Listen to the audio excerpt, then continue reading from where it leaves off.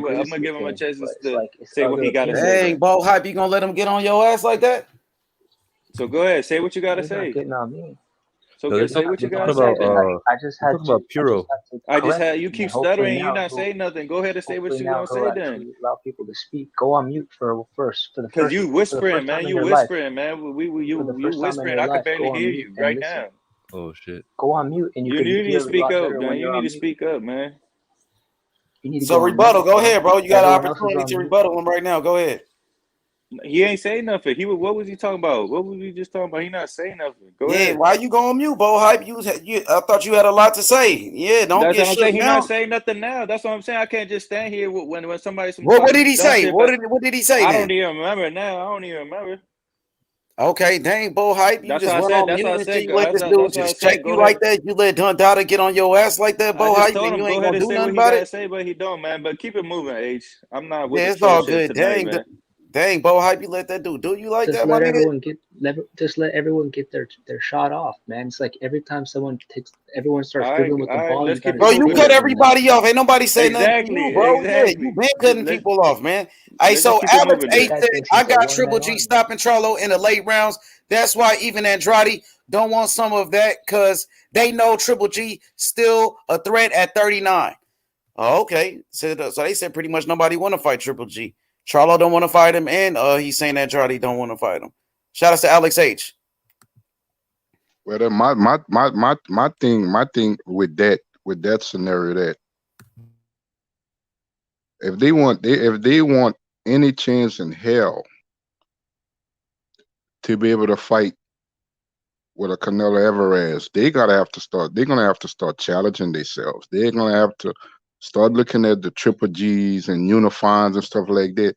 If you ever want to get a chance to fight, and I know that I heard that I heard Jamal Charlo made a statement in the arena right before the fight started.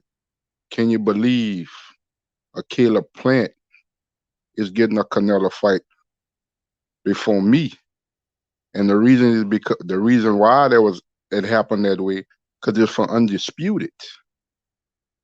Caleb Plant was in a position to fight somebody on the level of Canelo Alvarez because it was for undisputed. You know what I'm saying? You had I agree. 160. You had 160. And you got a Triple G that's 39 years of age, and he's about to be hopefully another unified champion in the division, which he was already before he even fought a Canelo Alvarez. So I'm looking at Bubu Andrade and I'm looking at Jamal Charlo and stuff like that. Y'all not stepping up to the plate to get these fights that everybody want to see. We looking at it from the pure competition of boxing. A fighter like Canelo Alvarez, he's looking at it different. He's looking at it different. So his best option, in my opinion, I'd be looking at that fight with Triple G real hard and going to my people and say, we got to make this fight happen in I the new agree. I year. agree. If You I talking about ever Canelo want to Triple have G? No, he said Andre no then Triple G, I think. Oh, Andre. Andre and Triple G I agree. I or agree 100% with that. Triple G and Jamal, if y'all ever want to be considered to fight a Canelo, because I agree 100%, man. Canelo said one thing at his last fight at the press conference when Bubu Andrade came into the room. He said, "You fights nobody. Exactly. So You fights so nobody." press Canelo and get some good wins under your belt, and he'll Yeah. have no other choice but to fight you. So Bubu or Jamal, that's who I'd be targeting. Triple G.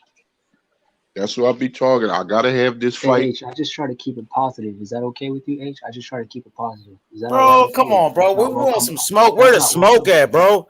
Where the smoke at? You let Dundada check you, bro. You let Dundada get on your ass, bro. Come on, bro. You ain't gonna do shit about it, bro. Come on, bro. Hey, Alex H says facts. Them boys, he said facts. Them boys just waiting on the Canelo fight instead of starting to putting in some work. Facts. Yeah, man. How you gonna let Dundada get on your ass like that, my boy? I thought we were all part of the same brotherhood here, but if you Yeah, all want to make we it like are, bro. But racial you got to thing or defend something, yourself, nigga. This the jungle. This the lions. Den. Only the strong survive, bro. Nah, I mean no disrespect. I was like, go ahead, state your opinion then. What you got? But I didn't hear nothing.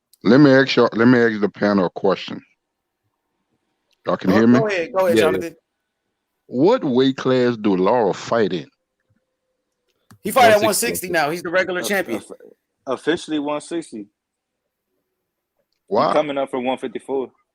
I'm like, why is nobody why WBA is made him vacate the title because he had two titles. He had like I 154 say, and 160. why is nobody mentioning his name? He hasn't fought anyone at 160 like Because that. he's that Cuban slick, Because the reason slick southpaw. why I say that he's another fighter like a Charlo or Boo Boo. That's a good name on their resume moving forward. Or Laura, because he's a veteran fighter. And what a lot of these younger guys don't understand, I know they want the big super fight. I know they want they want the Canelos, they want them type of fights and stuff like that. But you have to start somewhere. Yeah, I think it's a big risk for them because he fought Castaño and it was a draw. So, but my thing is this. Once you decide to take up that sport, boxing is a risk. Yeah, I agree with you. But and they're not, and like I said, the Boo Boo Andrades. I'll be honest to you. Jamel Charlo is in a better boxing position than his brother Jamal because he wants unifications. He wants undisputed and stuff like that. You know what I'm saying? He's moving, in my opinion, the right way as opposed to his brother is moving in the opposite way. Yeah, but 154 is arguably a weaker division than 160. So he has way more. Jamal Charlo has better fighters in his division, where he can actually take a O. That 154 division is pretty overrated. A bunch of people knocking each other out. Hey, Jason Brown says Charlo don't want no smoke with Lara. You know, they actually was stable mates. They both had the same trainer, Ronnie Shields, and they used to spar each other. And I heard Lara used to take Charlo to school back then, bro. Man, that's southpaw, slick southpaw, man. Give everybody trouble. Here's the thing about it. Canelo is not no stupid person. He's not no stupid person and stuff like that. And he's not no stupid person. That's why I say he moves the way he moves. What you mean? He fought Lara though. Like I say, he moves. Like I say, he moves the way he moves now. Damn, Don He moves Dada's the way so he negative, moves. bro. Anything anyone says, Don Dada got to be the negative. Man, shut your bitch ass up, bro. Shut your whole Yeah, ass I wish up, you bro. all For have a real, nice bro. night, bro. Have a good Nah, night. shut the fuck up, bro. Go ahead, saying, Jonathan. You just cut him off, bro. He just ran like a little bitch, homie. He just ran. And what he said, it did make sense. Yes, Canelo did fight Lara, and those type of fights like that. That's why he's in the position he is today, undisputed. The Lauras, the Mayweathers, the Austin Trouts, the Miguel Cottos. That's why he's in the position he's in today, and that's what I'm talking about. That the Charlos do not see, protecting my O and all that stuff. That's fine and everything, but if you want to be in that lead position in the sport of boxing, there's a certain way, there's a certain direction you gotta go. That's what I'm talking about. Yeah, he fought Lara, but look at him years later. Look at the position he's in. Arguably the top fighter in the world. So my thing is this: what are you doing it for if you're in the sport of boxing? What are you waiting for? You ain't gonna get a Canelo. Canelo, like I said, he moves the way he moves, and he don't have to wait on them guys. He don't have to even fight those guys at all. So those other guys, they're gonna have to do something.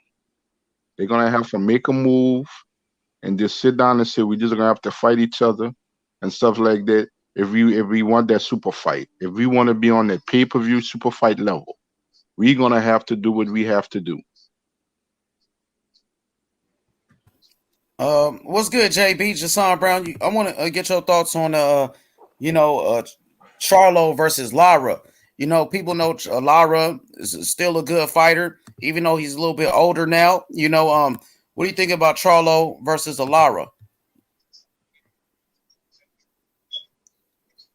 Come off mute, JB.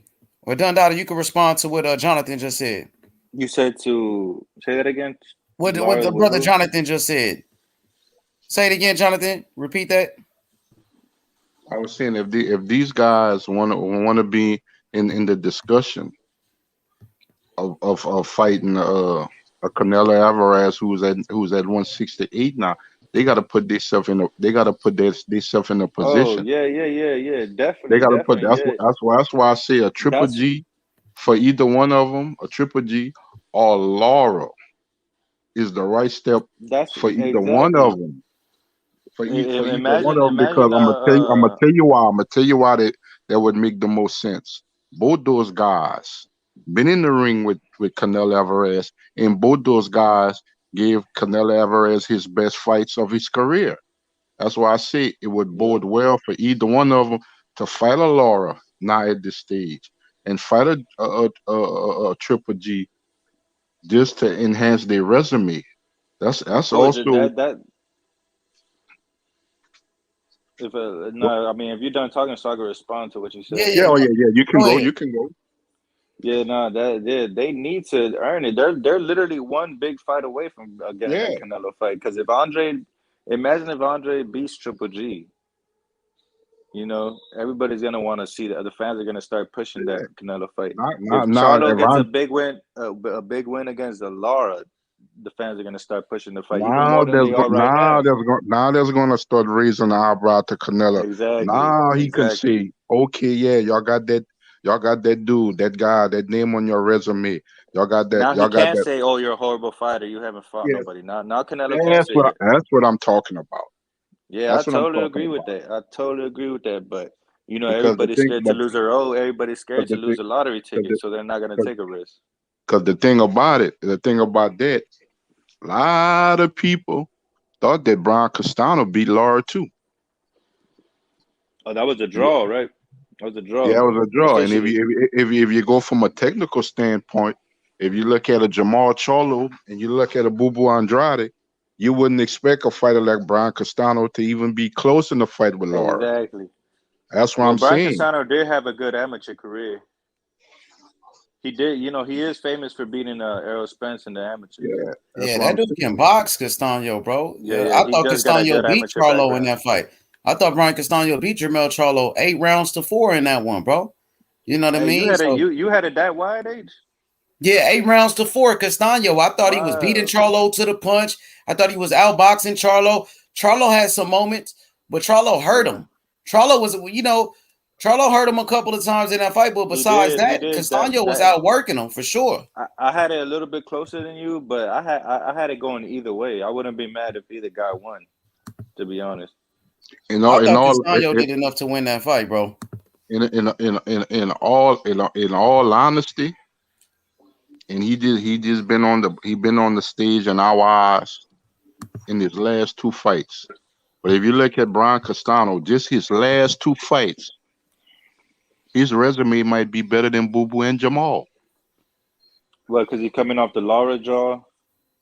And he's coming Yeah, off for sure, he got better fighters undisputed. than Boo Boo. Of Yeah. course, he got better. Yeah, he fought way better fighters than Boo Hey, Boo. but we can't. Lara wasn't the same after Canelo because Lara got knocked down by Angulo. Yo, if And you he think got about knocked it, and he got knocked down by Hurd too. Yeah, he had that war with Hurd. That's why I feel like Hurd not the same because he had so many wars. Castano should be undisputed right now. If you think about it, because I thought that fight was. Yeah, he should be. You're right about that, Colin. Yeah, Cook, if he was go ahead, if he bro. was undisputed, right? He would be at 160, and everybody would want him.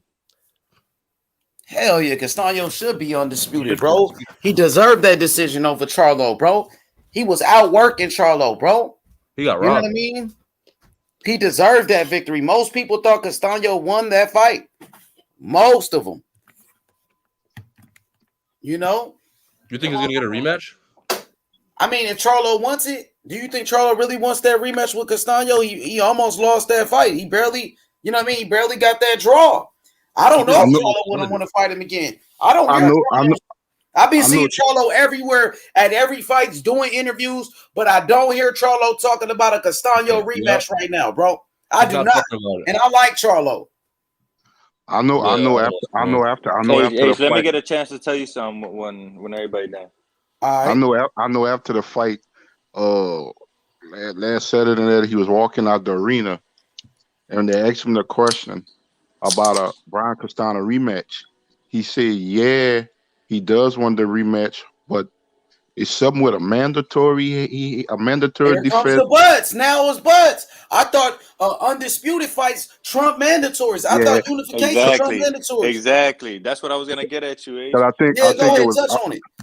I think Now it was you got champ side over here. You got champ side over here saying that because Jermell Charlo's black, they didn't let him be. They fixed the fight to not let him be undisputed before Canelo. He Man, over that there nigga's a saying bitch, some bro. For real. dumbass Niggas need to shit, start slapping the some fuck out these dumbass niggas, shit, man. and now Motherfuckers they're really saying gotta that he got start to beating fight. up on these hold niggas, up, man, that hold, talking this boxing shit, that don't know shit, Yeah, lying on these exactly why fighters. you hold said up, unifications trump mandatories.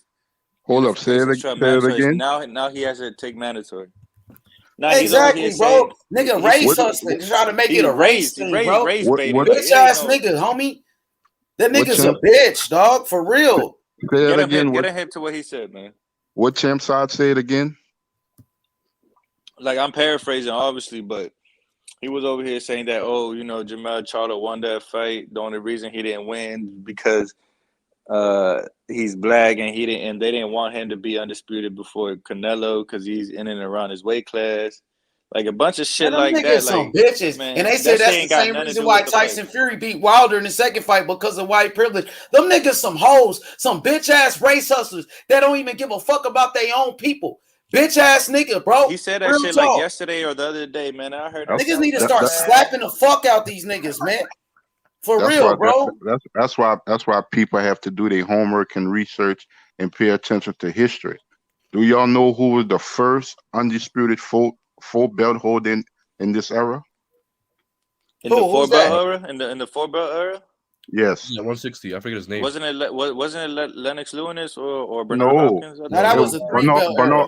Bernard Hopkins was the first Oh, Yeah, bro. yeah, yeah. Okay, Bernard undisputed Hopkins. Yeah. champion, first undisputed champion in the full belt area. And what race is he? Black. Black. Black. And he After beat that it was Jermaine Taylor. he beat De La Hoya for the Oh, WBO title. exactly. That That made little him yeah. He knocked him out with a so body shot. yeah, so it don't have nothing to do with race. It's just Brian Castano just fought a good fight that night and should have got the decision. Hey, the funny thing he said Clarissa Shields lost to the Mexican girl in MMA because she was black. How, That's the bro? other shit that he said, man. Bro, to be honest, I think that Jermell Charlo, if the people at 147 go up, I think they all could beat him. Like Earl Hey, Spence, look. Hey, hear me out real quick. Eddie Garcia could probably beat him. I'm trying to look up the Charlo and Castaño full fight, but they don't Yeah, got it up here. They got all Yeah, the other done Charlo got it. Them fights. niggas some bitches, them LDBC niggas, bro. Them Yeah, niggas I'm some tired of hoes, their ass, bro. man. Them They niggas keep don't taking give a L's fuck and they about their keep own people. They don't give a fuck about black people. They using race to push false narratives to and push lie. false ass narratives, man. Man, that shit should be illegal, but that's what I'm Well, saying, man. We gotta keep pushing pushing the fucking envelope and talk about that real shit. Not no fucking bias, well, not no fucking. We gotta keep it objective. what I think that is, what I think that is, everybody's stances is different because there's always feelings over facts and stuff like that, and it's supposed to be directed towards the sport of boxing. To We the want to see sport, the not the fighter. To the we want sport. to see the we want to see the best fighting the best, regardless of the race.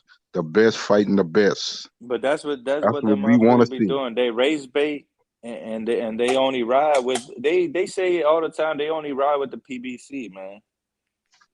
And that's why they don't mess with Crawford because Crawford didn't want to give them a interview. Exactly. Now They now act they like don't they so pro-black, but they talk all that shit exactly. about Terrence Crawford, who's And on the they pound talking for shit pound about list. Mark Breland. They talk all Mark that shit Breland, about Mark exactly. Breland. They don't give a fuck about their own people. They just trying to use their people, take advantage of their own people, bro. Elijah Exactly. Muhammad did the same thing in the Nation of Islam. Say he was a prophet of God, but at the same time, this dude was impregnating, underage women, underage teenage girls, bro, like R. Kelly was. But he said he cared about his people. He was pro-black, but they killed Malcolm X. They was the Hey, same hey, ones that killed their own black brother, Malcolm X, bro. Stop with the false narratives, bro. Hey, Stop why you think using they don't fuck race. with the Charlos anymore? Because the Charlos don't fuck with Wilder. Why you think they don't fuck with the Charlos no more? Now the Charlos Them niggas is some the villain bitches, to bro. the For UFC, real, my man. nigga. Them And niggas some we straight up hoes, dog. and On what God, and what Man, bro. that's and, a and, what- cult, and what man. and what and what's sad when you think about something like that in the full belt era, it's been 3 outstanding black fighters to fight for that: Hopkins, Crawford, and Charlo. So And we give them full credit, man. We give them full credit. whether they win, whether they lose, whether it's a draw, they made the opportunity to fight for undisputed. Not anybody in the sport of boxing can say that. I had a chance to be in a historic fight for undisputed for everything that's on the table, and it's black. True. And I don't But all of understand us, that. all of a sudden, Canelo Alvarez becomes the face of boxing. Now Canelo Alvarez don't want to face black fighters. When he beat, you know what I mean? When he fought 2 black fighters that were arguably the best in his division, in Austin Trout and Floyd Mayweather. He fought both of them back to back, or at least And in Arislandy between Lara. the Arislandy Lara was a black right, fighter. a Cuban Yeah, African. Cuban, black fighter. That's what they want to say Lara's the now. most Cuban slickest African. boxer you gonna fight. When you fought Lara, he fought the Exactly. slickest black fighters. Hey, hold on. Didn't Andre say that Lara was a boring fighter? Demetrius Didn't he say Andrade said something? that? Yeah, he said that He about Lara. probably He did was a say that, boring bro. fighter. Yeah, because he didn't want to fight him. So I'm now's pretty the sure he problem when did say Canelo that. says that Andre is a horrible fighter. Now's the problem because Canelo said it. Yeah, Canelo has fought a lot of black fighters. Austin Trout, Danny Jacobs. He fought a lot of black fighters. And I love Terrence Crawford, man. Terrence Crawford, one of my favorite fighters, but he had the audacity to say that Canelo avoiding black fighters. Yeah, I didn't agree with when Terrence Crawford said that. And I like Terrence Crawford a lot. I do too, man. Like, but that just was like, how you just going? I think he just trying to throw shade on him because people got Canelo. Exactly. People got Canelo #1 pound for pound over Terrence Crawford. So Terrence Crawford was trying to, way about that. Yeah, exactly. Canelo pretty much got every ethnic background you can name in the sport of boxing on his resume. Every style in boxing you could probably, He got Ukrainian, he got Eastern European, UK, black fighters, Mexican fighters. Come on, man. He fought Cotto, who was a Puerto Rican, so he has them all on his resume and stuff like that. Yeah, I mean, it doesn't matter who he faces. We're gonna hate. I think it just comes back to Al Heyman, man, and the PBC, man. Like they stole all of Golden Boy fighters with that snake Richard Schaefer that he got suspended from boxing for a couple of years, man. I think what's going on. That's just my opinion. With Al Heyman in the PBC and stuff like that, you're never gonna find it. But they had, I think Floyd Mayweather brought his name really to light in the sport of boxing when Floyd got involved with him and stuff like that. Exactly. And it's hard to find another Floyd. Al Heyman taught Floyd Mayweather how to cherry pick, but we better tread carefully, man, because we'll get shut down if we keep talking about Heyman. Floyd made a lot. Floyd made a lot of money, but Al also made a lot of money off of Floyd too. Exactly. And so you said they looking for the next Mayweather? Is that what you're saying? They looking for not as a fighter. They looking for the next fighter with that substance. That's what they're trying to do to Tank Davis, man. Well, Canelo is that guy. Canelo is that next Mayweather. Canelo is the #1 pound for pound. Canelo is the cash cow. Canelo is the face of boxing, bro. And they just had Canelo for this Caleb Plant fight. So it looked like Al Heyman has found that next Mayweather in Canelo. Canelo is the closest thing to Mayweather in boxing. Let me ask y'all something real quick. How much pay-per-views do y'all think that Plant and Canelo did? I'm thinking $1 million. $1 million. I'm thinking shit, man. I'm thinking like 600K to 800K, man. Because really, Plant wasn't really even known like that in his own country.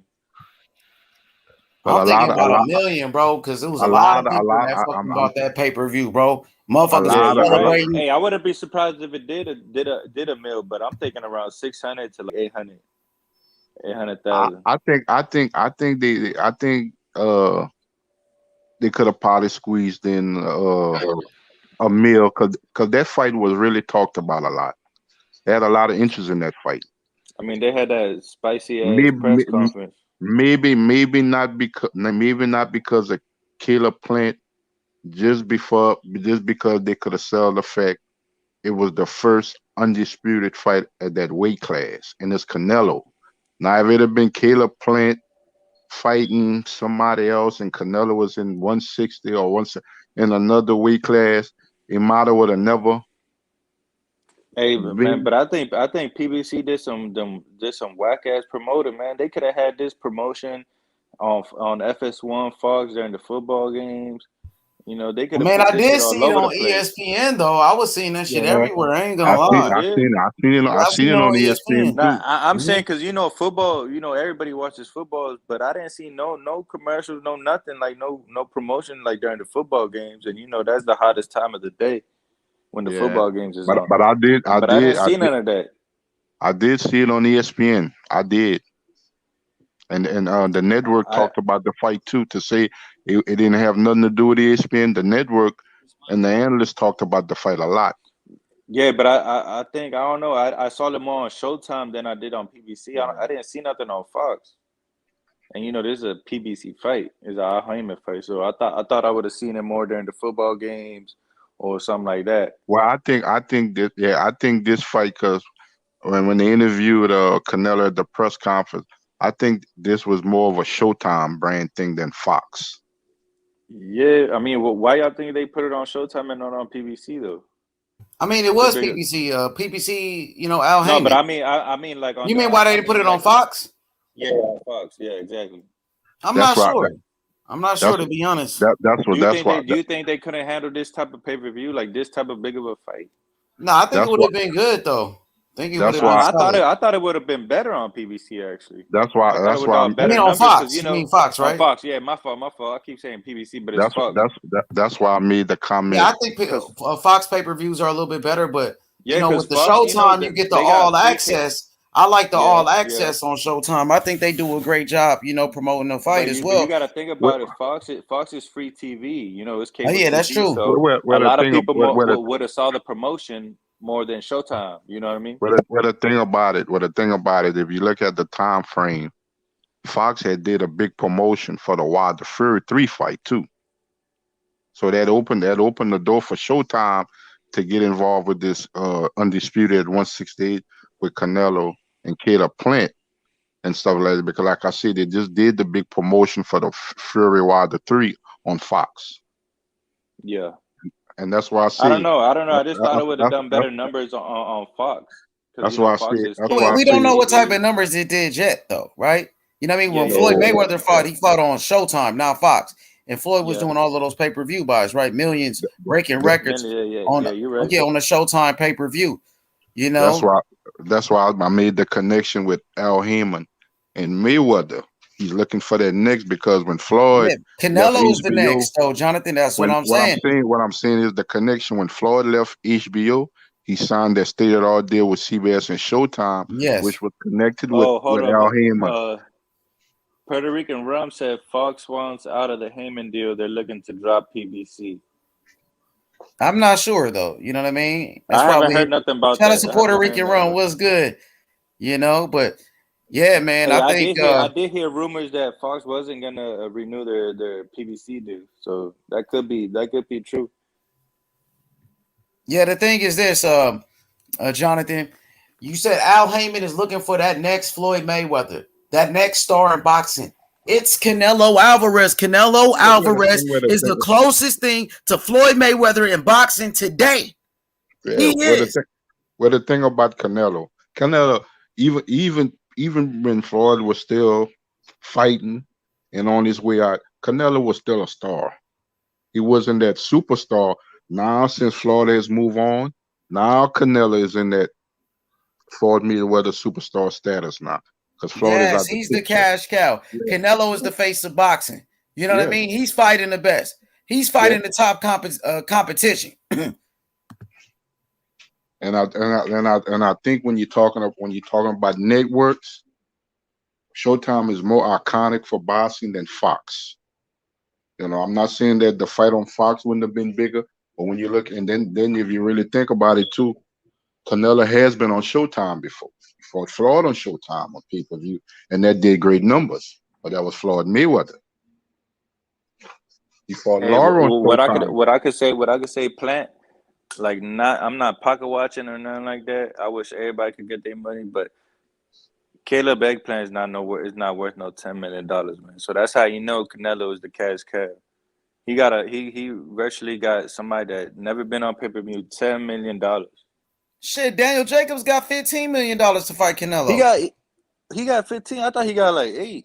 Nah, Daniel Jacobs got 15. He got more than what Caleb Plant got. Well, Caleb Plant fought on pay-per-view, so wait, so I got that's a a little question. bit different. That's when the Hey, zone first started. That's when the zone was throwing money Daniel around Jacobs like it was nothing. did fight Triple G on pay-per-view or the zone. All So right. Daniel Jacobs did have I some got a experience question. with making Go money. ahead, let Khaled get up in there. Go ahead, Khaled. So you said Caleb Plant got 10 million. If Canelo fights Charlo next, how much do you think they'll give Charlo? Jeez. She'd probably get around the same amount, maybe a little bit Yeah, less because it's not I say 10. undisputed. Because this fight was for undisputed, right? That's why probably was more money involved. Yeah, I I wouldn't feel be that. But surprised Charlo if they probably get 10 does. He probably get a minutes. little bit more though, because Charlo has already been getting paid more money than Caleb Plant has. You know what I mean? Wait, Charlo's been on pay-per-view though? Yeah, I say Charlo 10 been to on 15. pay-per-view before, right? Yeah, that's a good With his question. I brother. think around the same amount, probably. I say 10 to 15 million. They'll give Charlo 10 to 15 million. Got you. He'll probably get the same.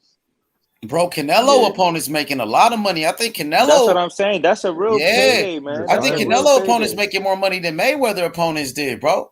Like Hey, Maidana Canelo- wasn't getting paid yeah. like that. Maidana wasn't getting. Maidana got like 7 million or 8 million. Exactly. Even Canelo, when he fought Floyd Mayweather, he wasn't He getting only that did much 5 money. million. He That's only what I got 5 mean. million Now for the Daniel Jacobs got Mayweather fight. 15 million. Fucking Caleb Plant 10 million. Kovalev I think got like 10. 10 million. Yeah, Canelo paid better than Mayweather, damn near. I know Amir Khan got like 7 million as well. That's crazy, bro. Wait, was the And Billy Triple Joe G Saunders got fight like pay-per-view? Triple G got more than 10 mil as well. For real, I don't know how much Triple G got. I would like to know though. What'd you say, Khaled? Was Billy Joe Saunders a pay-per-view fight? No, that was on the It zone. was on the zone. Yeah, And so the how much zone you is get no for it? pay-per-view. It's like an app. It's an app where you pay It's for a $20 a month. subscription. Yo, I Yeah, heard that. subscription. I heard $20 that a month. I heard the zone Billy was Joe gonna got start 8 doing million, right? pay-per-view. You said you heard the zone doing pay-per-view? Yeah, Billy Joe got They're gonna 8 start doing million. it. 8 million? Oh, okay. Yeah, Billy, but you said you heard the zone started to do pay-per-views? They're gonna start doing it. Yeah. The zone did say that. Yep, I heard that too. What, like in the UK or in America? In America and shit. Like actual that. pay-per-views? Like what? No, they're gonna have the subscription, right? But they're also gonna have pay-per-views where you could just pay for the pay-per-view. You don't have to subscribe for Yeah, it. but if they're gonna So if they're you'll gonna pay do more for the pay-per-view and you pay less for the subscription. Exactly. So it's a win-win for the Only it's a an win-win idiot for will the pay zone. more. No, yeah, but it's if, a win-win for the zone. yeah, but if the zone decides to do that, they better have a Canelo Alvarez type of fighter on their roster. Yeah, it can't be no small fight. Especially like for American Hey, I mean, fighters. Yeah. I know y'all might not like this, but Devin Haney's on the zone too. Well, they work Yeah, with but the Devin zone. Haney's not a star like that. Most people don't He even know who could, Devin Haney hey, is. Ace Money, he could be though. In a Wait, You couple gotta of start fights, knocking he people could. out if you want to be a star like that, bro. I'm gonna be honest to you. If Devin Haney had a Teofimo Lopez type of style, he would. Exactly. That's why I think Teofimo Lopez, he's gonna be the one to take over boxing when That Canelo dude, retires. Because dude, Teofimo brings that Teo- excitement. He's knocking people out. He got the style that people want to see. He got the power. Where Devin Haney is a young fighter. He's only 22 years old and he can't knock people out. You know what I'm saying? When most fighters were starting off young like that, they were knocking out these people. Out. Yeah, people like a Gamboa, bro. They picked Gamboa so Devin Haney could knock out a Gamboa. That's the only reason they chose Gamboa, because they thought Devin Haney was going to knock him out, and he couldn't knock out a dead man in Gamboa. who's And he knocked was out 3 knocked out. times already. He Even was already Linares, knocked out by bro. Tank. Oh, DJ wants the smoke. Come on, DJ, bring me some smoke, man. I'm just Hey, saying, hop like, on the people panel, like man. knockouts.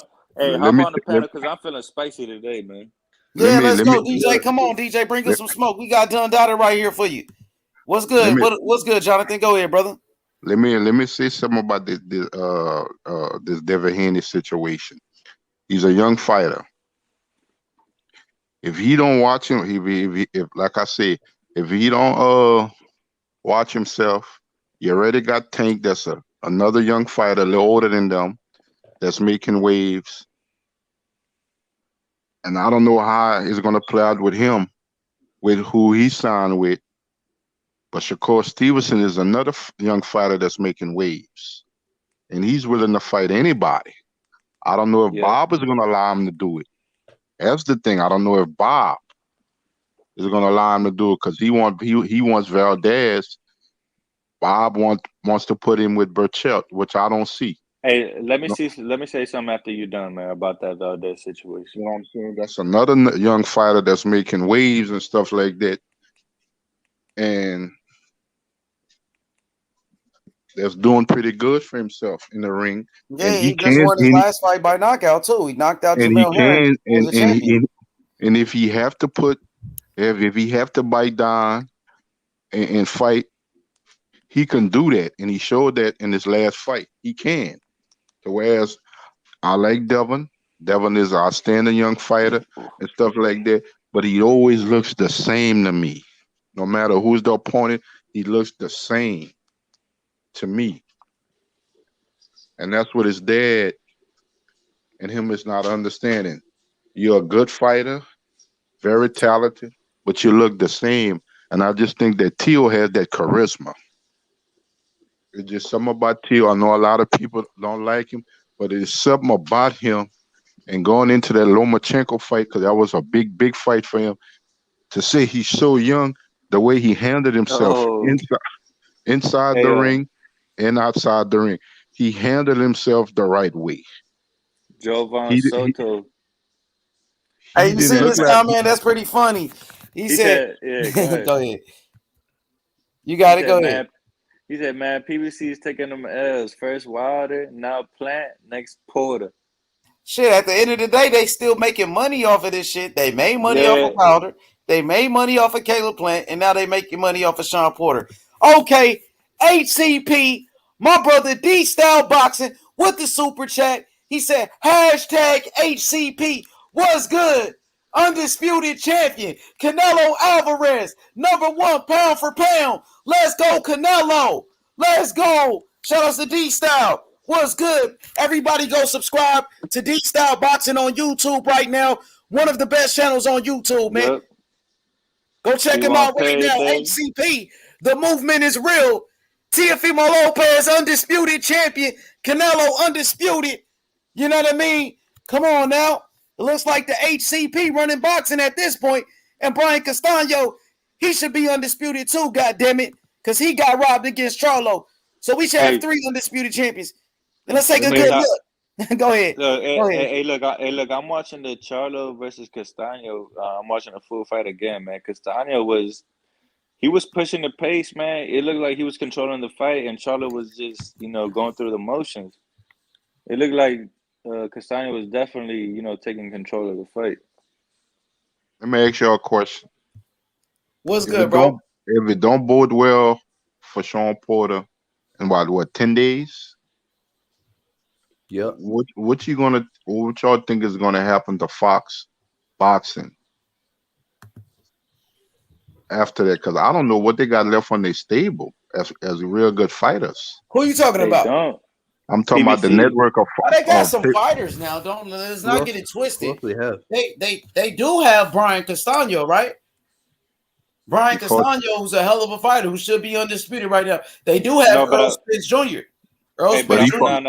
I think he's talking about the younger fighters coming up. You know Oh, how they I'm got just young fighters, right? They I'm do. just but you see how Top Rank pushes all their fighters. I'm just PBC talk don't really I'm don't PBC don't really push their young fighters. I'm just talking about the network as a whole because the Castano Charlo fight was on Showtime. It wasn't on Fox. Yeah, but Showtime that's PBC. PBC fighters fight on Showtime. No, they Charlo got a fought on partnership Showtime. though. Charlo's PBC, right? So he fought on Yeah, Showtime. but a Yeah, lot, Like but but a there's a Tank lot, Davis, difference. That's a PBC fights on difference though. Showtime. but a lot of those fights they've been having lately been on Showtime, and they ain't really been on Fox. I think. Yeah, but Fox is just a network where PBC they do Yeah, business with Fox and and Showtime. Showtime. Yeah, Yeah, No, yeah, but they it was do. all the same PBC shit. doesn't. PBC Yeah, don't that's get what I enough thought. but don't get a big enough budget to make to make these big super fights. That's why they have them on Showtime. Well, they They don't just have did they don't a have big Wilder enough Fury. budgets. Wilder versus Fury was what a top rank in But it PBC, was right? And a joint promotion though. It was a joint Yeah, but promotion. Fox was involved on that one, right? yeah, Fox yeah, was, there was yeah. Yeah, it was But yeah, it was Fox. It was Fox pay per view. with joint promotion from Yeah, ESPN, it's not just PBC by themselves. That's why they had the Canelo. That's what I'm saying. That's why they had the Canelo and Plant fight on Showtime because they could afford the budget. Yeah, but to answer your question, Jonathan, now PBC they still got fighters. They got Tank Davis. Tank Davis is a star. He's a star in boxing. You have Earl Spence Jr., who's on the pound for pound list, undefeated, unified welterweight champion of the world. You know what I'm saying? You still got Jermell Charlo. You know what I'm saying? Jermell Charlo, who's some people believe should be on the pound for pound list. Who well, else you got? I Brian guess Castano, who's a hell of a fighter. Brian Castano. You still got Andy Ruiz. Andy Lil Ruiz, Santa former heavyweight Cruz, champion. Lil Who Santa else? Cruz still on PBC. I guess what I was trying to say is it's not that I know they with PBC. They're just not getting these big fights on Fox. It's all going to Showtime. That's what I No, meant. it's all the same thing, though. I know what Dundada is saying is better that it's on Fox because it's free TV. More people got Fox at home. I understand. Fox is great. I love, the fights on network television like a Fox or CBS. That's great for boxing. But, at the end of the day, they still put they fights on Showtime.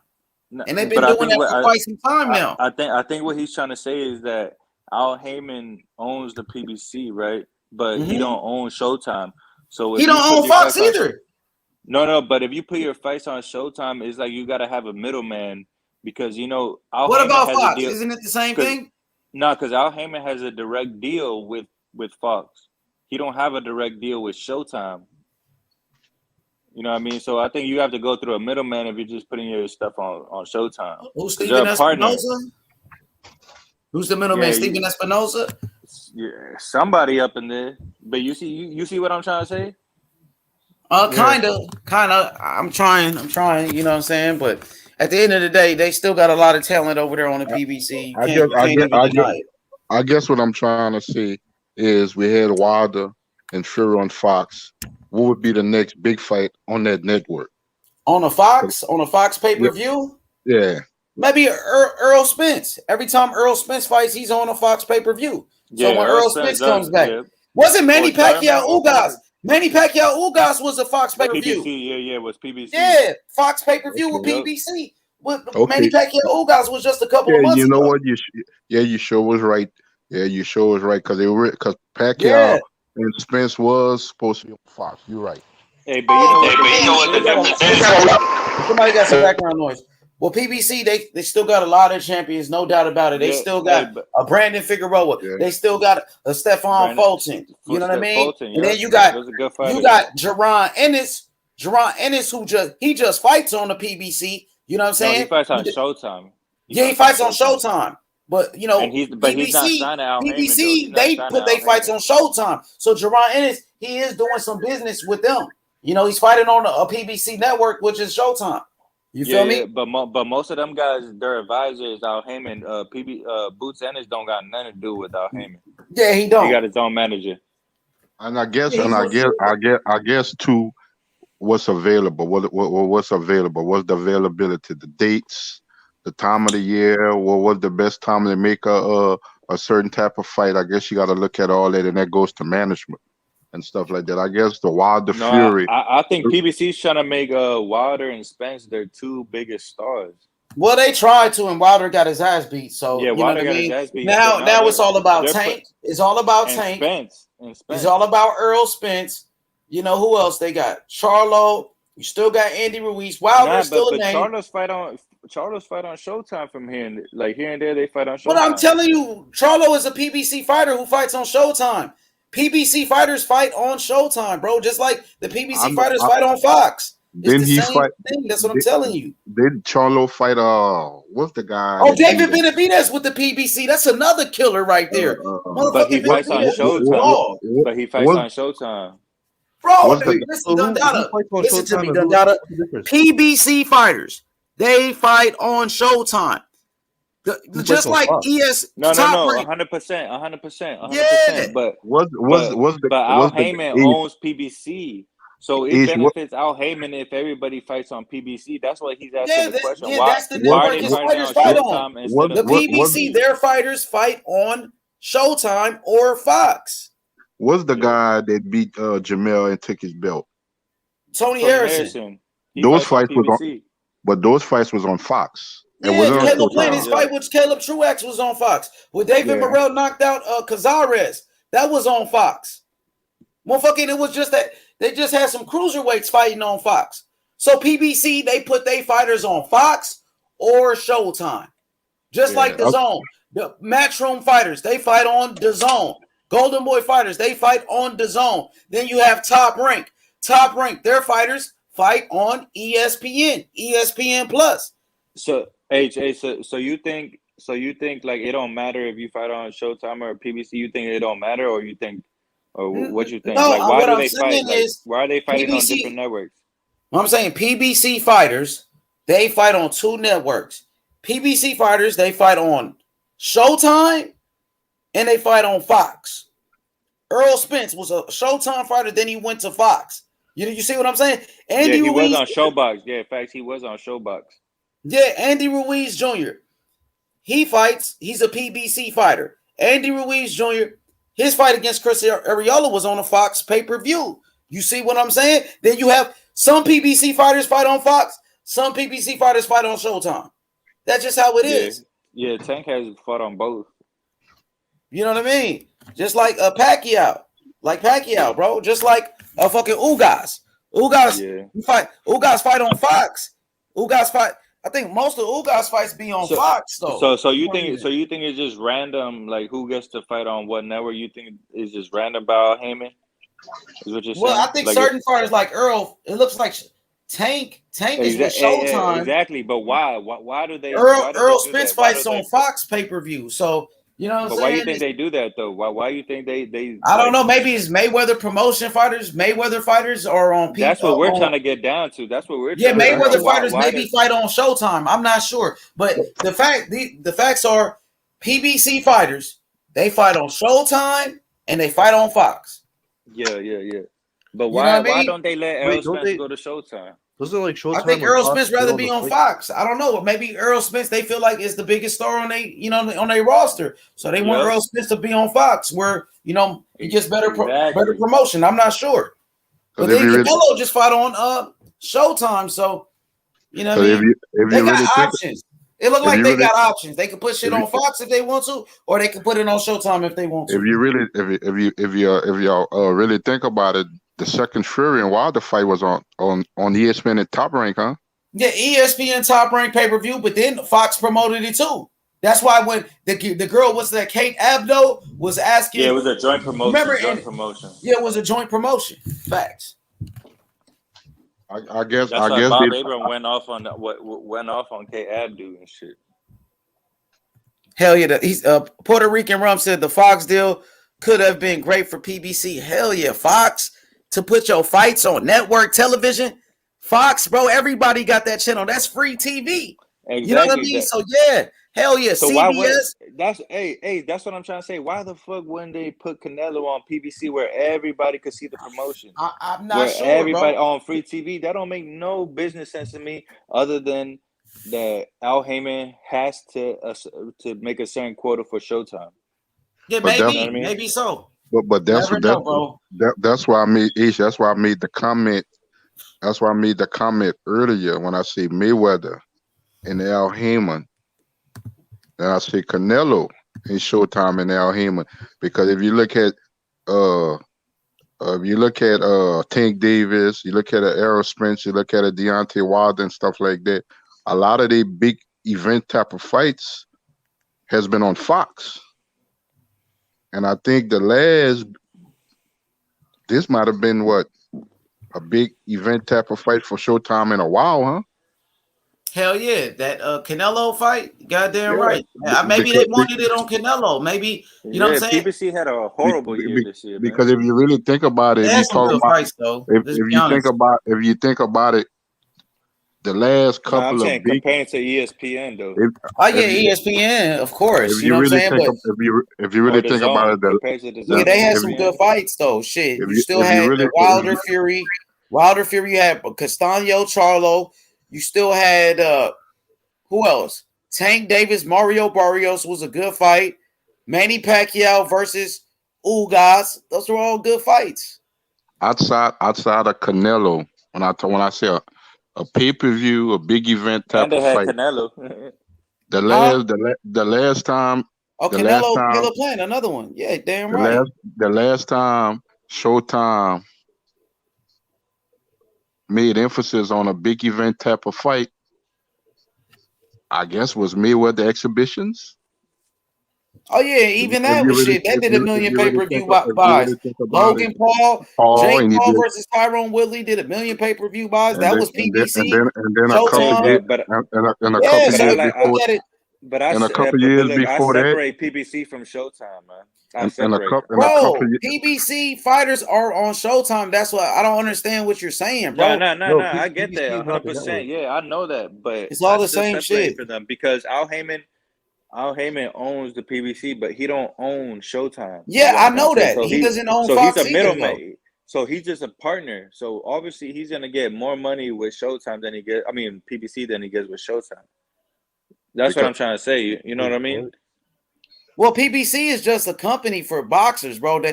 They don't. That's not a network, so they're gonna have to put their fights on a network. So that's why they chose Fox and Showtime. You And feel me? that's why I made the comment of availability because PBC Wilder with PBC too.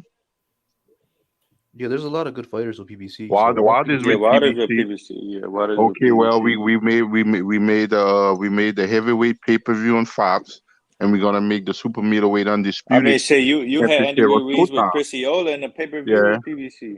yeah. So I'm looking at it. Al Heyman and PBC is in a good spot. If they can get it either way, Yeah, Hey, so that's the best thing. PBC isn't a TV network. It's not a network.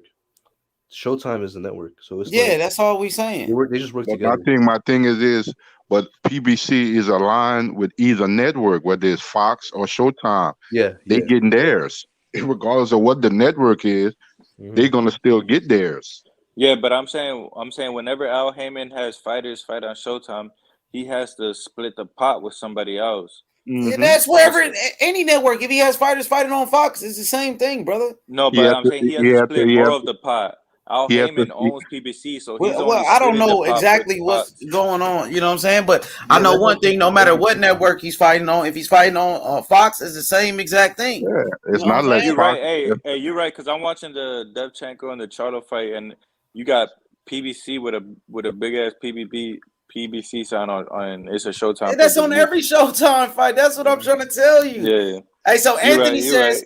Anthony said, did you guys see the video recently? He said where somebody said Caleb Plant exposed Canelo during the fight. Bro, to be honest, Man, I that's don't what watch those all other the channels. LDBC The saying only right now, channels that I man. do watch is D Style Boxing, G Funky Boxing, Maestro Boxing, the whole HCP movement. You know what I'm saying? Who else I watch? I watch Punch Drunk Boxing. I don't watch too many channels, to be honest with you, bro.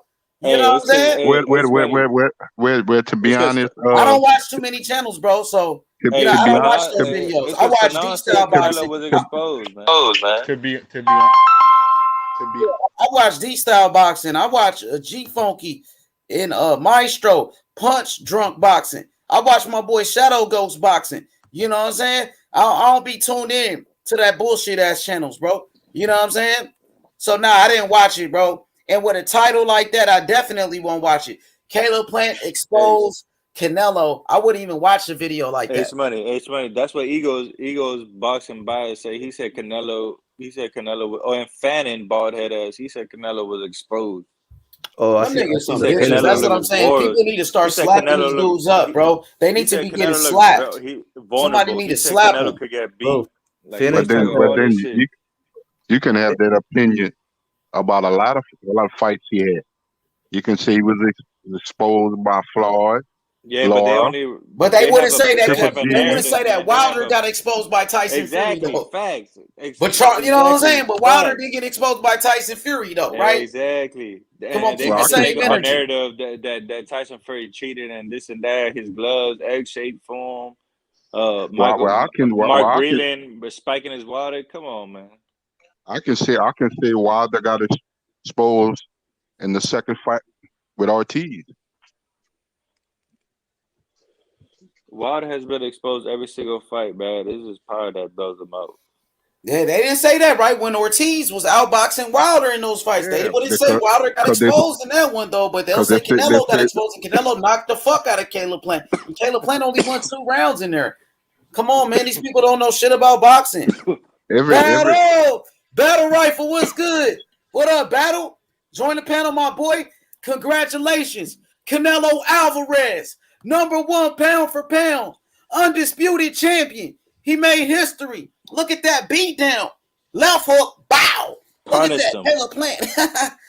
Oh, Hey, shit. left hook, right uppercut, left hook again.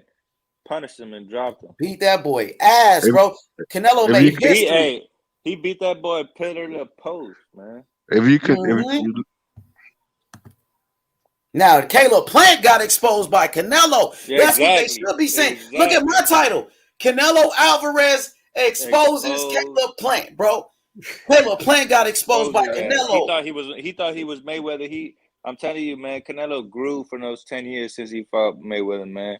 That Philly show ain't do shit, man. He punished his man. If you go out to the history of boxing, any great fighter has a flaw. As great of course. Sugar Ray Robinson had flaws, man. As great as flaws, had flaws. Mayweather was. He had a problem with a jab. It was hard for him to get away from a jab.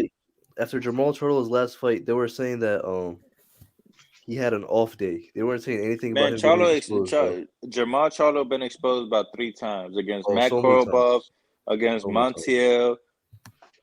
And they're saying he has off days. Like, what? Come on now. Man, the Charlo's been exposed, man. They can't box. If you box their ass off, they're going to lose, man. Korobov beat him. Anthony Harrison outboxed Jamal Charlo twice. Hey, Battle Rifle, Teofimo Lopez, he is the undisputed champion. I don't know what you talking about. Mauricio Suleiman, the president of the WBC, he already said Teofimo Lopez was the undisputed champion. He got 2 certificates where he said the WBC titles is both valid. Exactly. Mauricio Suleiman, he told Devin Haney that Teofimo Lopez was the undisputed champion. I understand you're going to say Devin Haney's the WBC champion, but Devin Haney didn't even fight anybody for his belt. Vasily Lomachenko is the one that fought for the WBC belt in the ring. Bill Haney emailed Mauricio Suleiman and asked him if his kid could get the title, man. Yeah, Teofimo Lopez, undisputed champion. That's why he right there on that podium. You know what I'm saying? With Canelo, with all the belts. That's why Mauricio Suleiman said Teofimo Lopez was undisputed. That's why when Teofimo Lopez beat Lomachenko, they said it was the undisputed fight. Yes, sir. Yes, sir. Who did Devin Haney fight for his belt? Nobody, bro. What up, Battle? Teofimo Lopez, undisputed champion. We talking about Canelo Alvarez. This video about Canelo Alvarez. If you want to bring in Teofimo Lopez, Teofimo Lopez beat Vasily Lomachenko, who was #1 pound for pound for his WBC world title, bro. #1 pound for pound in the world. #1 pound for pound. And who did Devin Haney fight for his belt? Devin Haney fought a number 58 ranked opponent. Tyler Abdullev, who was a complete nobody, bro. I want to clear this up. Teofimo is not undisputed. He is undisputed. He is not. He is undisputed. He is undisputed, bro. I got facts to prove Yeah, we can stop the bashing on Teofimo Lopez. You know what I'm saying? Where Teofimo Lopez fought for his belt in the ring. Who did Devin Haney fight for his belt? Hey, that's how you know he and David Haney not hugging. Can I get the room to speak? You know why people make him that claim? No, go ahead. Hey, Let hold him on, speak. Let him speak, and I mean, then why let would they KC make got that to claim? say. Who did Devin Haney fight for his belt? hold on. Nobody. Can I get this? What claim are you talking about? What belt does Devin Haney got? The WBC world title? And didn't Mauricio Suleiman, the president of the WBC, Y'all don't didn't want to the get to the president of bottom the of this. WBC, Mauricio Suleiman, say Devin Haney, Teofimo Lopez was the undisputed champion? Yes. Yes. So can we? Do you want to get to the bottom of this, or you just want to yell Bro, over? I already know. We've been to the bottom of this. Bill Haney got cooked on this Okay. So can I motherfucker right speak? here. Can Bill I get Haney my got his ass roasted over here. Can I You get know my what I'm saying? Throughout the night on the telecast, they showed in the full bed era, and a lot of people ran with it when they said the only full belt undisputed world champion Teofimo Lopez's name was not on that list for a good reason. For a good reason. What reason? Because Devin Haney got an Because email he's not belt. undisputed. Because Devin Haney got an email belt that he didn't fight for. Hey, So Lomachenko why is never lost his Mauricio WBC Suleiman belt. going around saying the dude is undisputed then? No, I'm Lomachenko asking, why is never lost his Mauricio Suleiman WBC belt. going around and calling this man undisputed and Devin Haney paying sanction fees to the WBC and Mauricio Suleiman what they saying Teofimo Lopez is the undisputed champion. Devin Haney didn't even fight nobody for his motherfucking belt. It's the truth. First of all, you're going back into old habits where you just like to talk over. No, I ain't going back to shit, bro. Niggas ain't going to disrespect Tio, and Tio fought for his motherfucking belt in the ring, and Devin Haney even fight nobody for his motherfucking belt. I respect Tio, but he ain't undisputed. But he is undisputed. That's according to you. That's according to you. But according to the WBC, they said Teofimo Lopez is the undisputed champion, and that's who Devin Haney pays sanction fees to. So you just gonna yell? So you just gonna yell? It's the truth, bro. Nah, you trying to push false narratives, bro, and we ain't gonna have that, bro. We're not. We're not gonna have that, bro. Who did Devin Haney fight for his belt? Who did he fight for his belt? So if I yell the green loud enough, who did Devin Haney fight for his belt? I'm waiting. Who? Lomachenko never lost his WBC belt. Exactly. Never lost his belt. Lomachenko beat Luke Campbell for the WBC world title, bro. Nobody beat Lomachenko for his belt. Still undisputed. Going into the fight with Teofimo. Go ahead, bro. Go ahead, Battle. Go So ahead. now let me get my piece. Let me get my piece. All right, go ahead, bro. Okay, so we got to stop being emotional. We got to break this down. Bro, you stop lying. Stop lying, nigga. Stop lying then, nigga. All you doing is capping. Who the fuck did Devin Haney fight for his fucking belt? So where did I lie? For his fucking belt. They gave him an email belt. He didn't fight nobody for his fucking belt. You're right. And okay. Tio's still not the WBC champion, is he? Why he got two WBC belts? Why he got two WBC belts then?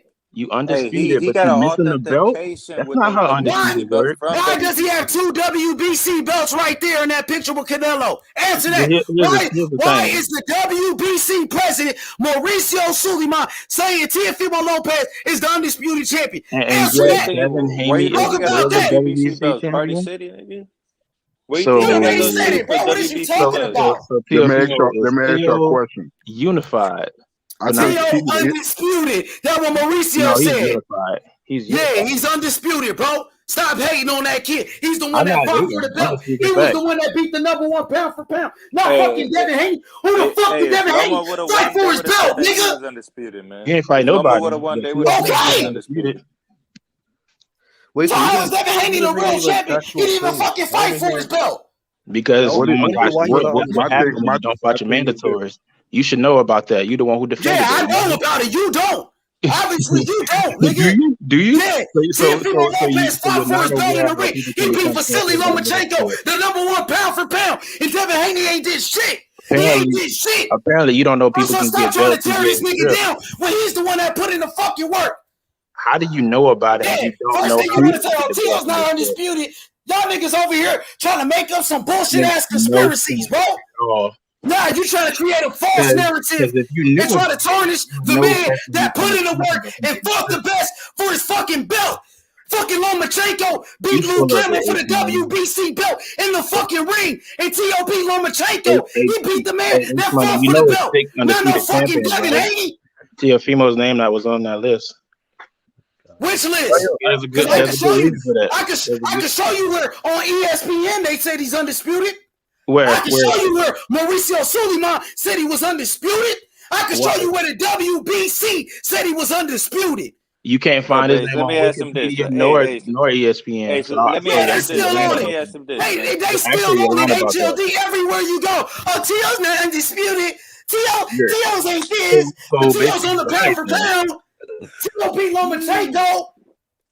So you told a lie then. ESPN. Yeah, you telling a fucking lie, my nigga. Who the fuck was telling a lie, nigga? What the fuck did Mauricio Suleiman say, nigga? So basically, what did Mauricio Suleiman say? What the fuck did the president say? You lied to yourself, Money, because you just said ESPN said that they didn't. They did say he was undisputed. You didn't watch Lomachenko versus T.O.?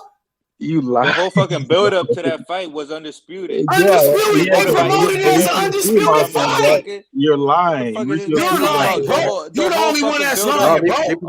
You're the one that's lying, bro. I ain't gotta lie, nigga. Nothing back then. You are lying. Why didn't nobody? You're lying, bro. Nothing back then when ESPN was promoting it as undisputed.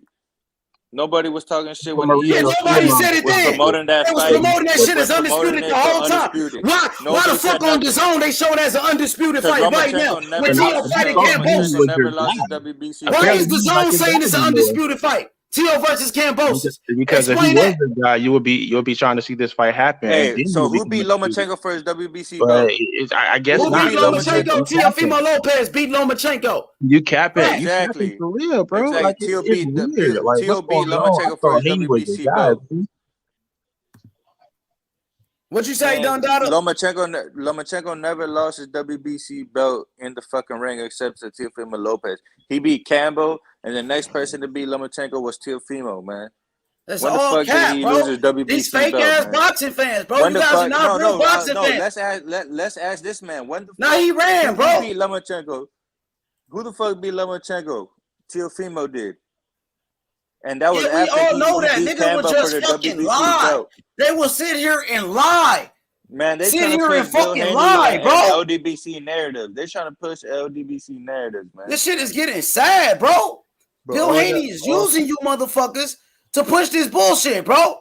This shit is getting out of hand, bro. It's getting out of pocket. He's going to every channel particular and time, bro. To push Devin Haney. That's all they saying, bro. Hey, HOD, they were so mad that, T.O. took a picture with Canelo. Them niggas got in their feelings that T.O. took a picture with Canelo. Motherfucker got mad. Oh, T.O. cloud chasing. He took a picture with Canelo, but Canelo invited him. What the fuck is you niggas talking about, dog? This shit is getting out of pocket. This shit is getting out of hand, bro. Motherfucker come over here just to tell me, oh, T.O. is not undisputed. That's the only reason motherfucker came over here just to say that shit. Shit's so fucking weak. And he's the one that fucking beat Vasily Lomachenko, who was #1 pound for pound. And Lomachenko is the one that fought for the WBC world title in the ring. What are you guys talking about, bro? All you niggas trying to do is come up with some bullshit ass conspiracies every time. Every time. It gotta be a fighter that you hate on. It gotta be one fighter that they gotta hate. So they chose Teofimo Lopez, the fighter to hate on. That's the fighter they hate, my dude. Man. If you're not on PBC, man, they're gonna hate on you. That's how I'm trying to tell you. This shit is pushing retarded. The PBC, man. This shit is ridiculous, bro. I'm on the DAZN right here. I show you where they show Teofimo Lopez versus Cambosis as an undisputed fight. What the fuck is you guys talking about? You just don't come here with that bullshit, bro. I really don't want to hear that shit, bro. Real talk. Teofimo Lopez is the undisputed champion. Mauricio Suleiman said it. Homie, who the fuck is you? The motherfucking president said it of the WBC. This shit is sad, bro. A fucking American champion who fought the best, Teofimo Lopez. They want to hate on this kid. That's the guy that y'all choose to hate on, man. Hate on the guys that's not doing shit, dog. Hate on the fighters that ain't fighting nobody. They're not even hate on the ones that put in that one work. time a year. Look, Teofimo Lopez, Cambosis, DAZN. Oh, I click on it. Let's see what it says. Is it undisputed or not? What the fuck does this say? Undisputed, right before your fucking very eyes. Don't come on my shit and tell me this kid ain't undisputed when he fought the best. Hey, I'm gonna screenshot that. Nah, he ran like a little bitch off the motherfucking panel, bro. Pussy ass nigga, bro. What does this say? Lopez Kambosos fight night, right? The undisputed lightweight title is on the line as Teofimo Lopez defends his crown. What does that say? Undisputed on fucking DAZN. The fuck is you talking about, bro? Go do that shit on your weak ass channel. Go on your channel and start talking about that bullshit. Don't come to me with that bullshit, bro. Undisputed lightweight title of the world. Bro, is you gonna respect the panel? Yes or no, bro? What the fuck does this say right here? What does that say, Battle Rifle? It says that it's an undisputed fight versus Kambosos. Yes or no, bro? What does that say? The undisputed lightweight title is on the line. What does that say? That's on wax. That's straight up fact. It says undisputed. It's not a So what fact. are you talking about? Just because it's black and white doesn't make it a fact. That's black and white right there. That's black and white for you, right? So what does that say? That's not how it works, buddy. Yeah, we hear you, Jonathan. What does that say? Doesn't that say the undisputed lightweight title is on the line? So you believe he back on the panel? You believe anything? Do y'all pay attention to Wikipedia? I like how anybody can go to Wikipedia and put some shit on there. I could go to Wikipedia right now. I know y'all make the money. He just lied because the reason why I say that boxing is all over the place. Somebody may say this at one point. Somebody that might say that. Bro, we talking about the people that matter, the people that count, which is the president of the WBC, who is Mauricio Suleiman. Or are you gonna go by the networks like ESPN? Who are you gonna go by? Networks like DAZN that's putting on the fights, they're promoting the fucking fight. Let me ask you undisputed lightweight title is on the line. WBC, man. Let me ask you a question. Has Mauricio Suleiman ever contradicted himself? Yep. On numerous occasions. I'm glad he answered that. So it don't even matter. He's the president of WBC. What he says goes. Let me finish. Mauricio Suleiman has on numerous occasions contradicted himself. But he's consistent when he says T.O. is the undisputed champion. He said that more than one time. Consistent with I'm glad Mauricio Suleiman. He said that more than one time that Teofimo Lopez is the undisputed champion, bro. I'm glad he's consistent when he said that. They had a fucking press release. They had a whole press release that said that T.O. versus Loma was for undisputed. They had a whole build-up, whole promotion that it was an undisputed the whole build-up promotion by ESPN. The whole thing. What are you talking about? Fight was undisputed fight. To be honest, all these sanctioning bodies contradict themselves. Not just Suleiman and the WBC. Okay, hold on. A lot of them he said T.O. was undisputed, bro. And these are the facts, bro. Lomachenko was WBC belt. He never lost it till he fought. Now let me rebuttal that. I don't think you understand how undisputed works. Yes, I do. I've been watching boxing before you, nigga. Yes, I do, my nigga. How does it work? Yes, I fucking do, bro. I watched multiple undisputed. Explain it to me. Go. Undisputed is when you have all the fucking belts, nigga, and that's what he does have, nigga. No. Yes. You're already wrong. You're already wrong. Yeah, nah, you're wrong, nigga. You don't know what the fuck you talking about, nigga. You don't know what the fuck you're talking about. You're a fucking hater, bro. Trying to discredit. You want to discredit the man that fought for you. Don't give me that shit, bro. Commonwealth belt. Does he have the WBC silver belt? He doesn't have all the belts. You can have all the belts. Get the fuck out of here, bro. Get the fuck out of here with your nonsense, bro. Get the fuck out of here, bro. Undisputed champion. It says it right before your fucking eyes, bro. It said it on ESPN. It shows it everywhere he go. He the undisputed champion. So you guys can dispute this shit on YouTube all you want, nigga. I asked you a simple question. All you want on YouTube, all you fucking want, bro. The fact of the matter is, Mauricio Suleiman, the people that Devin Haney is paying sanction. Come on, boy, ask a question, bro. You breaking a blood vessel. Hey, let me ask you a question. When Loma beat Campbell for Luke Campbell for the WBC title, who beat Loma for the WBC title? T.O. did. He won it off Luke Campbell. Exactly. Yeah, and I beat him for the WBC title, so he's undisputed. Yeah, Teo isn't undisputed. Or you tell me, Haney isn't a real champion. Who beat Lomachenko then? Who beat Lomachenko when he beat it off Campbell? Who beat Lomachenko?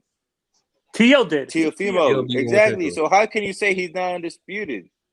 Because when did Lomachenko lose the wait a WBC minute. title Could I say in the something, ring? please? Could I say something? You can't answer that. When did Lomachenko lose the WBC title in the ring? When he fought Lomachenko.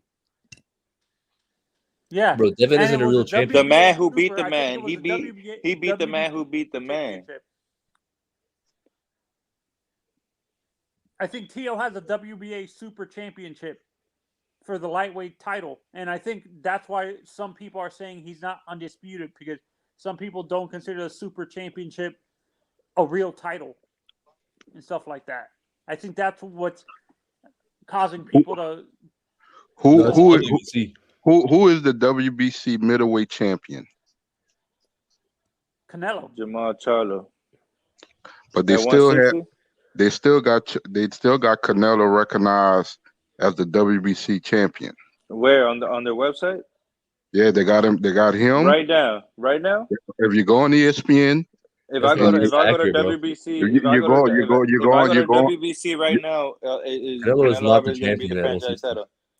If you go on ESPN right now, because they just updated it 3 days ago.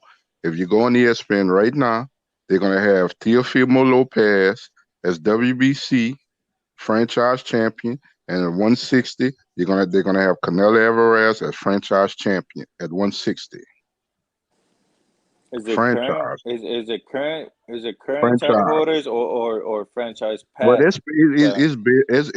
it's basically a title, I guess, self-owned. Jamal Charlo is the recognizable WBC champion.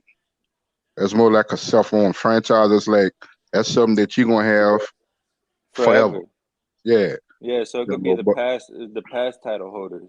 Cause if Jamal Charlo was to unify or fight for undisputed, and at 160, he would be the original undisputed champion with that title. But you know who you missed though? Estrada, because Estrada is a franchise champion as well. And my thing with that, with all those different titles, because I'm kind of old school, franchise and super and regular, just have one champion. Just have one. Franchise title is the same thing as a super belt in WBA. You know, because it's like the same thing. Because WBA supers don't defend their title. They don't have mandatories. I'm old school. Bernard Hopkins didn't need no franchise. Marvin Hagler didn't need no franchise. When they was considered undisputed, they was undisputed. I don't need a regular champion. I am the champion of this sanctioned body until somebody beat me. And when boxing gonna go back to that stance, bro, I don't know why you talking about Marvin Hagler and all of these guys when the fucking rules none changed, bro. They done brought something called a franchise belt, and they said the franchise belt is the supreme champion.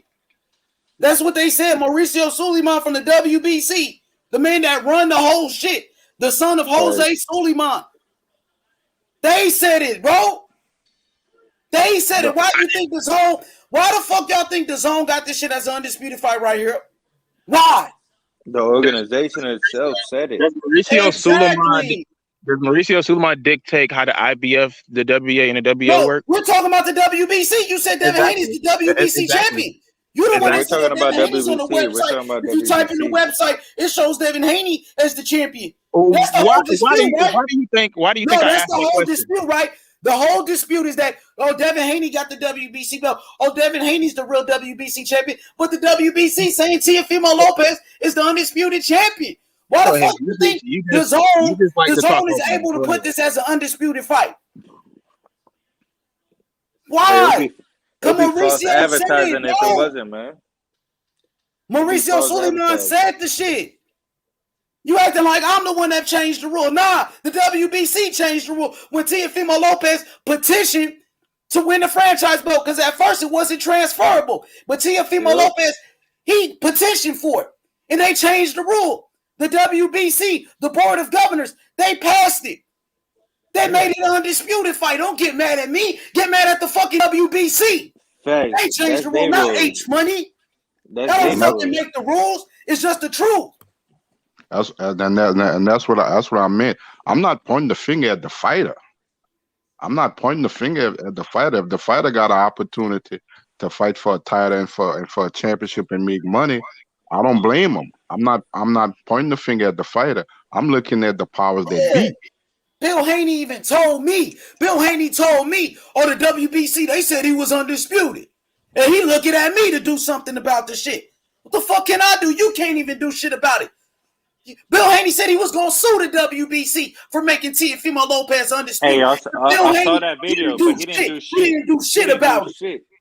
He didn't do shit. Did he sue him like he said he would? No. Nope. No. He kept his mouth closed, bro. But he'll come to you. YouTube. He likes Mauricio Sulaiman. You know, Bill Haney won't tell Bill Haney won't tell Mauricio Sulaiman, oh, Teofimo's not undisputed like Battle Rifle told me. Bill Haney won't even tell him that. But he'll come to my channel and say, oh, he's not undisputed and get mad at me. Get mad at motherfucking Mauricio Sulaiman. Don't get fucking mad at me. I don't make the fucking rules, bro. What's good, DJ?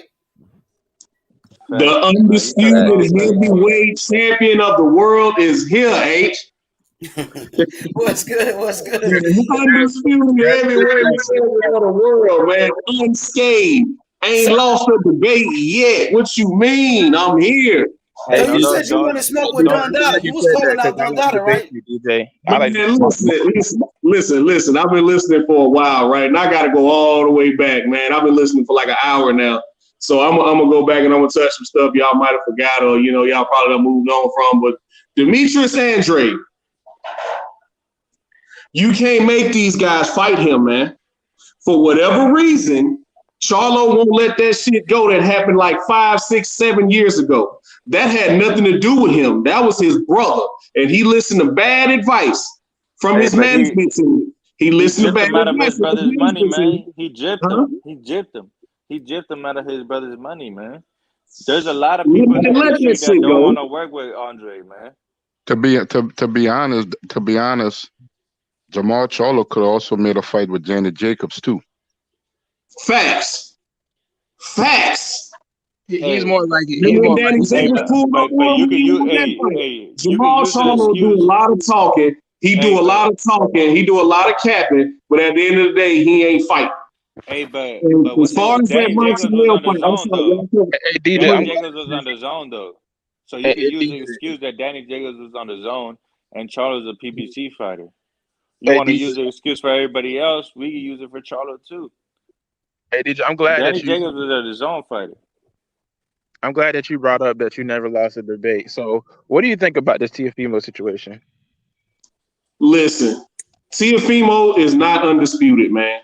Thank you. Teofimo is not undisputed. You know he's undisputed, DJ. You know that he's undisputed. Mauricio Sulaiman came to barbershop conversations and said he was undisputed, bro. Stop playing. Mauricio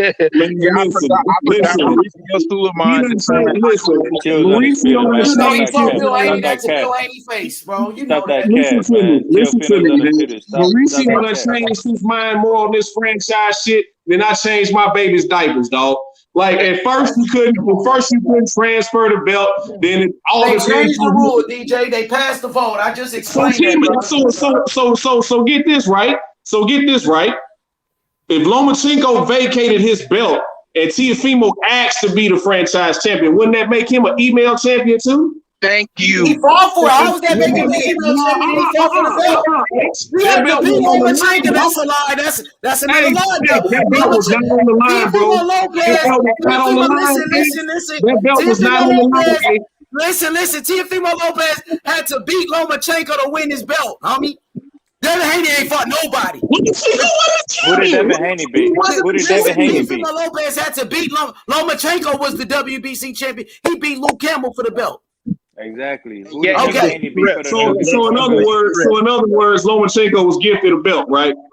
No, he fought for his belt. He beat Luke Campbell for his belt. Devin Haney was gifted a belt. Devin Haney was gifted a belt. If we gonna use that logic, Devin Haney was gifted the belt because he didn't fight for his belt. Where Tio and Loma fought for their belt, Loma beat fucking Luke Campbell. So what is this then? So if Teofimo Lopez is not undisputed, what the fuck is this on the screen? Certificate from the WBC. Franchise certificate. And the world title certificate. What is this? No, what is this? Tell me. Why is the WBC gave him this? The certificate shows Why they that he giving him belts? Why they giving him belts? Because he asked for them. because he fought for it. He He fight beat for that Lomachenko for the belt. What is that? Hey, What is DJ. that? Go look on, go look on What is that? That's Man, facts. go look on That Fight Pass, go look on Certificate for both Wikipedia. belts. When he That's fought facts. Lomachenko, it was for the WBO, IBF, WBA Ring Magazine belts. It was not for the WBC belt. Yeah, yes, it was. How you think he Well, won the belt? maybe he got that How does after he have the fact. this? They So gave that's him the case. Why does it Teofimo after. Lopez got this? They gave him that after the Why does fact. he have these certificates from the WBC? Hey, how the fuck Explain you that. gonna discredit the WBC like that, man? He Yeah. obviously got the certificate. But Bill Haney won't say that shit. Bill Hey, Haney crying DJ. like a church Man, mouse. That's why he won't Bill come over Haney, here no more. DJ. Bill Haney is Let me sucking say the something, That's DJ. why Bill Haney got all mad and sensitive and shit. So look at this certificate from the WBC. The World Boxing Council. If we going by that Listen, let me logic, read it. if we Let going me by read that it. 'Cause logic, I got making facts. this shit if I we got going by that receipts. logic, hold on, I got the receipts right here. If we going by that I logic, got the receipts if right we here. going by that logic, H, if we going by that logic, Let me show you. Jamal Let me just Charlo read is not this. the middleweight champion. I If we got the going by that certificates logic, right here, Jamal brother. Charlo is not the middleweight champion. Hey, If we look at going by this. that logic, DJ, what does this say? Jamal Charlo Y'all ain't the don't middleweight. even want to look at the evidence. Y'all don't want to see the facts. Look at this. Let's show that evidence. I got you. Champion. Let's Okay. show that. From the WBC.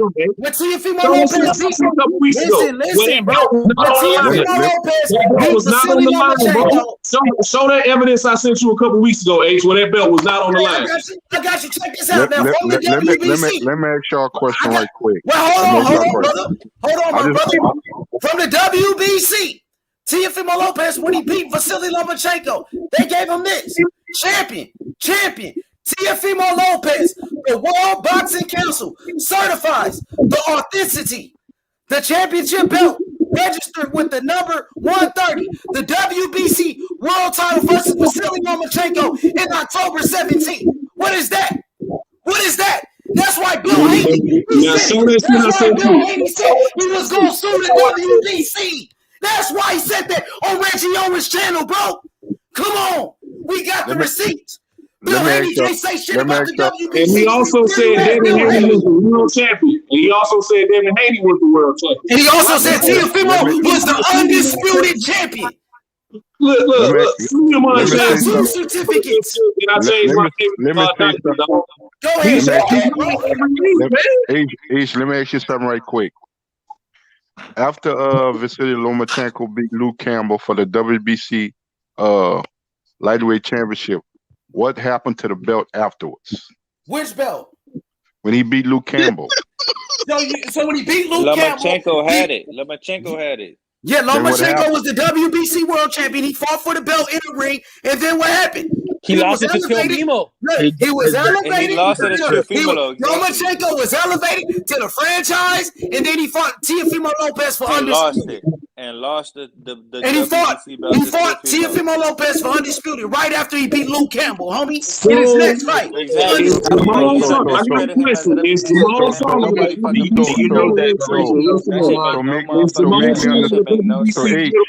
yes or no? Whoever in the panel, whoever in the panel, hold on. Whoever in the panel, hold on. Let me say this. Whoever in the panel can make me understand. If you get, regardless of what sanctioning body or whatever belt it is, if you get elevated to a franchise status, you're automatically disqualified as that sanctioned body champion because you got elevated by the sanctioning body. You gotta understand that. Thank you. You gotta understand Mauricio Sulaiman made it clear that the franchise was the supreme champion, bro. Okay, He even said Teofimo is the undisputed, and if he was to beat Devin Pillow Hands Haney, he will be the ultimate undisputed. Okay, now I'm so do you get what I'm saying, or you're not getting what I'm saying, or you want me to explain to you what that was comparison? Because the reason why I say that, when I watched the fight on ESPN, it didn't say for no unification, it said for undisputed. That's what. Okay, and when Teofimo won, what did they say? Did they say I woke HLB up. That's what I'm talking about. Hey, no, DJ. Hold on, DJ. None of y'all can answer the question. Who beat Lomachenko? Teofimo beat Lomachenko Okay, for so the now WBC let me belt, man. respond. Can I How does respond to that this? not make any sense? No, How does no, that let me make respond to not that. Let me any respond That's sense, what to I'm that. man? telling you, bro. You gotta Lomachenko explain never it, lost his title. He Let me never respond. lost bro. when he H is won literally the showing them WBC the title. certificates, bro. That Okay, is can I that is like a respond birth to you? certificate, my boy. This Come shouldn't even on, be an look at that. argument, You man. shall It's talk right all the time. there. Is that it? Y'all tell me, when did Lomachenko, after Tell he beat Pillow Luke Hands to show Campbell, you a certificate what? like that. None, No, because he no. never fought for the title, bro. After No, after not Lomachenko necessarily, beat Luke guys. Campbell, after Luke he Haney's beat got Luke a Campbell, who he won? certificate too, but I what think is he got it via email, via Yahoo or something like that. Via no? text message from Bill. Let's who are the gentlemen who I need wanted to respond. understanding? The I wanted homie to I'll DJ, respond. the answer your homie I questions, I DJ. need I guess. need I I need wanted to respond. understanding. And But I'm let gonna me whoever it is now one at a time. We'll HOD. Let me say something real quick. Okay, for you guys that are not aware, I want to ask you guys a question. Do you know that after the fight, Mauricio Sulaiman said himself that Teofimo is not an undisputed champion, and then he backtracked and Oh said he my was? god. Do you know that? Does anybody know Dude, do that? you know what are gaffes, bro? Do you know do you know what are gaffes? What? Do you know what are gaffes? When you when you misspeak, when you may say something, when you're following a leading question, like the other day when somebody kept on flipping the question back and forth between unified and yeah, you will say a gaff as many questions as a man's No, that's asked. not a leading But question. I can prove That's a to you simple one. on a preponderance of the evidence, on the majority of all times, 98, 99% of the time, you will hear the man say what? Okay, so All right, so we can so that's not that's a out the leading way. question. What's your First of next all, question? second of all, I asked a simple question. Do you know that Mauricio As Sulaiman simple as this, himself when said that? Lomachenko fought Let him finish. when Lomachenko fought T1, he Because had what? Let him the finish. same Let him attitude. speak. Let him Yeah, speak. Whoever it is. let me speak. Do you know that Mauricio Sulaiman himself said Teofimo is not undisputed? That's not a leading question. Yes or no? Dude, again, I just No, answered so your obviously he's question. backtracking. I just answered your. No, there's no backtracking. Okay, cool. Backtrack. No, I'm fucking with you. He can't answer a simple yes or no question. He does There's not no know. yes or no questions here, bro. This is you're acting like there's no evidence behind everything that's said. No. Okay, all right. Let me ask you: Has he said that Teofimo is undisputed? Yes or no? He has. You see what? Okay, so then what the hell? How many times has he said that he's undisputed? Here's my thing. When I asked you a question, you couldn't answer it. I just answered HLB, the how question. many And I times did answer it. It's called a gaff. He said it as a gaff. You know what a gaff is? Cool. You wanna know what that tells me? You don't know. No. Again, I just answered it to you at the very moment you asked me. I told you it's called a gaff. You misspeak. First of all, I don't even know what the heck that is. Well, that's your problem. Like I was saying yesterday, some people could put together 5,000 piece puzzles. Others only can do a 50 piece. You're the 50 piece type, but I'm gonna help you out. I don't even know what the hell you're talking about. Again, you don't. That's what I'm saying. So I'm gonna try to. Dance season, my boy. We're gonna put some dancing in dome so you can Second of listen. all, here's my thing. So let's go with factual questions. What is it that you need to understand? I clearly asked him a question. He couldn't answer it. I answered his question. Well, let me enlighten you. Mauricio Sulaiman. No. Don't go and ask me what you need to understand why you think he's not. On facts. What are your facts that you think they're not? The same guy that you're saying that he did say is undisputed. So which is it? You're going to tell me to listen to a guy who constantly contradicts himself? Oh, like Bill Haney? That's a body. That is a body. You give me a context of what he contradicts himself so much on. I want to hear it. Give me some context. It's over, bro. That's a body. Yeah, give me some context on what Mauricio Sulaiman says. And again, you're not willing to talk about the topic on hand. What is it that you need to understand that you think he's not undisputed? It was after the fight with Miss me with that though. Miss me with that when though. the fight was over, Teofimo and Lomachenko, what did they say? And then you what? Unified or what did they say? Right. I heard it was you who said. Let me my man. Did you say? Oh, that was afterwards. Devin H Money put up the picture of Teofimo without the belts when he won that night. Maybe you can't hear. I clearly said Mauricio Sulaiman said he wasn't, and then he backtracked and said he was. Do you listen? Do you know that he said that? What did he say before that even happened? What did he say he was? He did. So, And then he so nobody's gonna Okay, so he can't backtrack on nothing. He already said before what you're saying. He already said he was going to be undisputed. The whole ESPN You're making some dumb, stupid fucking argument that will not hold in place in court in anything. So what are you talking about? Dumb arguments, you idiot. You're an idiot, bro. You're the guy who don't even understand what the hell you're saying. I'll call back, man. I'll come back. I mean, look. Okay, so this is the night that he won the fight. He has how many belts on around him? He's got a total of 5. HLD. How do you become undisputed? By holding all of the world titles. Which world titles? From all 4 sanctioning bodies: IBF, WBC, WBO, WBA. And the Ring magazine. The Ring magazine is not needed to become undisputed. That tells you you're the lineal champion. That means that you're the real champion. Let me give you a little history. Whoever has There's no history, facts. Give me facts, history, and shit that of opinion that you're gonna come up with. No, facts. The last major sanctioning body, the last major sanctioning body to be announced with all the other 4 major sanctioning bodies was the WBO. That's why you have 6 undisputed champions right now, which Canelo was the last one. Now, the fact of the matter is, you need the other major sanctioning bodies to look at this belt and acknowledge it as a major sanctioning belt. Let me tell you, that's you said that. That's what you're saying. That's your opinion of what you're saying. H Money, put up the statement that I sent you yesterday from the sanctioning bodies. Yeah, WBC made. No, let's not say it. Let me read it, because I don't want it to say that it's my words. I want it. It's the sanctioning body's words. Pull it up. I've been having a problem with a 1 belt champion. Like, for example, the issue Pacquiao had with the WBA when it came down between him and Ugas. Well, this is what it is. With the super, you have 18 months to fight a mandatory, and if you don't, that's when you get stripped. But I think those are the rules with the WB with that super belt. I don't know if they changed it now that they started eliminating all the other belts, but that's what it is. All right, can you guys see what's on the screen there? Yeah. All right, it's a statement done by all 4 sanctioning bodies, and I'll read it all, but the most important one that pertains to us here today is the last part. But let's start from the beginning. I'm doing it again like I'm in little school here for everybody. Official statement from the presidents of the WBO: Francisco Paco Valcel, Esquire; WBC Mauricio Suleiman; WBA Gilberto Jesus Mendoza Jr., and IBF President Daryl Peoples, regarding their meeting today in San Juan, Puerto Rico. This was about 3 weeks ago.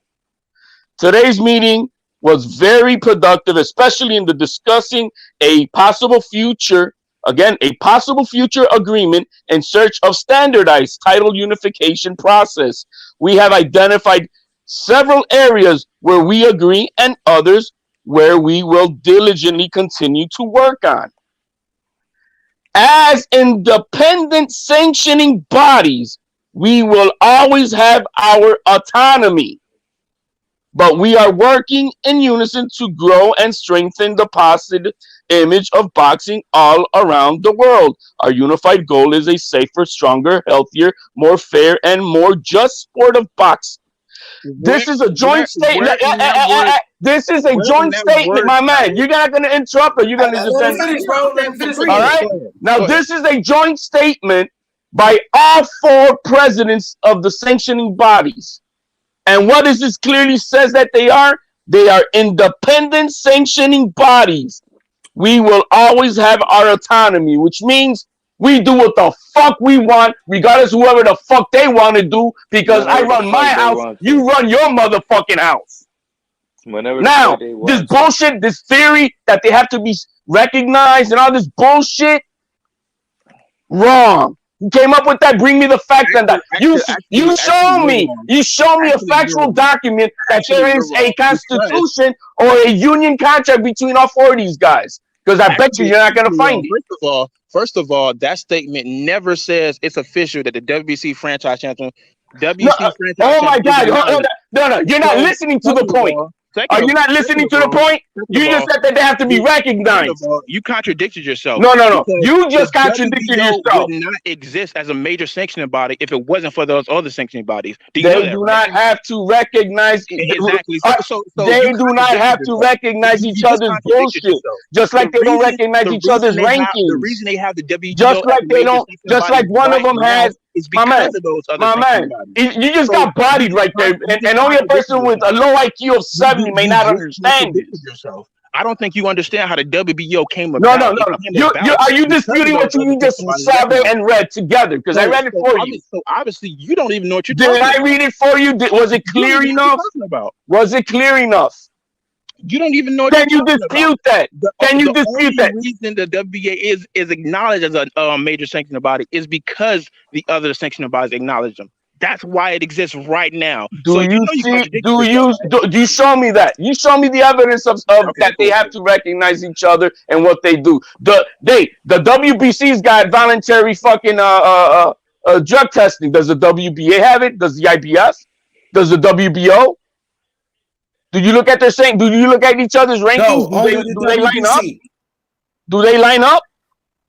That question is irrelevant. You said no, it's not irrelevant because it's about you saying that you have to recognize. You can't pick and choose. You cannot pick and choose what you want to follow and not follow.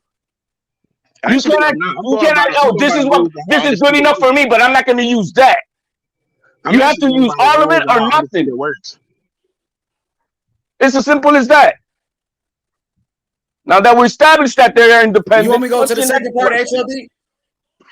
Yeah, you're done, man. We're done with that. You want to pull up the second part right here? Well, no, that right there is the last part. I was able to read it to them. You know, they're independent. Now, what is your next question?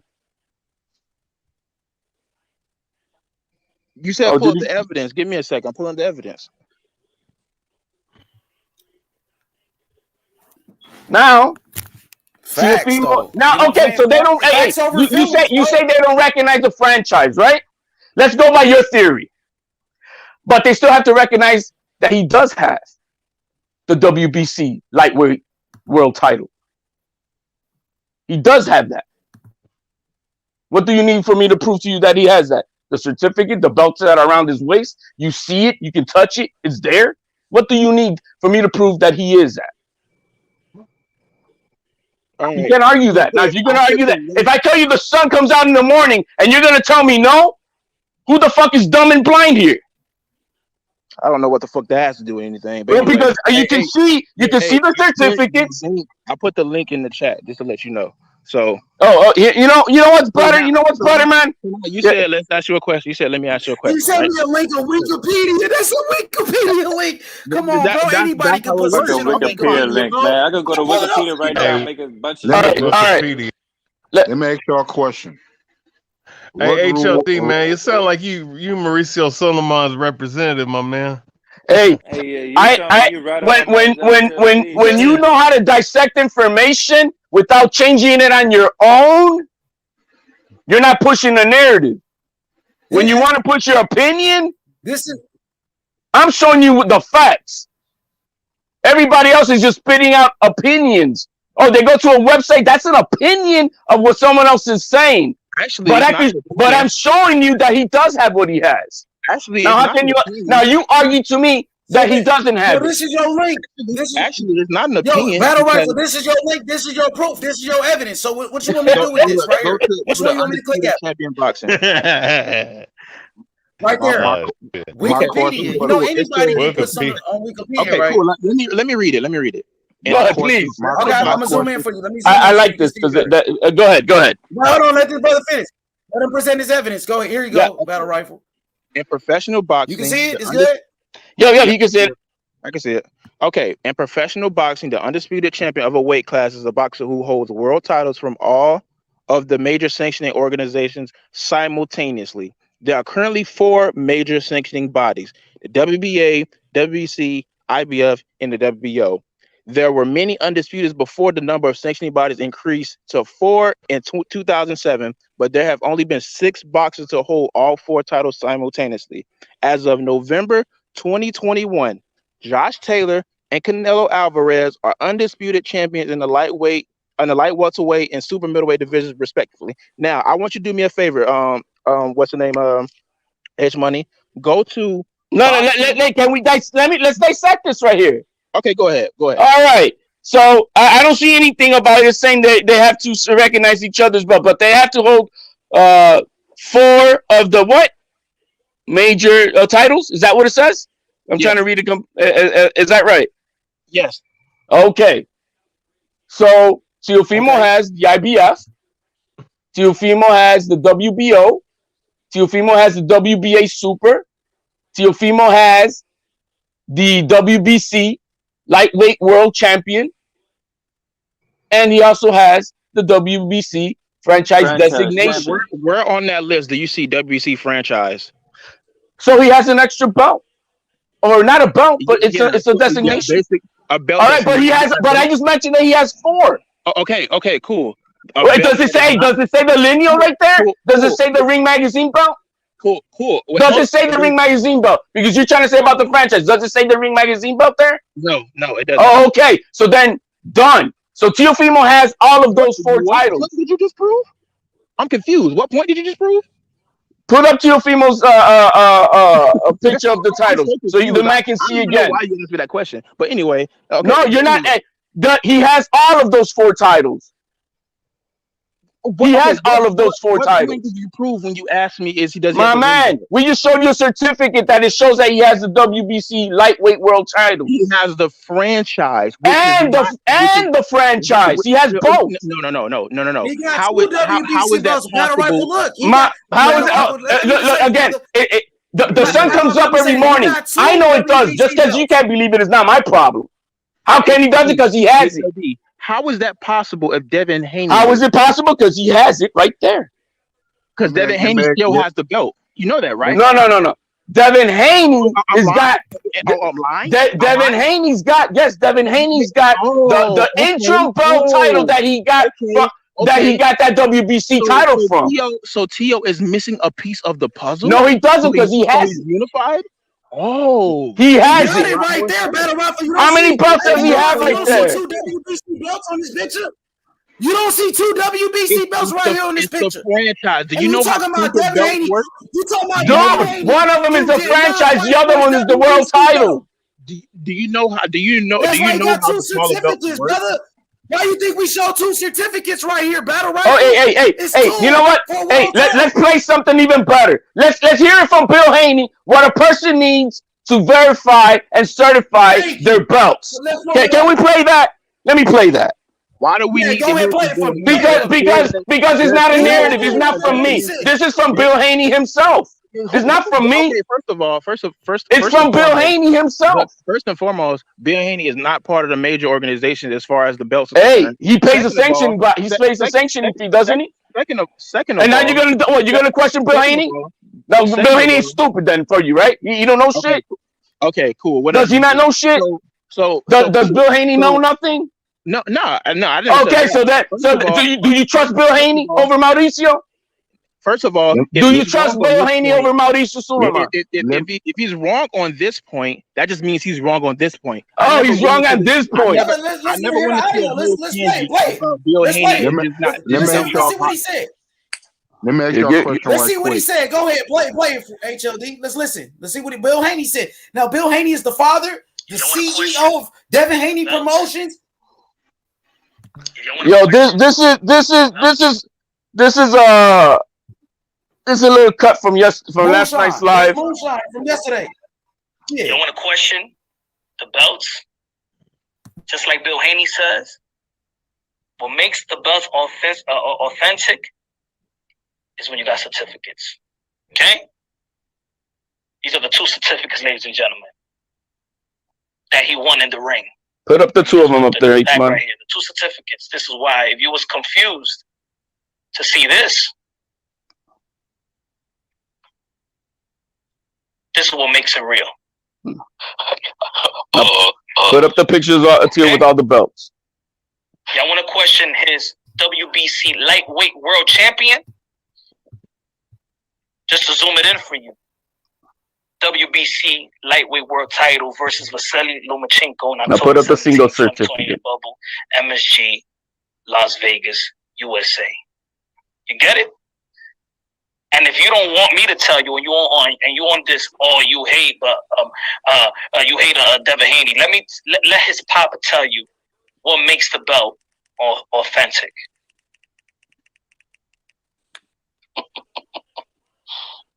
The same thing done to Devin Haney, and was that sent to Devin Haney Promotions and to Devin Haney that same certification that legitimizes his WBC lightweight championship status.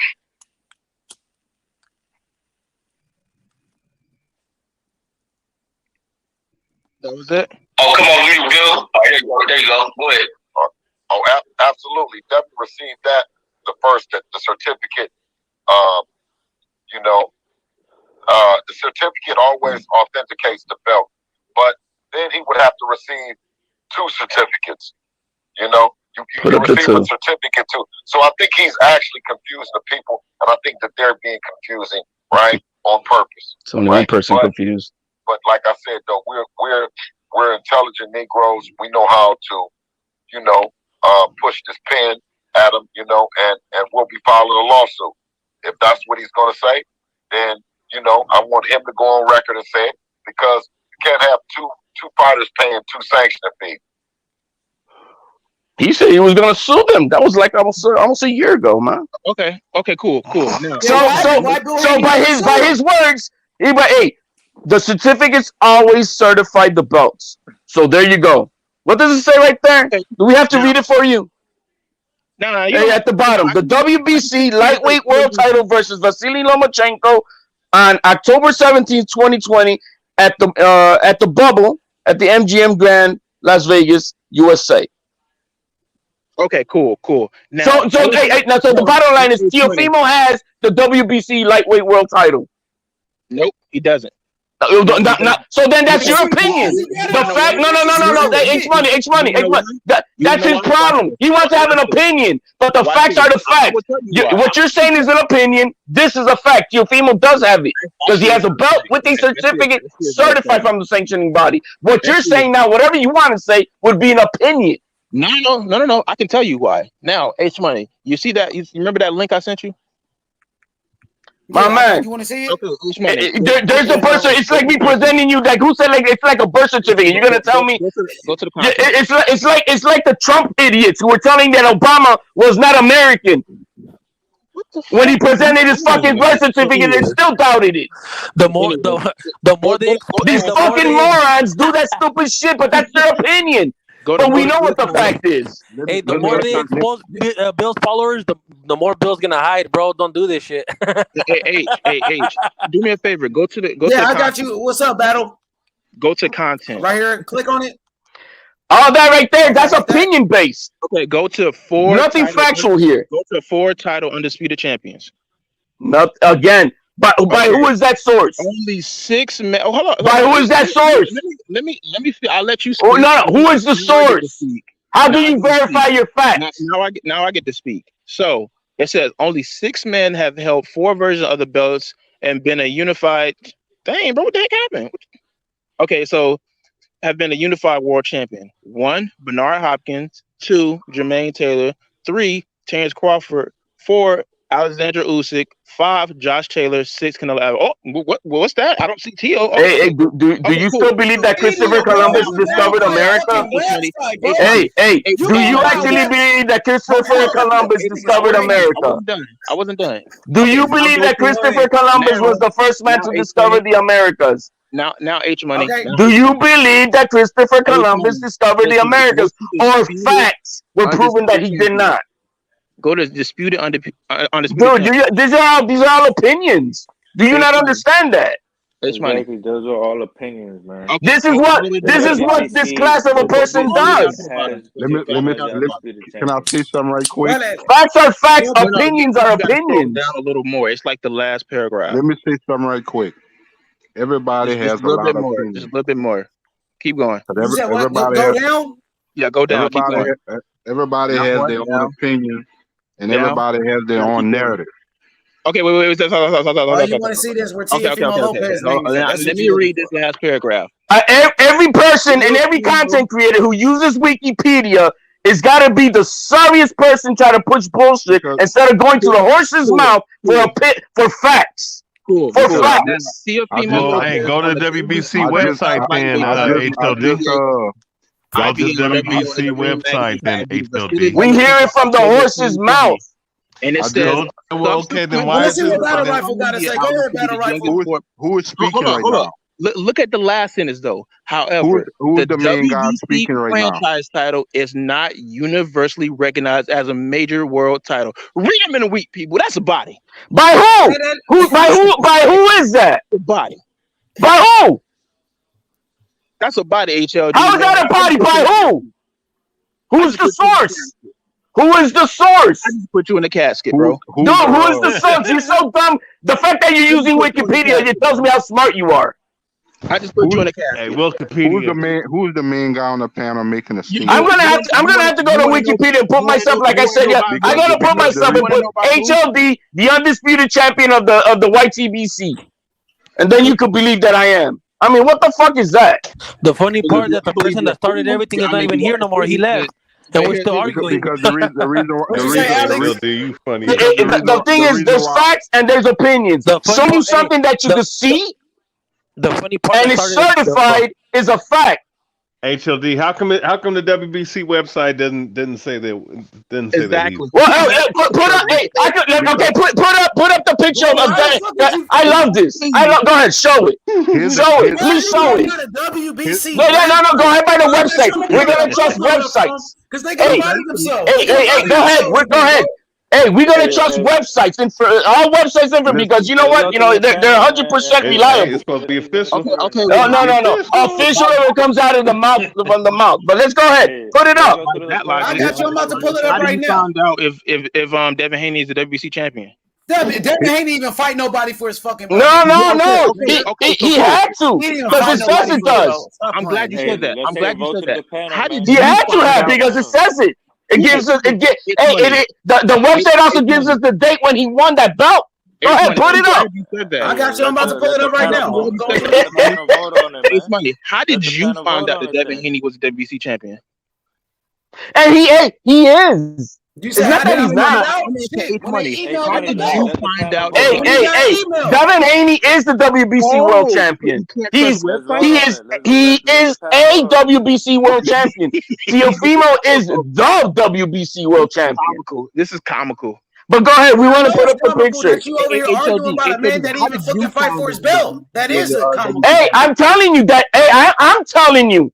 That Devin Haney is the WBC world champion. Yes, he is. Cool. He is. Now that we acknowledge that, how did you find out? Because I could see it. He has it around his waist. No, how did you find out before that? How did you find out? Before he was walking around. When he fought Santiago.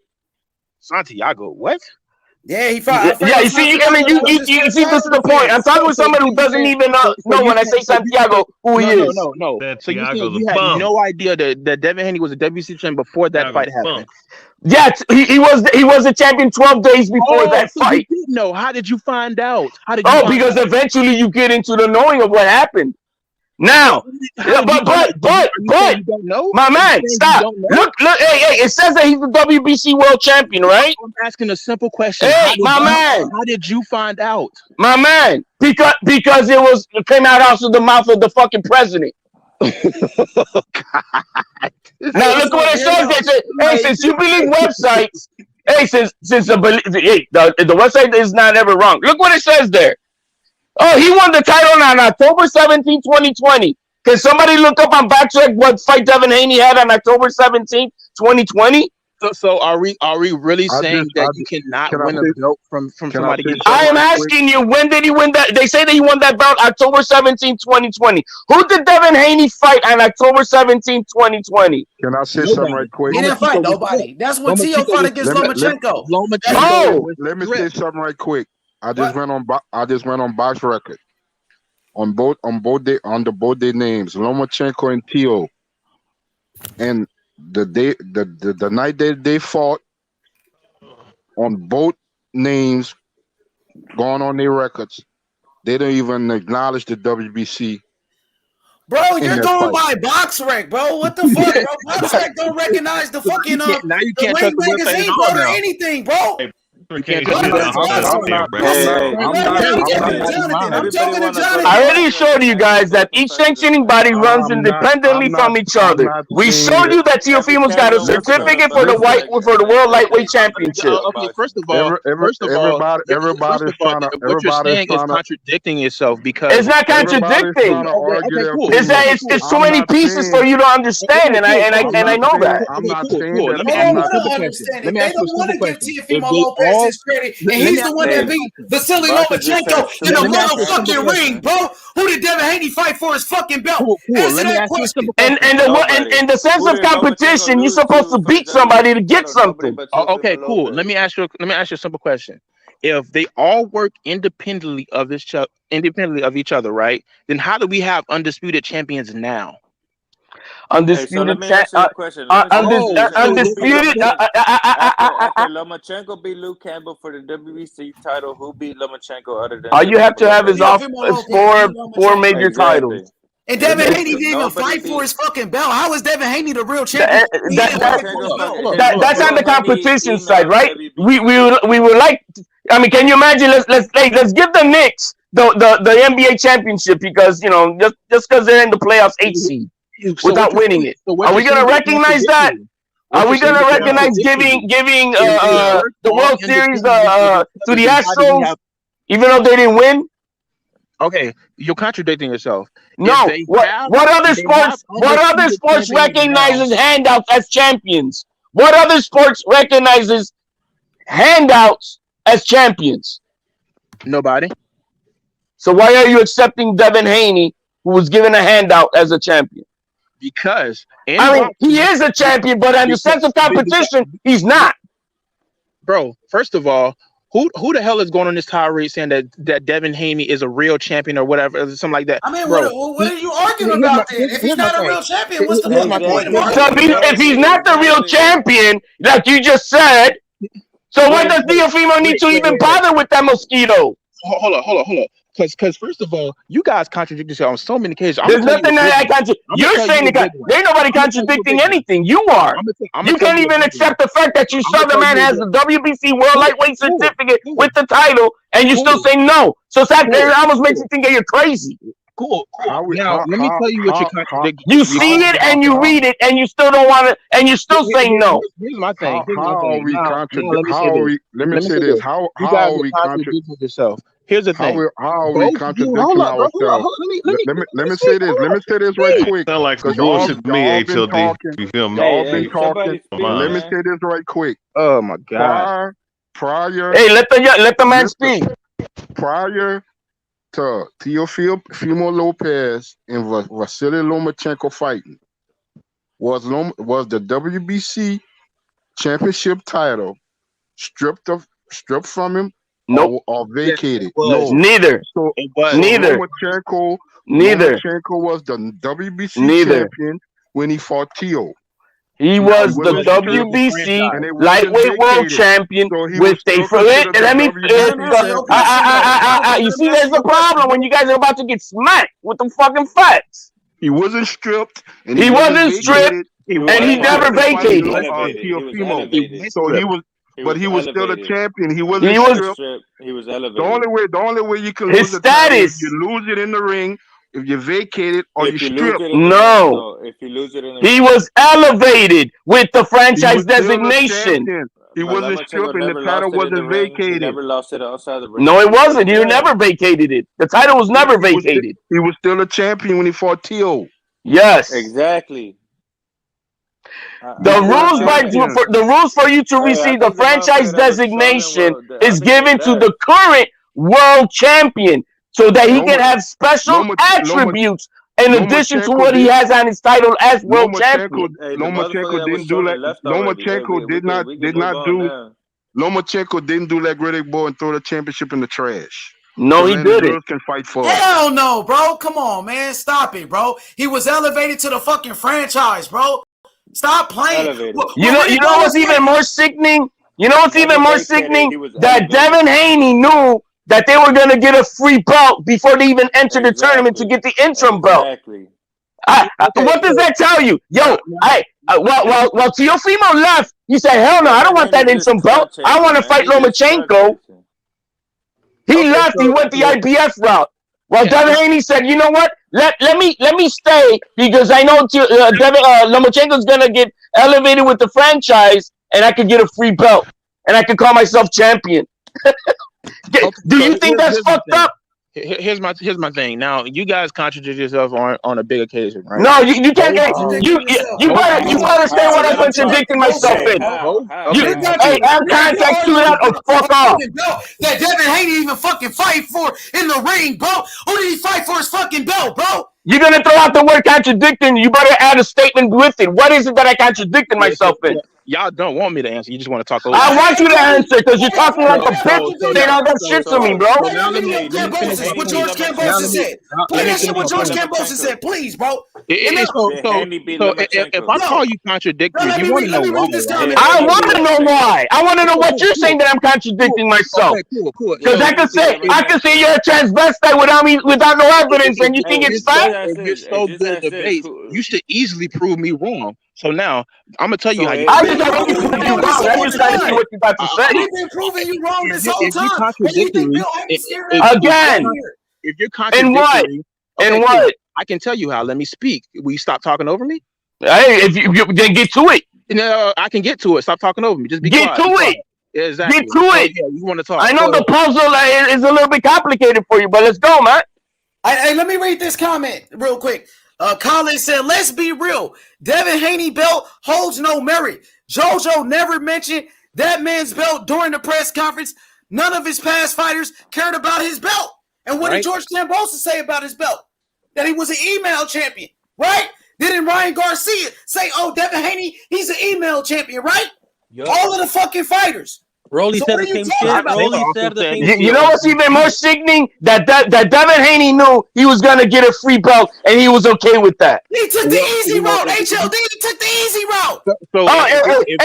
Is it me who's saying it, or is it Bill Haney who says that?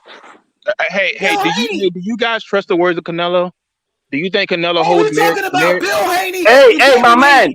Canelo also. Whatever anybody says without facts is an opinion until you bring facts. Okay. HLD. Do you think Canelo's word holds merit? It may hold merit. Doesn't mean 100%.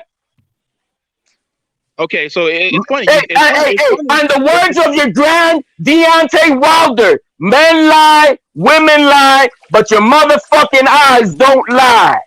Probably like Bill Haney when you use that example. But anyway, you know what I mean? So now let me use that. So now Bill Haney's a liar too. Because it's funny how he just says whatever whatever benefits. Hey, here. Let's hear what Bill Haney had to say about this fucking interim belt and how he was gonna get it. Teofimo Lopez that got out the tournament and Javier Fortuna because you ordered the tournament. It was Javier Fortuna, Teofimo Lopez, Devin Haney, and Zal Abdullah. We called you and we said to you, we're in the tournament and we don't have any problem with fighting Teofimo or anyone, right? Absolutely, and that's that fight because Mikey Garcia was the champion, and he moved up in weight. So the WBC ordered a 4-man tournament. Yes, sir. It was going to be 2 elimination bouts, and the 2 winners would fight for the title. Yes, sir. He immediately said Amin. Abdullayev said Amin. The other 2 fighters went on. So we had a final elimination. Meaning went on. They said that they got out. They got out of the tournament because we had a time. Okay. And then that fight was moved to be an interim title fight because the tournament was disrupted. So that's how it happened. Well, the tournament actually, but the tournament we had an opportunity. We had an opportunity that we could have chose to be the mandatory for Loma, be the mandatory, or be the interim, in which we petitioned to be the interim because we knew that Lomachenko was then going to franchise out. How sickening is that? They knew they were gonna get a welfare check fucking belt later on down the line because they knew that Lomachenko was gonna be elevated. Man, I couldn't even get to my point earlier, which I was saying, which is contradicting yourself. Now, I was trying to say. No, let's just on everything that you heard. Cool. Anyway, so now it's not anyway.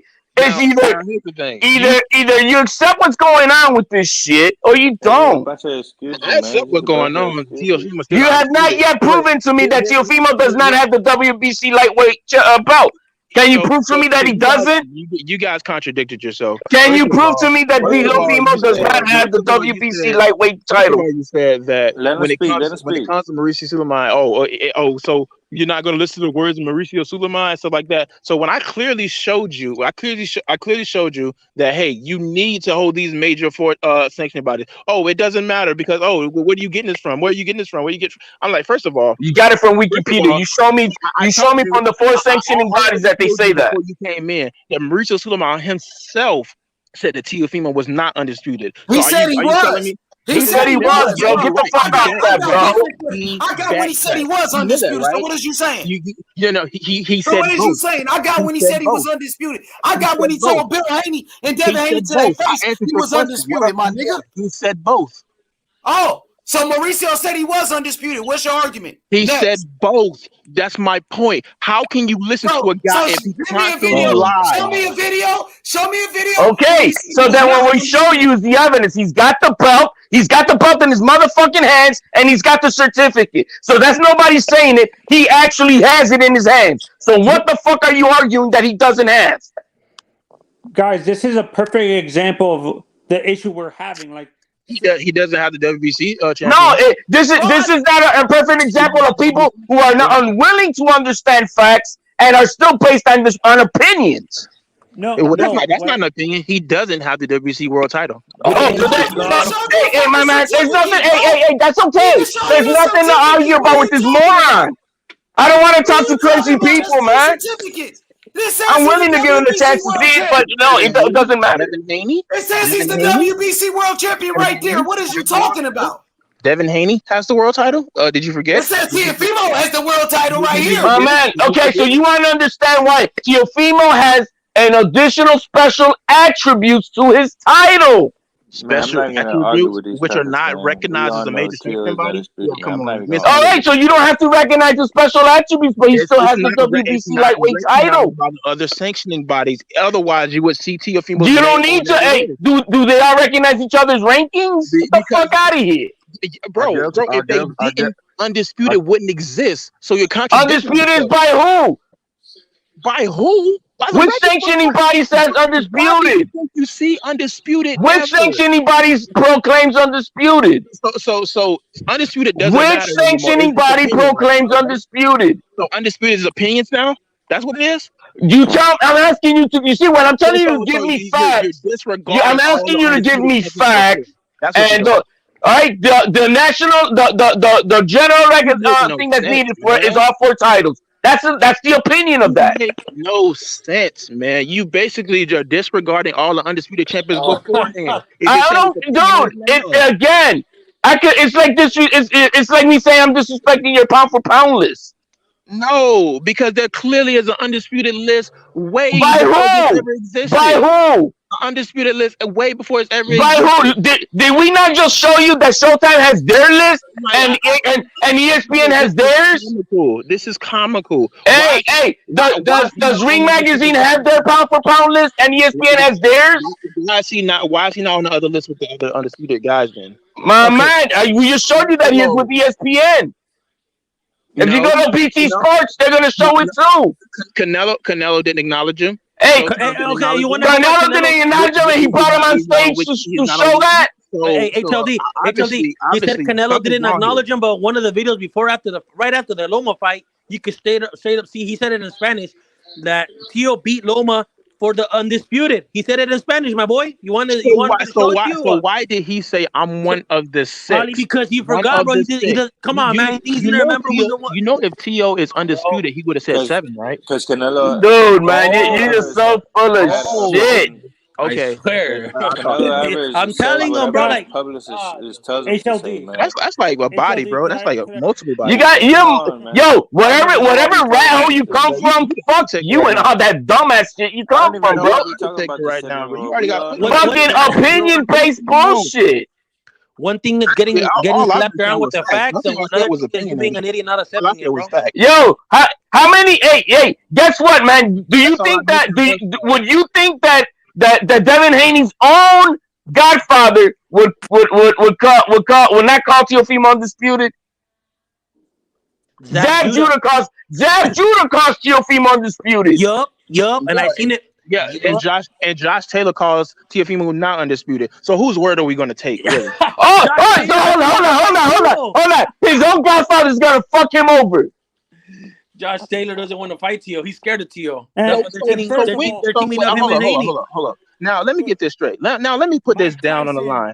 When did we take somebody's word of mouth after real accomplishments? There's a clear set of rules you have to get. By who? Can you tell me by who? Who established these rules? The other sanctioning bodies did. Then you would show me each sanctioning body's giving. You gotta pull that up for me, man. Pull up that each sanctioning body's got the rules for undisputed. Oh my God! I just showed you the. No. You show me Wikipedia, you dipshit. Show me that the WBO, IBF, WBC, and that they say that. Where else do you find out where people are undisputed? Hey, you go on their website and pull up the rules. They have rules. You show me where they say undisputed. I'm waiting. So you're telling me I'm waiting. So you're telling me on these websites they have a list of all the undisputed. My man. Again, go to the four sanctioning bodies and pull it up for me, man. Prove me wrong from the horse's mouth. You're saying, okay. First of all, this is the opportunity for you to teach me something. You're saying you're trying to teach me, right? Teach me, my man. Go to the four sanctioning bodies and tell me where they show undisputed. The rules for undisputed. All right, hold up. And you guys bring up Zab Judah. Then Mike Tyson himself. Mike Tyson, Julio Cesar Chavez. We heard Canelo say it This guy doesn't before. want to say that because it hurts him. Mike Tyson. He's not going to say that. He just wants to push his little narrative. What's his name? Damn. Damn it. What's his name? Tevin Tarver. Oh, Bernard Hopkins, Antonio Tarver. Antonio Tarver. What else do we need to fucking? I mean, like what? When the former undisputed champions are when the current and former undisputed champions are saying that you're undisputed, that's when the fucking sanctioning body, the president of the WBC, they saying it. They say to Mauricio Suleiman, Bill Haney, Devin Haney, they paying sanctioning fees to the WBC, and they saying that shit. No word. No, nigga, I don't want to hear that shit. Now he has the word. That's why now Bill Haney doesn't. Now Bill Haney is dumb. He don't know shit. Now Suleiman has no word. I never said and that. he was saying that Suleiman was saying, I'm telling you, bro, these guys are idiots. And this is a problem with you know how comical this is. That entire team Haney's blocking my ass, bro, on everything, bro. Alex. I mean, that's cool, but even then, you're still kind of wrong. I mean, I just put out, like I heard Mickey Bay saying that he was saying the other day, he put it on his thing, and the Devin Haney was to be his mandatory, and so I put up the video and ate his ass up with that. You know what I mean? Told them that that Devin Haney needs to submit the petition so we could get this fight in February. He said he didn't know about it. And I told him that his handshake that he did doesn't mean shit. To go tell his boy to send in the petition. Send him the video with Mauricio Suleiman telling him that. Oh, guess what? He blocked me, bro. With the amount of titles there is, this is the perfect example why it's so hard for casual fans to follow it, because these sanctioning bodies create a lot of titles. Which ones should we believe are real titles? You guys are hard. Why do you think Mauricio Suleiman made the WC franchise in the first place? Because he knew he could fool casual fans. There's nothing to fool. There's a purpose to the franchise title. The purpose of the franchise title is for that champion can go up and down in weight and challenge and be the mandatory to the next division. Unified title. Hey, what's That's the about That's the point whole of that, point of the. hey, That's the unified or to title is to avoid be the mandatory champion fights versus like champion. Canelo and Yildirim. dude? What's your name at Exactly. the bottom? To unify fights, y'all Hey, motherfuckers hey, must be Anthony. done born Hey, yesterday. Anthony. Yes. Cause all the Anthony, let me ask franchise you a title question. is so you could go Anthony, up let me and ask you a down the question. Let classification. Dundada finish what he was saying. Go ahead, Dundada. No, that's what the franchise title is. So you could go up and down weight classes and get title fights like Estrada and Chocolatito. They're fighting for a third time I mean, as you could have did that with a undisputed. That's why WBO, but Canelo anyway. fought Danny Jacobs Now, Anthony, let because me there say this was real quick. a Anthony, let me say this. unification title fight. Anthony, imagine this. Imagine this. Let's just put this in perspective, right? Let's say you're a professional boxer, and you know there's a guy at the top of the list who is the WBC franchise champion, right? So you work your way up through the rankings, right? And you fight your way up the list. You basically fight the number 5 guy, the number 4 guy, number 3 guy, number 2 guy. You basically become the number 1 guy, and then you fight the next number 2 guy to become the mandatory. Now, put this in perspective, right? The WBC franchise champion is at the top, and you know you're his mandatory. He doesn't have to fight you at all. Think about that for a second. Think about you going through your whole Unfortunately, Devin Haney didn't do anything he that you just doesn't said. have to fight you. He can keep that title and he Devin won't get Haney fought. didn't do anything that you just said. What? What the fuck are Devin you Haney talking did about? not do anything you just said. First of all, Devin Haney is not the guy I'm talking about because he's not the WBC franchise champion. Tio No, is. he's So not the now, guy. He's so not the now guy let who me fought finish his my way up point. to become Now into let anything me because he finish was my point. gifted a You're belt. bringing up irrelevant ones. You're just trying to He move the just he goalposts. was gifted a belt. So Oh first my of all, God. This is giving the me a headache. WBC franchise champion has no mandatories. No, he doesn't. That allows you as a champion to move around as willingly as you please. But you want to know the funny thing is, you still have to pay the same sanctioning fees as a I don't real care. belt. That's not my problem. Is that your problem? Do you know why the belt was made? It was made to make more money and convince you it was a real belt when it's not even recognized as a major sanctioning body. It's not a real belt. It's a designation. It's a designation. It's to You give want to know added how attributes. Loma? Yes, You you're want to right. know how Loma became the franchise champion? Yes, yes. He asked for it. He asked for it. Think My about that. man. It's a Think about that, bro. designation. He Asked still for it. has to have his WBC So world title you to want receive to know it. something funny? You want to know something funny? Think about if you was a Dude, football you're not player. listening because you just want to Think just about jab if on you what was you're a football saying. fan and the Kansas City Chiefs asked for the Super Bowl ring and they got it. You know how absurd that sounds? Like Yeah, think you should about tell that. that to Devin Haney who got a gifted belt. Think about if Think about Devin Haney getting the belt through the the email on a Wizards, right? Tuesday. He Think about the ignores the Wizards, fact right? that Devin Haney received the gifted belt. Let's say the Los Angeles Lakers, right, said, I "Hey, just told you all this earlier. You're using my own analogy. This guy's just a troll being an idiot, and bro. He they doesn't want to got it. accept the Do you facts. know You how literally showed him the absurd that facts and you don't sounds? want to learn, bro. You know how Clear this absurd that out. sounds? No, it's okay. It's okay, man. So Hey, HLD, basically, that was a Alex, can body, you guys and explain to me? Dude, you ain't nobody. You're an idiot. If you so represent that basically, alphabet boy shit, invited yo, yourself, you guys sent the and fucking you lowest know, of the low that you got. You got anybody better than this? Well, It's comical for me because Do HLD, you the main guys got anybody better than this, the man? main guy that started are. everything is not So here, bro. it's The main cool. guy Like that I started get the it. pot is not here. He left. You're a fool. The guy Like This guy is ridiculously ignorant. the you bring DJ guy yourself was the a one that man started way too everything, many and he left, times. bro. I Why did he get it, leave? bro. You got He hit in just used the my same analogy middle for of that. Yeah, that's exactly how ridiculous it is that Devin Haney accepted a head, and you fucking got belt like that. recovering from it. You're So right. It's absolutely ridiculous. when has it ever been allowed to where you can be undisputed, but you're missing the belt? Let's hear How what can you another be champion, what undisputed? another boxer says about free belts. Undisputed, but you're disputed. For the title, never won the belt. He still disputes you. He was an interim champion or a super, whatever he was, a super champion, and all of a sudden he got an email or Gmail or Yahoo Mail, whatever you want to call it, and he became a world champion. If that was me, I would have said, listen, I'm putting the email in junk, in spam, and I ain't accepting it, sending it back because I like to earn things. And even if I don't, obviously become a world champion and something goes wrong, I'd rather know that I gave my all and no one gave it to me. You know, Devin Haney, he's parading different. He thinks he's the full champion. He thinks he's the WBC champion. If he wants that false sense, but I bet you when he looks down deep in his eyes and when he looks himself in the mirror, He knows he didn't earn that belt. It's a fact.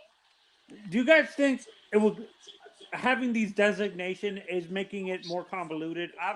This is Look, it is because it's not explained well, and not everybody has the capacity to understand many details. I could give you that, but that's so what is the confuses me. law. I So don't is the follow law, boxing but like you guys there's do. no ignorance to the law. You know what I mean? You want to know what's funny? There's no excuse to the law. I'm sorry, I misspoke. You see, that's a gap. That's a gap. You know, Teofimo on ESPN said out his own mouth that he can sanction a fight between Devin Haney if he wants to. Well. Yeah, but guess what? When you hold all the belts, who needs to be chasing who? Who needs to be chasing who? Actually, Who you're needs to be wrong. chasing who? Teofimo's got He's not 3 holding other all the belts. sanctioning body belts. Let's say you don't want to recognize. Let's say you do not want to recognize Teofimo with the WBC belt, but he's got 3 other belts plus the lineal. And your man who did not earn his belt has a gifted McDonald's belt. And who needs to be chasing who? Go ahead. I'm gonna let you finish. Go ahead. Who needs to be chasing who? Now, can we make this fight happen? Absolutely. Let's hear what the president says. What Devin Haney needs to do. The WBC. Okay, can I respond now, or They you both have a something you want to go off your chest? They have fights November and December, and I spoke yesterday to both camps, and they really want to fight each other. So we're going to be working on it to see if there's a way we can structure something there. Is it as simple as a Bill Haney, Devin Haney representative showing up to the WBC convention this month and petitioning for an opportunity to face the franchise champion in Teofimo? That could be one of the.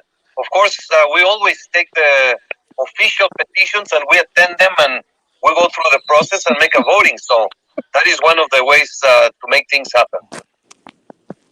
So this was 3 weeks ago, and they spoke to both camps already, and we're waiting on fucking Devin Haney to send in the petition so we can see this fight in February. But he just capping, my boy. He just running his mouth. Everybody's scared of him, but he don't want to sign a petition, my boy. Hold up. Do you think you okay? HOD, like I know you probably think that I'm just making this stuff up. So you probably just assume I'm lying. I'll send You are. My man, the president is waiting for the petition so they can make Devin Haney what's called a voluntary mandatory. Teofimo cannot be ordered to have a fight by mandatory set, but he can accept voluntaries. So if they present it to him, he says, "Yeah, I'll take it." And we've been waiting for it now for over 3 weeks now. I knew that. That was literally the point I brought up to Anthony.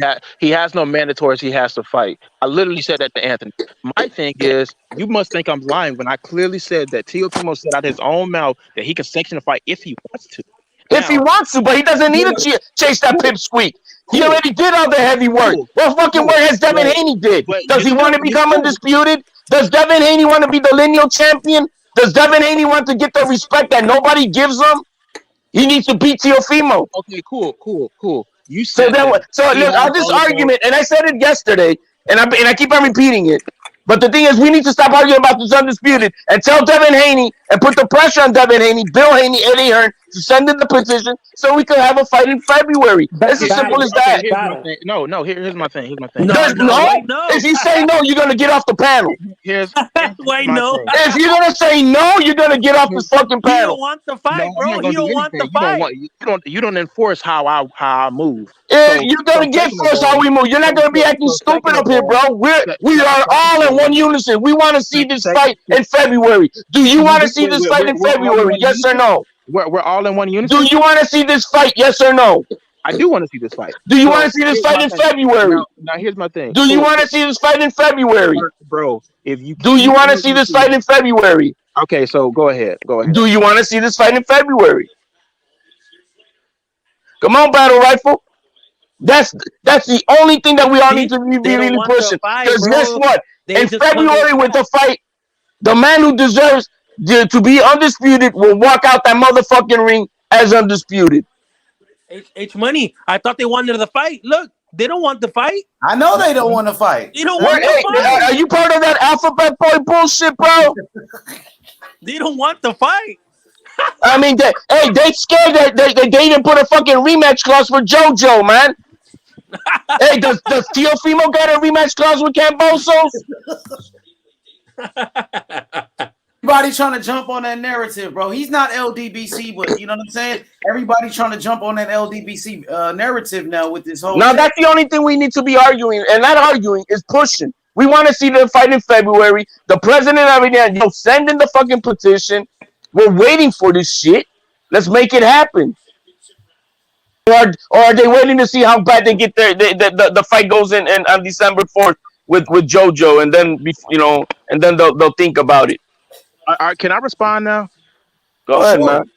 Respond to the question. Do you want to see the fight in February? I said yes numerous times, but you kept in February. There you go again. There you go. No, I want to hear it. You want to go in February? You want to see the fight in February? Yes, I want to see. All right, so we already know that we need a petition. Go ahead and say what you want to say. So I've been saying this for ages now, and I've been on H Money's platform. You can go look at links. I've been saying for about a year or two now, Teofimo stops Devin Haney. I said this for years, much to H Money's disagreement, because he was saying no, that's not going to happen. I was saying this for about almost 2 years.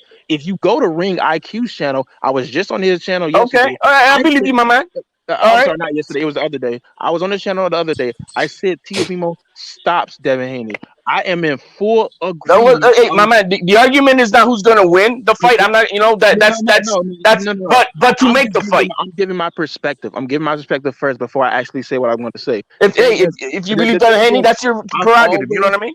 I've always said that Teofimo is probably is the best at 135, and he can stop Devin Haney. I've never in my mind doubted that Devin Haney doubted that Devin Haney could beat Teofimo. I never doubted him in my mind. I've always said he could him.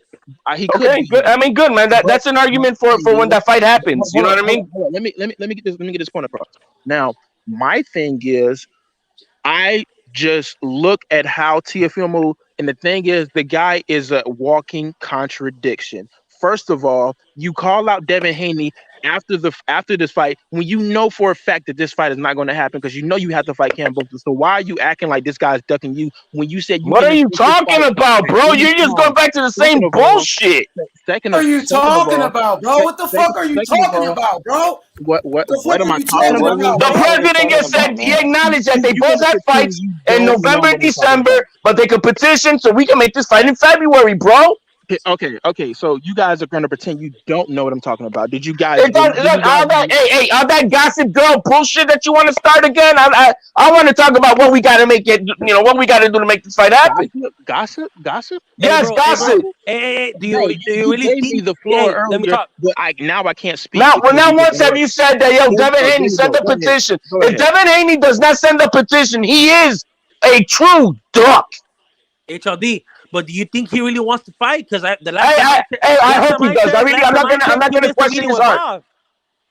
Hey, I'm gonna say that he does, but if he doesn't send the petition, he is an official duck. Okay, well, he already gave the first. He already gave me the first thing. He already gave me the first signal. He missed the meeting with Bob, so it's already. You want to know why he's not a duck? Because if Teofimo can sanction a fight at any time he wants, they can take the belt over. He doesn't need to chase that mosquito. Don't you want it? Again, Devin Haney, you should be telling Devin Haney, you didn't fight for your belt. You need to chase this motherfucker and beat his ass. It seems like Teofimo doesn't want to be undisputed. He is undisputed. You're the one questioning that he's not.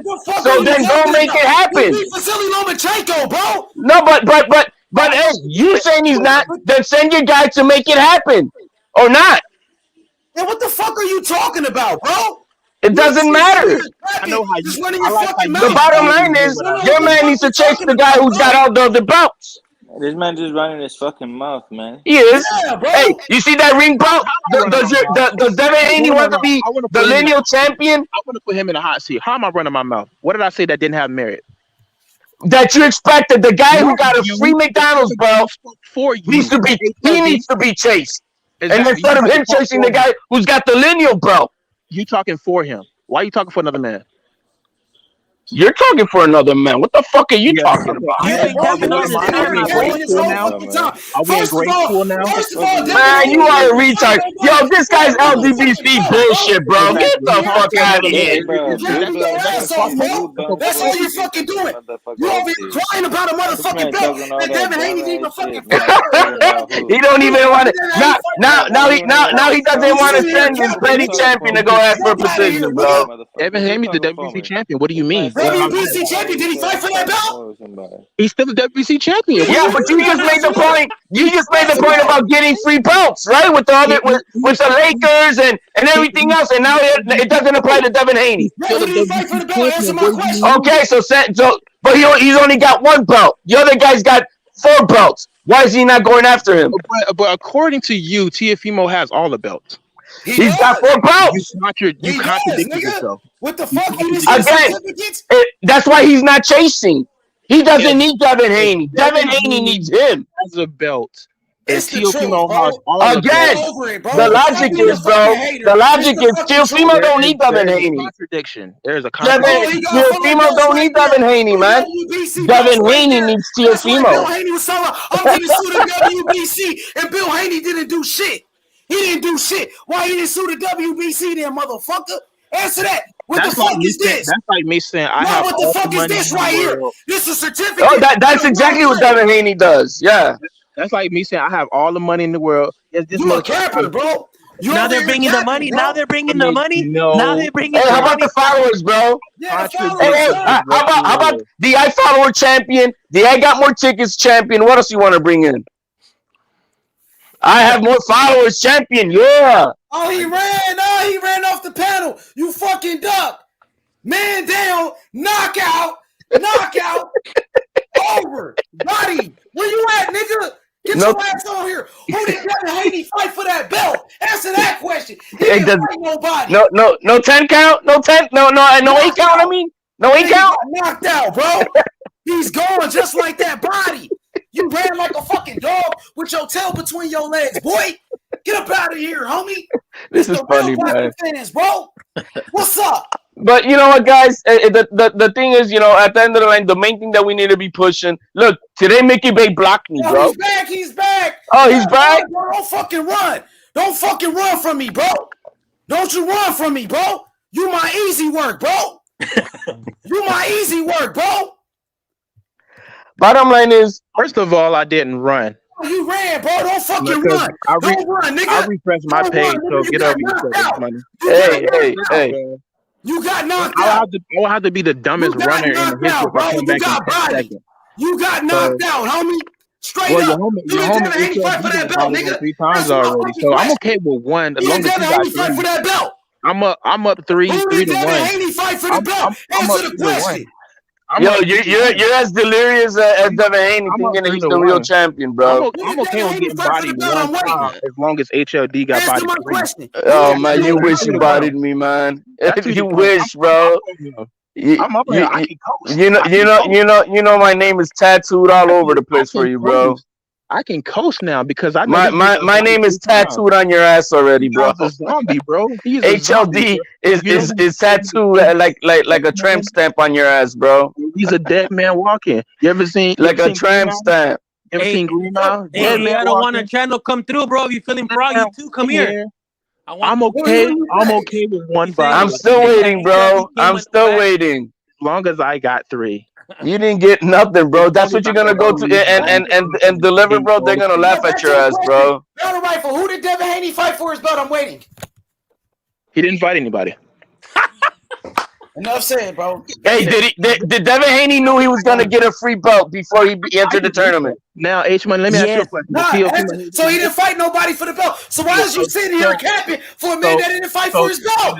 Why is you sitting here capping for a man that didn't fight for his fucking belt? You doing all of this shit, all of this hate on Teofimo Lopez. Who did Devin Haney didn't fight for his belt? So stop talking about it, nigga. Okay, let me ask you a question. I'm gonna ask you a question. Does Teofimo have all the belts? Yes.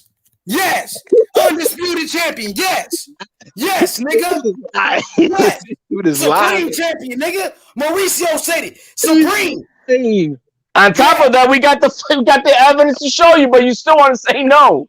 Oh, bro. Okay. We're literally saying right now that Devin Haney does not have a world title. No, Devin ain't. Look, let me explain to you as simple as it gets. The WBC's got 2 WBC world champions, one of them with the WBC franchise designation. Okay. So we're saying right now, Devin Haney is not a champion. I just told. What did I just say? What the fuck is this retard not understanding, bro? Bro. Okay. Are What you did you say? serious or are you just trolling, bro? Because I can't hear. Repeat it for me. The WBC has got 2 lightweight world champions, one of them with the franchise designation. Okay. So let me ask you a question now, because I asked H Money. Does Teofimo have all the belts? Yes, he does. Oh all the my God! He has all the titles. My God! That he has all the titles. Okay, you guys are insane. That was 3 bodies. Let me even explain to you. If Teofimo and Devin Haney were to fight in February, and in my belief, this has nothing to do with the argument, but in my belief, that boy's head's gonna get knocked the fuck off. Teofimo's gonna grab his belt that they're gonna try to. He's gonna I already got a WBC world title belt. You know what he's gonna do with Devin Haney's belt? He's gonna throw it in the trash.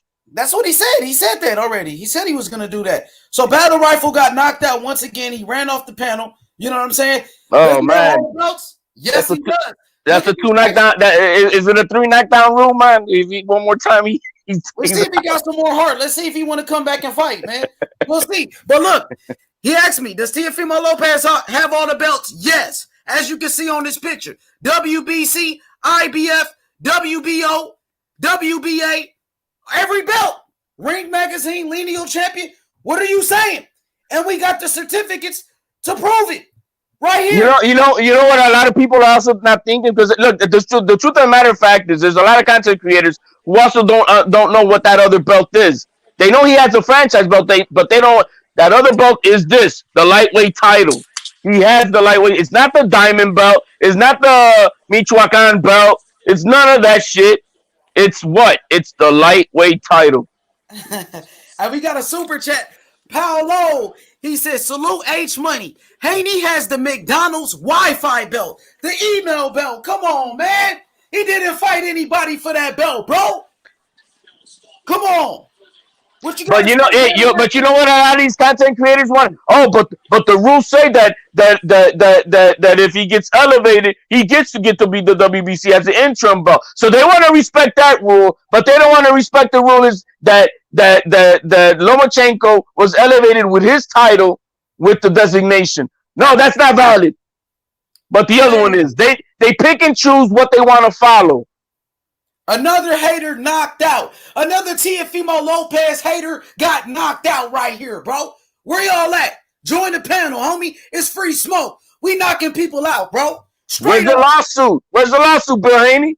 Yeah, what happened, Bill Haney? I thought you was going to sue the WBC. What happened? Oh, my bad. You making money with the WBC. You're in business with the WBC, right? Right? And you want to use these boxing fans like Battle Rifle. And everybody want to jump on the narrative all of a sudden, bro. Everybody. They wasn't even mad when Teofimo took a picture with Canelo. They were so mad. The haters. You know what? I'm gonna tag Mauricio Suleiman to my new edited video, man. I'm gonna see what he comes out with there, man. Because you know his man is trying to sue him, bro. Yeah, what's up with that, Bill Haney? You won't say it to his face, though. You go to Reggie Owens' channel on YouTube and talk shit about the WBC, but you won't say it to his face. What's up with that, Bill Haney? And you know what, man? You know, like if let's say that he would sue them, I wouldn't be mad at him, bro. If Bill Haney would have sued the WBC for this shit, he's in his right. He's absolutely all in his right, and I would support him on that. You know, I mean, yeah, it is what it is. But until then, the rules are what they are, and we got to follow what the rules are. Absolutely. Whether you like them or not, that's your opinion. Whether you like it or not, that's your opinion. The fact is, you still got to follow them. Whoever's going to play by the rule, by in this game, they got to play by the rules. Facts, and that's what it is. Yeah, Bill Haney told me himself, Mauricio Suleiman told him that Teofimo was undisputed. He told me Mauricio told him that. He was looking at me to do something about him. He was looking at now can Mauricio Suleiman maybe do something to make it you know, like I said, not everybody could put together a 5,000 piece puzzle, but for people who could only put 100 piece puzzle understand, can he do something to make it more simplistic to understand and comprehend? I hope he does. I hope he comes up with something so it makes it easier for the majority, maybe, if that's what it is, to understand. I don't have a problem understanding it, but for those who don't understand, they need it more simplistic. Then maybe they could do something to make it easier. Maybe in this convention that they have, maybe they'll address that. For sure. Yo, HOD, what you think about this picture right here? Got all the haters mad. You know what I'm saying? They said T.O. tried to cloud chase Canelo. He's a cloud chase, but Canelo invited him to take a picture with him. He wanted to, share the spotlight with a young fighter like Teofimo Lopez who deserve it. But everybody's getting mad at T.O. for taking the picture with him, bro. What did you think about that? What makes me mad from a lot of the content creators, they'll make up their own opinion of why he's up there, but when you ask them, but why would Canelo allow that? Oh, I don't know. Oh, if you don't know, why are you pushing a narrative that he's clout chasing? Because clout chasing means he photobombed the option. He went up there, he photobombed them. No, this was pre-planned. This was pre-planned days in ahead. You know what I mean? It wasn't like, oh, shit, what's this kid doing here with belts? No. I'm pretty sure Canelo told him, whenever I win, I want you to bring your belt so I could, show you off that you're the next person that's going to come after me. You feel me? Like, I want to show them. Because Ryan Garcia is not even there, bro. Like, Canelo respects this kid. He respects what this kid is doing. He knows he's the truth. Exactly. He respects the work ethic. That's why he's up there, man. You don't see him. You don't exactly. You don't see Ryan Garcia up there. Hell, you don't see Oscar Valdez. That's what I'm telling you. Who's like his second man guy up in that thing, right? In his camp. He wasn't there. It hurts these haters that now they're pushing. But guess what? Valdez was in a fucking tuxedo that night, man.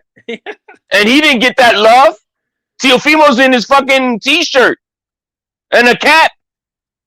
And he got love from him. So they want to hate on him and feel like Beta Mills, like they're Canelo's girlfriend or something. And, that's disrespectful to Canelo. Like, what the fuck? You know what I mean? And they do this to just, man. Right now, like I said, man, all these content creators out there, man, they ran out of the Wilder juice. That's all their channel was about for fucking 2 years. That's how they built up their channel. Was talking every day about Deontay Wilder and Tyson Fury. Now that shit, that Wilder juice is gone, they're all jumping, all of them, bro. They're jumping on the Canelo bandwagon, and now they need to find a guy to shit on, and that's Teofimo Lopez. So it's not even just the alphabet boys that's doing that. Now you got other content creators jumping on this narrative. You know what I mean? And hating on Teofimo Lopez, not just on Tio now, bro. Like they're all ganging up on him, bro. Like, come on. Yeah, not even just LDBC, other channels. Yep. Who's using that LDBC narrative? You know what I'm saying? Exactly. Other people that that we cool with, that we know, and they pushing the same shit. It's true, bro. It's true. We know H Money, but out of respect, we're not gonna be doing that. We're not gonna throw it out there. But we know what's going on. You know what I mean? And it's fucked up. I think it's totally fucked up. Because it doesn't seem no different than those channels that are just trying to say anything to cause triggers to get clicks and views, and that's sad. That's sad because a lot of that, some are people that I would consider I respect, but when you see that they do stupid shit like that, it's hard to respect that. It's totally hard to respect that. But yeah, you're right, H Money, man. They're using the same narratives, bro. They're just that same shit. I see it, bro. I'm like, yo, what the fuck is this? You know what I mean? What the fuck is this about, bro? Everybody want to gang up on Tio. Everybody, not just the alphabet boys, other channels. You know what I'm saying? And they doing the same thing as the LDBC now, bro. And they choosing to hate on Tio, the man that fought the best. The guy who did it in only 16 fights. If you're going to hate on a fighter, hate on somebody that's not doing their job. Hate on the one that's not doing what they supposed to do. But you hate on the guy that's on the pound for pound. The guy just beat Vasily Lomachenko. Make that make sense to me, bro. Make that make sense to me, bro. That shit got to stop, bro. I'm a real boxing fan, bro. That's why I support Teofimo Lopez, bro. That's why I'm with Tio, bro. Because I'm a real boxing fan. And he's doing what he's supposed to do. For real, bro. That shit got to stop, bro. Just because Tio took a picture with Canelo, everybody mad. Everybody got something to say about that? When they was trying to unite the people together? That right there was for, it was more than just, yo, man, this is for all Central America, South America, the Caribbean. It's to see the, you know, two different Latinos, bro. You know, one is from Hondureño, the other one's Mexican, and they're uniting to show it's a positive light. And that's when I saw that, man, the first thing that I came like, damn, that is dope. You know, to see you know, the face of boxing, you know, basically co-signing the youngster. Yes, bro. Yes, that's all he was doing, bro. Co-signing the youngster at the same time, giving a positive image, bro. Because yo, man, you know, Mexico's a lot of poor. Fucking Central America, South America's a lot of poor, man. And to see maybe something that's a glimmer of positivity. And the first thing these motherfuckers want to do is just look at to say narratives about clout chasing and that they feel is disrespectful to Canelo when Canelo's up there with a smile. He fucking hugged the Teofimo before he came on stage. I mean, what the fuck? These guys it's pathetic. In this respect, they're fucking totally pathetic. Yeah. Yeah, man. And it wasn't just the LDBC doing that. These are the so-called true media guys doing that same bullshit, man. Motherfucker ain't no real boxing fans, bro. You motherfuckers is bitches, bro. You motherfuckers pussy, bro. For real. Shadow Ghost. He said they question how Tio got his so-called undisputed name, but don't question how Devin Haney got his belt. He didn't even fight nobody for the belt. Shit is sad, bro. It's pathetic. At least Tio fought for his belts in the ring. He knocked out Richard Coleman for the IBF, and he beat Vasily Lomachenko, who was #1 pound for pound for the undisputed. Devin Haney didn't even fucking fight nobody. And you guys doing all this arguing, bro. All of this, bro. You guys are, bro. This shit Boxing is about competition in the ring, and they want to support bullshit. Technicalities of paperwork.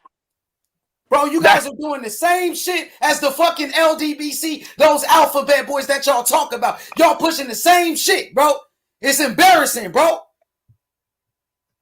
We're just gonna cook them, H. That's all. Every time, bro. But and you know, just out of just respect, I don't mention the names out, but I'm definitely not happy with a lot of names out there, man.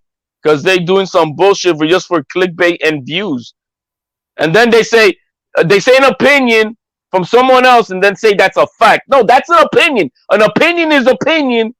It does not make it a fact. It's how stupid they are.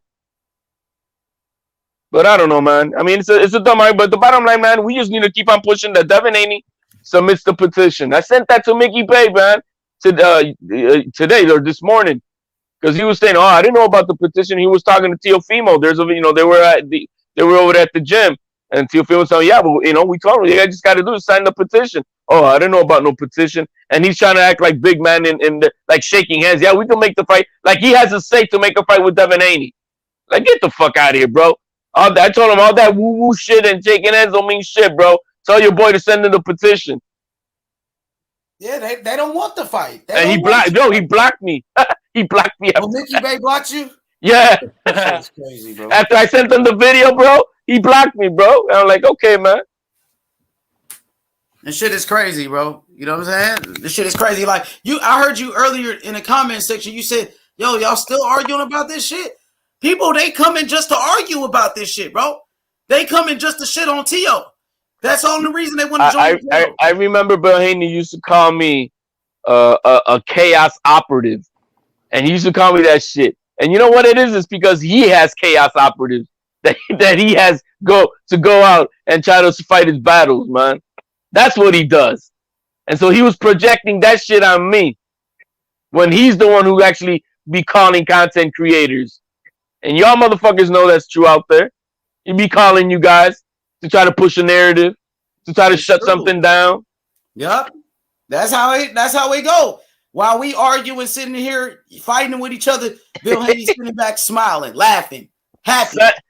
Send a petition because you don't. It's gonna be Duck Nation, bro. If you don't send that in, he's just hiding and hiding even more, bro. Because their people are gonna run out of lies, bro. What? There's nothing else to say, man. That's what I'm saying. The bottom line is that what all the content creators need to be pushing is that Devin Haney sends a petition so we can see the fight. Yeah. Supposedly somebody's like, that's all we need to be doing. You'll see when the pressure comes, who's gonna fucking fold. You guys seen already. Come on. Just that's all that we're still waiting on Devin Haney to send this petition. We want to see this fight. You know, if he sends a petition, if he sends a petition, this is what happens for them, bro. Let's say they send a petition for a voluntary mandatory. Teofimo accepts it. Then the WBC board mandates this mandatory because it's accepted by Teofimo. So now it becomes ordered. They don't want to. Now they send it. Now they have 30 days. Bob Arum has 30 days to make negotiations with Devin Haney. If he cannot come with an agreement to sign this fight, then it goes to purse bid. And then when it goes to purse bid, guess who could buy the fight? Eddie Hearn. He could bid massively on it and take this fight to the zone if they want it. HLD, but how can you expect that when we don't even know if Haney's gonna beat JoJo? They're already putting a rematch clause. Well, exactly. You get what I'm saying? Like if he signs for the fight and he loses to JoJo, but at least sign the petition. The petition is based that they both win their fights. Obviously, Teofimo's got to win his. You know what I mean? Of course. So it's based on that. Now, if one of them loses, then this petition is worth shit, and that's it. It's thrown away. But at the meantime, if it's done on December 5th, as long as both fighters have won on December 5th, we'll have this petition ordered, and they can start negotiations. Yep, it's true. That's all I'm saying, and we can make this fight happen. They don't. I would love to see this fight. Taylor, fucking move this fight from December to February. Who's that? What's good, YB? Yo, YB, I haven't heard you in a minute, bro. How we doing, Papa? Todo bien, hermano. But yeah, hey, man, Kingpin Tio, you know what time it is. Go ahead, HOD. Keep cooking these motherfuckers, man. I heard you was bringing receipts yesterday, boss, man. Yo, man, today we had it's just delirious. But the bottom line is I just want to just keep on pushing that we need this petition, man. They don't want to sign the petition because that's the last time they'll sign the petition, bro. That's it. Mickey Bay blocked me on Twitter, bro. I sent him the video because he was talking shit that he didn't know about Devin Haney needing a petition and shaking hands with Teofimo. All right, we'll make the fight. Like, motherfucker, you ain't nobody with that woo-woo to be saying that you can make a fight. So I sent them to Mauricio Suno and look, this is what they need to do, man. It's been 3 weeks ago. We still waiting. They really don't want that fight for Devin Haney right now, to be honest with you, bro. That shit is all talk, bro. They know Devin Haney's not ready for this fight, bro. They're not going to do that, bro. I think they're going to probably wait to see how Devin Haney looks with JoJo, because if he looks, he a little flaky. Pretty easy. I ain't going to lie. I think he will. You know what I mean? He should, right? I mean, he should. But if he gets rocked again, that's gonna hold him off. Let's say he gets rocked. He wins the fight like he did with Linares, getting rocked and shit, and at the end or something like that. You think they're gonna want to take a fight with Teofimo in February? I don't think so. Of course not. Of course not. They really don't want that fight. I would think they would not, but who knows? I mean, I would like them to. That's why Bill Haney don't show up to the meetings and shit, because they don't want to make a fight happen, bro. If you really want to make a fight, you'll show up to the meetings, bro. Yep. They so mad, bro. They could have made it. Look, they could have had that Lomachenko fight. Had they at least gone to the meeting, let's say they would have negotiated the deal. Well, because they didn't know that what was going to happen with Teofimo back in June. You know what I mean? So oh yeah, we want to fight, but if not, if Teofimo loses, who can we fight? Well, then you can fight Lomachenko. But they didn't go. They didn't. They didn't even go to make that fight. That would have been an awesome fight for Devin Haney. Devin Haney don't want to fight Lomachenko right now. He even said, "Oh, Lomachenko is out. He doesn't count no more." That's what Devin Haney was saying. That's what he said, bro. They asked him, "What about a Loma fight?" Oh, Loma's out. Loma's not in it no more. But you was talking all that shit, calling Loma a duck. Loma's this, Loma that. Loma's available. You don't Loma's out, but Maxie Hughes is in. Yeah, that's what he said. Loma's out. Loma's not a part of it no more because he lost. But y'all was talking all that shit about Loma for all those years, but you don't want to fight him now when he's available, bro. And fucking Eddie Hearn doesn't co-sign none of that bullshit Bill Haney be doing on social media. He doesn't co-sign it. You know what's funny? That all the reporters, they know that what Mauricio Suleiman said. I know. You know why?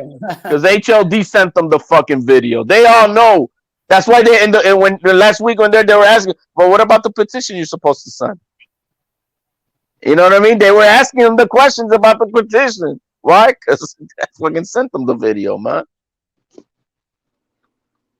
Anyway, man, this is old topic, man. But I just wanted to, I don't know why we waste our time. Bro, I was talking about Canelo. They just want to come here and shit on Tio all day, like you told me. Well, I was listening, because H-Money, I didn't, sometimes I want to, just chill out and listen to everybody. You guys were talking about the Canelo and all that, and that's all I was doing, man. I'm like, fuck. I like to, you want to hear other people's perspectives on other fights and shit. Exactly. I was talking about Canelo, but they feel the need that they need to shit on Tio every chance they get. You know what I'm saying? And like again, over here, bro. They're gonna want to make this the topic of everything all the time, just like they did with the Wilder and fucking Fury. Yeah, like Fury cheated and all of this crazy shit, and that is crazy, bro. These same people that was talking shit about those alphabet boys, y'all doing the same exact thing as them and pushing those same narratives, bro. That shit is embarrassing, bro. This kid earned it. He fought for his belts in the ring. He beat Vasily Lomachenko, who was ranked number 1. He deserved it, bro. Devin Haney hasn't done shit. He hasn't done shit, bro. That's why he's bragging about Instagram followers and how much money he got, because he ain't did shit in the ring yet, bro. This is the man that deserved it. Teofimo Lopez, because he beat the best. He fought the best, him and his father, bro. They fought for everything they got. It wasn't no fucking Mayweather cosign that put him in that position. They had to work for everything, bro. They came from nothing. They came from the mud. They came from the bottom, bro. And that's what I respect. I respect the real champions, bro. What have you done in the ring? Who you beat? Are you on the pound for pound list? And Teofimo Lopez is. That's what it's all about. All that other shit, y'all conspiracies, y'all the same ones was saying Earl Spence Jr. was faking an injury. Those bullshit ass channels, bro. Yep. Those same clowns. Fuck them, bro. Fuck them, bro. Only watch the real boxing channels like Punch Drunk, Mr. Moonshine, bro. That's who I watch, bro. I ain't got time for that bullshit, bro. Yo, you remember how some of these channels, even though the ones we kind of respect, were talking about fucking Spence made up that injury and shit.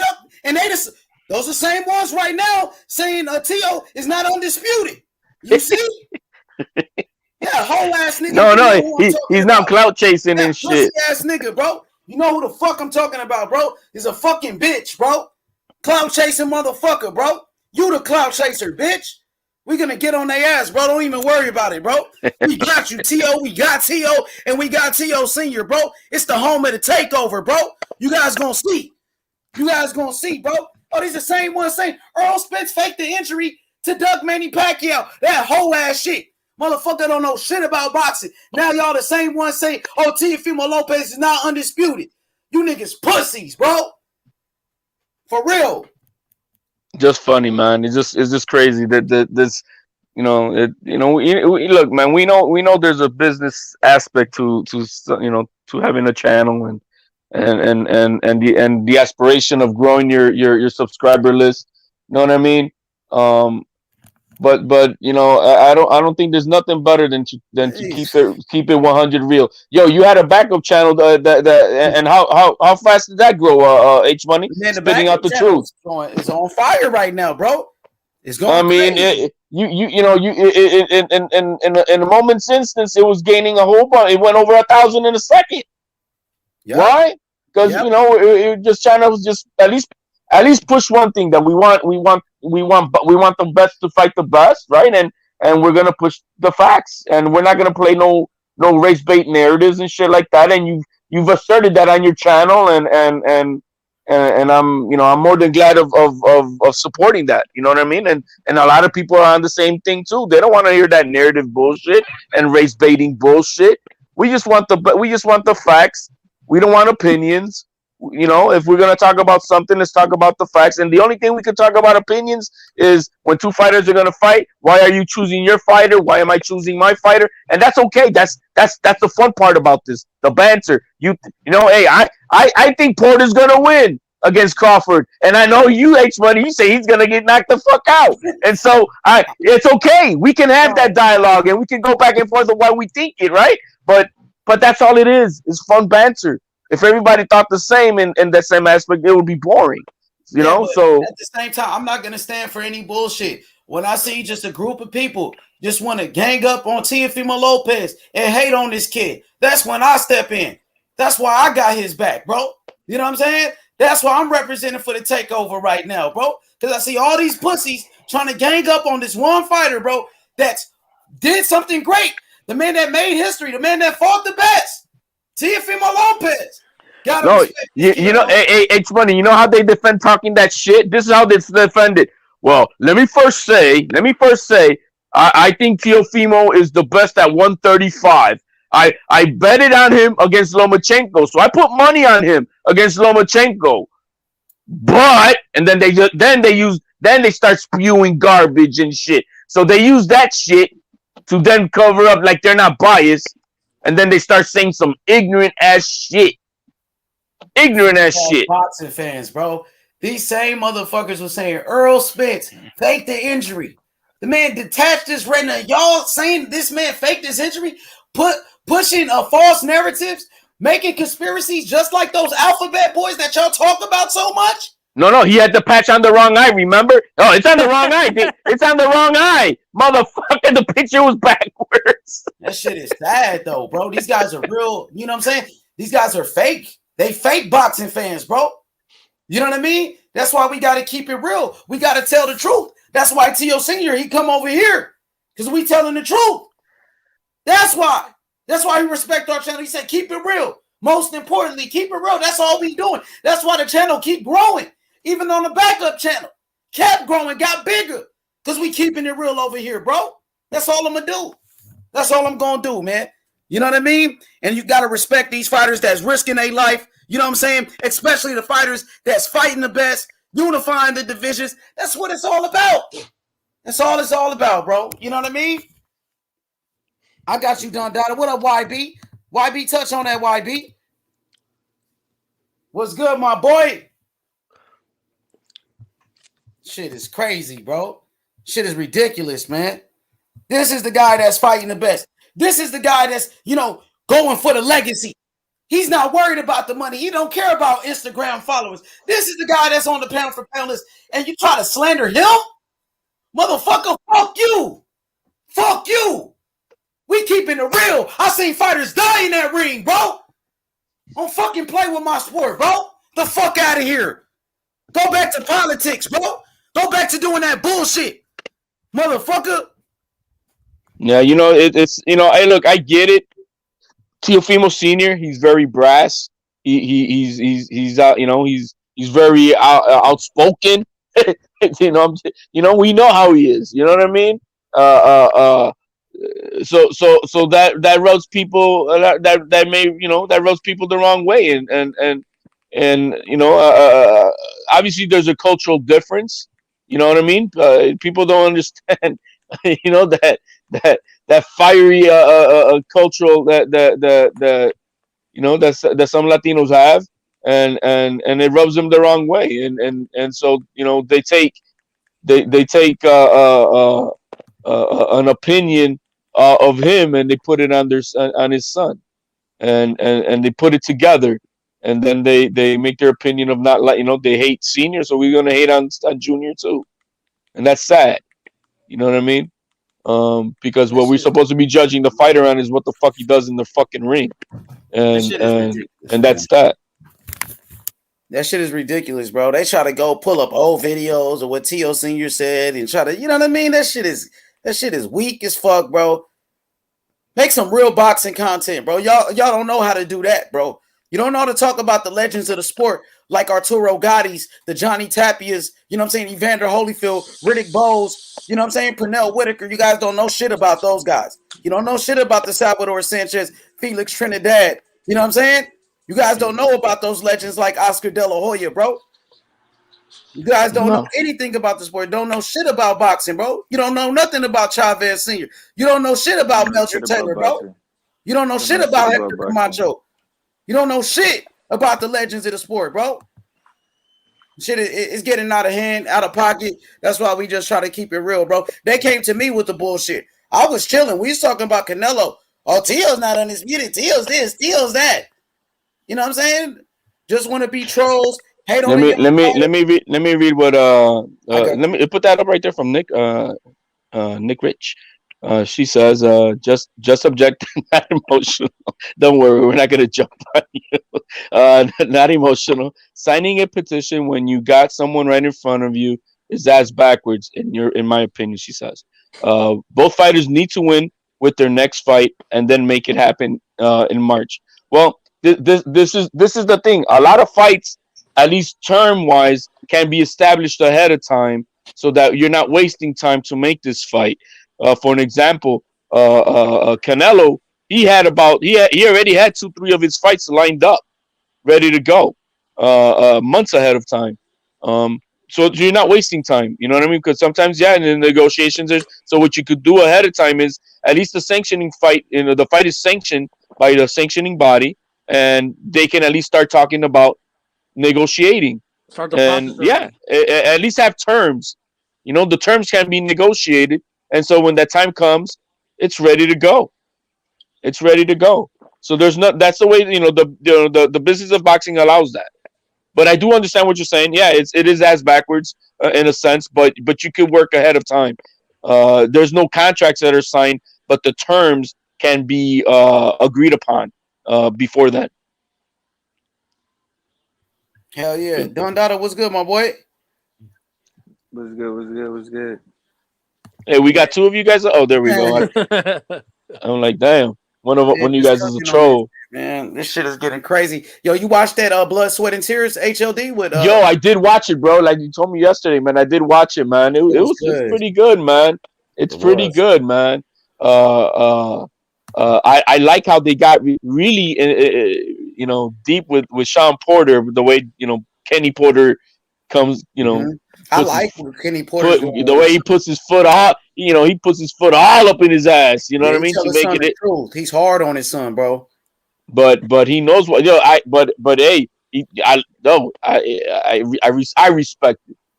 You know what I mean? You say, yo, man, you better stop doing what you think you want to do and start listening to what I'm telling you to do. And I'm like, damn. But that's the way it's supposed to be, man. You know what I mean? He's the coach. He's telling you what you need to do. You know what I mean? And so, man, I get it. I loved it, man. I like the insight. A lot of Man, people may not agree with it, but I understand it. man, Porter's strong. They showed his amateur days when he beat Daniel Jacobs and shit. Like that dude, tough as shit, Porter, bro. And I seen Kenny Porter say that they called for this fight 2 years ago with Terrence Crawford, and Kenny Porter said they didn't want that fight. Crawford didn't want that fight. You know what I mean? That's what Kenny Porter was saying. So the fight is here now, and I expect Terrence Crawford to win the fight. I think Terrence Crawford is on a different level than a Sean Porter, but Sean Porter is one of the toughest guys in boxing, and Terrence Crawford got to be on his A game. He must fight the right fight. He must stick to the game plan. If not, Sean Porter can make it an ugly fight with anybody. He's been doing it. He did it with Earl Spence. He did it with Keith Thurman. Everybody, even Kell Brook, whoever. With Ugas, he knows how to make it a dirty fight. You know what I mean? And I think Crawford gonna stick to his game plan. I think Crawford could outbox him and possibly stop him. You know, I but personally got it. I I personally got Bud knocking out, stopping Sean Porter. well, Not my, knocking him my out, thing but that I got stopping with him. Crawford is that his last 8 fights have all been by knockouts, right? So it's either knockout or nothing.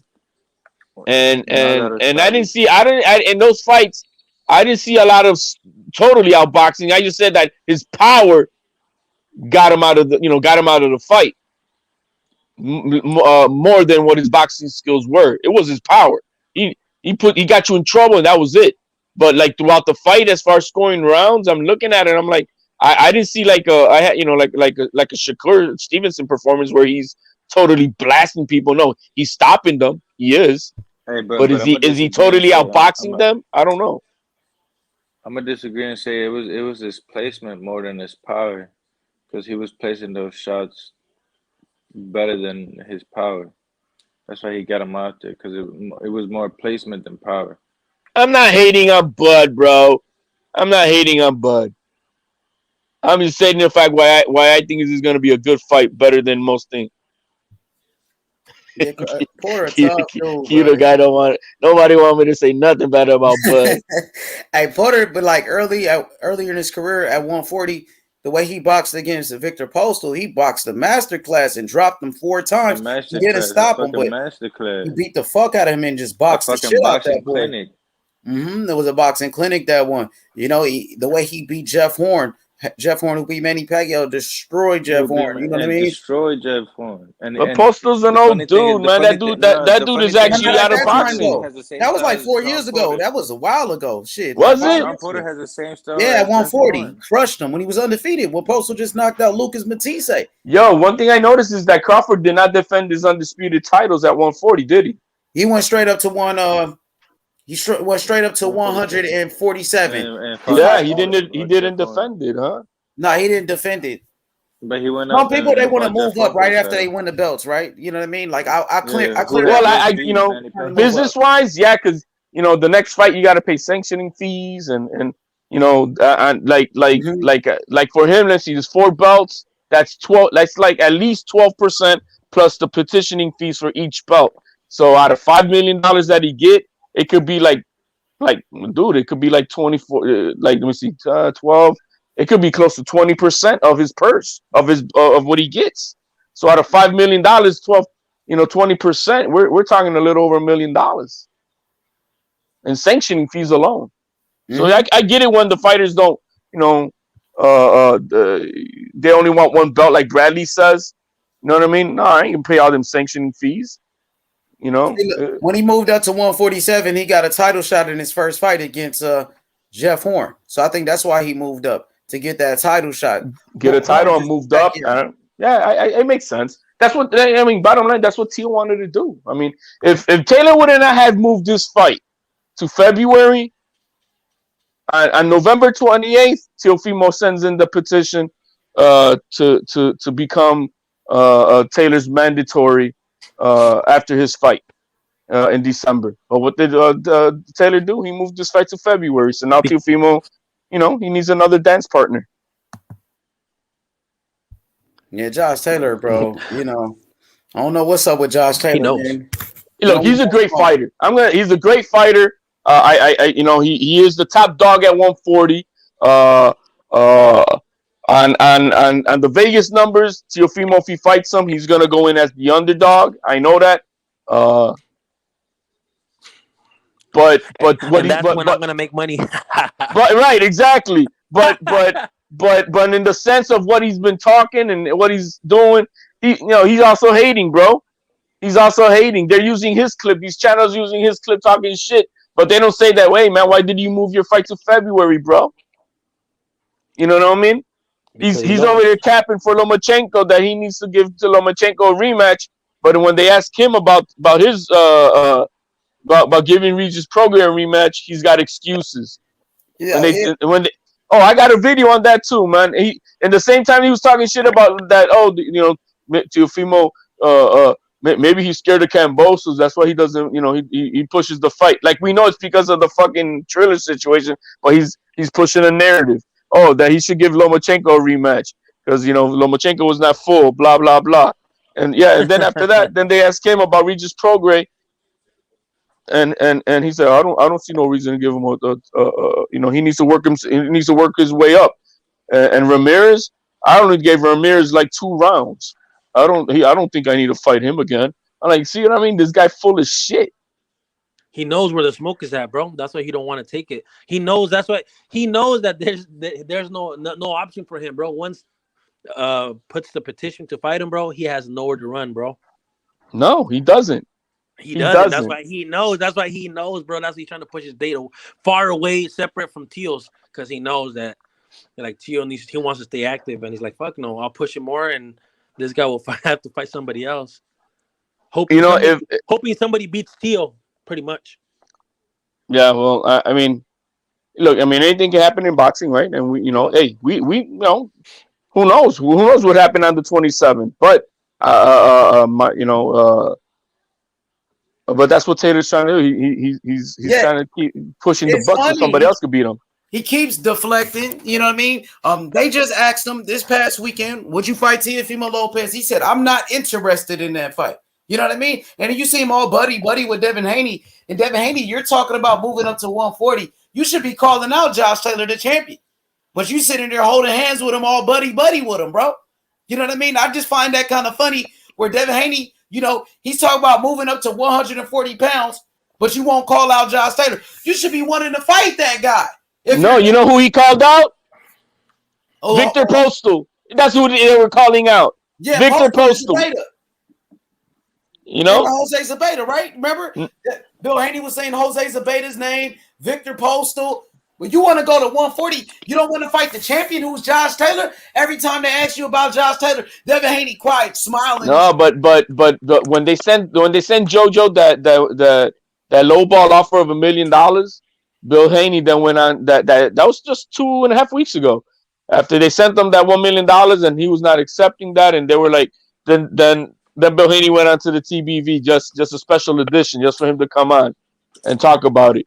And well, if he doesn't accept it, well, maybe we'll look at we'll look at like Victor Postal at 140. And that's when Regis Prograis said, "Oh shit, you were looking to fight at 140." He called them out. Chris Mannix put his name out from Sports Illustrated, and he's like, "Yo, Regis Prograis said he'll fight Devin Haney if they want to fight at 140. He'll take it on a short notice."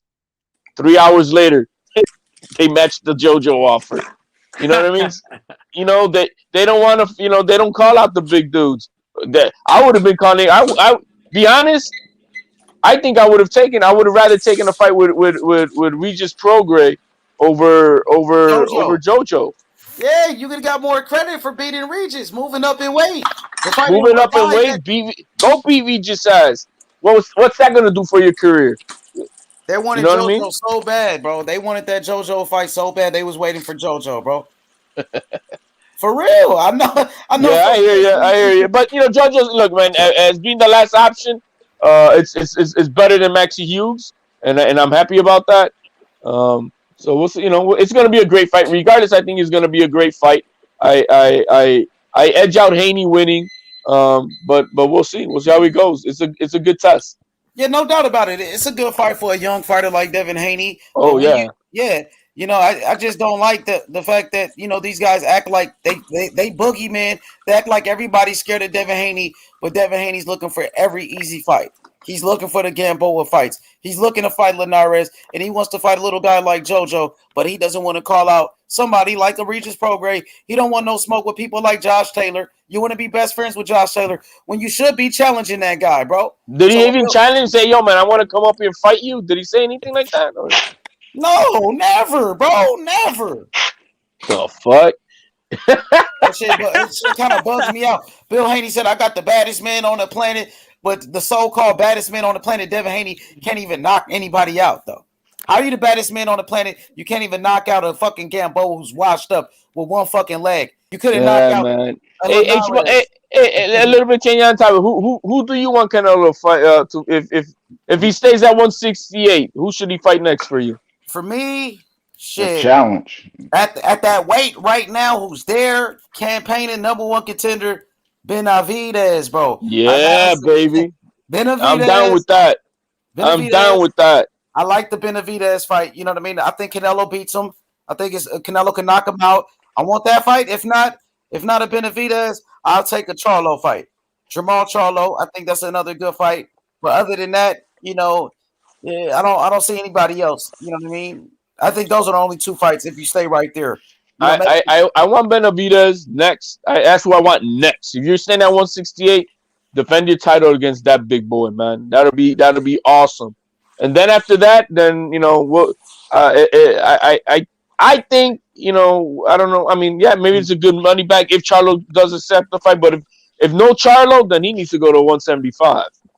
Yeah, 175. You got Joe Smith Jr. I think it's a good fight with Joe Smith Jr. Also, Batarviev. That's a boogeyman right there. That guy, a lot of power. I think Canelo could beat all of these guys. And also Bivol. Bivol is a good boxer. I like the Bivol fight. One fight that I wouldn't mind seeing at 168. I'm gonna throw his name out there. Edgar Berlanga. Berlanga, who has a fan base, of course, from Puerto Rico. I think that's a good fight, bro. Like I got Canelo winning. I think that fight can. I'll be interested in that one. Canelo beat the brakes at that boy, man. I give him 3 rounds, bro. He's a star, though. We can't deny that kid. He's a star because of the hype, but that kid ain't ready for no damn Canelo, bro. I know he ain't. I know. I give him 3 rounds. He's been calling for it though, right? He's been saying he wanted Canelo. And he wants him, but not like now. I don't think he dares to say that he's ready for no Canelo now. But that's a fight that I want to see like later on down the line. Maybe I can see that fight maybe happening like 3 years down the line. That's how raw I see him. With what happened to him in the last fight, his inexperience, his defense. He doesn't know how. I mean, I don't know, bro. This dude. What about his power? What about his power? I mean, does he have? He had power. He had power for the non-elite, the lesser guys. But as he stepped up the competition, I mean, what did he do to the last guy? Less knockouts, no more. He hasn't knocked out. He hasn't got a knockout in his last 2 fights. Right. So the last dude from Argentina he fought with. It was a good fighter. That dude. Yeah, you did tell me that. You did tell me Billy that. Joe problems. That dude was actually beating Billy Joe before Billy Joe knocked him out. You know what I mean? You did tell me that.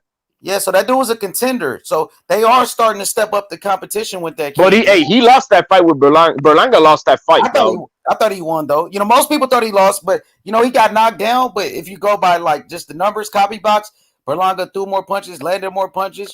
So yeah, I feel you. But yeah, he ain't no Berlanga's totally out of the question. But for me, but if not, then I want him to make some noise at 175. I don't think he's ever going down to 160. I mean, I don't think he is. Berlanga, hell no, he's too big. No. Canelo going to 160. No, he passed 160 now. I mean, he was heavier than Plant at 168. He came in at 168, and Plant was 167. Yo, Q, what's good, Q? You wanted to chop it up with HLD before he go about this Terrence Crawford fight? Yeah, man, we gonna stop with the Crawford. Yo, man, I'm trying to save my juice for next week because we're gonna go at it, bro. We gonna stop with the slander. Look, my man, you better be ready for that gorilla pressure, bro. That's all I'm gonna tell you, man. That shit ain't nothing. We gonna talk facts because you just talking some bullshit. Tell your farmer guy to come with his overalls, bro, because he's gonna need it. We talking facts because you were just talking some bullshit, talking about well he was getting outboxed but the knockout, that shit out of here. What was Canelo doing? He was getting outboxed by Caleb Plant before he got the knockout. I don't know why you bringing Canelo Plant I don't get that. Not because that's why I'm gonna say that. That's why I said you hating. Because if I say some shit like that, you hating on Canelo. You hating on nothing. No, man, it's just that's not even the argument, man. You mean you hate? Because, you very well know that Canelo won 7 out of those 10 rounds. So I mean that's fact. I disagree. In that, yeah, I gave Caleb Plant 2 rounds in that fight. Damn, man. At best, I gave him 4. Okay. The first 4 rounds, he was doing good. I gave him the first round. I think in the 3rd round, I gave him that. I gave him the first round and the 4th round. It was one round that was pretty close in there. At the most, you could give him 3, but that's about it. So was it a tough fight? Hell nah, he beating the fuck out that motherfucker. Okay, so why? Yo, when the guy's got to be talking to him, telling him, "Yo, man, I'm better than you thought, huh?" Because Canelo fans would say that, but Canelo didn't say that. No, you know what? Plant told him in the ring, bro, in the 9th round. Did you see the video? Canelo's like that, bro. He shows respect to everybody, whether he whoops his ass or not, bro. No, we ain't talking about no video. We talking Yo, about you heard what Caleb Plant was telling him in the 9th round, bro. What's that shit you love saying? What came out the horse's mouth? I don't give a fuck what came out your mouth. What came out the horse's mouth? Canelo, in the 9th round? He didn't say that. In the 9th round, what was Caleb Plant telling Canelo? No, HOD, the post press conference ain't talking about no bullshit that they was talking Oh, in the ring. you mean the politicalness of being in front of the camera? Man, no, the post press conference. Don't pick and choose what you want to pick that come out of No, I'm just telling you what the man said himself in the middle of the battle. In the middle of the battle, what did the man say? Out his mouth, he was giving respect. So, oh yes, you give respect to you. Hey, that's sportsmanship. Point blank period. That's sportsmanship. He had Canelo in that bitch missing shots. He was hitting. Man, dude, he lost 7 rounds, bro. Stop it. Came out of his own mouth. Stop it. In the press conference. Stop it. Said he a tough fighter. You can say what the fuck you want. We got to go back to talking about Porter and Crawford and how Crawford was getting smacked around by Gamboa until he got knocked out. Hey, what's up, DJ? Where you at? We were cooking your homeboy right, and you left, bro. You're the one that started the pot earlier. Yeah, y'all started talking over each other, man. I don't really like to do that. No, but you were the one that started the pot earlier, and then you left your boy, and the other guy just left. All sad, bro. I told HR, like, man, I'll come back, man. Like, I don't like just a bunch of women talking over each other. I don't do that. Well, we sent them to the morgue, man. So I mean, because niggas like me and DJ grown man, we don't gotta yell over another motherfucker. That ain't how we talk. We either gonna have a dialogue or we ain't. You feel me? No, please. Don't want to come to the show to hear a whole bunch you just deflected the conversation of Porter and Crawford talking about Canelo. I know that, bro. I'm letting you know. When I just told you this hating, okay, let's go back. That Gamboa was smacking Crawford around only until he got knocked out. Terrence Crawford is one of the best farmer from Nebraska, boxers, is one of the best pound for pound boxers. Only motherfucker you can say better than him pound for pound is Canelo. Facts, I agree with you. I agree with you on that. Other than that, you can shut the fuck up.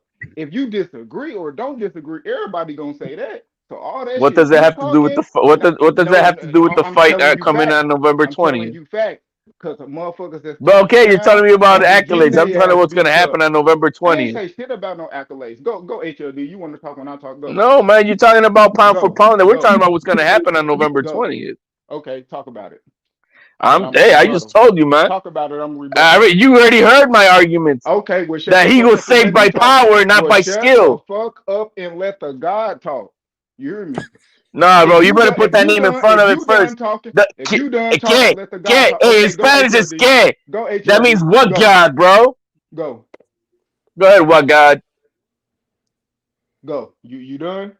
Go ahead, what God? Okay, let the God talk. Exactly, let the God talk. So anyway, what God? That's what it says. Go HLD. Go ahead, man. You heard my argument. No, shut the fuck. You gonna hold on. Now you're talking slanders to me, bro. What are you talking about? Are we gonna? I said, go ahead, what God? All right, well, shut the fuck up, then. Let the God. Go ahead, what God? On me. Now let the God talk. So go ahead, what God? I was saying. I'm gonna be quiet. Go ahead, go. I say, damn, like, come on, my nigga. I got this gas in my hand. I got all night. I ain't tripping. My wife, I just, nigga, I'm tripping. I ain't chilling. I'm right here. I got all night, my nigga. I'm good. So go ahead, go HLD. Just have your man ready for that gorilla pressure, man. It's coming. It's coming. That's all. So HLD, it sounds like you picking Porter in that fight. It sounds like you picking Porter in that fight, man. I'm going for the underdog. Just like he picked Heron.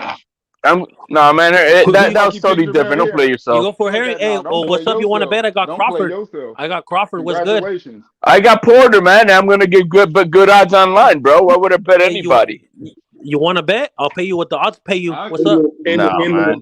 I'm gonna take a bet over an online bet, which is secure. Bro, come on now. Well, you right here. You don't have to report nothing, bro. I'm giving it to you cash, my boy. You don't gotta report it to your taxes. You're not gonna bet my level, man. What's up? I'll pay you what the bets pay you, bro. No, you won't, bro. What's up? Well, you're down or not? I'm right here. No, bro. you're not. You're not. Look, man, I'm not. I know what's up, Papa. That's not gonna happen. It's okay, man. You're not gonna pay me $5,000, bro. I mean, let's put it that way.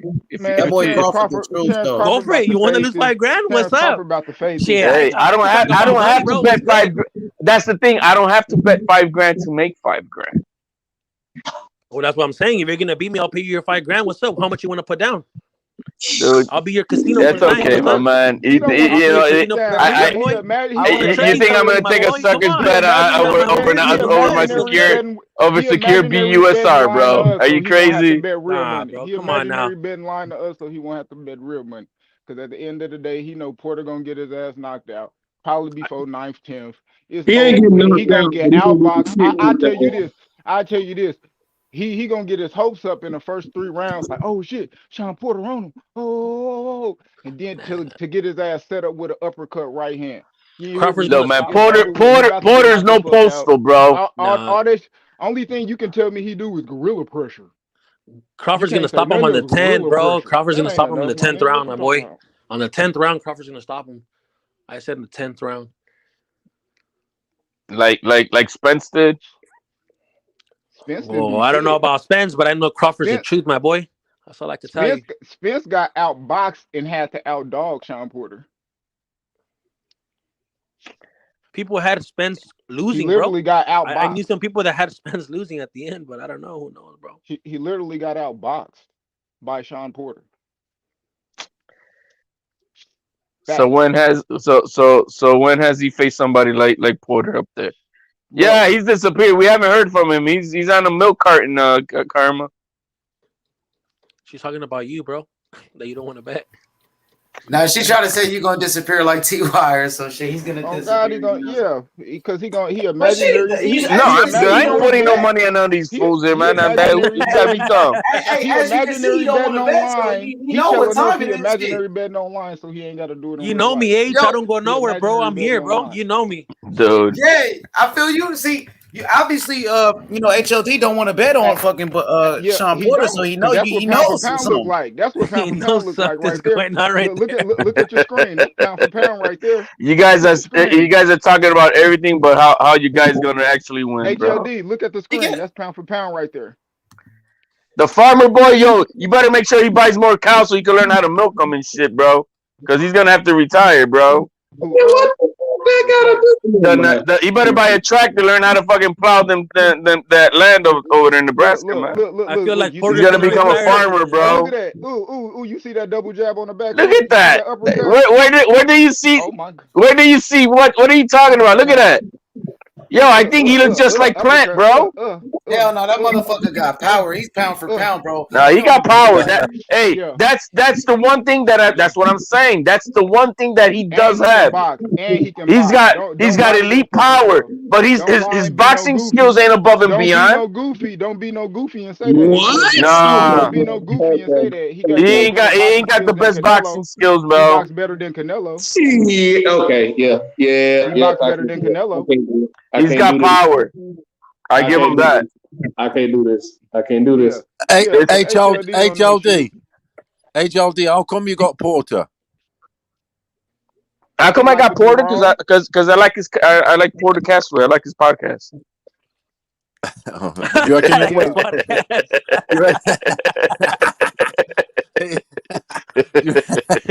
You reckon you'll win it though? Seriously. No, look. I mean, look.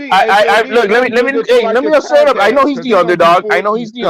Full-time podcast, man. I know he's an underdog. But I'm a fan of him. You know what I mean? He's a good dude. I call him the gentleman of boxing. I like who he is. I like how he represents himself. I like how he gives back. I like a lot of things about the young man. And Well so yeah, spoken, I man. mean, Well but spoken, as man. far as power goes, absolutely Crawford's got that. As far as hey, he is unbeaten. Absolutely, he is the pound for pound fighter. So it is the bigger challenge for Porter. You know what I mean? So I do, but I do know that he has things that also Crawford has not seen. Crawford has not seen a fighter like Porter, Name and three so things. this I think Name is a good three test also things. for Crawford. So I Three mean, let's things put it that way. that Yeah, but Porter does in my better. opinion, I'm not, Mina, I'm Three not things fanboying, bro. Look that how Porter you're does talking like a better fanboy over here, than like he's the Crawford. god. And no, man. I mean, Name let's keep it three objective. things. Name three things that Porter does better than Crawford. He dresses better. He's got a better smile, and his wife Boxing. looks gorgeous. Boxing, not no fugazi gay shit. I'm just saying, bro. Pressure. And that right Pressure, there alone, heart. hey, He's got everybody, he's got different styles and skills. We all always talk that he's just that all he does. Yeah, I say right, pressure. nigga, But the I guy said knows how name to three box, things. bro. No, The I guy said name knows how three to things he do box. better. Three things he do better. Don't tell me some shit he know how to do. He a boxer. I know he can box. Name three things he do better than Crawford. Fuck you talking about? We waiting. You waiting? No, everybody in the chat, in the panel, we waiting. I could tell you. I think No, Crawford goes to the I'm body. asking I think HLD. Crawford is a body. I think Porter. No. I think What's Porter's a better Porter? body puncher. Who? Porter? Yes. Okay. I think Porter's a better body puncher. And I think Porter knows how to cut the ring better. And then And I think and then he also has a forward pressure. Better than Crawford. It's his style, really, isn't it? It's His the pressure, style his pressure of not everything. better. Two, his body punching not better because I ain't seen him stop nobody to the body. You don't have to stop nobody from He the ain't, body, bro, to be better. and that body didn't work with Earl because he wasn't even hitting Earl body. Oh, it didn't fuck Earl up. No. Man, okay. You just said he outboxed Earl, but now he didn't. He outboxed Earl. I just told you he didn't have a body attack to Earl. He wasn't chasing the body. Okay. He was chasing the head. He was head hunting. He wasn't going to the body. Let me ask you this. This is if Crawford loses, what does that say about him? What do it say about him? Was he a hype job? No, because ain't nobody hyping him. You're hyping him right now. Nobody the fuck? Nobody. Okay. You want to know what hype is? Ryan Garcia, hype. Devin Haney, hype. Okay, that's not Terrence Crawford. Don't. That's not who's exactly what. Hey, you don't know hardcore. No hardcore fan is hyping those guys up, bro. Stop it. Bro, hype don't come from hardcores. Fuck is you talking about? I'm talking about you hyping them up, bro. What are you talking about? He don't have hype. I'm one person. Don't give somebody hype. You're hyping them up. You understand that? One person. You're hyping them up. Multiple of people get people hype. Terrence Crawford don't have multiple people hyping. He don't got big platforms saying, "Oh, Terrence Crawford the best. Terrence Crawford the best." He don't got that. So he don't have hype behind him like that. What are you talking about? That's facts. Hardcores know what they talking about, so they say he the best. Say the best without saying it. Like you just right now saying you just saying right now that he doesn't go to the body better. Everything real. It's no hype. Everything real. You just said that Porter does not go to the body better than Crawford. No, nigga. Goddamn this. Bro, Terrence Crawford stopping niggas to the body. When the last time Sean Porter even stopped somebody to the face or to the body? Who did he stop to the body? Who? Crawford? You just said. And Dongo. He was on the fucking ground crying, undisputed. Fuck is you talking about? Body. Okay. Nigga, what is you talking about? Okay. All right. When the last time Sean Porter stopped somebody to the body? Your question, your answer, nigga. What's up? Exactly. We'll see. Exactly.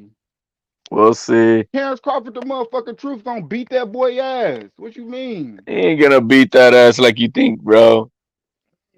And then when he doesn't knock him out, When he doesn't knock him out, what you Gonna gonna say? beat Well, he that doesn't boy have to win by ass. knockout. What I just say? He gonna beat that boy ass. So if he doesn't, and he just goes 12 rounds, If he does it, I'll be on here 11, 12 o'clock, and you will get the live fucking reaction. you'll be pissed off You that he hear didn't me? stop. So it's all or nothing. Stop Porter or it's whack. Nope. To You're you, just saying that he's that he's gonna whoop his ass. if that's how you want it to be, but No, I'm asking you. I You're got the him one beating hyping his this ass. dude up. I got him beating his ass unanimous like nobody ever did it before. No, he's gonna knock him out, bro. He's What not. you It's not gonna mean? go to. Nobody. Have anybody ever knocked him out? If ain't nobody ever knocked him out, boom. Anybody ever got him unanimous decision? He's gonna knock Kell him out, Brook. bro. He I've gonna I've beat his got ass worse than that. So I've like I got a nine said, he gonna round get his I've got a ass nine knocked the round fuck war. out or beat the fuck up. 9 round war I've got, and Crawford knocks him out in the 9th I with think on an the up 10th. with I said on the 10th. with an uppercut. I think he's just going to come Hey, at Crawford. Crawford's going to display his skills. Well, you'll man, have Sean to. Porter ain't getting more than 2 rounds. A real 2 rounds. Not that 2 round Plant shit y'all talking with Canelo, because Plant got way more than 2 rounds. Anyway, Hey, Sean Porter we ain't saying gonna knockout. We saying knockout Sean Porter like it's ever been done before. Nobody has never knocked out Sean Porter ever. Nobody. Sean Porter, one of the toughest dudes. That shit is not easy to knock out a Sean Porter, bro. Man, nobody never I'm just knocked out saying. Gambo I'm ass going for Crawford. before. I know Crawford gonna win, but I think he can knock him out. But to actually do it, it ain't gonna be easy though. I promise you. That's what I'm saying. What the hell? He's gonna make a statement, bro. He's gonna send a statement to the people in the PBC. Sean Porter ain't never fought nobody perceived to be even that good. The only one people would say is Spence, which I would say even before that fight, a little bit overrated. What about Thurman though? He fought I wouldn't Thurman say though. Earl Come is on, man, overrated though. stop it. I wouldn't say Earl is overrated. Earl, pound for pound. I said a little bit overrated. Earl got Yeah, I wouldn't hype. say That's Earl hype. overrated. That's hype. Earl got hype behind him. Earl is the truth though. Earl, you undefeated, unified, pound for pound. You know what I mean? I wouldn't say Earl is overrated. Like I wouldn't say Crawford is overrated. You know what I'm saying? I think Earl, he deserved, everything he got. He earned it, right? Undefeated, unified welterweight champion. And He's shit up. Errol's shit up. You said what? Errol Spence you on about? Yeah, he's a hell of a fighter. Earl Oh, Spence is the truth. he's shit up. Yeah, he is the truth. But He's a beast, Earl Spence. He regarding undefeated. Listen, undefeated, unified, pound for pound champion. So I can't put overrated where Earl. I think the difference between those two guys and is the work ethic. I really believe Crawford has a much better work ethic than Spence does. He be in better shape too, no doubt about it. But Earl Spence is, got one of the His best. skills are there. I'm not going to deny his skills, but when it comes to like who's putting in that work, like real work, every day in day out, that's not Spence, bro. He's lazy. Well, Spence rededicated himself to boxing. After that car accident where that dude been in the gym, he's been in tremendous shape. You know what I'm saying? He changed his lifestyle. So Earl has put boxing first. Hey, man, I hope he has, man. I mean, if that's just the keep case, I getting really hope he injured. has. Man, if he would have got that fight with Pacquiao, if he wasn't injured, he would have beat the shit out of Pacquiao, bro. And we would be talking about Earl Spence as, pound for pound, one of the best. He's already pound for pound. So, I mean, I disagree with that one, Q. I think Earl, I don't think he's overrated, not even a little bit. I think Earl is the truth, bro.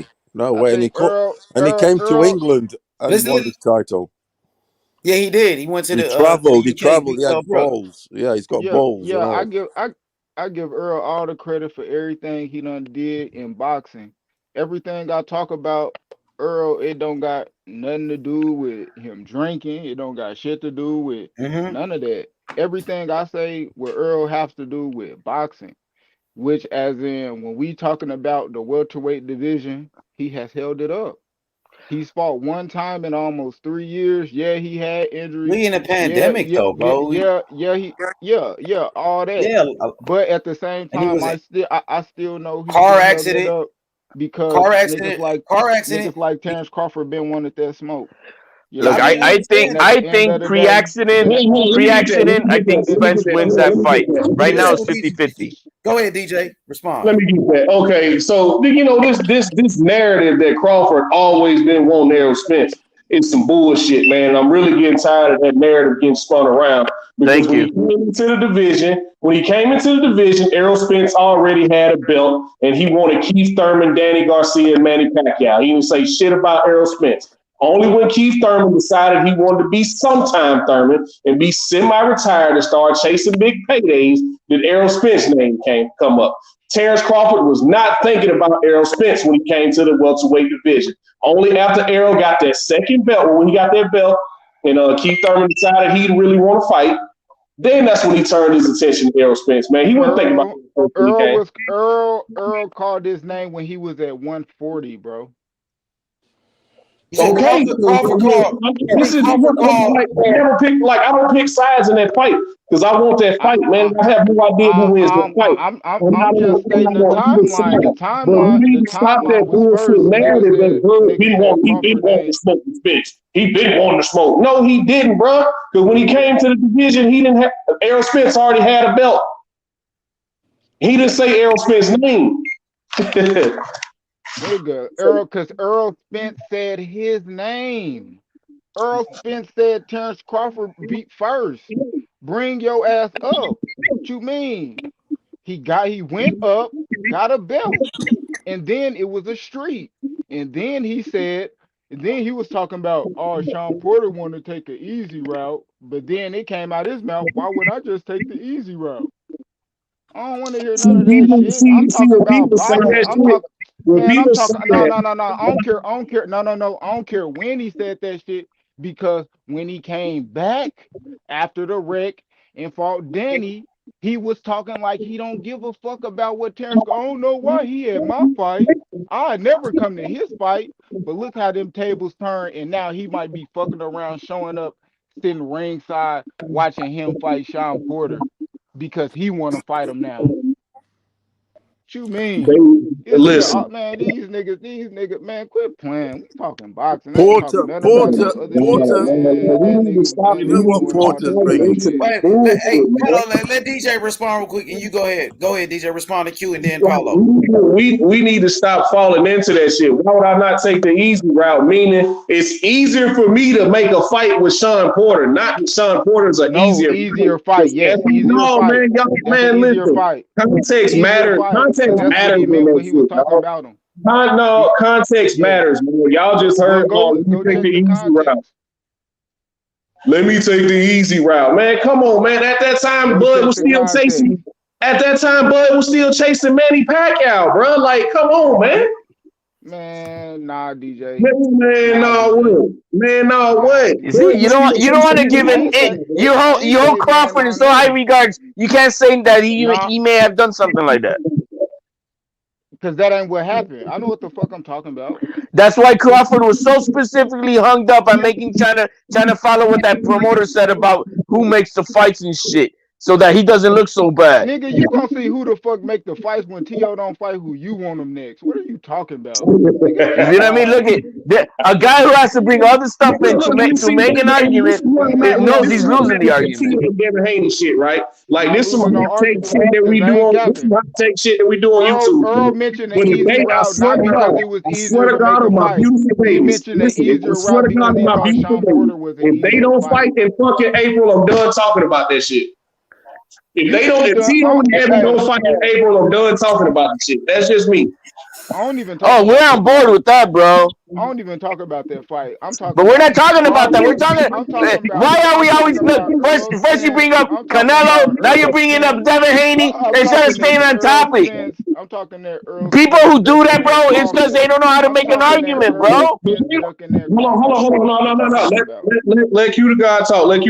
We was talking about. I'm talking that Earl Spence ducking that Crawford smoke. Because at the I don't know about it already came out. If a fighter really man, Kenny Porter, didn't you say that earlier? Kenny Porter told me that, and Crawford didn't want the Porter fight. If go from talking about a bill, let him talk. Go ahead, go. If a nigga No, so I wasn't just want to say talking this. about, Well, go ahead, Q. I'll go after you. Go ahead. if a nigga talk about getting a belt to a side of a street, to an easier route, to a why would I come to his fight, to now niggas talking about Earl Spence might show up at Terrence Crawford fight because he indirectly want to fight because he either gonna get lined up against an Ennis or a Virgil for a low risk a high risk low reward, or go ahead and fight the man that been chasing your ass since you started. And now you done said so much shit like I never go to his fight. Da da da da da. Bud also According to said you we showing done up with to the a Spence nigga fight. fight. Bud also said, Hold up. Let me say this. To go ahead. you actually showing up to a nigga fight because you indirectly want to fight him. We all know he not gonna fight Ugas, but he said I want to fight the champion. Who the other champion? Who the other champion? We know who the other So champion. He indirectly asking for this nigga from the same time you was talking this 60, 40, 30, did. Now that shit don't matter. Does he have? Now, Did he now, fight him? now Because the it's been only 6 years, man. now the only thing that matter, to him, and I guarantee you, is the pay-per-view numbers. Oh, don't let them motherfuckers sell less than his fight. I guarantee you that's what come out of his mouth. I told you it was 60-40. I told you it was 70-30. I fucking guarantee you. He ain't gonna say shit about let's fucking fight. He ain't gonna try to get in that ring. He ain't gonna none of that But shit. I'm You gonna be gonna fucking honest, see, Q. I especially never when he got got that beat. vibe from Earl Spence. Like Earl Spence don't want no smoke with anybody. No, I never got that from Earl Spence. Earl Spence, a real fighter, bro, will fight anybody though, bro. You know what I mean? A nigga, a real fighter, bro, will fight anybody, bro. Earl Spence, he pulled up on Crawford, right? They pulled up on each other and said we gonna fight. Even Crawford said, like, oh, we talked on the phone about fighting each other. Oh, I saw that today, man, and I saw his energy kind of whack on Crawford, bro. Who? When Spence pulled when they met in the hallway. Yeah, they met in the hallway. They wanted to And they're fight. talking about, yo, I texted you and I called this and that, and oh, I don't know your number. He played it off like I don't know your number. I tried to FaceTime you, and like that when Earl Spence told Crawford. And then you remember, when Crawford was going off on his ass on Twitter, and then Earl On Spence Twitter, called. but not in person. No, hold up, and then Earl Spence called his ass. It went from I ain't got your number to you calling this nigga, telling him, "Oh, we gonna fight," so he can calm down on Twitter, nigga, because he was going crazy on your ass, on Well, me, I because don't he think. really want to fight. I think they both want to fight. To be honest with you, you know, I know that's Earl said some they shit. both want to fight, man. Yeah, They that's both what I think. want to fight. They both want to fight. Like they told us that amongst all this bullshit that we keep trying to read into as fans, they both said numerous times we want to fight. Terrence Crawford is the only one who said, I'm over the fight. Errol Spence said, we've spoken on the phone 3 Because different a times, nigga and keep we didn't know doing nothing all, about because a making no nigga fight. keep Hold moving on, the let me goalposts. talk. Nigga Let moving me the talk. goalposts. Let Let me DJ talk. cook for a second. So DJ, you said Terrence Crawford said he was done with the fight, that he was over it. Go Is that back what you and said? when Virgil fought Mo Hooker, right, and became like the interim intercontinental WBO what the fuck ever, right? When he beat Mo Hooker and he was at that fight and they was asking him about that, he was like, I'm done with the Errol Spence fight. He said Nigga, that shit. that was when Earl coupled that like a week after he was like, oh, it's be 70-30, da da da da da. Right after he was talking about, I don't know why this nigga at my fight. Nigga, I'm over this shit. Why the fuck I'm gonna come to your fight and all this shit? First you talk about chickens, now you talk about the split. Nigga, I'm over that shit. And he's still saying that now. He still said, I don't think that fight happened because these niggas ducking me. You just said you seen the blood, sweat, and tears. What Yeah, Terrence Crawford so say on that he bitch? didn't He say said Earl they was ducking. ducking me, I nigga. He know said they Crawford are did say that. PBC. The Wait, niggas so ducking me. Q, I did hear Crawford say that the fighters do be ducking, fighters be ducking, but he didn't say He Earl said Spence is a duck. he He said didn't say Earl Spence is ducking PBC me. ducking me. He Who didn't is say on Earl Spence PBC? though. He said He fighters talking do about be all this ducking shit. me. Because they showed that little clip of him and Earl going back and forth. And he was like, fighters do be ducking. But he didn't say directly it was Earl Spence that was ducking me or nothing like that. So who is he talking about when Sean Porter was in his face and they was at the press conference and he was talking to Mr. Brown and he was like he told him to run back what he said. Yeah, because he wanted to. Did he say Earl's name though? I'm just asking. I didn't hear him say Earl. Never heard him say Earl was a duck. Ain't none of us dumb. Sean Porter was sitting right there. So who do you think he? Yeah, I didn't see it. So I mean, so you I saying saw it. That's what I was saying earlier. That Crawford was looking for affirmation so that people don't think that he was ever ducking. Exactly, because he putting the facts out there when it's time to. When the big exactly what did he say? When Bob Arum there and the nigga over there that signed your checks over there, and he put it in the air, and niggas and it came out. It been came out. Niggas exactly what did he say? He said that. He said we know who you're talking about. Everybody ain't nobody stupid, bro. He do be kind of deflecting a little bit. Q, I give you that. Q, I give you that. It's some kind of deflection, but for me to call, Earl Spence a duck, and I know this dude is free smoke. I know this dude to fight anybody. You know what I mean? I mean that's your opinion though, Q. You're right, Nick. It's gonna be like that. It's gonna be two old farts fighting. I ain't calling them that. The person that's trying to fight him called him that. That's exactly what's gonna happen. So did Terrence Crawford out of his own mouth? Did Terrence Crawford ever out of his own mouth say Earl Spence Jr. is ducking me? Earl Spence Jr. is a duck. I never heard him say that. He said fighters be ducking like he did a blood, sweat, and tears. He said fighters be ducking, but he didn't put a name on it. That's all I'm saying.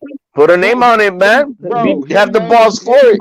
His name attached to it. Motherfuckers done seen. Oh man, because he know Errol Spence ain't ducking him. That's what I'm saying. So it's cap, bro. He's just talking for the cameras, bro. He's just talking for the cameras. I think we can all agree. Hold on, Q. Let me say this real quick, bro. I think we can all agree that when Errol Spence had that horrific car accident, that fucked up a lot of shit. Personally, I think we would have got that fight by now had he not had to take a year off because of that car accident. And the pandemic on top of that. I don't know. Yeah, it was the accident and the pandemic back to back, right? Huh? That it was the accident that he had, and then after that, the pandemic hit. So it was back to back. He had the accident, then he came back and fought Danny Garcia, and then the pandemic hit. No, he fought Danny Garcia after the pandemic. He fought him late last year. When did he fight Porter? He wasn't in between that? He fought Porter, what was it, September 2019, something like that? He fought him a while ago, like 2-3 years ago, damn near. He fought Porter 2 years ago because he fought Porter right after he fought Mikey. Hell yeah.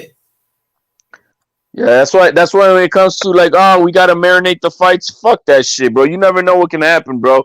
If the fighters are ready to go, let's go. Stop that bullshit. But Crawford's gonna see something he's never seen. That's all I'm gonna say, man. Hey, Porter gonna get beat up, bro. I like Porter. I'm watching that blood, sweat, and serious shit. I'm damn near sold on Porter. I'm like, that boy gonna bring it, but I just for real, man. I seen him even those amateur days. That motherfucker was strong going against bigger guys. Like that motherfucker. Well, he was fighting at 168 back then. He beat Usyk too. He beat Usyk in amateurs. He beat Daniel Jacobs. I think he beat Demetrius Andrade. Man, absolute beast. He was a beast. Yeah, I wonder why the fuck why would they come down all the way down to fucking, you know what I mean? Why would he do that if you're fighting so good at that weight? But I also think his style also suited the amateurs. So is Canelo, man. Busy.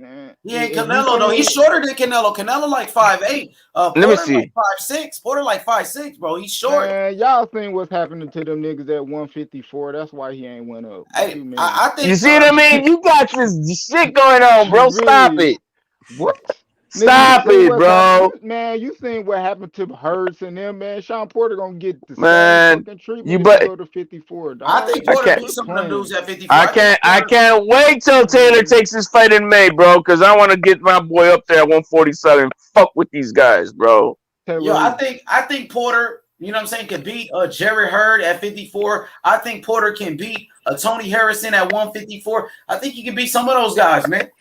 Porter tough, bro. He's strong as fuck. You know what I mean? I just think Crawford is one of the best in the world right now. Right. I don't see Sean Porter beating Terrence Crawford. I think Terrence Crawford is too smart, boxing skills, you know, but Sean Porter could bring that smoke to him, like HOD was saying, like You know, Gamboa did give Terrence Crawford some problems in the first 4 rounds, but Gamboa did have the hand speed as well. You know what I'm saying? And I don't think Sean Porter got the hand speed like a Gamboa, especially a young Gamboa at that time. And then Mean Machine gave Crawford some problems as well. See, Terrence Crawford, he's a slow starter. He's kind of like Canelo, where he takes a little bit to warm up a little bit.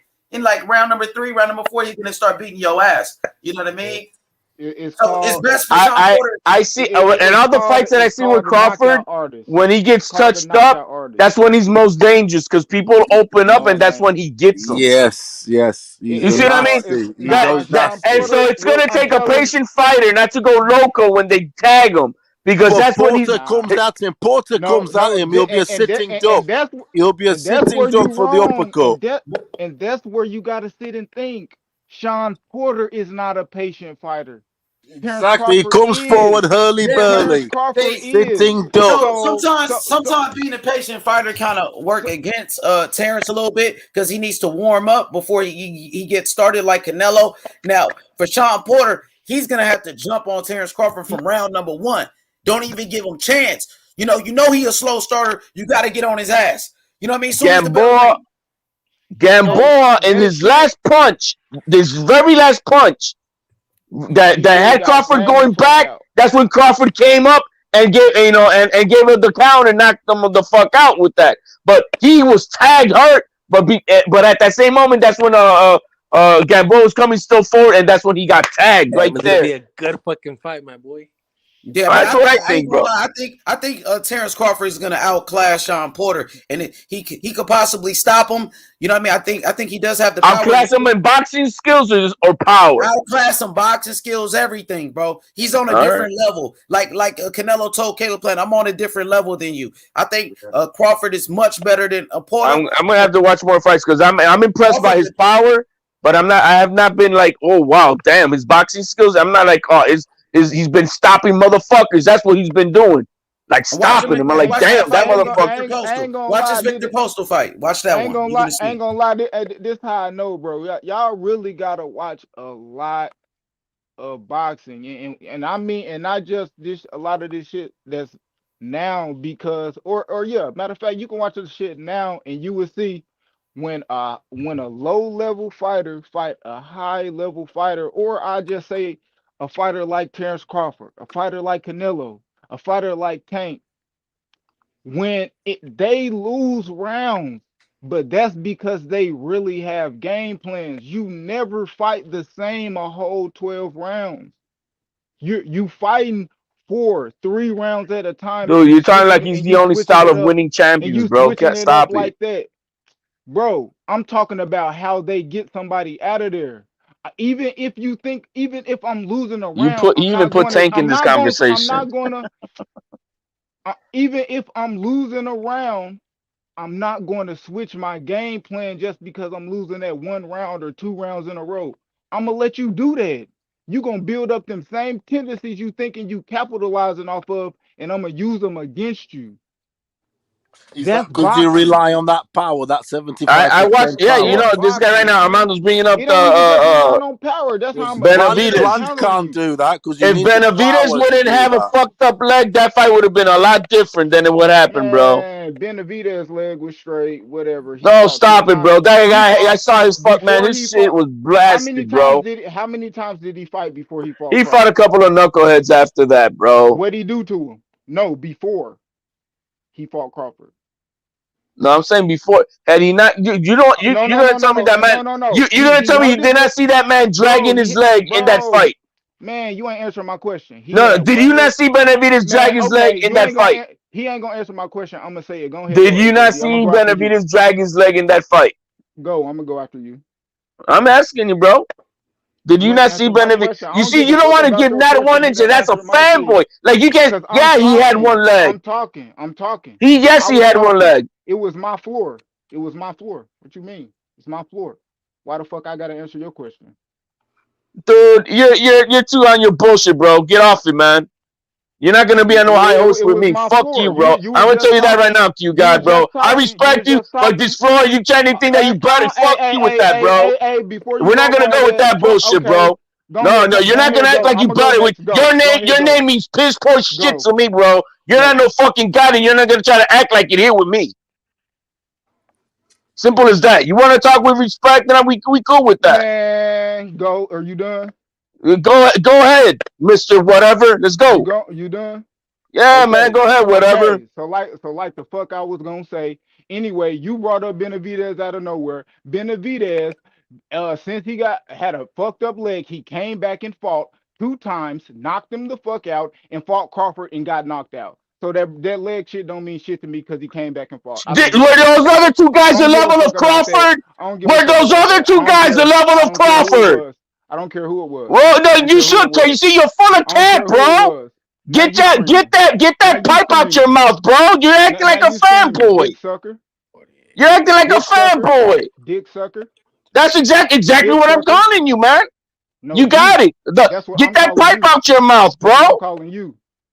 Now go ahead, go. Get that pipe out your mouth, man. You going? There's nothing that can't be said that's straight up. The guy had 1 leg, and you can't even say that. Talk boxing or talk like you can't even say that. Go. You can't even say that. Come on, Q, man. You're acting dumb, bro. Go. Just because I don't say what you want. I don't man, because you're acting irrational. Hey, no, don't say everybody knows that Benavidez had 1 leg, bro.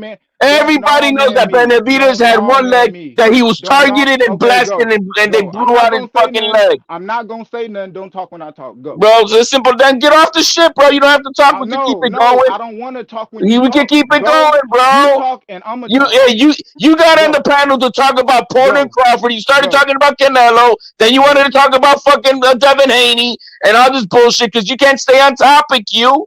On my mama, I never said nothing about that. Yo, you didn't? Did he just start talking about Canelo? On my mama, I said nothing about Devin. Everybody knows that Benavidez was on 1 leg, and had he been on a full set, it would have been a different fight. I'm not saying he would have won, but it would have been a different fight. And you can't even accept that? Come on, man. You got to be kidding me. Next, who else wants to talk? Anyway, so you done. I'm guessing you done, so you want somebody else to talk. It's back on me. So like I was saying, I don't care what you're asking me just because I don't agree with you. It don't matter. Agree to disagree. Nigga, I don't have to agree with you. I don't give a fuck what you talking about or how you feel about it. Point blank, period. You're talking to me. I'm not talking to you. I HLD, talk about something else, bro. Your name, so now you know I'm talking to you. Come on, man. Now you know I'm talking to you, HLD. You came on the panel for me, man, and you can't handle it. Exactly. That's why I just said your name. And you can't handle it. I'm talking to you, HLD. Can't handle it, Q. Handle what? You don't even know shit about boxing. You don't know shit about boxing. You're fanboying, and you can't even. You're not objective in anything, bro. Everybody on the panel got his ass getting beat. Point blank, period. You the only one speaking opposite. And we gonna see. So we gonna see at 11:30. It's gonna be an early night. 11:30. Okay, man. It's gonna be an early night. Yeah, that shit gonna be hella early. Okay, man. Good. But this weekend, who y'all got? You know what I mean? Munguia or Rosado? Who you got? Shit. I ain't gonna I'm not gonna look, Q. We're not gonna talk. Me and you, we're not talking about Porter and Crawford till like next week, bro. You hear me? Yeah, or no. You and me, we're not. We'll talk on Friday night. On Friday night next week, bro. Or if I hear you hating on Crawford, I'm gonna chime in. No, man, ain't no hating, bro. Ain't no hating. I gave the man the props. He is the pound for pound dude. He is undefeated. He's got that. He's got more power than Porter. And ain't no hating. What the fuck is wrong with you, bro? But like I said, look, we're gonna stop because HLD, are you going to the Teofimo fight? No, I'm not gonna be able to make that. It's Thanksgiving weekend, man. No, are you in New York? Maybe. But are you a New York person? Are you from New York? Maybe. Why? Oh no, I just wondered if you're in New York. If you're in New York, yeah, I just wondered if you're in New York, you got to be there, aren't you? I think there's gonna be a better fight than that. That's gonna be attended ringside. Is there? Oh, all right. Who's this then?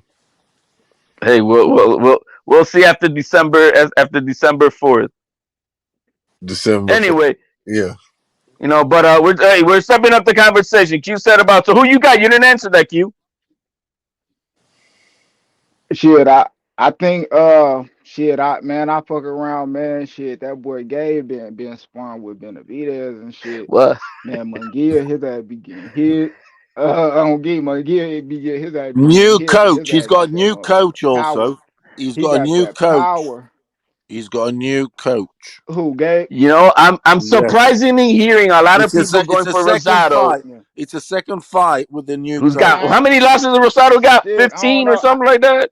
Who's he got then? Fuck on I've me. had He a done got brain his ass. I've had a brain You know what I fart. I mean? can't But remember who he's but got. but but but this what I'm saying. He in the same position Sean Porter in. Top guys. Every Triple G. He's Danny Jacobs. He done probably 5-1. He's lost to, you know what I mean? 5-1. You know what I mean? 5-1 he is. And then he actually lost Dude, to a man, you can't guy. you're not And gonna he actually you are lost. not gonna compare Rosado to Porter, bro. No. I know you just did not do that, When we bro. talking when we talking toughness and shit, like him actually fighting everybody, who ain't he fought? Man, when have you ever seen fucking Porter get outclassed by a guy like No, I'm saying a prospect of Bully the Beck, I'm bro? If it wasn't for the mistake you that saying Bully who the ain't he Beck did, fought? he was beating his ass, bro. Porter He never knocked been his like ass that. out though. It don't matter what happened. It don't It matter. does He knocked his matter, ass bro. out though. And so you got Rosado? A up and coming a young dude up and coming prospect. You know what I mean? So now you want to go? You want to talk back about Terrence Crawford and Sean Porter, No, you said that's the same thing like or we talking Porter. about Rosado? No, you said it. No. You said I that was Rosado is the same comparing. position as Do you want to let me Porter. talk? You said that. Don't play Yeah. yourself, bro. Yes. Come As on, far Q. Don't play as yourself, bro. don't Anyway, who you got, man? Just who you you gonna let got, me man? talk or you gonna keep talking? Who you got? Exactly. So let me go back to what I'm saying. Let me say what I'm saying. You Don't mention don't Porter, bro. dictate how I do my conversation. Don't dictate how I do my don't Don't dictate how I do don't my mention dialogue. Porter, bro. You hear me? Hey, you hear me, pussy? Relax. You hear me? Hey, relax. So like I said, when comparing Gabe, you can compare him to Sean Porter as far as resumes when you're talking about somebody in the division that's fought a lot of people. We talking experience. We talking about a young Munguia who coming up from 54 and somebody who don't fought at 68 and 60. So anyway, like I'm saying, and then just be the young up and coming dude. So like I'm saying, Gabe, he got some momentum on this side. I think Munguia still could win by knockout, but I also think Gabe gonna be in that bitch to bang too. So shit, it might be a test to see Who you putting your who money more on? fit. You know what I mean? Shit, money. Shit. Then I I'm gotta just look saying, at the who you odds got, when we get the bro? bread, but I'm gonna say Rosado's got a puncher's I'll probably go chance. with Late Hey, on, with that's what he's thank got. you, Munguia.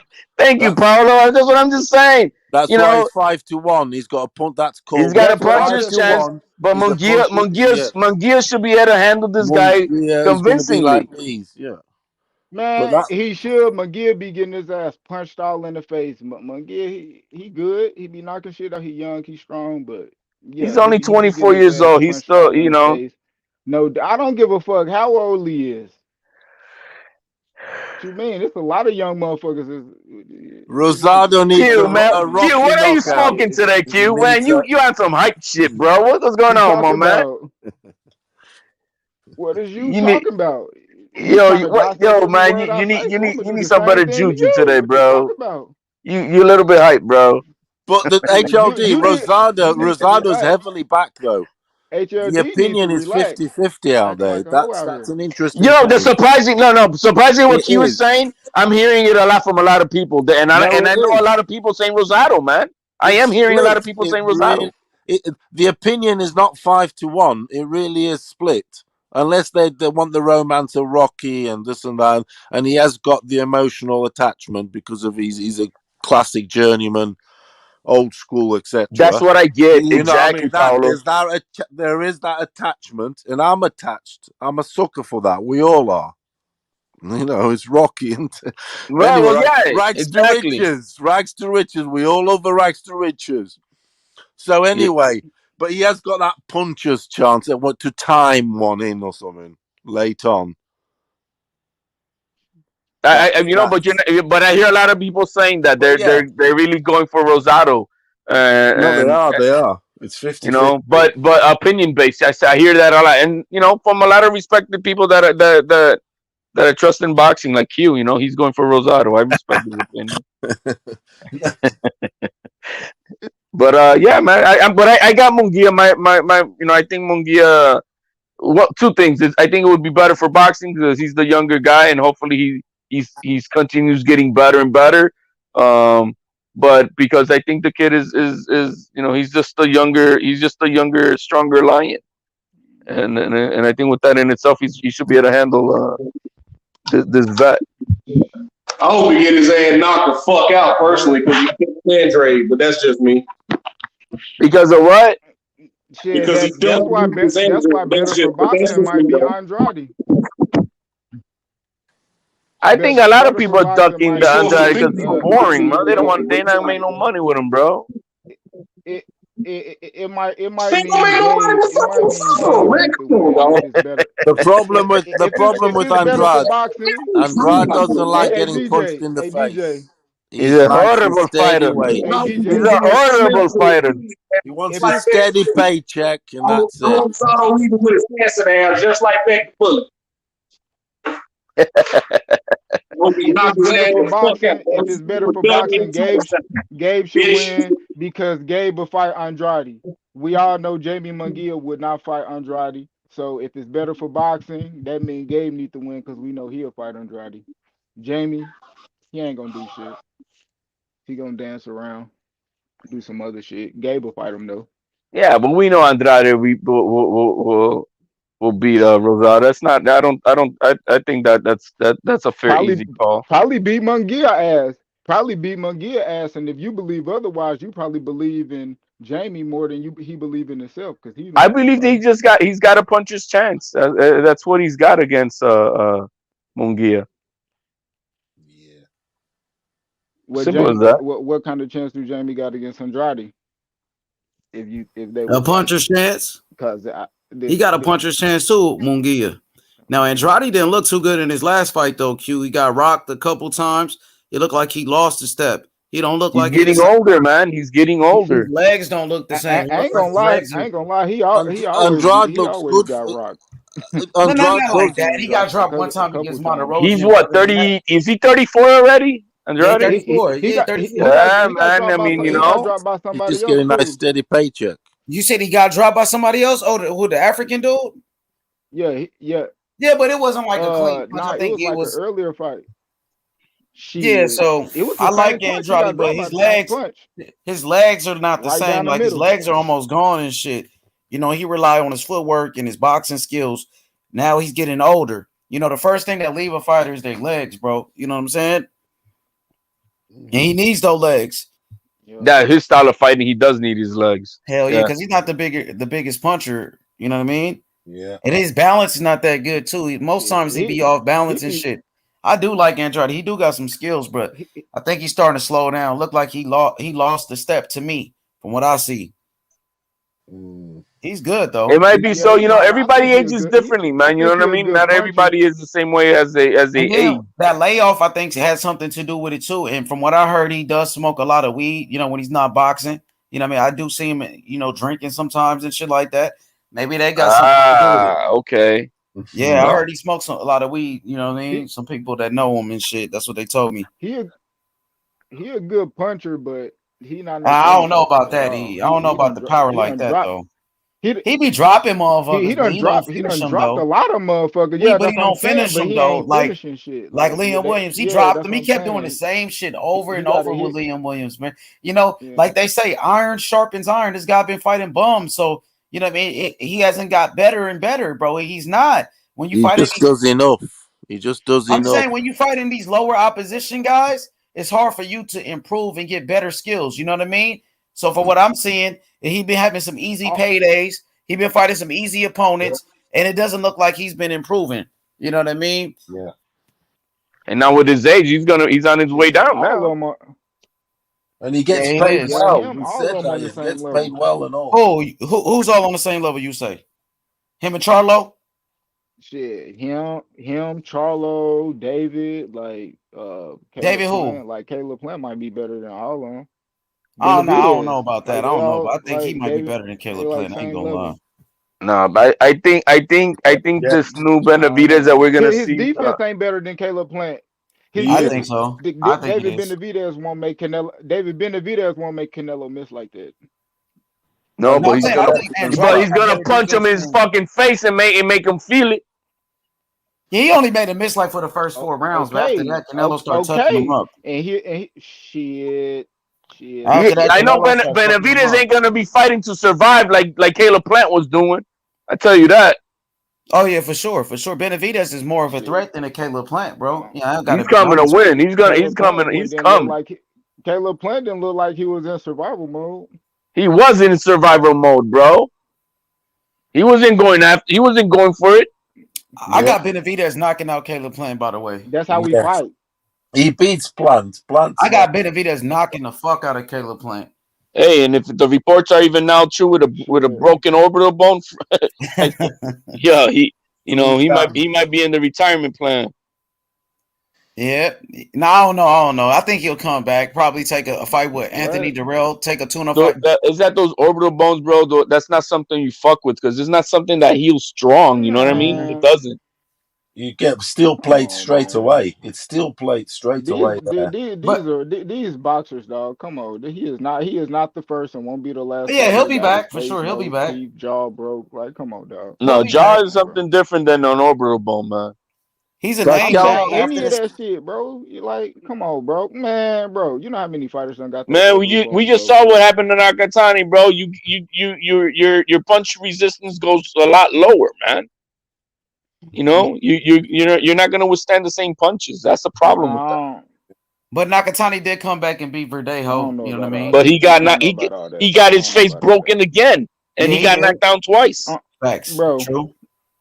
HLD, that's one person if you want to just add him, but it been so many other fighters that came back and you know what I mean. Like who? So it ain't, you Mention know it what I with mean. context. Ah, shit You that know, had it's their not. orbital It's bone a bad broke injury, and man. came I'm back just and saying that fought, those orbital bones are or bad detached injuries. retinas or some shit like that. And then he gonna come back and fight, bro. That's not no career ending shit. That's what I'm saying. Oh yeah, But he'll be back. They for real, probably, let him come as back, far take as a like tune-up boxing, fight like with a Anthony Durrell. You know what I'm saying? Let him build back up. But either way, now Caleb Plant is a big name in the sport of boxing after that Canelo fight. Everybody knows who he is now. So shit. Anthony Durrell said he wanted. He mentioned he wanted two names, and if there's not them, he's retiring. He said. Who he say? I got to look it up, but I know he said that. He said it's either this or that, or I'm done. Was Plant one of those guys? He said, or no? I think Canelo was one of those names. I know everybody wants Canelo for You know what I sure. mean? But he we'll see. said, Darrell said if it ain't no champion, it's over with. It's only one champion. He said he don't want to fight Caleb Plant if he lose. So shit, Shit, Hey, they nigga call might him money up nigga with it. talks, might be man. They say that, retiring but or it I mean might be a that's what he one fight says. Exactly. But I payday. think money talks. It They call always him up with does. an offer, he'll look at it for Yeah, sure, especially. he might have one fight or something. Mm-hmm. Hell yeah. Hey, which fight y'all more excited about this Saturday? David Benavidez, Kyron Davis, or Munguia Rosado?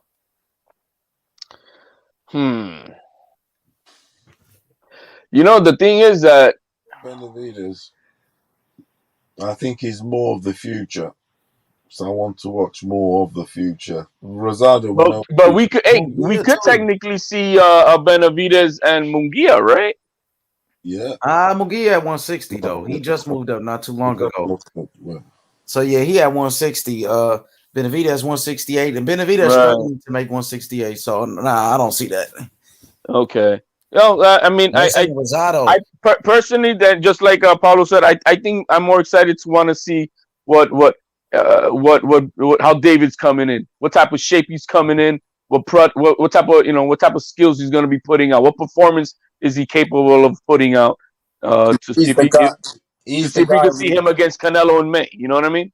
He's the Hey, the guy people Will in the chat Matthews saying, most. Rosado, Iceman, shout outs to Ice. He said, David, He said Baba Yaga Benavidez. My boy, he said Rosado. Yeah, most people saying the Rosado fight because I think people believe Rosado could actually beat Munguia. Because that's a good fight. That's like a more of a 50-50. Benavidez I got Munguia knocking the fuck out of Rosado. Benavidez is a huge favorite. For real, he gonna beat his ass. I like Munguia. That's my boy, man. Yeah, he exciting fighter, bro. He could. I like McGill too. He got some motherfucking power. He let him hands go. H Money doesn't go down the route of explaining a whole bunch of shit. He just said, "This motherfucker's gonna knock this motherfucker out, and that's it." That's a Munguia fight. He's like a brawler, bro. Munguia is like Nigel Benn. That motherfucker like a Ricardo Mayorga. He just letting his hands go, bro. I like Munguia, man. He's excited. Yeah, he's front foot, isn't he? He's front foot. He's all out. He's all action. He's all action, bro. Well, you know that's a better fight, but I want to see Benavidez because he's the guy we're matching the most with. Canelo. Yeah, he's the boy too. He's not. age also. Benavidez not getting a Canelo fight. Right? Benavidez not getting a Canelo fight. Well, why you say that? You saying it like Canelo gonna duck him? Canelo don't duck smoke, my boy. Canelo fight. That's a mega fight for. Look, if he stays at 168, I think that Benavidez fight is a mega fight for Cinco de Mayo, man. Yeah, it's a big motherfucking fight. That's money. The whole Latin world, everything comes out. He's not gonna fight him because the bigger fight, Charlo. I guarantee you, like if it was news to like Benavidez could or really would be a possible Canelo fight, like everybody will be watching Benavidez just to see like what he look like. Oh, he gonna be the next one fighting Canelo. Like we'll know. Like I guarantee you, next time Charlo fight, everybody gonna be watching it because they know he gonna be the next nigga fighting. Charlo's cat. The problem is Charlo's cat. Just like everybody watched Caleb Plant fight Caleb Truex because they knew he was gonna fight Canelo. That viewership was hot in a motherfucker. Why? Not because everybody loved Caleb Plant, because they knew he was gonna fight Canelo next. So Charlo's not going up, bro. Everybody watching Stop him. it. It ain't gonna. Charlo said he will go up for Canelo. He said he is. Until he does, bro, he's not, just like Shelton Moore said, he's not part of the conversation. Yeah, Shelton did say that though. But the way they talking is like, Charlo's a guy that, he's a possibility, bro. They think, that's a good fight. And I think Canelo wants to fight him. Canelo said he would fight him. Those are one of the guys. Fight Benavidez so he could get knocked the fuck out. Benavidez, Canelo Benavidez. Benavidez will beat the shit out of Charlo. Charlo Benavidez? Nah, Charlo ain't gonna fight him. About this money. Benavidez will beat the shit out of Charlo. If he went life and death with Montiel, come on, man. Charlo and Canelo, you said is a bigger fight than. That's cool. Charlo Canelo is bigger than Benavidez and Canelo. You think? Q, I'm asking you. Yeah. So you think Charlo and Canelo is bigger than Canelo and Benavidez? Yes. I gotta go with the Benavidez fight, though. I ain't gonna lie, homie. That shit gonna be big, dog. It's a Benavidez. It's a better competition, man. Come on, man. It's not. Yeah, he's more dangerous, though. He is more. He is more dangerous. Yeah, for sure, he is more dangerous than Charlo. That's not what majority public would say, though. What they say? Tell me. I'm just be honest. Yo, the majority public is saying exactly what we're saying, man. Charlo, they'd rather see him fight. No, it don't, because I work in a barbershop. They get a lot of people, and I talk boxing, and we watch boxing in that bitch all day. So I ask people questions like this all day. So I know what the people talking about. Oh, is that right? Okay. H Money, how many people are watching right now in the chat? We got 62 people total watching. Hell, everybody on the chat. Who's a bigger fight for Canelo, Benavidez or Charlo? Please put Benavidez or Charlo. Who you think is the bigger fight? It's not the bigger. It's who you want to see them fight. All right. Who do you want to see fight? Whatever. It's just antics of words. Who do you want to see fight? Benavidez or Charlo and May for Canelo? Look, I put it in the chat. Benavidez or Charlo. Benavidez or Charlo. Put it in the chat. What's the next fight for Canelo? Who you want to see Canelo fight? Benavidez or Charlo? One for Benavidez, one for Charlo. Dang, it's a lot for Benavidez. All right, 3 for Benavidez. They got 2. Was it 1 for Charlo? 1, 2 for Benavidez. Dang, they going crazy. I want Benavidez. Benavidez. Look like Benavidez is leading. There was somebody that said Charlo. It was the dude right here said Charlo. You know what I'm saying? Charlo is overrated. Put it in the chat. Who y'all want to see? He said Charlo and Benavidez. Charlo or Benavidez. Who you want to see Canelo fight next? He said Coca Vides. They talking shit. Benavidez. Paul Young says Benavidez. My boy right here says Benavidez. It look like Benavidez is leading. But Q, your barbershop, right? You out there in Texas, ain't it? You out there in Texas, right, Q? Yo, Q, you there? Oh, my boy Ice. Yeah, Ice said he won Charlo. Okay. Charlo at 160. Somebody said. Ben, what up, Ben? Join the channel. Ben, where you at, Ben? My boy. Yo, Q. You there, Q? Yeah, I'm here. You hear me? Yo, so you out there in Texas, though, right? Yeah. Yeah, see, that's why they fuck with Charlo in Texas. Charlo big in Texas. Okay. But Charlo man, big in Texas. That's what. Yeah, he's big. He's big, no doubt, because that's his hometown. You know what I mean? Hey, somebody said Benavidez versus Charlo. The winner gets got way Canelo. more people than Phoenix or Arizona. Huh? Yeah, but man, Texas also, Texas you got know, way more people Mexicanos, man, they're gonna be rolling with Benavidez. But you know, Charlo big in Texas. That's all. Oh no, we saw that in the last fight with the Charlo, bro, when his brother fought Castaño. Yeah. Hell yeah, but yeah, most people in but the what man, I get their names backwards, but I do know 154 Charlo is more love than 160 is Charlo, man. So I mean, it might not be the same type of home loving. Mm-hmm. I mean, I don't know. I can't say that. I think everybody would say 160 Charlo is more likable than 154. Who's the one that was acting a fool this weekend? Oh shit, both of them. But who got slapped? 154 got slapped. Oh, that was 154 that got slapped. Yeah. So he's the crazy one out of the two. Like I just said, more crazy for sure. Oh, okay. So then it's backwards. Okay. So then 160 Charlo's the more reasonable one. Well, the 154 Charlo is the one that says that'll fight anybody, right? He's the one that went for undisputed. So you know, I think more people like him. Okay. And the other Charlo, people don't like him because they felt like the Benavidez shit, he was capping, he was ducking Benavidez. So the people don't like that. You know what I mean? Look, my boy Carlos says Charlo versus Benavidez. Niggas be capping though. Yeah, a lot of fighters be capping. You know what I'm saying? That's why they got promoters and shit and managers to do the talking for them.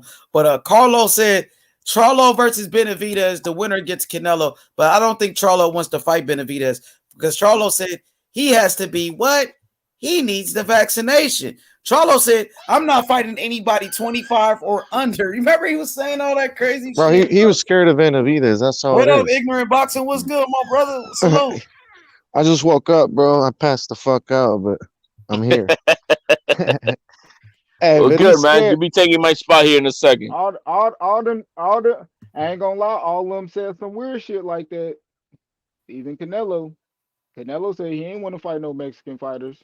But then he came back and said he would fight Benavidez, right? You know what I mean? I ain't gonna lie. Bill Haney told me once. I was on the phone with Bill Haney. Charlo just came out last week and said he'll fight Benavidez. He said that, but he's scared to move up and wait to bro, fight. He said that shit. He's just saying that shit because we can't do that. We can't do that. No, I ain't gonna do it. But he did say he said that, right? Q. But then he said, "Oh, you need to be vaccinated." And then he said, "I'm not fighting anybody 25." He said, "I'm not fighting any." He said, "I'm not fighting anybody under 25 years old." Right? He did say that. But I ain't gonna feed too much into it. You know what I mean? And Canelo said what he said, and both of them retracted their statement. But let me tell you something. Bill Haney told me. That's why I said. Let me tell you something real quick, Q. Let me tell you what Bill Haney told me. Now I told Bill Haney I want Devin Haney to fight Adrian Broner. I said we need to go after Broner. Broner's the name. Let's get Broner. And Bill Haney told me, he was like, man, you know, shit, we cool all our black brothers right now. We ain't, you know what I'm saying, fighting our black brothers and stuff like that. That's what he told me. He told me that, like, yo, we ain't trying to, But we he said good he'll with the fight Jerry community right Russell. now. He You know what said I'm he'll saying? fight And, Tank. we cool all our black brothers and we ain't gonna fight them and shit like that. I'm like, what? Like, damn, I just want to see the fight. I don't know about all this other shit. You know what I'm saying? You feel me? But that's what he said too. So Canelo ain't the only one that said that. I heard Bill Haney tell me that they wasn't trying to fight Yeah, Broner or Tank or none of them dudes. Yeah, Hey, that's to what be I'm honest, saying. what Like, yeah, Canelo that's what isn't I'm gonna saying. get the credit for That's what I'm saying. fighting a All of smaller them. guy. Who? I mean, it's gonna be hard. It's gonna be hard. It's gonna be hard when later down the line, after everything died down, when everybody getting to arguing 10 years later about the people Canelo been fighting. Should he been fighting undefeated Because I champions? already be hearing people saying shit like that. That Yeah, niggas I'm be saying hating, that. bro. I Yeah, ain't I gonna lie. understand Like it. Canelo But just but fought but but but, 2 but they say undefeated out of all the champions. fighters he fought with a belt. Yo, Canelo fought 3 undefeated champions But in 11 months, bro. 3 of them, from Colin Smith, undefeated champion, Billy Joe, undefeated champion, Caleb Plant, undefeated champion. Canelo Alvarez has fought the best champions in 4 different weight classes. At 154, Irish Landy Lara, who's the best, beat him. Beat Triple G at 160, who was the best at middleweight. He just beat the whole 168, and he beat Kovalev, who was number 1 at 175. Like, how could you be upset with that? Like, come on, bro. The nigga jumped up 2 weight classes and beat the number 1 light heavyweight at the time, Sergey Kovalev, bro. Peace out, HLD. I see you, my brother. Salute, my brother. Much love. Much love, bro. Good shit, bro. But yeah, man. I mean, I don't know how they can be upset with who Canelo fighting. Ain't nobody else in boxing fought better competition than Canelo. Canelo got the best resume in boxing right now, bro. I'm saying the competition. I'm saying it ain't nothing about he fighting the best competition out there for him to fight. But I'm talking about in a grand scheme of things when they comparing them to the other champions of the yesteryears and shit like that, just all together when they put in a go conversation like, oh, his competition was better than his and this and that. That's how people picking at the resume when they X-ran it and going deep and they dissecting the names. You know what I mean? The champions, like they was trying to put Canelo in front of Mayweather just because he got undisputed, but it's like Mayweather fought all of the champions he fought was pretty much proven. You know what I mean? Did that, Canelo champions, they was the best champions, but they still weren't able to run the gauntlet and do their thing like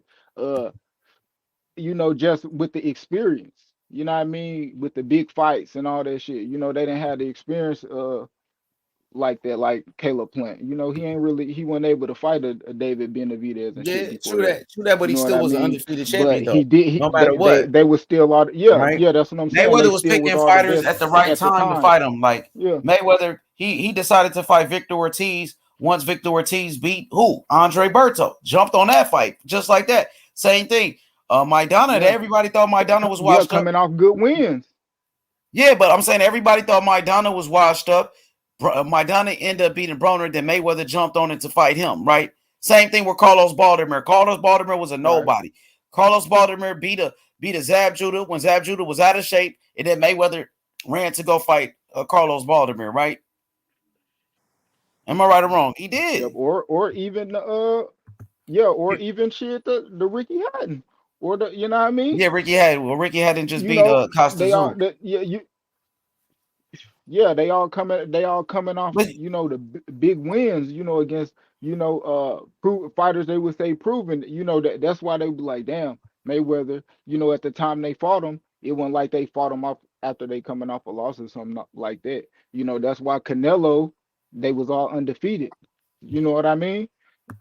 Yeah, We all know they all we could undefeated, do and that they with was the any best fighters. Well, when they most, fought them. not You know what I anybody, mean? but you could do that with most Yeah. fighters' resume. You could go look at Mike Yeah. Tyson's resume. That's what people do. They do the same thing with Tyson. They do it with Floyd. Yeah, Floyd fought Carlos Baldomir. and that's what You I'm know what I'm saying. saying? They're gonna be Floyd doing. fought a washed up Andre Berto. Oh, Floyd did this. Floyd did that. They do the same thing with Canelo, bro. You know what I mean? Hey, Yeah, nowadays and undefeated that's what I'm champions saying. don't want That's to what take they're gonna risks do. though. Yeah, They just want to sit around and wait for the biggest payday, and then they retire. So, shit. yeah. And it's Man, like, that's why you got they to need give a to do fighter that like shit, bro. Tio his credit for fighting Lomachenko, bro. He didn't even have to do that. He could have ducked Loma like everybody else did. But that dude went for that fight. He even took less money in the process, bro. You know what I mean? And you got to tip your hat off to the fighter that's doing that. He wasn't concerned about taking a loss. You know what I mean? He didn't even care. He just, he went for the legacy and he came out on top, man. So you got to respect those guys that's doing it. Even Canelo, when he did it, when he fought Mayweather at 23 years old, took a loss, but it made him bigger. It made him better. He got experience from that fight. And look at Canelo today. So you got to tip your hat up to those fighters that's, risking everything at a young age, man. Going to fights as underdogs. As Canelo was the underdog against Floyd, he lost. But shit, he got better after that fight. You know what I mean? Even like Andre Ward, when Andre Ward went to that Super 6 tournament, he was the underdog when he fought Mikhail Kessler. Shit, Ward ended up, shocking the world, beat Mikhail Kessler. He won the Super 6 tournament, and that made Andre Ward who he is. You know what I'm saying? So you got to respect those fighters that's doing that. There's not too many fighters that's doing that today, bro. Like you said, most fighters, they trying to protect their they looking for that big payday, and that's what it looks like Jamal Charlo was doing. Jamal Charlo waiting for that Canelo payday. You know what I'm saying? Hey, Most who guys are doing was this. that guy that was on last night? He said he went to the Ronnie Shields gym, and they said the Canelo fight probably up next for him. Yeah, that dude Joseph Haran. Joseph, he was on here. He was talking shit about K9. And they was talking shit about I K9. heard all that. Yeah. K9 got a YouTube channel. K9 responded to the dude. He made a whole video about him. Oh, so you watched? Damn, that means he was watching the video. Yeah, because the people in the comment section went and told K9. Yeah, K9 did a video. He used our video. He hashtagged me. Did he respond? You should replay it, bro. That guy went in on him. And K9 went in on him. I like Joseph though. Joseph, that's my boy. So I fuck with K9. I used to watch K9 when I was a kid on the Contender. So you know what I mean? That's between them. They got their own situation. I'm not getting involved in it. But he did, he called them out on this channel. Yep. Hell yeah. I'm excited about the fight this fucking weekend though, bro. Boxing is lit, bro. 2 cards. 2 cards. David Benavidez. Who's Benavidez with the company? He's PBC. He PBC. He's with the PBC. He's his promoter. His promoter is what's his name? Samson Promotions. Yeah, I haven't watched much of his opponent, admittedly. Benavidez is David. Kyron Davis. Kyron Davis. He fought the real to a draw. What do you reckon to him then? He's a decent fighter. I think he's undefeated. Shit, he's coming to win, and then he took this fight on a short notice, so he wants to smoke. So you know what I mean. You got to tip your hat off to a guy. Most people don't even want to fight a Benavidez. You know what I'm saying? So for Davis to take that fight on a short notice, has he got power? Davis. I wouldn't say. I don't think he's a big puncher like that. Shit, he probably got some pop. He couldn't finish Darrell. He couldn't finish off of Darrell. You know what I'm saying? So I wouldn't say he's a devastating puncher. Let me pull this shit up. Bro, Benavidez' resume is garbage. Yeah, who the fuck is this guy? Who, Kyron Davis? I've never seen him fight before. Yeah, I haven't seen a lot of. I've only seen like little bits. I haven't seen a full fight. I haven't, admittedly. So and that's why I'm gonna say, man. I know the Charlo fight bigger, bro. Real talk, Charlo fight bigger. I mean, they have been building up Charlo. You know what I'm saying? They have. But you got to think about this. Mexican, he built up. He's not a big puncher. Look at this shit. Kyron. He got 2 losses. Damn, he's not a big puncher. He only got 6 knockouts. You see this shit? Put him on then.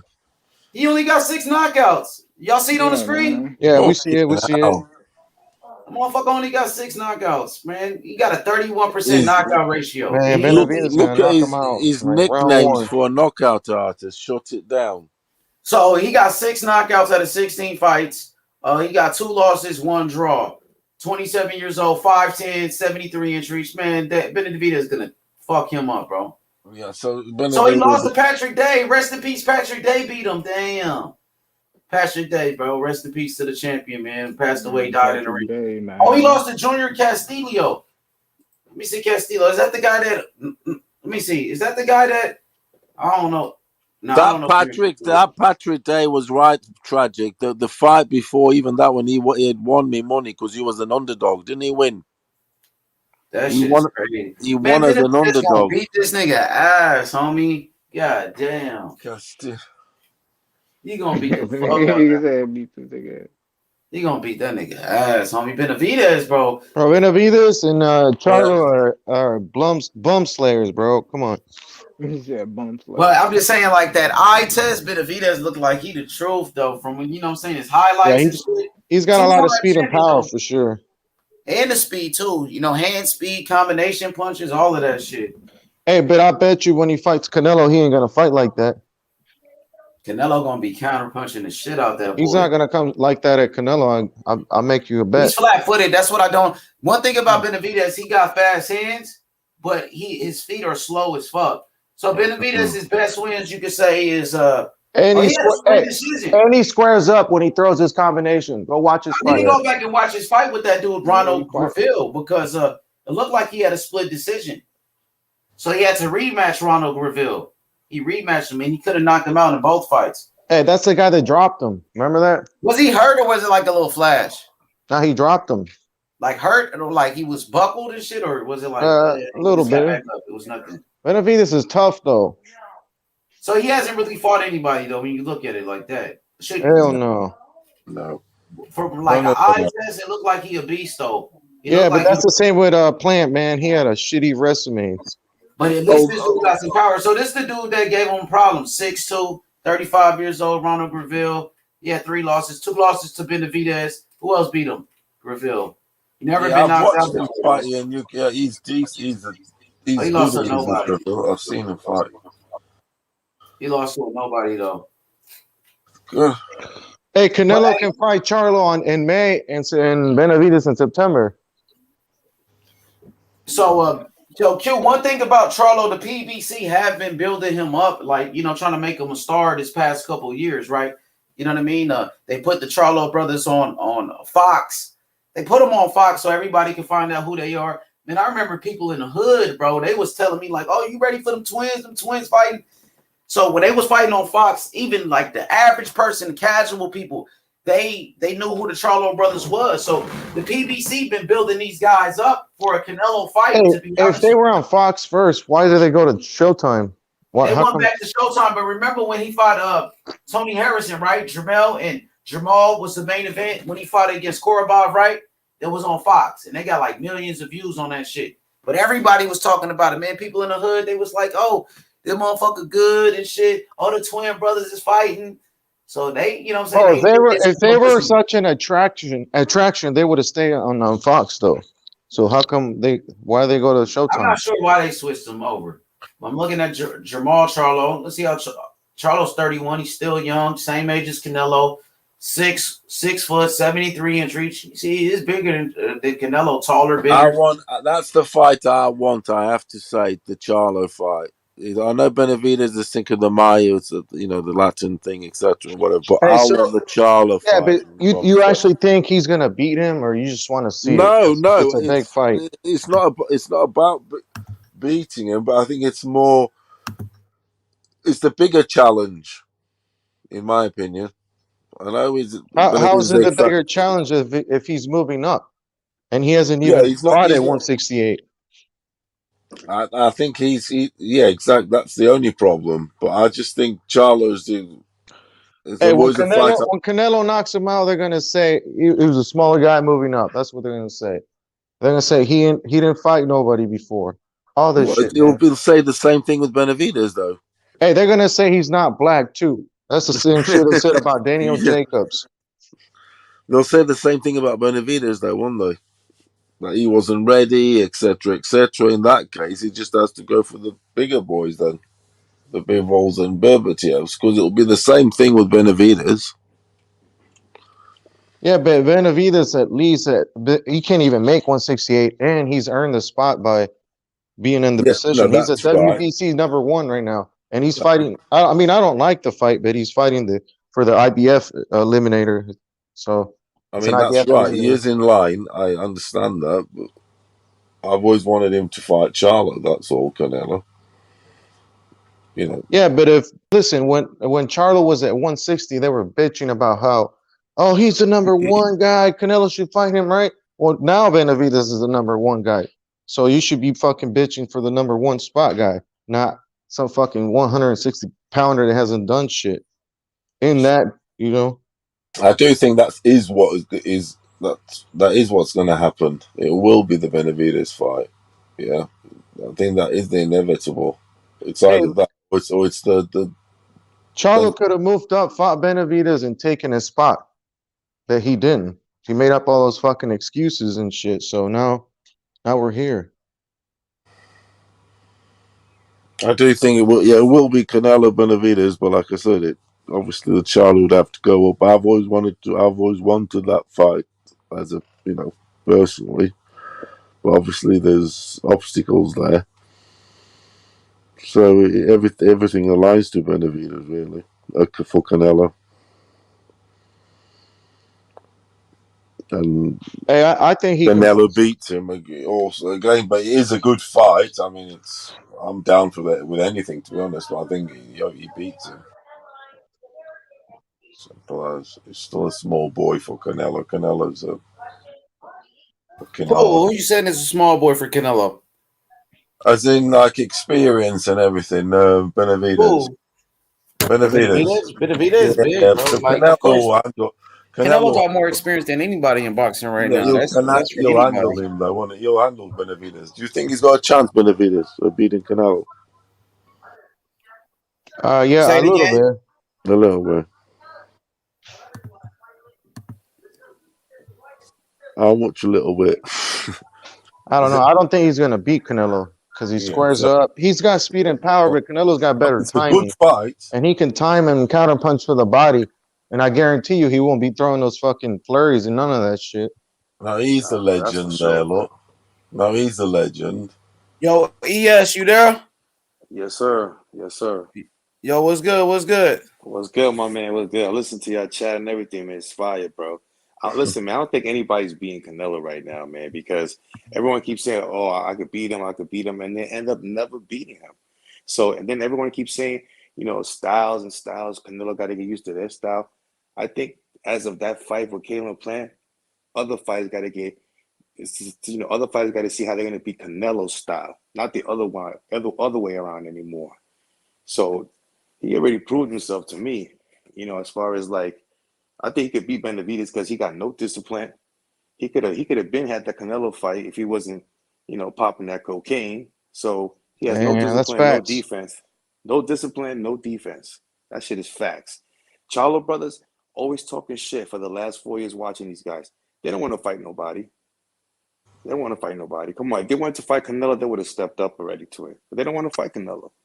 So to me, those two guys, they ain't beating Canelo. Who you think got a better Facts. chance to beat him, Charlo or Benavides? Who think give Honestly, him a man, tougher fight then? Who you think will be a harder fight for Canelo? I think Charlo or Benavides? Benavides, I don't know, a little son because he got no defense. Maybe Charlo will give him a little bit of a challenge when it comes to maybe the first couple of rounds, but I just see Canelo turning it up and destroying both of those dudes at the end. So you're Regardless, saying Charlo? So you're saying Charlo more chance? I'm not Push even. comes to Well, shove. Push it comes to depends on shove. it. Push comes to shove. I'm gonna say Benavides because he'll give up that couple of rounds first, and he'll get knocked out by Canelo at the end. Because So you'll like do better. You think Benavides will do better against Benavides will do Canelo? better than Charlos. Yeah, I would like to see. If Yeah, anything, well, I would like to see Plant fight those two guys. Those three guys should be fighting, and then after that, then they fight Canelo. Because none of those guys right now. Yeah, they should be fighting Plant at this point. Let's see who's better. But Plant, they definitely ain't gonna give Plant that type of fight after he got knocked out like that. They're gonna have to rebuild Caleb Plant. So Caleb Plant, when he comes back, he's gonna take a tune-up Facts, fight. facts, Yeah, he's gonna facts, take a tune-up fight facts. probably against a Darrell. You know what I'm saying? So they can rebuild him. But as far as a Charlo Benavides, Charlo says that he wants that fight. That's what he's saying. Everybody looking for that Yo, Canelo Charles payday. always saying that every time, man. He always saying, "I want that Canelo," but he never step up, bro. He never step up. I'm tired of watching these promoters. That's why Canelo got no promoters anymore. He went and make those fights. He went and make those fights. Everybody was sitting down, chilling through the COVID, and nobody wanted to fight. He was active, and I think to me that's the advantage he's always going to have for all these other fighters. I agree. He's I agree Hey, active. with that. now He's that active. Canelo's a free agent, though, they're definitely not gonna fight nobody because they're just gonna sit around and wait until Canelo fights him because he needs big fights. Yeah, waiting for Yep. that payday and stuff. So sweet. And, you know, Canelo already earned his, like, he could take a vacation at this point. He could fight whoever he wants. He earned that respect. And he earned all They those were all titles, waiting man. for that call, aren't they? For the Canelo call now. It's the same thing like the Mayweather shit. You know what I mean? Yeah, That's why you compare That's why I yeah. compare Canelo to Mayweather, because everybody's looking for Yeah. their biggest payday. You know Yeah. what I'm saying? To fight Canelo, and I noticed Canelo opponents, they actually getting paid better than Mayweather opponents Yeah. did. You Fuck. know, Over 10 Daniel million. Jacobs. Fucking hell. Daniel Yeah, Jacobs made look at 15 Plant got million. 10 mil. Yeah, Plant Yeah, got it's 10 mils. Plant ridiculous. got 10 million. Daniel Jacobs And got look at his 15 last million. But payday. Kovalev got 12, right? Look, Yeah, Plant Kovalev last. 12. Paying those dudes Yep. hell of a money, bro. Yep. Plant last payday was 700,000. So this fight he got 10 mils. Yeah, So and you know better that than that that with the L with See that the L what was I'm worth a saying package. though. million. See what I'm saying though. You're getting paid 700K, right? And then you know there's a guy out there you could fight and make $10 million. You're definitely gonna sit around and wait, and especially if you got a belt and you're oh yeah, you're gonna stay Yeah, undefeated for a while. that O was worth. But I mean, that first L was worth 10 mils. has Canelo ever called out Andrade? Because would we say he's Bro, waiting for why is we Canelo? talking about this Andrade dude? No, I'm Or just he saying, has just he Guy ever has called the him out shit or to anything? deserve a I'm just saying, Because like, he's one of them guys. he's He's one of them. one guys, like the guys that's clout chasing Canelo. He's one of those guys. Yeah, word. yeah, there is one of those guys. Exactly. Facts. Yeah, He's one of it's those just guys that have waiting been. and waiting and waiting for. Yeah, let him wait until his career is over. Yeah. And one more thing too, guys. If you notice, like some of these fighters are, you know, like you know, you're talking about the age 31, and if you look at Canelo was a champion already by 19. He already earned tons of different fights. And these guys, look at Tank Davis too. He's a little older. He's not a young dude. All these guys are older, and Canelo already achieved greatness at a younger age. And I think that's what people are not seeing is that these fighters are getting old. They're young, but they still old at the same time. And they haven't accomplished or achieved what Canelo has done since he was 15. So those are facts, man. And for people not to look at those achievements when he was younger versus the guys that are sitting down now, not doing anything, not being really active, Canelo got more belts, more titles, championship title fights. He champion when he was younger. So what did these guys have? Look, Tank Davis. What did he got over Canelo as far as resume? What does Charlo brothers got over resume? Benavidez always saying I'm gonna fuck Canelo up, but never ends up getting the They ain't fight got because he fucks his shit. shit They up. haven't done anything. None of them. That's what I'm saying. So that's why people not looking at that real record of Canelo when he started young. So That's he real, already bro. got I his agree with you. accolades, man. He already got his accolades, and for people to be sitting there acting like, "Oh, that nigga's ducking, he's running, he's ducking the Charles," that shit is all cloud chasing bullshit, hate, bro. That's just all Facts, hate, bro. Man, you all hate. The cooking, bro. man earned his shit. The man earned his shit. He could now he could pick. Now he can cherry pick who he want to fight at this point. Nobody's saying that because it's facts. Those are facts. And Charlo Yeah, as brothers and all far these as people, they ain't got nothing. Andrade hasn't done a motherfucking thing to deserve a Canelo shot, bro. He hasn't done Exactly. shit. Look who he's fighting next. Quigley. Before that, it was fucking Liam Williams. Before that, it was Luke Keeler. Think Canelo gonna fight that guy, bro? Really? Eddie Hearn's gonna have to pay with somebody to fucking fight Andrade for real. This is Like he's gonna bout have to overpay to get somebody in there, and that's what it comes down to. Apparently, it's money. So overpay the fucking Charlos or one of them, and get them over in the zone or Man, go to over me, to. man, Charlo brothers is just overrated, man. They get too much praise, and they have look at that last fight he had with that dude. He was struggling with an old dude. Come on, man, that was a disgusting performance, man. He should have knocked his ass out the first 2 Oh, rounds. Williams. No, the kid You talking Oh, about Montiel. yeah, yeah, Montiel. Montiel. Come on, man, that was pathetic. That was pathetic. Hey, He should have knocked his once ass he out. got adjusted to his power, he lasted. That's what I'm saying. Yeah, he was in there. He was in the fight, but he did hurt him early in the fight, though. Remember? Yep. Yo, what y'all But think still. about this comment? My boy Ben said Boots is currently the best welterweight in my opinion. If he moves up, I can see him clearing out 154 fantasy fight. I think he has the best chance to beat Canelo if he decides to move down to 160. What do y'all think about that, bro? Exactly. Fantasy shit. The fuck? Exactly. Fuck out of It's here. fantasy. Who the Boots Boots. fuck ain't has being Ennis nobody. beat, bro? Yeah, This is what Boots I'm is the saying, best. bro. These guys are going off the eye test now. It's not even about Yep. proven fighters All these anymore. guys that This got guy looks old, they good. need to go fight each other already, They man. like All what these they guys that got see. He old, like they what he need to see fight in each other. Boots. He like, you know what I mean? He think Boots, in his opinion, he think Boots is the best right now. Boots has to prove it. He can't Yeah, be they're the already best comparing him until to he proves Mayweather. it. He hasn't They're already beat Ben. comparing anyone him at to 100 Mayweather. and That's crazy. 147, but he's gonna move up, clear 154, and possibly beat Canelo at 160. Which Canelo's not coming down to 160. So And yo, Ben, he does have skills. He does have talent. I like Boots. I think he's the truth, but he still has to prove it. He hasn't Yeah, really they fought saying that he's the anybody. next Shit, Mayweather. That's what they he saying, just that he's the knocked out next Mayweather. a journeyman in Thomas Delorme. He destroyed Delorme. I give him that. You know what I mean? But before that was Sergey Lipinets. He got 28 fights, and those are the only two fighters that we know. He looks good. He looks sharp. I agree. The kid got a lot of talent, but he got to prove it, Ben. He Yeah, he got must to prove fight it real against the fights. top guys before he can be the best. You know I what I mean? agree, But I man. hey, respect your Facts. opinion. Castano and Jermel Facts. would beat Ennis at 154. Oh, he said eye test. Yeah, he's not ready for those guys right now, bro. Castano tough, bro. Castano's a veteran. He knows how to fight. You know what I mean? But he does look sharp though. He said I'm chilling. Shout out to Ben for sure. He said, "Who wins the fight between Boots and Virgil?" What you think about that, Ooh. Mister NYC? Ooh, damn. That's gonna be a good fight. I think I don't know, man. I haven't seen enough of Boots yet. I know that he's good. He's coming up. But Virgil, real tough dude, real tough guy. And I think he's with Canelo's camp right now, too. He just joined his camp. Hey, that's gonna be the next Crawford Arrow. Watch.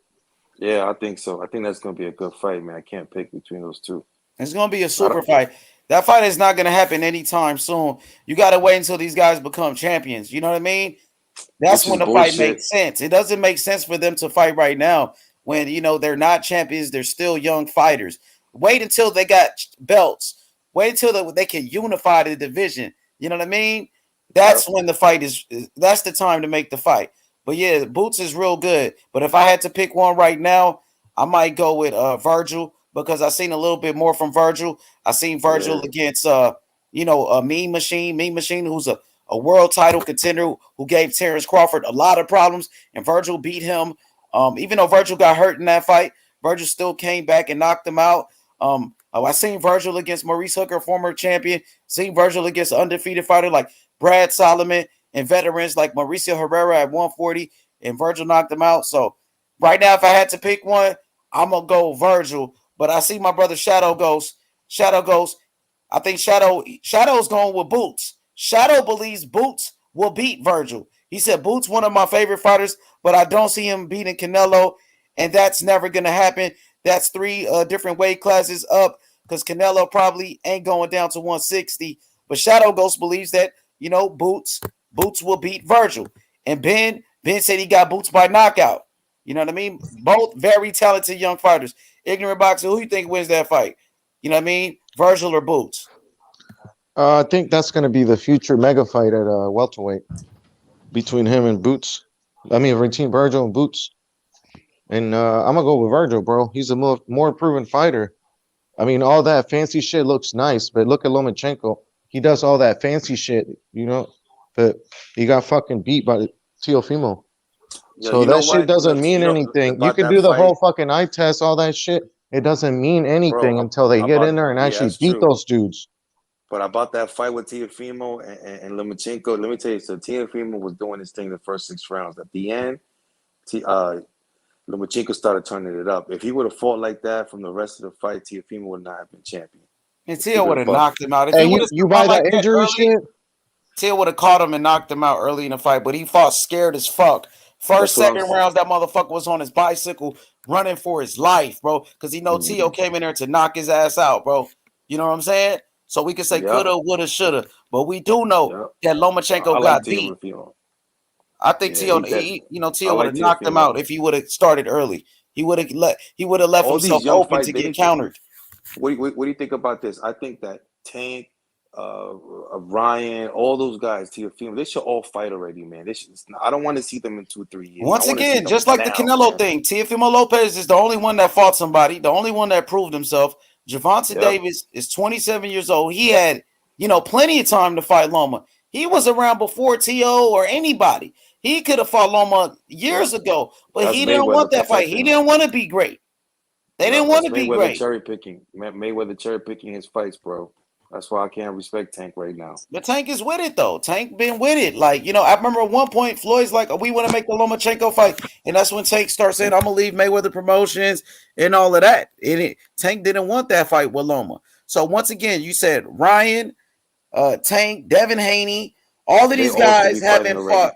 Those three guys haven't fought anybody yet. They should fight each other. That's what I'm saying. Well, T.O. is the only guy that fought somebody when he fought Loma. And T.O. knocked out Richard Comey. I have a question for all four. Go ahead. You can ask them. I'm going to go on mute for a second. Let me eat. Go ahead.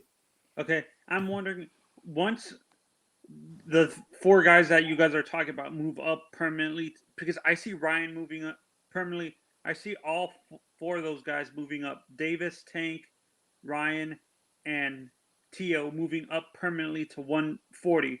Who replaces them in that division without a person moving up is what I'm saying. Without 135? You talking about 135, right? Yeah, 135 without people from 130. Who's going to replace them now? You got the guys coming up. So you got Shakur Stevenson who's going to come up from 130. Shakur Stevenson.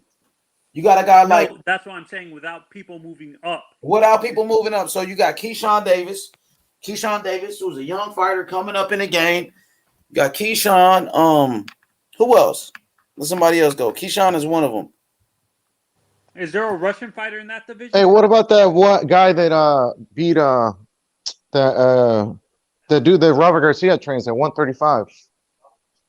He beat the shit out of him. Dog. Yeah, he's looked like he mean, bro. We go to the rankings. Who else? What's his name? Cepeda? I can't remember his name. William Cepeda that destroyed Hector Tonajero, right? Yeah, that dude. He's a knockout artist. That dude a beast. Yeah, he he's beat a problem. the shit out of him. That dude gonna be a problem, homie. I ain't gonna lie. Who you think NYC? Who you think gonna be one of those guys to take over 135 when Tank, Haney, maybe Rolly? What about Rolly? Y'all fucking with Rolly? I like Rolly, really. man, but I don't have faith in Rolly. Hey, he's an entertainer though, not really a fighter. He do got power though. He's a brawler. That's it, man. Yeah, I mean that's what he's a brawler. You know what I mean? Yeah, he's a brawler, man. That's he got no defense. He sound like Mike Tyson too, man. When he be talking. Yeah, he's entertaining as fuck, bro. I like watching Rolly. Yeah, and I don't like how it went down with the whole situation and shit, but you know, it is what it is. Rolly been exposed to Mayweather Promotions. That dude is on their ass for that shit. He said Tank got 14 open counts and shit. Yeah, I saw that. And he said Tank's still fighting, but what about me? You know what I mean? So let me show you the rankings. Chris Colbert. Chris Colbert. He had 30 though. He had 130. Yeah, 130 to 135. William Zabeda, one of the guys right there, number 10. I think Keyshawn Davis, who's a prospect coming up in the game. Isaac Cruz, Cambosis. Yeah, Comey's still dangerous. Comey's still dangerous. Comey's still dangerous. Linares is washed up. What about Comey? He's still dangerous. Oh yeah, Comey, he's still a player, but he's a little bit older. Comey got power. Just knocked out Jackson Marina and shit. But it's not deep. It's not that deep. It's gonna have to be those guys that really move up, though. I think. Yeah, it has. It's not deep enough, Manzano. I think Keyshawn Davis is gonna be the guy, though. To be honest. Oh, big name. Yeah, I think so too. They old. You guys don't think the 135 is deep? Is what you're saying? It is, but they're old. But there's some old boys there. I mean, what about Loma? I think Loma would take over, right? Loma. Yeah, he's the man. Yeah, Loma's not moving up or anything. No, he's I think already he moves struggling. down. Honestly, I can see him moving down. But Loma's in line to get a title shot because Loma's ranked number 1 in the WBO. He's ranked number 1 in the WBC. So once those guys vacate all of those belts, once T.O. vacate, you know what I'm saying? Loma's next in line. What happened with that argument with HLD and the other and Ball, whatever his name is, Battle Rifle? Did it that ever get solved? Because I left because I couldn't handle. I couldn't handle all the yelling. Yeah, it was too much smoke at that point. But nah, they didn't really touch on that. They were just arguing about the whole shit with Haney and shit. Yeah, and but I think Keyshawn, to answer your question, Anthony, I think Keyshawn Davis might be the guy. Watch out for Keyshawn. He's Olympic silver medalist. I think he's gonna be the guy. What's your opinion on Cepeda, William Cepeda? He's a monster. William Zebeda's a killer. You know what I mean? He's the type of guy that I don't think anybody's in a rush to go fight that guy. Can you imagine a fight with Cepeda and Tio? Oh yeah, that's gonna be a slugfest. I got Tio knocking him out, but Zebeda's a beast too, though. That'll be a great fight, though. Shit, it'd be entertaining. I see I see it being a close fight because none of them like walking backwards. They like walking forward a lot. Hey, Cepeda 135, that guy, or the Cepeda 140? William Cepeda 35 who beat Hector Tanajara. What are your guys' opinions on Jose Ceja? Jose Ceja? Yeah. I don't know who that is. Who is what weight is he? I don't know. I don't know him. No, Jose Ceja. He was a fighter from the early 2000s during the time that Manny was at 126, 135. I'm not familiar with him, but ask him about that Boots of Virgil Ortiz fight when you was asking in the comment section. Who do you guys like? How do you guys see that fight panning out? Who do you think wins it? Like, I have it 50-50, leaning towards Virgil a little bit by split decision. I don't think you're gonna fight anytime soon, though. So it's a bloody hard one to predict. That I tell you. It is hard, that one. There's certain ones. But you don't see the fight happening anytime soon, ignorant? Not at all, bro. They're young. They're gonna build them up. I'm telling you, they're gonna be the next Crawford and Errol Spence at welterweight. So I'm very high on Errol Spence. I think Errol Spence is done, yo. Especially with them accidents he had, and I think if he get punched in the face really hard on the jaw, I think he's done, man. I think his career is done. I'm high on Ortiz, so I'm. You think his punch resistance is gone or what? I think that. I mean, his punch is there, no doubt, but I think that his face can't take it, man. Hey, bro, I doubted it. I doubted Errol before. I don't think I'm gonna pass on this one. No, I think he's gonna come back, bro. No, I never doubted. That dude is strong. That dude is mentally strong to go from a car accident and come back and mentally strong. Got nothing to do with you getting hit bricks. When you getting hit bricks, like if somebody got brick hands, that got nothing to do with being mentally strong, bro. Just like Caleb Plant, he thought he was gonna take that beat down from Canelo, man. After the eye surgery, is what you're saying? I think that the eye surgery and then getting his teeth replaced, because he has dentures now. I think that plays a factor in his health, man. And I think that if he does get really hit hard one shot, because that's all it takes. Because everybody can see what happened from Canelo and Billy Joe Saunders. That one punch broke his orbital bone. And I feel like if he gets that really good competition with somebody really like Sean Porter gave him a good fight, I think he's not going to last that long. I think health-wise, that eye, like who do you have him? Because Danny Garcia's a big puncher and he couldn't do shit.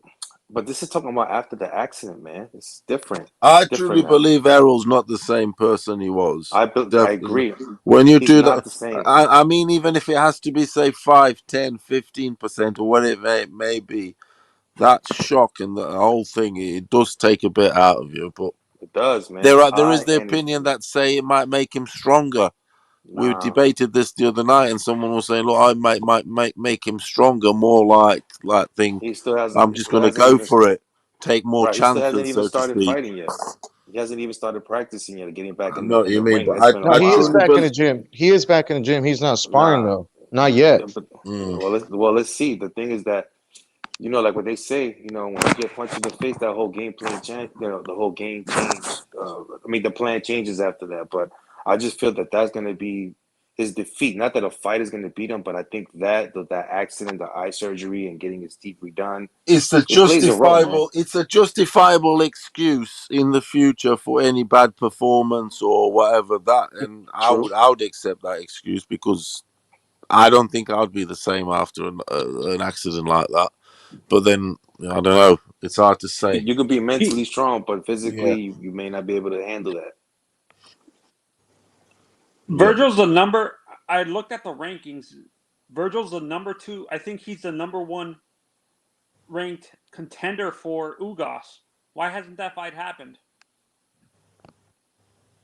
Virgil is number 1 in the WBC and WBO. Or is he number 2? And number 1. No, for Ugas. For Ugas' title. I don't know. Look it up. You got the rankings up. What you think about No, Ugas I saw it fighting those earlier today, guys? but I can't remember if he was 2 or 1. Think about who? What you think? Ugas and Spence, or anybody on that in that weight? People slept on Ugas. Spence. Yeah, man. Everybody slept on him. So I don't know enough by him to sleep on him on the next fight. So I don't know. He might give somebody a good fight. He had a good style the way he fought Pacquiao. Even though Pacquiao's a little old, but still, man, he had a good fight and his strategy was pretty good. The way he beat him. Bro, Ugas doesn't want to fight his mentors or whoever the fuck the WBA mandated him to fight. I'm just tired of all these fighters, man, just ducking and trying to keep their. Hey, that guy that Ugas is fighting, he's a legit threat, bro. Have you seen him? No, yeah. Or not the guy that's coming up, but the guy that he's fighting. Was it Estenionis or whatever the guy's name? Estenionis. He's is he? Have you What seen him fight nationality? before? What's the nationality is he? Lithuanian or something? Right? I'm not sure. But yeah, he's from Europe though. He's someone from there. Yeah, Stanonis. I think he's from Have you seen Croatia. much of him? Have you Isn't seen he much from of him? Croatia? He's I from think that Bulgaria. motherfucker from Croatia. I think. Fighting out of where? I bet he's not fighting out of Croatia. Let me see what Ben Dover's saying. He said, I don't think Earl is the same. He said, but only due to him not moving up sooner. Estenionis is ranked number 1. Virgil's number 2. He looks a little smaller than he was staying at 147. Drained his power to me. Yeah, that's what some people Virgil think. fight They the feel other like titleist in that. I agree with Ben on that, yo. Ben Dover, I definitely believe what he's saying. He looked different. hell yeah, he might be struggling if he comes to make back and weight. if he comes back and he fights Ugas and he beats him, is that going to change your opinion on him? I don't know. Ugas got to be a tough. To me, he need a slugger. If he gets a slugger, he can get through it. Then no doubt, but he needs to get fucked up. That dude is a Lithuanian, like a Virgil Ortiz or whatever. It's like so basically he's Russian. He's Lithuanian. What you say, ignorant boxing? I said he wants him to fight someone like Virgil Ortiz, somebody who hits hard. For Earl?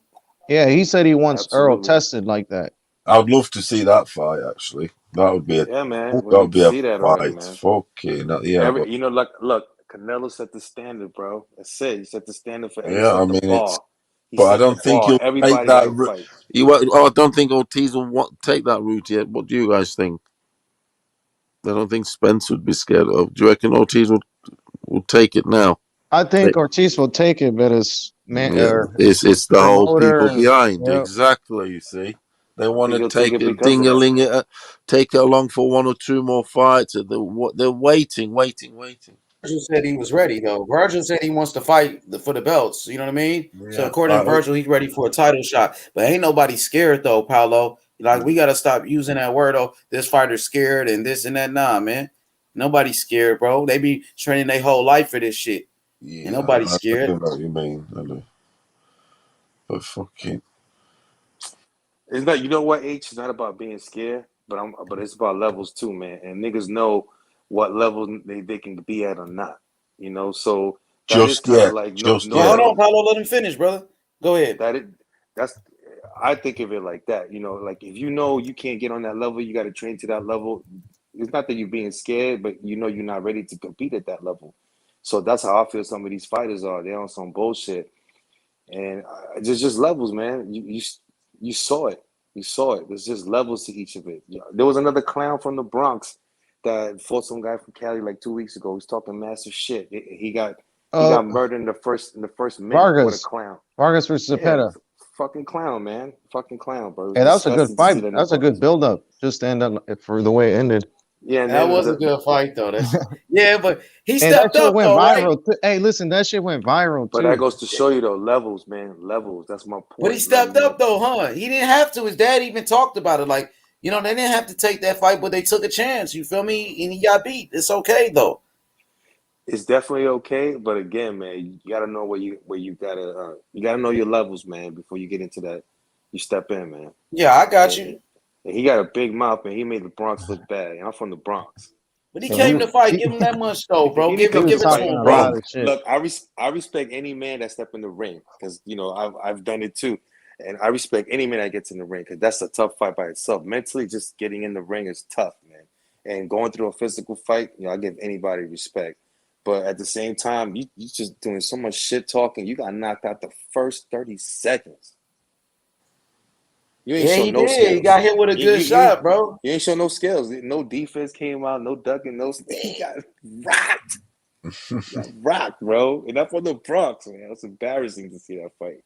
It's all right, bro. Shit, That he shit got hit ended with a quick. big shot. It happens. Then Lubin got knocked out like that by Charlo, right? No doubt, no doubt, no Yeah, doubt. But true. that's on a different level. But shit, Zabeta is like the number one contender at 140 though. Zabeta shit is a title contender. Zabeta ain't no joke. You feel me? Like, but yeah, he got caught. He got hit with a clean shot and he never recovered, bro. It was over with. Hey, Cepeda shows up when he needs to. For real. I know That's he what I does. noticed. And that left hand is nasty. He got a sneaky ass left hook, bro. You gotta watch out for that punch. Hey, when I saw him fight Ramirez, I actually thought he won. To be honest. Yeah, a lot of people thought he won. What y'all think about the heavyweights right now? I like him. I think Fury the top dog. Fury, you know what I mean? Fury's on top of the Fury, the main guy. I think Usyk is good. You got Joshua. He's all right. He I'm not overrated, really. man. He another Yeah, one. He yeah. I'm not overrated big on too, Joshua. man. Go ahead, He speak on that real overrated. quick. Talk to me about it. To me, Joshua, like he was another Wilder, just like Wilder just got power, no boxing skills, and Joshua just got strength and a couple of nice little boxing skills. But after watching Andy Reese whip his ass and really expose him on his defense, he hasn't recovered, man. Look at that Usyk fight. He got outboxed. I just think Joshua's another guy overrated, and he's been protected by his promoter for so many years from taking real fights. He thought that Andy Reese was going to be a walkover. He got surprised. Went back to the camp, learned how to box a little bit more. He got the belt. It wasn't an exciting fight. I watched it. It was trash. I thought it was just – I hate when people – I know it's a skill, and I know it's part of ring IQ, moving around the ring. But sometimes I like to see a brawl too, and he played it safe. And then with Usyk, outboxed him, outclassed him. And he's gonna get rocked again with Usyk for the rematch. So you got Usyk winning that rematch? Absolutely, he outboxed him, bro. Outclassed him. Hey, me too. Me too. Especially after that 12 round. If you go back and watch the 12 round, if Usyk starts like that, he goes in fast. He can gas him out, bro. He can gas him out and knock him out if he actually applies more pressure this time in the rematch. I agree, 100%. 100%. He would definitely knock him out if he starts sooner. And we got a nobody messing question. with Fury right now. A Fury the man right now. Yeah, Fury on a different. He on a different level. You know what I'm saying? Yeah, I would like to see Wilder fight. I would like to see Wilder against. I still want to see Wilder and Joshua fight as a boxing fan, and I would like to see Wilder versus White too, Devin White, because I think Devin White might give him a little competition at the beginning, and if Wilder keeps training the way he is, hitting to the body like he was doing Fury in the last fight, I think Wilder can come back. How far I don't know. He has to improve his boxing skills. But he still got that devastating right. But at the end of the day, I would like to see those matches still to see who will win between those guys. I think to me, it'd still be a good fight to watch Joshua and Wilder fight, being they both can't really box and they both gas out. I would like to see who will win between that match. And then from there, to fight Dylan White. And then Tyson Fury, I would like to see him fight what's the name? The guy who just beat Anthony Joshua. Usyk. Usyk, yeah, I would like to see that fight happen. I think that would be a good fight. So Anthony says, can Ortiz fight the other champion in the WBA? And if he wins the title, does he automatically become mandated challenger over the current number one contender?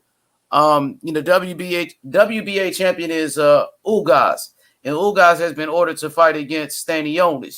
Yeah, they got a tournament going on. Yeah, they got a tournament in the WBA, and the winner of that fight, I think, will have to. Who they gonna fight? The winner? The winner of Ugas Stanionis. Who's next in line? It was somebody, right? Trying to remember. Who was it? You was telling me about the tournament. Who's in the tournament? Ignorant Boxing. It's Ugas Stanionis and that guy that just lost last weekend or 2 weekends ago. What was his name? Yeah, I forgot his name. Oh, Jamal James and them. The dude that beat Jamal James. Yep, that guy now. And yeah, so I don't know who the other one is. Yeah, the WBA champion is already, you know what I'm saying? He got fights lined up. You know, they got a tournament in the WBA. Virgil Ortiz is ranked number 1 in the WBO. He's ranked number 1, I believe, in the WBC. So he's best to go after Terrence Crawford. You're the number 1 contender. Go make a fight with Terrence Crawford. You know what I'm saying? That's the best bet for him. Terrence Crawford, man. Terrence Crawford's a beast, man. Facts. It's gonna be a good fight with Porter, man. It's gonna be a good fight with Porter. I think that Crawford's gonna win regardless. Porter's a tough dude, man. He's a really tough dude. All right, Alex says, my bad. Alex says Zabeta versus Josue Vargas remind me of Gabriel Flores and Luis Alberto Lopez. Yeah, Gabe Flores got destroyed in that fight, bro. You know what I'm saying? But Vargas got knocked out in the first round, where Flores went. I think he won 12 rounds. He went 10 rounds with that guy and got destroyed. He just wasn't ready. You know, I could see the similarities that both of those guys wasn't ready at the time. But I guess Flores was supposed to beat Luis Alberto Lopez, right? He was supposed to beat him, but he just got beat. You know what I'm saying? I don't know. I don't know what happened. I don't know if he trained or what. And then both of them was real cocky, like Mr. NYC said. Vargas was talking all that shit. So was Gabe Flores. Gabe Flores was cocky. He was arrogant. He was talking shit. And then they both got beat, man. And Gabe Flores got humbled. I know he's just a kid, but he got humbled. He did. He was talking all that shit because Andre Ward was in his corner, and all of a sudden he's learning from fucking Andre Ward or what's his name from Texas. He manages a lot of top ranked guys. Prince. Oh yeah, so he signed to Prince too. Prince management, so he started acting all different and shit, and he got humbled, bro. Oh yeah, he signed with James Prince, Andre Ward, and those guys, and you know he was. And I like the kid. He's just a kid. Me too. He from Cali. I'm from LA. He from Stockton, California, over there. What's up, man? Shout out to LA, bro. Yeah, man. Shout out to my boy Gabe Flores. He took a loss, man, and I think he'll bounce back. You know, and I used to actually follow him on Instagram, and you know, that motherfucker used to always be out in the streets and shit, having fun and shit. I like Gabe, though, man. And I hope he can bounce back. That shit hurt when I seen him get beat like that. Bendover says, Joshua kind of gun shy after that Ruiz knockout, kind of like Adrian Broner after the Maidana loss. He don't trust his chin anymore. What y'all think about that? That's a fact, man. Joshua, he don't look the same no more. I told you earlier, he don't look the same no more, man. Paulo, what you think about that? He needs some help. He needs some help. He does fight different. Paulo, what you think about that, brother? What you think about them saying that Anthony Joshua's gun shy after he got knocked out? Come off mute. Facts. After he got knocked out by Andy Ruiz in that fight. Paulo, come off mute whenever you get a chance. What you think about that comment, Ignorant Boxing? You think it's true? I mean, he does fight differently. And why the fuck would you try to box Usyk? That's the dumbest shit you could have done. So, and he doesn't want to take it to him, and he's going around. I mean, he can't. I give him props for trying to switch trainers, right? But you can't go around asking people to bring the dog out of you. Like, what the fuck? You either have it or you don't. You know. You need to go see Sugar. It's gonna be hard. Sugar already got Tyson Fury, so why would you be? You know what I mean? You're gonna go to the same trainer as the guy that you're supposed to be fighting. Man. I heard he's might join the Charlo camp. You know, train with Shields, Ronnie Shields. So he might get some help from that camp. But yeah, he's not the same no more. I don't respect Joshua anyway for a long time since he's been ducking Wilder too from the get. Bro, you thought he was ducking Wilder? Hell yeah, man. He knew he was gonna he knew he was gonna get rocked with that single punch, and he would have been done, man. His career would have been over. Hey, what about people that say if he would have taken that DAZN offer, he could have knocked him out first. You know, the DAZN offer came after that whole shit, that $50 million shit that Wilder was talking about, right? Yep. You know what I mean? So, yep. Yeah, man. But you remember that when they came with the DAZN offer, that's when Wilder already, you know, had the Fury fight going on, right? He already was talking about doing a rematch with Fury. And he wanted to be. He was about to fight Dominic Brazil. Yeah, remember he was about to fight Dominic Brazil, but he also was talking about doing that rematch with Fury, right? You know what I mean? Fury. I guess he already agreed to do a rematch with Fury. But the thing is this: remember, the DAZN offered him, I think, like $40 million to fight Anthony Joshua. $40 million, I believe, right? But you remember when Anthony Joshua and Tyson Fury was about to fight recently before Wilder won that arbitration shit? Yep. Wilder, look, Fury and AJ was about to get $75 million each because Fury beat Wilder. So when Fury beat Wilder, his stock went up. So Wilder was thinking at that time, I'm betting on myself. If I beat Fury, I'll go back to negotiations against Anthony Joshua, and I'm going to be worth more than 40 now. You know, you see what I'm saying? Nah, he thought he was going listen, Anthony Joshua's fucking up the bag, man. He's fucking up Fury's bag. Yeah, he can't. He got to win this fight.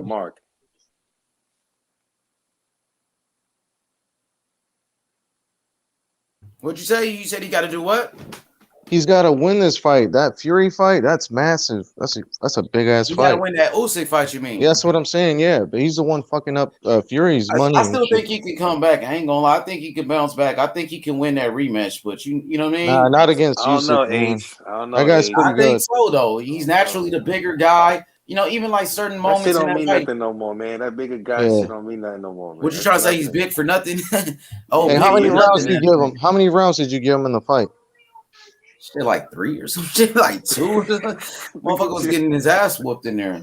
Exactly. He got boxed, and it was a little guy that did that shit. Man. So the confidence that Usyk had already, it's probably like times 10 now. So yeah, but I'm thinking Joshua, if he comes with the right game plan and in the right mindset, bro, he's just it's possible slow, that man. he can win. He's already the naturally much bigger guy. He should have won. Tight as fuck. Yo, he's slow. All that muscle shit, man, he just got him so tight, man. He can't really flex, man. Hey, can I give my prediction for the rematch? Yeah, go ahead. Please. He's gonna gas out. That's how I see it. He thinks he's gonna come straight forward at Usyk and knock him out. Like he thinks he needs that dog in him, right? And the old Anthony Joshua, right? But he's gonna gas out, and Usyk's gonna take advantage of that and knock him out. I'm gonna have to agree with that. That prediction is on point. He's gonna gas out soon. Hey, so Anthony says I'm thinking of Virgil Ortiz should fight. What's his name? Buatev, the dude that beat Jamal James. But Virgil Ortiz is ranked in the he's ranked in the WBO and the WBC. Now that dude that you're talking about, Buatev, whatever, he is in the WBA tournament. You know what I mean? He already got something going on over there. Feel me? Yo, what up, Mark? What's good? Yo, what's poppin'? What's good? They talking about Usyk Joshua. Who you got in that rematch? What up, Paulo? I got the same person I picked in the first fight. Who you pick in the first fight? Usyk. Smart guy. You think it'd be worse in the second fight? You think? Bro, he's gonna stop him. See, that's what everybody's saying, bro. Ace, you betting on the wrong. You showed no, I'm not betting. I just think he can. I think he can bounce back. We've seen Joshua take a loss before, and he did. You know, he came back and won the rematch. Right? It's not the same type of loss, dude. It's not the same thing. It's not. And it's not the same guy, bro. It's different. Mentally, he all fucked up, man. When he lost to Ruiz, right? He took worse of a beating in terms of damage, right? But that all came from a mistake he made. It all came from him bursting into the pocket too fucking early, trying to finish him off, which was stupid. Against Usyk, he just got outboxed for 12, bro. He just got clinically outboxed. All right, fact. Right. And I told you that, H. Different levels, Doc. I told you that, H. I got you. I still think he can bounce back, though. We got to wait and see. Hey, you think AJ will be the underdog in the fight, or is he going to be the... Joshua's going to be... Oh, they already have betting odds. AJ is the underdog. Oh, he is? All right. When did that come out, actually? Oh, I didn't realize that. Yeah, you can check. They're up there. Mm. What's AJ? They don't have a 13 to 8. I think so, yeah. 13 to 8 underdog. Opening. And that's going to drift. Oh, wow. You hear that, H? You said 13 to 1 odds? Man, I'm not an Anthony No, fan to 8. fan, No, bro. 13 to 8 plus like plus 145. I don't Plus even fuck 145. with Joshua like that. I really don't care if he gets knocked out or not. I just think, it's a possibility he can bounce back. You feel Hey, me? I'm going to put money on the KO by Usyk. Me too. No, for real, I am. He showed mercy last time, not knocking him out. Well, shit, I think they stopped the fight kind of early. It wasn't like 8 seconds 3 left or some shit. seconds. 3 Yeah, seconds. man, he was about to get knocked out. That's what That shit is crazy. His trainer said, "Don't do it." Man, I was kind of surprised how Usyk just handled that nigga like that, bro. Shit. He said, "Don't do it. Don't do it. Don't do it. Save it for the rematch." I think it was after you 2 read rounds. it between the lines. After 2 rounds, I knew he was in trouble. That's a hard fight. I think Usyk is the worst opponent for Joshua, though. I really do. Only Fury can handle him. Only Fury Yes, can handle him. I don't think nobody's knocking Fury out his throne right now. I don't know what heavyweight can give him competition. No chance. He's got too much self-belief now and all. Mind you, he might get too cocky. Yeah, now Fury fights, that good Fury's a style. better fighter when he's underdog. It's always been the case. That's his story. It's the underdog that story. Sugar style. He added that sugar style to his boxing, and that definitely. Don't you think, Mark? His story's been the underdog story, hasn't it? Right, always adversity. Not really. He was the favorite in every single fight he stepped into until he fought against Vladimir Klitschko. He was actually the favorite against Cesaro. His life, though, his whole life thing, how he's come up on the scene. He hasn't been. Bro, you can't tell me you're an underdog when you 6'5" and you 12. What about against Klitschko's and what was the odds against Wilder the first fight? I think he was the underdog, wasn't he? He wasn't the first fight with Wilder, but like I said, he was only ever an underdog in one fight before that. Man, he beat Wilder in all 3 fights, man. I don't care He what did. anybody says. He beat him in all 3. H, what you think, H? He didn't win all 3 fights, H? Blew him out. Ignorant boxing, he didn't beat him in all those 3 fights? Oh, Fury? Yeah. Hell yeah, he did. Yeah, that's what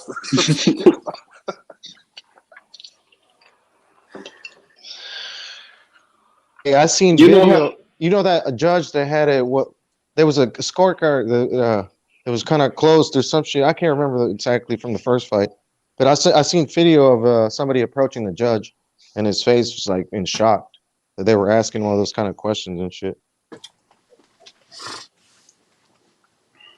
Yeah, heavyweight's gonna be good for a little bit. Ain't nobody gonna beat Tyson for a long time. I just want to see that fight with Usyk. I want to see that would be a good fight. I think that Tyson will win, being that he has that style that he can use it, and he is smart. He knows how to use his weight to his advantage, his height, just like he showed with Wilder.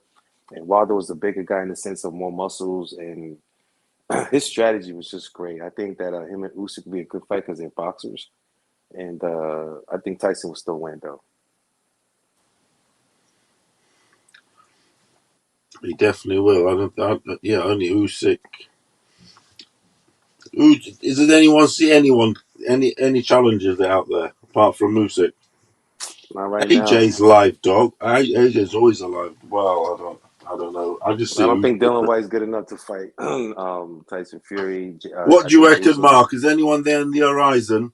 There isn't enough there. Like your Dubois, your Joyces, they're too methodical, aren't they? I mean, I think there's a lot of people who can cause Fury problems. Sanchez, the Cuban.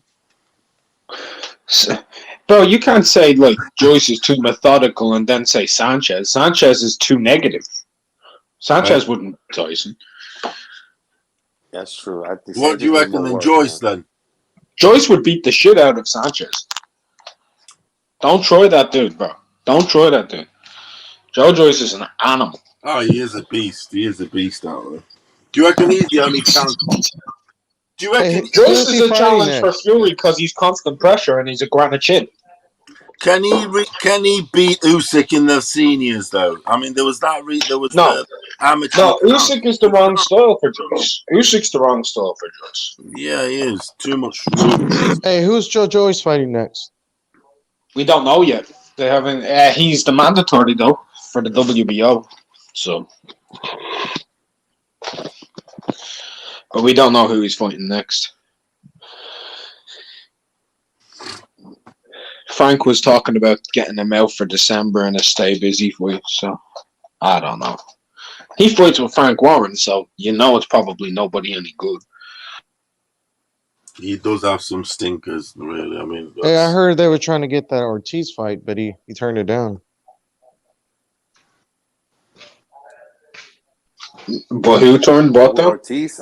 Yeah, Joe Joyce. Frank Warren said he were trying to get Ortiz to fight him. Look, that's been the way of the Ortiz League for years, right? He calls out these fighters. They offer him a headline bill. He says, no, come fight me on an undercard. I mean, Brad, this dude's been calling people out to fight on undercards when you can headline in the UK. It's just in-house shenanigans.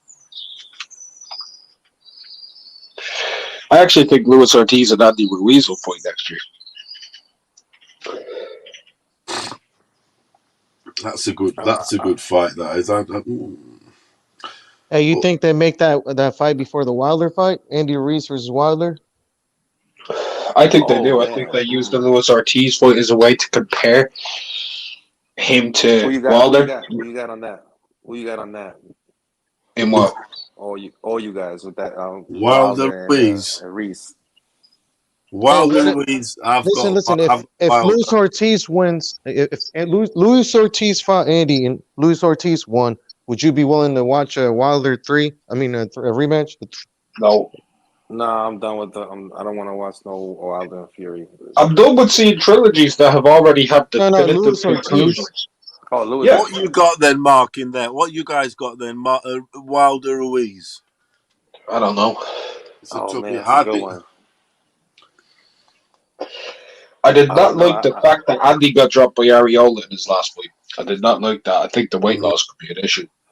Yeah, it took away from his power too. He looked that really bothered me. He did. I got Wilder. I do. Bang, you bang. take the way out of Punching down, you'll knock him out. You'll knock Ruiz out, I think. I think if he catches him here, he'll knock him out. Yeah, it's a knockout. And he's, Ruiz is a come forward, everything. He'll be there. I mean, obviously he's dangerous. He's got his fast hands, whatever. But when Wilder lands and he's punching down, everything is there. Wilder has a decent uppercut, everything. Yeah, Tyson Fury definitely put the blueprint how to beat him. He beats Ruiz. He knocks Ruiz out, and Tyson Fury beats Ruiz, like he says, with one arm tied behind his back. I actually, he fucking does. Fucking hell, he'll play around with him. Yo, Mr. H, you quiet, man.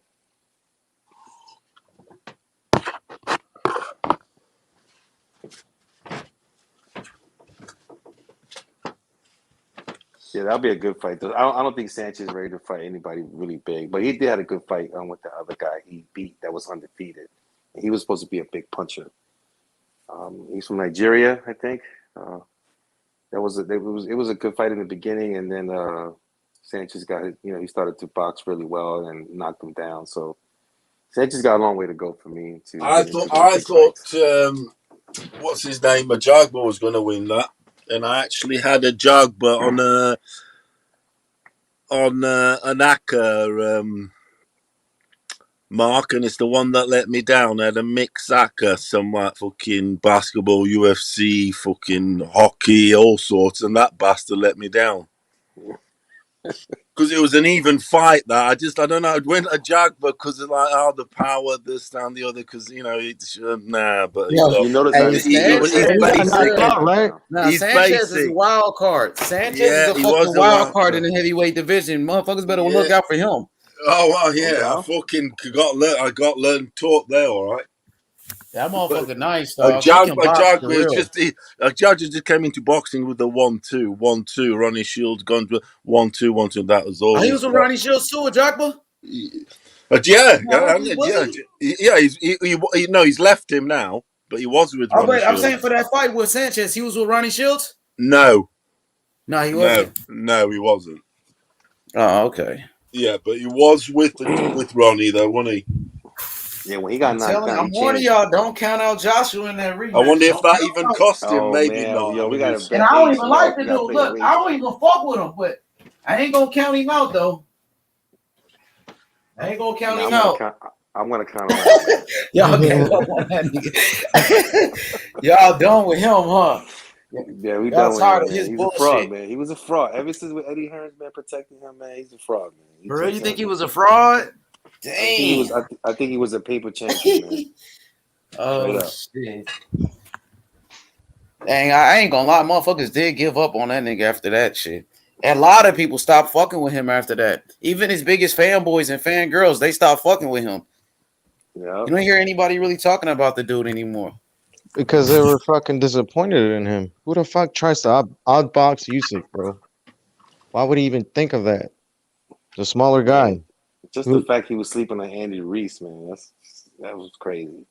He was taking it easy when he came to New York. He was like, "Yeah, no problem." He got rocked. Hey, I can't see him winning though. Even the way people say he needs to dog him out and shit, you know? I don't see it. I think he'll gas out and Usyk will take advantage and knock him out. And he's not gonna outbox Usyk, we already know. And so I don't know. It's a no win. Honestly, that's ignorant. I'm not sure if you agree with this, but I think Usyk being in the cruiserweight division, where that division relied on more being technically sound, benefited Olazander a lot. Do you agree? Against AJ? I mean, yeah, and he's faster than AJ, and he's got better cardio than AJ too. So he's got a lot of attributes that are way better than what AJ's got. Tyson seems to tire out sometimes as well. Have you noticed that too? Who, Tyson Fury? Yeah. Fuck, I never seen Tyson Fury tire, bro. Nah, I never seen that, Anthony. Yeah, me Hell either. no. I seen him tire people up and use his weight as his advantage, but I never seen him really tired. And for as big as he is, he's got a fucking tank, bro. He's got a Usyk few looked like he tanks got kind of tired in that Joshua fight a couple times. Who, Usyk? Yeah, a couple of times in that fight where I seen him back up a little bit, and he got tired a few times in there. But he is a smart. Yep. He's a much smaller guy too, and he fighting a much bigger guy like that. You probably would get a little bit tired. Yeah, he's putting his weight on top of him. Hey, from what I saw in that 12th round, he didn't look like he was gassing out at all. I think he was being strategic. What do you guys think about? Do you think any of the title holders in the cruiserweight division have a chance? Like realistically, the title holders in the cruiserweight division have a chance of being Tyson? Hell no. Nah. Yeah, no one's being Tyson Fury, bro. Nah, nobody. I see Bernard Hopkins. I'm sorry, Bernard Hopkins. I seen him. He said today Canelo can go up to cruiserweight and beat anybody at cruiserweight. That's what Bernard said. I believe him too. I think he beats all little guys. Okolie pretty big. Okolie's 6'5", but I think Dordilos, or what's his name? Dordilos, or whatever his name is. I think the dude, what's the name? Breedis. I think Canelo could beat all of those guys. Yeah, even all them Breedis and the black guy. I think you think so? Lawrence Okolie. I don't know, bro. Some of those guys are pretty fucking big. Yeah, him. What do you reckon? Doricos, he lost already. Breedis beat him, so he's not a champion no more. Hey, Canelo said that. Like that dude. Listen, Canelo said the heaviest he goes is like 185, pushing 190, bro. Yeah, he probably. But if he those goes guys to are fucking he'll big. be a 5 division champion. That shit would be crazy. That should be crazy, right there. He wants Bivol and Berbatov. But ain't no big fight for him at cruiserweight anyway. For him to go there to that weight class, there's nothing for him over there. It's not glamorous anyway. Well, Breedis is pretty good. Marius Breedis, he's pretty solid. But yeah, there's nothing for him at 160. So you know, shit, I could see Canelo shit. You know, probably going for. How about Joe Smith versus? How about Joe versus Canelo? Joe Smith versus Canelo. Canelo outbox him easy. But Joe Smith do got power. He got a puncher's chance. He got real power. So he got He's a got puncher's more power chance. than Plant, yeah. He got more power than a lot of guys. Joe Smith Jr. a Yeah, real he puncher. is. He'll knock the fuck out of people, bro. Hell yeah. When I That saw dude got serious power. when I saw Canelo taking those punches from Triple G, man, I was like, wow, man, he got a real tough chin, man. But one thing about Joe Smith, he got problems with fighters that can box and move. That's his issue. He can't deal with a fighter that can move and box like Bivol. Bivol outboxed him easy, Joe Smith Jr. Yeah. And Bivol fought him at what, 168? Bivol beat him at 168. Nah, 175. Oh, 175, you're right. He did. But Bivol beat him easy because Bivol knows how to move. He knows how to use the ring, generalship, and all of that shit. And Canelo can do the same thing. I think Canelo beats him easy. Matter of fact. I agree. What do you guys think about this fight? Ustakala. Uzgatagi? I can't pronounce his last name. Yeah. Uzgatagi? Benavidez. Yeah. Benavidez knocked the fuck out that boy. Benavidez Nah, that knocked fight the got fuck out of him. canceled though. He pissed hot. Yep, he was on some shit. He popped dirty. He's trying to cheat to fight against Benavidez. You know what I'm saying? But yeah, I think Benavidez will knock him out. But that dude got some power though. The dude Uzgatagi, he could punch though. I give him that. Or how about the two guys, the Russian guy Evgeny Shevchenko? Baturviev? No. As an opponent for David 147, what you were saying in the chat, the dude? Who you talking about? The dude you want Virgil Ortiz to fight? No, I'm talking about at 168. 168. What Russian dude at 168? Evgeny. You talking about Beck the Bully? Nah, he's talking about somebody else. Who? What's his name? I think you were talking about him earlier. Who was it? He's a number 3 ranked fighter in the IBF. Let me pull it up. Shevchenko. Derevyanchenko? Sergey Derevyanchenko fight at 160 pounds. Let me see. Let's go, man. I got the rankings on deck. No, is that who he's talking? 168. 168. Talking about super middleweight. Super. Yeah, Canelo. Yeah, we only chasing super, man. We're not chasing the other stuff. All right, let's go to it. Yes, sir. Where you got Canelo, undisputed champion, Benavidez, number 1 contender. This is Ring Magazine. Caleb Plant, number 2, still. Billy Joe Saunders, 3. Number 4, The Dog, Anthony Durrell. John Ryder, number 5. David Lemieux, number 6. Daniel Jacobs, 7. Number 8, this dude right here, Fedor. You talking about him? No, go to the I'm Shevchenko. Shevchenko. So, we got Carlos Gongora, IBO champion, undefeated. No, I'm looking at IBF. Who's this dude from France? Dang, he a knockout artist. Who the fuck is he? Christian Mabelli? That nigga look like he got power. 19 wins. 19 wins, 18 knockouts. Who the fuck is this guy? Beast. Look at this beast. 18 knockouts. I'm gonna check him out. I'm gonna see what's up with this cat. Christian Mbili. So you said which rankings? Which rankings you were talking about? IBF. Yeah, IBF. All right, let me go to it. It's Jenny Shevchenko. All right. My rankings, I'm looking at iBox.live. That's where I'm looking at my rankings for each what is it called? Each of these sanctioning bodies for the titles at each division. But the thing is, Monzano, these guys don't get the shots, mate. You said the IBF? Yes. Oh, right there. There you go. Yeah, that's the guy right here. Yeah. Paulo was right. You talking about if Johnny... Hey, Google him. See what he looks like. I never heard of him. I'm going to type him in. I'm going to go to BoxRec. Evgeny Shevchenko. Yeah, just highlight that name, copy it, bro. Evgeny Shevchenko. It's like a girly name, the first name. Shevchenko. Hey, it sounds like that chick from the UFC. Yeah. He has got shit. He ain't got no power. Come on, bro. 6 knockouts. Hell no. Yeah, them boy, he'll be Ukrainian. Them tankers are normally Ukraine. So he's 31 He's years old. Russian. He got 15 fights. 15 wins, 6 knockouts. I don't know about this guy. Yeah, he hasn't fought. He's fought domestically. That's the thing. He's got ranked and everything because he's probably He's got ranked the number European 16 on BoxRec.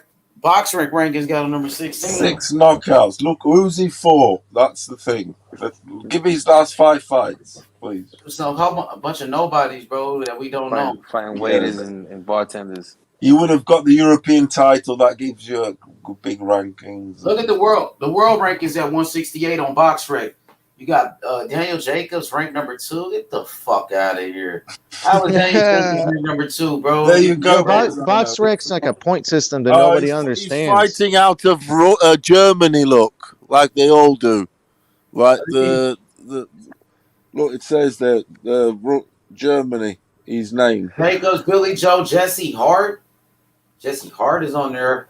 John Ryder, Caleb Plant, Benavidez, Fedor, Gabriel Rosado, number 9. Isaac Chalumba. They rank is kind of trash right here. Carlos Gongora, Shevchenko, that's the dude right there, number 16. He's fighting out. Hey, when it comes to rankings, BoxRec is not the place to go to. Look at the residents. Look at the residents at the end where they're fighting out of. And that Shevchenko's out of Germany. Yeah, they rankings is ass. Yeah, it's these IBFs are tricky. Now this is BoxRec though. Yeah. Go to box.live. I've seen him fight, actually, that guy. He's basic as shit. He's not all that, Monzano. Get his ass whipped. Get his ass whipped. What, you want to go super middleweight? So this they own rankings, huh? Oh, this is ring. It said ring rankings. We just looked at it. They got the ring rankings. They got the same thing as Ring Magazine. Oh, this is Ring Magazine? Yeah, they got the same rankings as Ring Magazine. Okay. Yeah, the Box Live, they use Ring Magazine. You see it says The Ring. You see it right there, what it says? You see it right there? Look. See where it says Ring at right here? That means they use a Ring Magazine rankings for theirs. Magazine symbol. Unless they got different rankings. Oh, they do. So they got different rankings. They got the WBO. So they got every ranking system. Okay. Oh, so it's Ring Magazine. Go to WBO. Oh, I like this Box Live. It's pretty good. I never looked at this before. That's good. It is good, actually. Zach Parker. Who the fuck is Zach Parker from the UK? You know about him? Paulo, are you familiar with Zach Parker? 22-0, UK fighter. Yeah, he's ranked number 1 in the WBO. I wonder who's this promoter. I have watched him. You know, what's up with him? He's pretty good or what? Yeah, he's steady fighter. Good. But obviously, he's got in there in the rankings, on the European side. Who's he with? I'm pretty sure it's Eddie. Let's check here. Pretty sure it's Eddie. He's solid.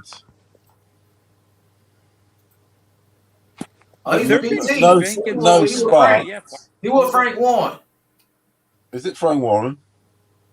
Let's see. I think I'm not sure. He's his manager, agent, Neil Marsh.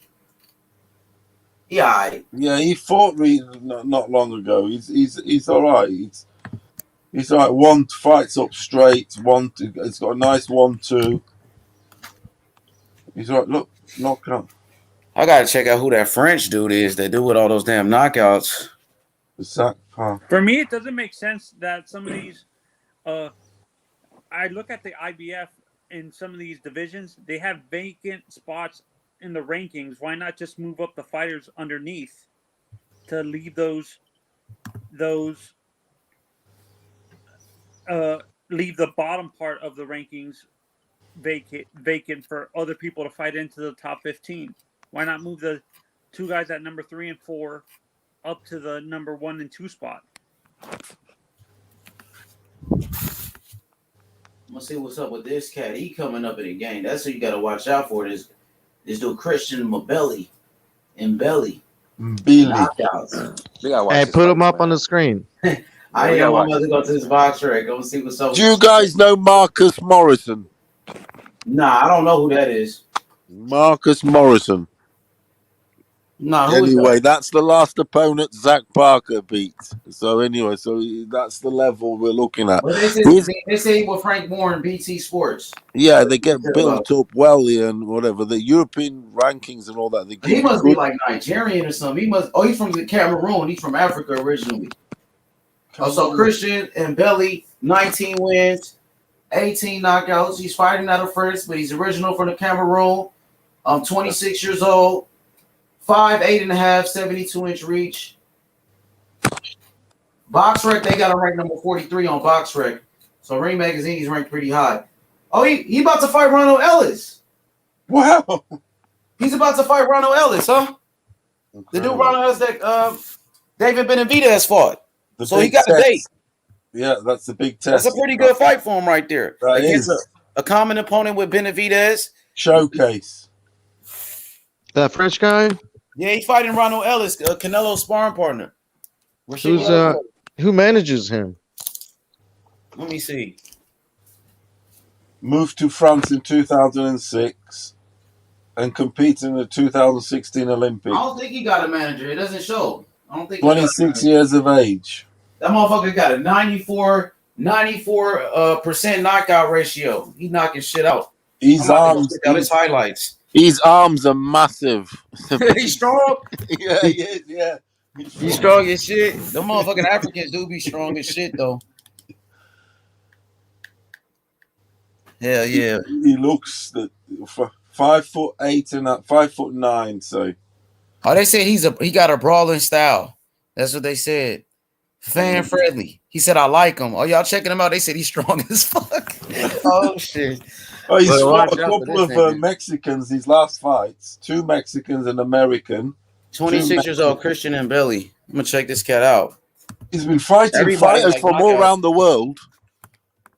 Everybody loves knockouts, right? Shit. Let's see what he got.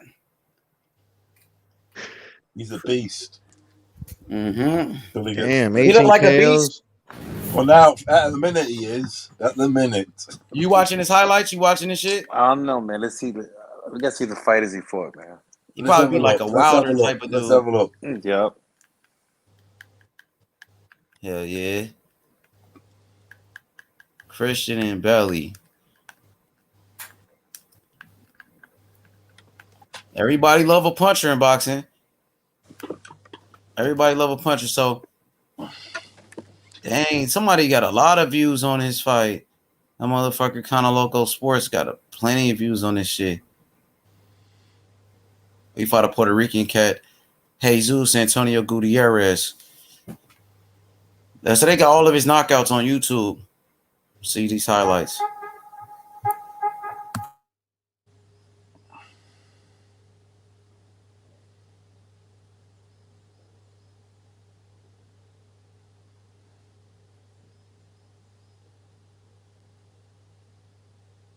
Hey, Ben said, look like he on that shit cut up.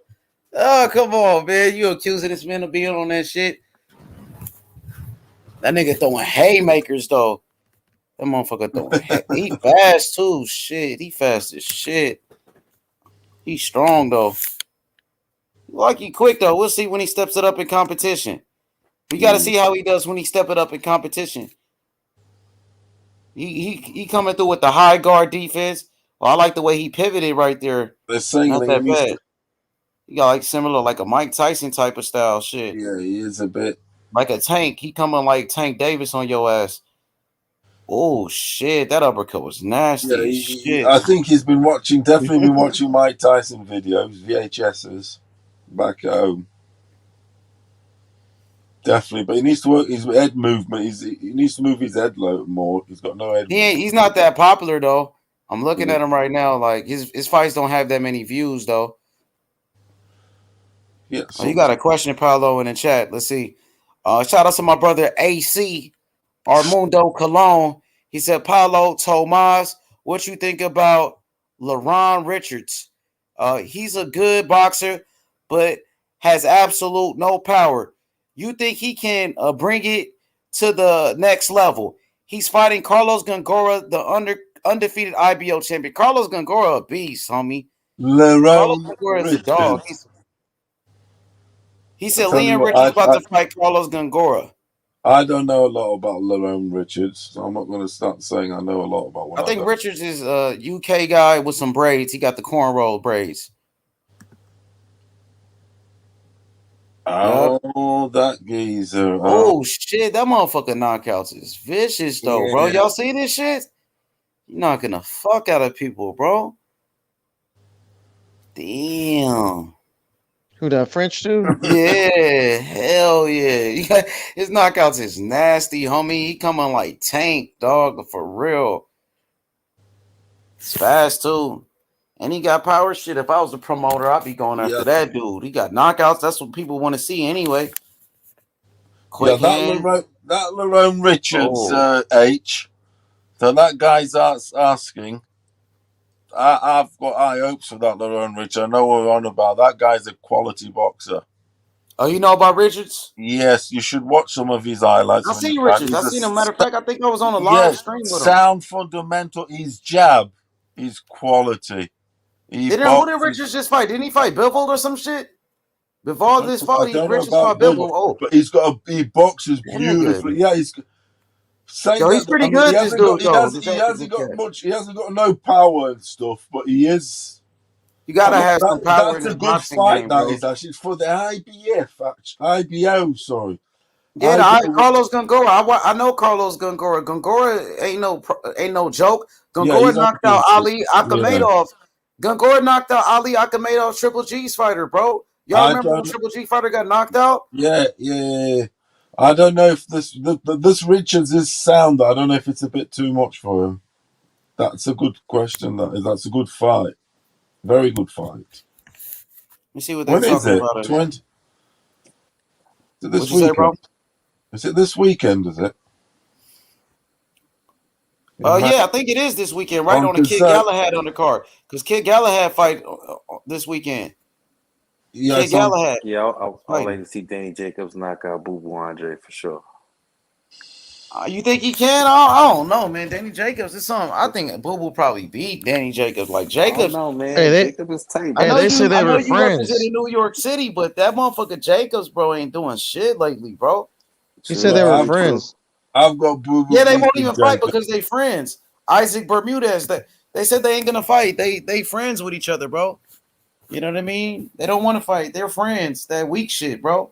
Remember fucking Marvin Hagler was telling Sugar Ray Leonard, he said, if we are good friends, if we are some real good friends, why you don't fight me and give me that payday? That's what fucking Hagler told Sugar Ray. But Sugar Ray was trying to duck him and shit. Hagler was like, yo, you my friend. Why you don't fight me and give me that big payday? You know what I'm saying? Hey, a while back, Daniel Jacobs was trying to get the fight with Jermall Charlo. Yeah, Charlo. Right before he fought Montiel. Right before he fought Montiel. You know that he pulled up on him, right? No.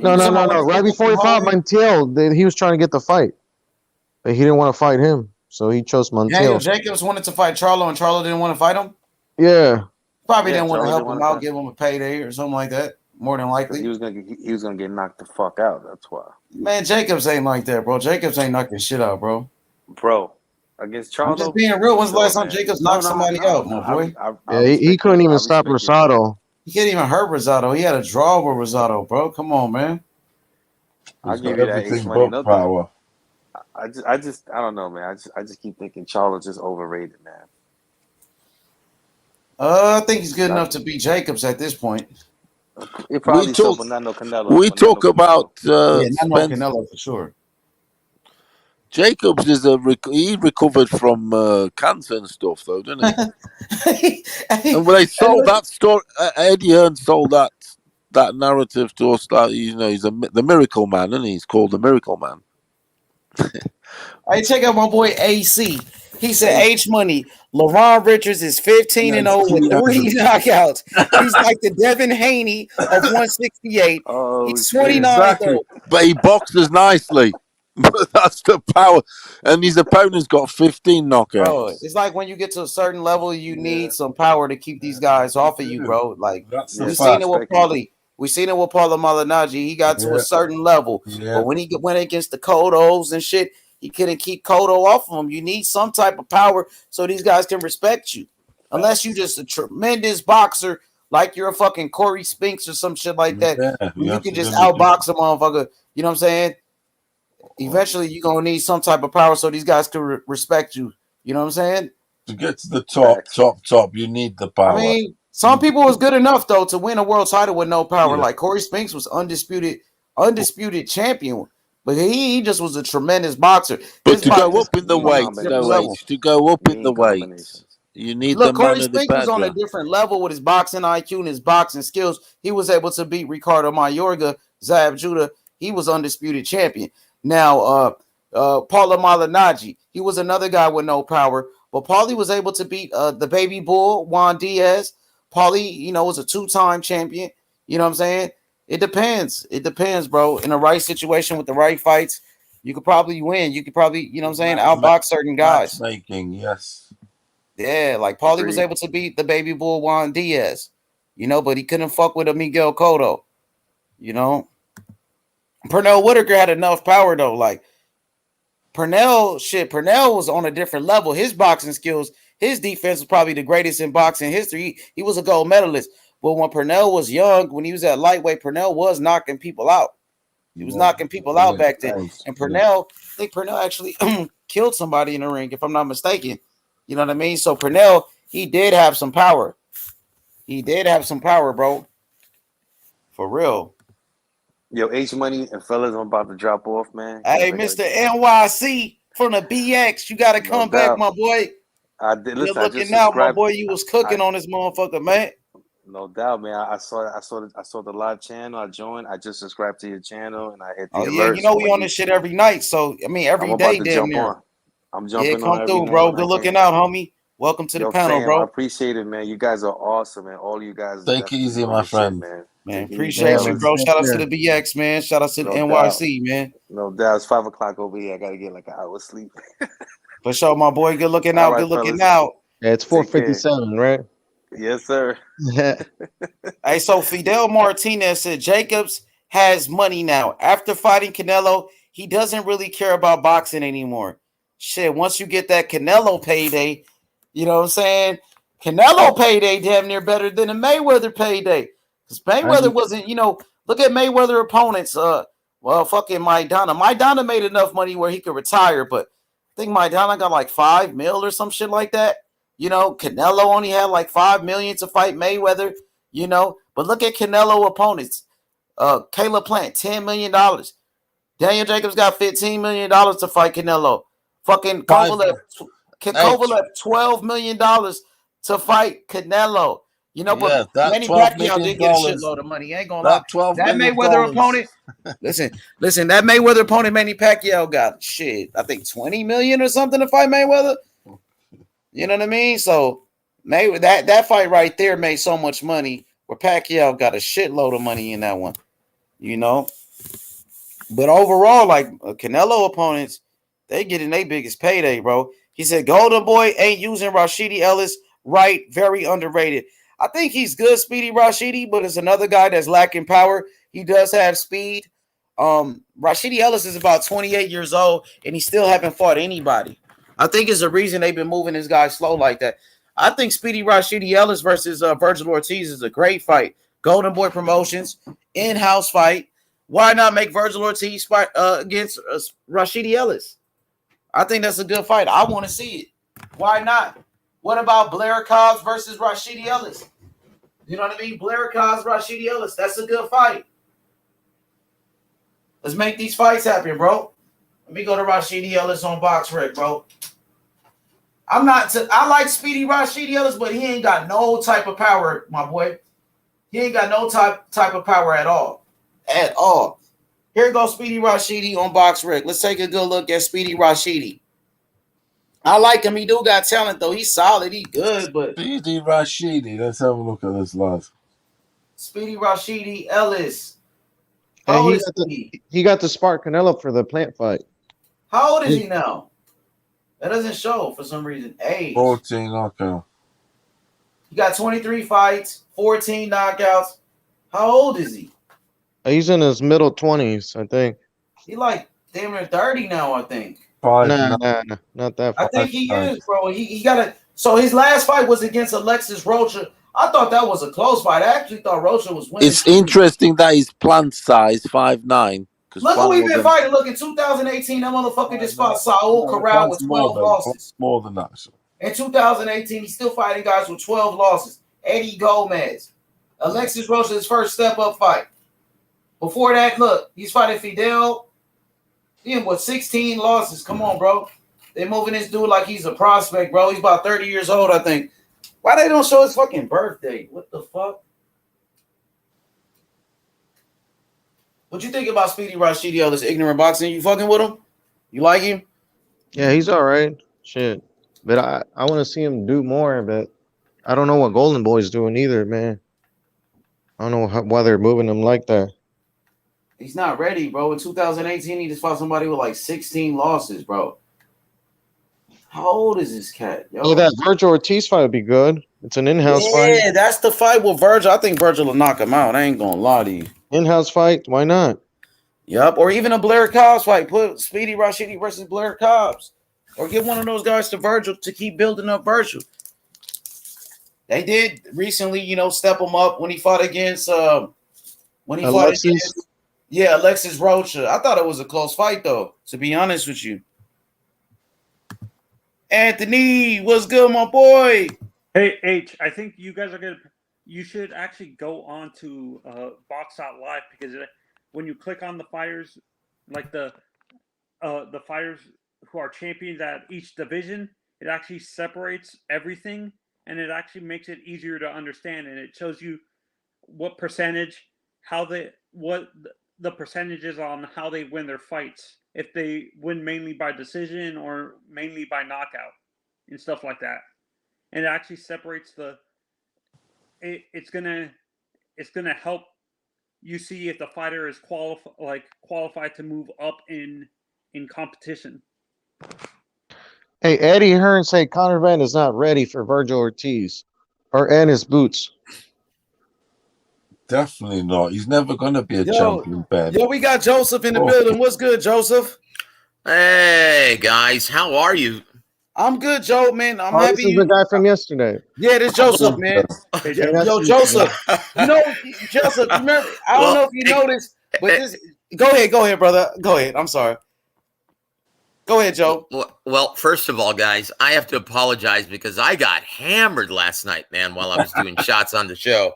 So, yeah, I'm a little hungover, but I wanted to tell everyone thank you, man, for being so gracious and showing so much respect to me yesterday. It really means a lot. And, I'll try to come on as much as possible on this show if I can. And, yeah, I'm up early because I've got a 7 a.m. publication I have to write for FightSaga.com. So, yeah, it's kind of a preview for all the fights coming up. But, yeah, man, interesting conversation. I just got a little too hammered last night. So, yeah, I wasn't nearly as sharp as I should have been. So my apologies, guys. No, it was cool, bro. Don't worry about it. But you were talking about a K9, Cornelius Bunridge. Oh boy. And so I guess some people were listening to our show yesterday. Yep. And they ran back and told K9, "Oh, somebody's talking about you and this and that." And so K9, I guess on his channel, he made a video trying to respond to you. I don't know if you saw that, but he did. Okay, well, yeah, he can. What was he saying? That it wasn't true? Because that's bullshit. Yeah, he was talking shit. He was talking shit, bro. And I guess it was another guy that he does a channel with. He does a video or a stream with, a podcast with. I'm pretty sure you know this guy, right? And he was like, "Oh," because he acted like he didn't know you at first. He was like, "I don't know this guy. I don't know this guy. He never did PR for me. I don't know this guy." So pretty much. Then it was a guy that I guess he does a podcast with, and he was like, "Oh, now I know this guy. Oh, my boy told me about him, where he said you was doing a podcast with his friend or something like that." And I don't know what the hell it was, but well, I'll say this once again. It was 9 years ago, 9-10 years ago. So I'm sure he possibly doesn't remember because I was working in essence directly for Emmanuel Stewart, not for K9. So possibly K9 had no idea that all of these press releases were going out on his behalf, right? And all these articles were being written. But he does. I know he remembers coming on my podcast, my old prehistoric podcast on Blog Talk Radio back when Boxing News 24 used to be called Eastside Boxing. We used to be on there every single week, right? And I interviewed everybody because I used to work for Golden Boy Promotions at the time, as well as Emmanuel Stewart. So, yeah, he used to be a regular occurrence on that show. That's what I'm saying. We used to roll out the red carpet for K9. He used to be one of my favorite guys when he was, working with Emmanuel Stewart. But when he treated Emmanuel that way, with that much disrespect after everything that Emmanuel had done for him. I mean, this is a guy, Emmanuel used to cook his meals while they were in camp together. Emmanuel paid all of his bills. And then he allows his wife to talk him out of, talk him into leaving Emmanuel, convincing him that he had so much disrespect and, you can't let a man like that talk to you. And once again, it's very easy to create a disgruntled fighter with an ignorant guy. Like, he never considered how good Emmanuel was to him. Buying him a gold watch, being his manager and his trainer, and never charging him a fucking dime. Like, he let his wife talk him into believing that Emmanuel was bad for him, right? It's normally the pussy that is spoiling it, right or wrong. You know what? So once again, he can't deny any of this. I was there. I was there. I know this. I mean, and once again, Sugar knows this. Everyone knows this who was there working with Emmanuel. Everyone knows the truth. Why don't you ask another guy who is writing and working with Emmanuel Stewart and doing press releases for Emmanuel? What's his name? They call him Rummy. Rummy's Corner. Rummy's Corner. He used to write for, in fact, I chose not to write an article about it because Emmanuel told me the story and he told me everything. And I didn't know what had happened. I was there, but I didn't really understand everything that Emmanuel had done for K9 Buntage until Emmanuel told me everything. Right? I didn't know any of, I had no idea that Emmanuel wasn't making any money from K9. He was just taking care of him out of the kindness of his heart. Right? I had no idea that was happening until this happened. And after I found that out, I'm like, this motherfucker, how could he do that to Emmanuel? And Emmanuel is already in poor health, man. Look, K9 can't deny any of this shit. He knows he fucked up. He knows he did. In fact, you can ask him to come on the show. Ooh. Look, once again, there is an article, right, that Rummy wrote back, when this happened, because Rummy found out about all this, and I chose not to write an article. I said, you know what? I'm never going to write anything on K9 because that's still giving him press.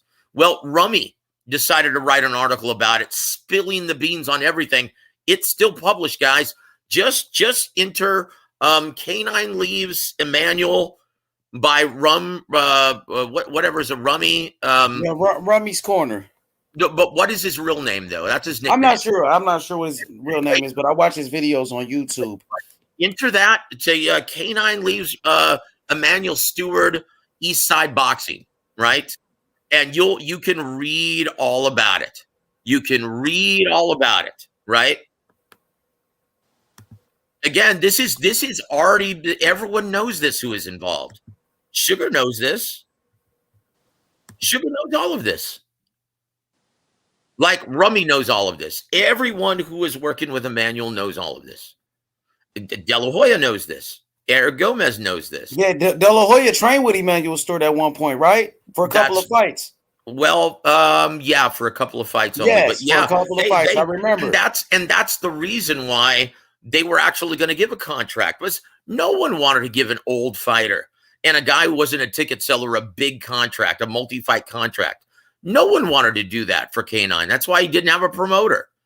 And they were doing this as a favor to Emmanuel only. That's it.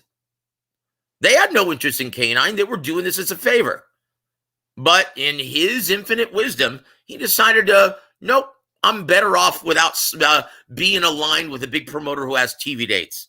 I'm going to go at my own steam because I don't like the way you treat me. I don't like the way you talk to me. All the while, the only reason why he's getting his opportunities is because of Emmanuel. He's a fucking idiot. Right? And look, he can deny it all he wants, but that's just his pride. Deep down in his heart, he knows what he did. He knows he fucked up. And he's going to have to live with that shit till the day he dies. That's it. That's the reality, guys. And I know I was there.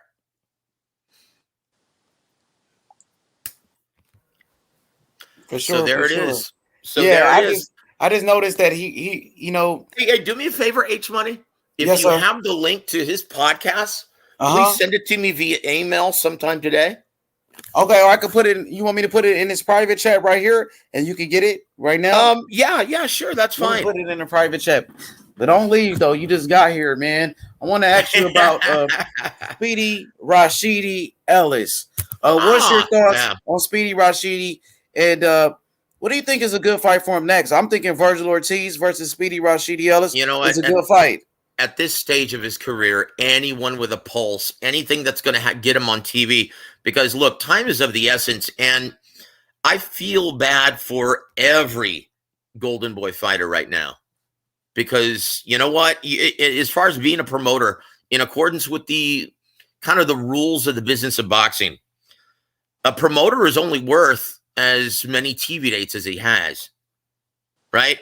At one point in time, Golden Boy, they were working with everyone. When they had Richard Schaefer about 6-7 years ago, they were the biggest promoter in boxing. They had TV dates on HBO, Showtime, ESPN, Telefutura, everything, everywhere, right? And now, boy, they don't have any TV dates, and they still have over 80 fighters on their roster.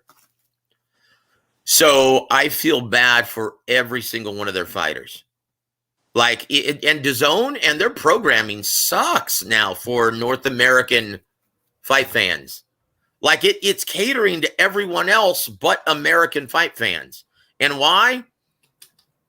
Because American fight fans, they, you know, for the most part, put it this way, they've got over 8 million subscribers worldwide, and only 1.1 or 1.2 million subscribe from a huge market like the US. That's why they've completely just, I mean, you know, the US fight fan will get drips and drabs from their programming, catering to us, but for the most part, they've completely put the US market on the back burner. If it's not Canelo, they couldn't care less. And so Golden Boy Promotions, they're without a home right now. They have no TV dates, and they've got over 80 fighters still left in their promotional banner. So they've got so many out-of-work fighters. And so if you're asking me what's next for Rashidi Ellis, man, if I were Rashidi Ellis, I would say, please let me go somewhere else. Hey, Please so let me go somewhere else where I have competition at 47. I got a question, sir. So the zone is not giving Golden Boy any dates anymore? Just drips and drabs. The sporadic date if a matchup is favorable, right? So if a matchup is favorable, then, and they like, you know, the quality of the matchup, then they'll pay for it and put it on and find a date for it. But how many times have you seen Golden Boy this year? Since that entire Canelo debacle happened, they'd have no more. You remember those Thursday nights that they had last year, the year before? It was developmental Thursdays. Yep. Golden Boy every Thursday, right? And then they would have a championship date on a Saturday night every single month. So they had, I mean, between 25 and 30 some odd dates, right? And now, well, they've got maybe 6, 7 this year so far, 5 or 6 maybe. I mean, just a handful. And for 80 plus fighters on your roster, yeah, that's just not enough. So once again, if I'm Rashidi Ellis, yeah, I want to go to PBC. I want to go to Top Rank. I want to go anywhere else. But if you're asking me who the style matchup, yeah, I would love to see him against Verge. But, Virgil, though, is not interested in that fight. That's the biggest problem. He's trying to fight one of the title holders, or at least a guy in the top 5, top 10. And unfortunately, Rashidi Ellis, considered by most, is more risk than reward because he's not a huge ticket seller. He's not a huge attraction. He's not a huge ratings draw. And he's a very crafty guy. And he's still building, surely. Well, yeah. And unfortunately, without those TV dates, good luck with that. Exactly. So, what about this Saturday? Golden Boy, they got a big fight coming up with Gabe Rosado and Munguia. What you think about that fight? Who you pick? What's your prediction? Oh, you know what, man? 10 years ago, man, Gabe Rosado would have been a very live dog in this fight. He's too shop worn. Yeah, he's going to get his ass whooped real bad by Jaime Munguia. Yeah, now, I got Munguia. He's not a huge puncher. He's going to be somewhat weakened because he hasn't made 160 in a very long time. And you know what? Guys have to remember he was floored and was on the verge of getting knocked out before he timed Beck the Bully with that perfect right hand, right? He's going to get his ass whooped in this fight. Jaime Munguia, even though he has very little defense, he's an offensive machine and he's got heavy hands. Don't be surprised if this fight, it doesn't even go 5 rounds.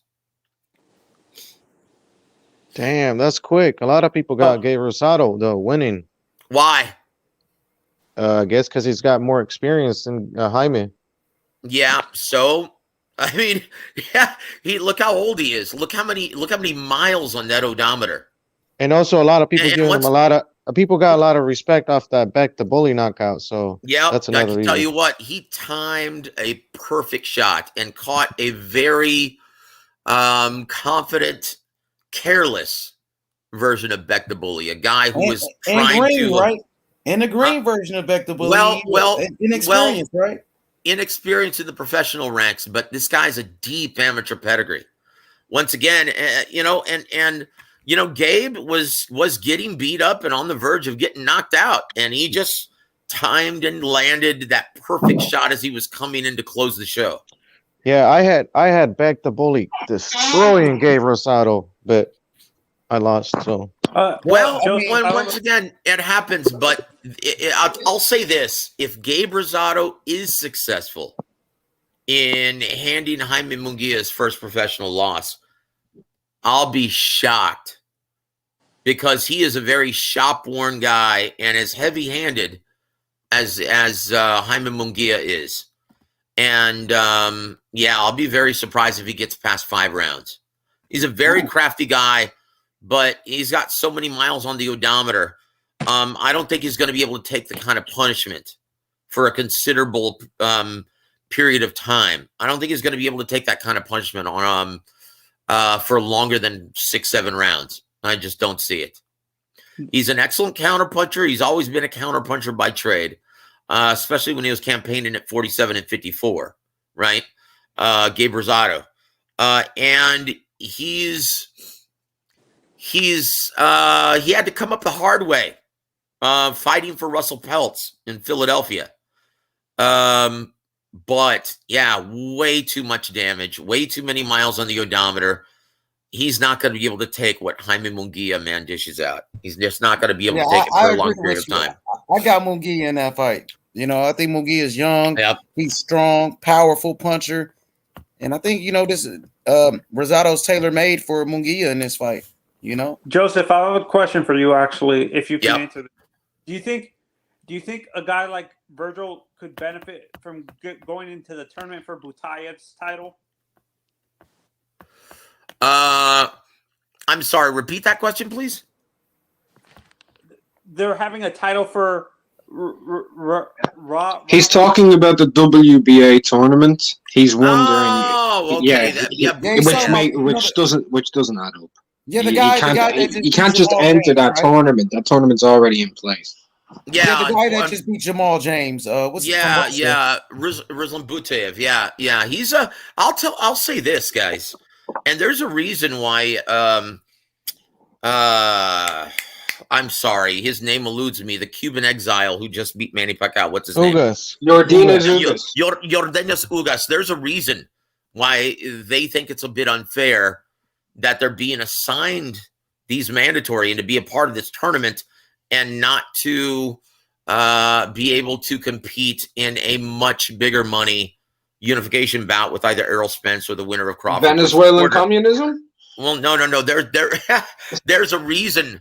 Because Yordenis Ugas, boy, has a really tough assignment in Stanionis. Like, I wouldn't be surprised one bit if Stanionis won that fight. Hey, that's what I said earlier. And it's going to be for much less money. So, yeah, his manager, Louis DeCubas Jr., is probably really pissed about that. Right? And is like, hey, wait a minute, you don't enforce these other WBA champions to partake in any or enforce their mandatory on them. Why are you doing this to us?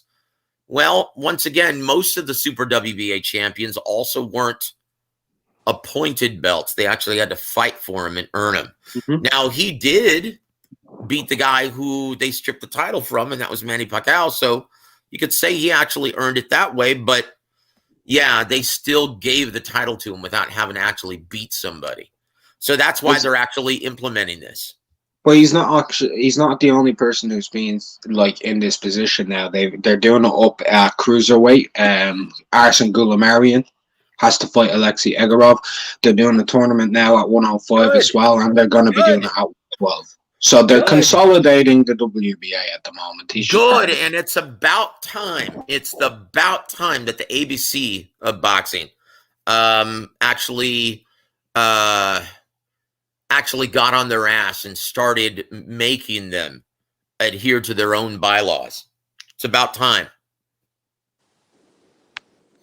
But honestly, I think it's a very interesting tournament. It's just a damn shame it's not going to be anywhere near the money that Ugas could be making in a unification bout with either the winner of Pacquiao. Well, either Errol Spence or Terence Crawford. I'm sorry. The winner of Crawford Porter or Errol Spence, yeah. So, Joseph, I want to ask you about this rematch between Anthony Joshua and Alexander Usyk.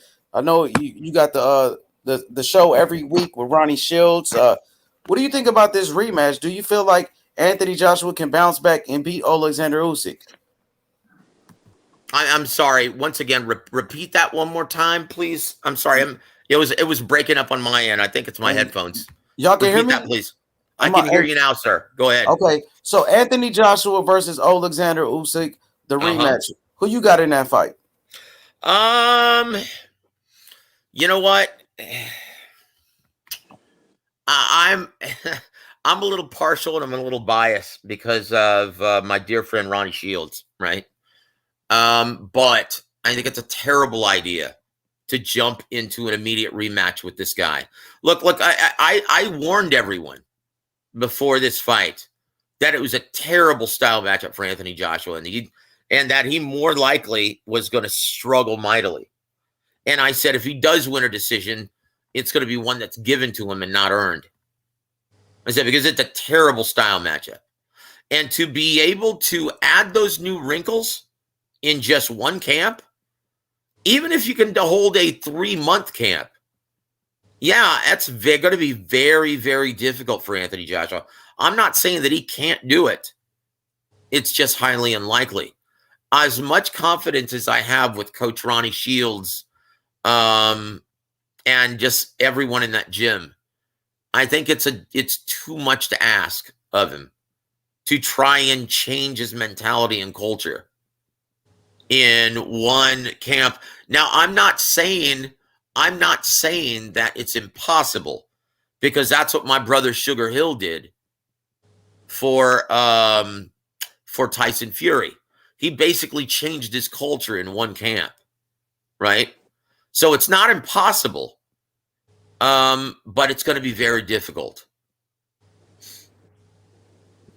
Okay, I got you. I just wanted to ask you about that one. I think Yeah, Joshua could bounce that's a back. tough I think he fight, can man. bounce back, brother. I think AJ can bounce back. He's done it in the past. I know this is a different opponent, but I think he's naturally the bigger guy, and I think if he used his size advantage, and his power, he can win. I think it's possible. Well, yeah, and two things are going to have to happen, right? Well, two things give AJ fans hope. Should anyway. One, he's such a humble guy, and he's not a guy like Deontay Wilder who's hard to teach, right? Mm-hmm. He's a guy who's very humble, and he's willing to learn. He's willing to learn new things. And two, he's got superb natural athleticism. And whenever you have those natural athletic gifts, you pick up on things a lot quicker than with someone who isn't that athletically gifted naturally, right? So that should bring a lot of hope to all AJ fans. But yeah, it's going to be very difficult. I mean, Anthony Joshua, in essence, is going to have to eat, sleep, live just for the next. If he only has a 3-month camp, boy, you're not going to have to be able to take any time off. You're going to have to be working on adding those new wrinkles morning, day, and night, right? He's supposed to be flying out to America again to have another look at another round of yeah. scouting. We talked about that on my last show with Ronnie Shields. Yep. Hey, on the interview he did recently, he said that he wanted to train a few months with each trainer. Though he didn't actually say he wanted to train just one individual trainer. So, what's your opinion on that? Well, good luck with that. Good luck with that. That's you know what? That's that's not a good idea. In order to subscribe and really learn and commit to certain philosophy and certain mechanics to muscle memory, you should spend a lot of time just with one trainer. It doesn't really make sense to jump around like that. It's in fact, I would say that's a negative. I'm sorry, go ahead. Which trainer benefits him the most, in your honest opinion? In your honest opinion, in terms of the American guys, because I look at Sugar Hill might help him the most. Do you agree? Sugar, Javen, but that's not going to happen. He currently trains Tyson Fury. I know that they've stated that through the media that they would love to help train just to make sure that Joshua versus Tyson Fury super matchup isn't spoiled, but that's just for the media. Anthony Joshua has no interest in accepting that. And they know that. They're rivals. They're going to be. That would be a severe disadvantage. Like for Tyson Fury to spar with Anthony, why would you give someone who you're planning on fighting, why would you give someone that kind of advantage, that kind of experience? Why would you do that? That doesn't make any sense. That's just for the media. That's just for publicity. That's just to continuously put your name out there, in my opinion. But Javen, if he weren't training Tyson Fury, yes, Javen is a brilliant trainer. And he's one of the more underrated trainers in boxing. But then again, so is my man Ronnie Shields. Keep in mind, Ronnie was a brilliant fighter. Okay? Guys like Eddie Reynoso, guys like Virgil Hunter, guys like even Javen, they've never been a professional prize fighter. They've never had that amateur pedigree or that experience in the ring Ronnie Shields has. And that's why so many fighters, that's why he's been able to work with so many legends of the sport. Pernell Whitaker, Mike Tyson, Vander Holyfield, David Tua. I mean, he's worked with everyone in this sport.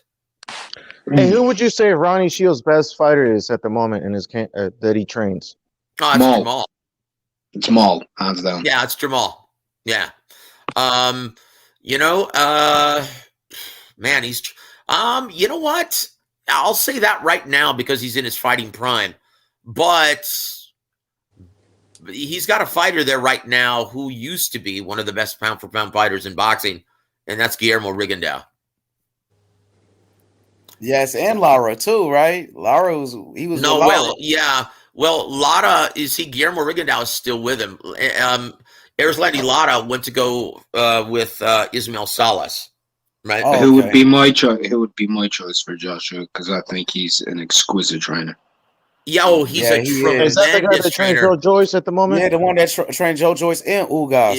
Ismael and Salas. Kazuto Aoka as well. Yeah, David Hay. He's an unbelievable trainer, bro. Oh yeah, absolutely. He's an amazing trainer. But once again, if you don't have that knowledge of Spanish, it becomes a little difficult, right? And Anthony Joshua, if he's adding these new wrinkles to his fight game, Salas is fluent in English. You could say that, but no, there's still a lot. I mean, have you heard interviews with him? Have you spoken to him? I've spoken to him. Okay, so it's very fluent. Broken, and there are things that are actually lost. No. It's not very broken. He's extremely good at English. Extremely. All right, for a Cuban, sure. No, in general, he's very good at English. He didn't make any thought. He didn't say anything incorrect when I spoke with him. Okay, go ahead and keep saying that. But I'm just. And you can keep bringing up assumptions that you think based off of interviews when you've probably never even spoken to him. Yeah, I have. With all due respect, Joseph, you make a lot of comments that are outlandish as fact, right? Like yesterday, like yesterday when you said that K9 was the reason Manny died. You can't even. No. I didn't. No, you did say that. You can't. You did actually say that. Go and re-listen to yourself, sir. Go and re-listen to yourself. Look, don't deny it. Look, you said the man is responsible for the death. Right? I'm not going to shut up for you. Okay, I'm not going to shut up for you. You're a hack. You were thrown out of boxing 15 years ago. I know exactly who you are, Joseph. Nobody gives a fuck about you anymore. You're irrelevant. Hey, chill, bro. Come on, bro. I don't give a fuck, bro. You can suck my cock, Joseph. What I just said, okay, now that you're getting personal, what I just said was there's no. You've made it personal by telling me to shut the fuck up. All right, and you're a hack. Once again, you're a hack. Shut the fuck up so I can actually explain. Yo, you shut the fuck up, bitch ass, bro. Go back on the dope pipe. Go back on the dope pipe. Bro, I was just having boxing. No, bro. We ain't. You a crack fiend. Okay. Chill, look, bro. Look, come on, crack fiend. What I said was, in my opinion, he contributed to Emmanuel's health decline. Go back and listen to what I said last night, and that's exactly what I said. And exactly what you said. He contributed. He's responsible for his death. He's responsible for his death? He's responsible? I said that's retarded. You can't even validate. You can't even validate that he contributed to his death. That's such a retarded claim. It's so retarded. It's so retarded. It's actually slanderous. It's actually slanderous. No, because it's true. It's fucking true. And he knows it, and he's got to live with it. No. Can you validate it? Not morally, but I'm asking you, can you validate this factually? Not morally, not in your opinion, but actually factually validate what you're saying. Yes or no? I can't. Of course you can. So don't be saying it as though it's a fact. You know what? I don't care. Stop having moral epiphanies on the pipe. I said in my opinion last night. I said exactly that. And you know what? It's not just my opinion. It's opinion of several other people as well who were talking and knew Emmanuel and are very close to him at that time. Okay, so don't tell me, man, I'm out of line. I can express my fucking opinion online. That's my opinion. And if K9 doesn't like it... So I can't express mine. You're telling me don't tell you something, but you can express yours. So I can't express mine? When you put that type of stuff out there, you can put your name to the slaughter too. You can be held accountable just as much as anybody else. That's fine. And once again, just give me a chance to retort. Because why are you writing on the fight saga when you've been covering boxing for 24 years? I'm sorry. Or 30 years. 30 plus years, right? You've been covering boxing 30 plus years, right? Why are you on the fight saga? No, I said 2 decades. Okay, two decades, right? Yeah. 2 decades. Okay. Of course. 2 decades. And you're on the fight saga? You're on a forum? No. Fight Saga isn't just a forum, man. I love Fight Saga. Pretty much. How many views does it get? See, now you're just talking out of your ass. You have no idea what the fuck you're talking about, right? Okay. Because you have every talking about how Golden Boy sorry. had 30 plus fights with the Zone when the original deal was 16 shows a year, but you said 35. You're talking out of your ass. Go and resource shit that you're talking about. I What know the this. fuck are you on? I know this. I know this already. That's how many dates they had. They had between, what was it, 24 and 30, because they were on every. So you're the only person who knows this, right? You're the only person. Every other report said 16 shows. Oscar said 16 shows. Oscar. Okay. Well, they ended up having more than that, didn't they? Because they're 12 months out of the year, and then they were given a Thursday every single month. Do the math. That's 24. Okay, it might have started out at 16, but expanded to 30 the following year. I know this. On the Zone? Yep, on the Zone. They did 19 shows last year on the Zone. 19. That's Don't last count. year, dude. That's what is it? Yeah, the original year was a half year, my god. You can't round up the numbers. It was the first calendar year you're talking was a half year period. It wasn't a full. They didn't have a full calendar year. Yep. Yeah, they had a half year. They started in May 2019. Come on, Joseph. What are you talking about? They had every like one Thursday a month, and they had one Saturday every month for their championship dates. They had the great majority of the dates on the Zone. For their championship dates, how many championship dates did they have? 12. They had one every month. That was their contract, to have one every month and one developmental Thursday every single month. Because they have over 80 fighters in the roster. And what are we even fucking arguing about, dude? What is your point for even bringing this up? I just don't like you. I know who you are. I just don't like you. I'll just be blunt. I know sorry. I know you. I don't care if you know who I am or not. You don't need to. Okay. I know who you are. And I know what type. I know your character. Who are you? I know your character. You know my character? I know your character. Have a good day, Joseph. Good Lord. Go fuck yourself. So I don't even know who that was. Can anyone tell me who that was? Yeah, his name is Mark. He got a YouTube channel. You know, he got. Well, I don't know any Mark. I'm sorry about that. Any Mark I'm sorry from about Britain. that. You know what I mean? You know what? That's all right. You a guest on the panel. I apologize, brother. Well, no. That's all right, man. It's just, you know what? If you're trying to talk over me, you allow me to retort. Allow me to defend myself, because everything that I stated, once again, and I said this last night, in my opinion, it was a huge contribution to the declining health of Emmanuel Stewart. In my opinion, that's just too close to call. As soon as that happens, Emmanuel confided in me that it broke his heart. And he said, you know what, I've been having health ailments, my stomach's in knots, and now this happens. And then 2 months later, he goes into the hospital and doesn't come out. Okay, and you know what? Once again, if K9 feels bad about it, he should. And once again, I'm not saying that's the reason why he died, because he was dealing with that ailment. But because Emmanuel was such a tough, hardworking guy, he ignored it. But I can tell you this, the K9 incident didn't help. And that's it. And I will believe that till the day I die. And once again, I know that's my opinion. And if anyone doesn't like it, I couldn't care less, because there's probably a pretty good chance they didn't know Emmanuel. Anyone who knew Emmanuel was appalled at what K9 had done. And that's the reality. That's the fucking reality. And I don't need some fucking guy who I don't know to cast aspersions because they don't like what I said about K9 Bundridge. Shit. Yeah, Emmanuel Stewart. Like I said, I was there. I actually know what happened. So Emmanuel Stewart, arguably the greatest trainer in the history of boxing, man. You know, he's a legend in the sport. And once again, just being a writer, I don't consider being in the business, right?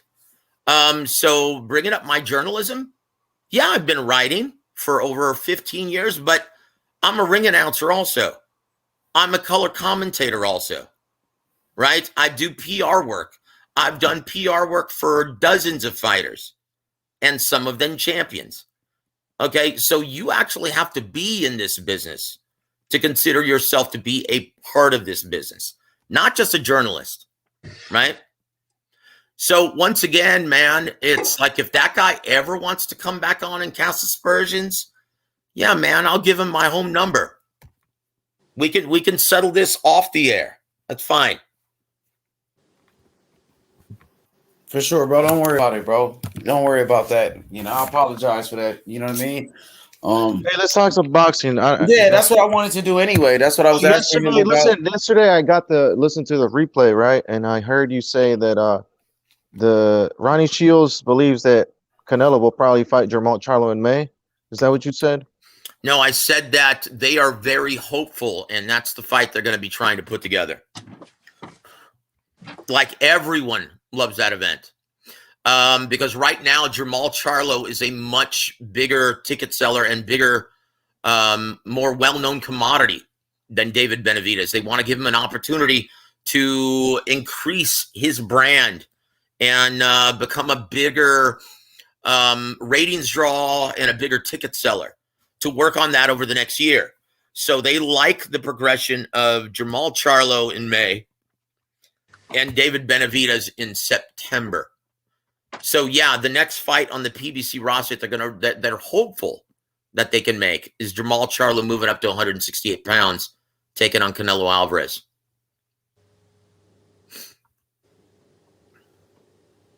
So yeah.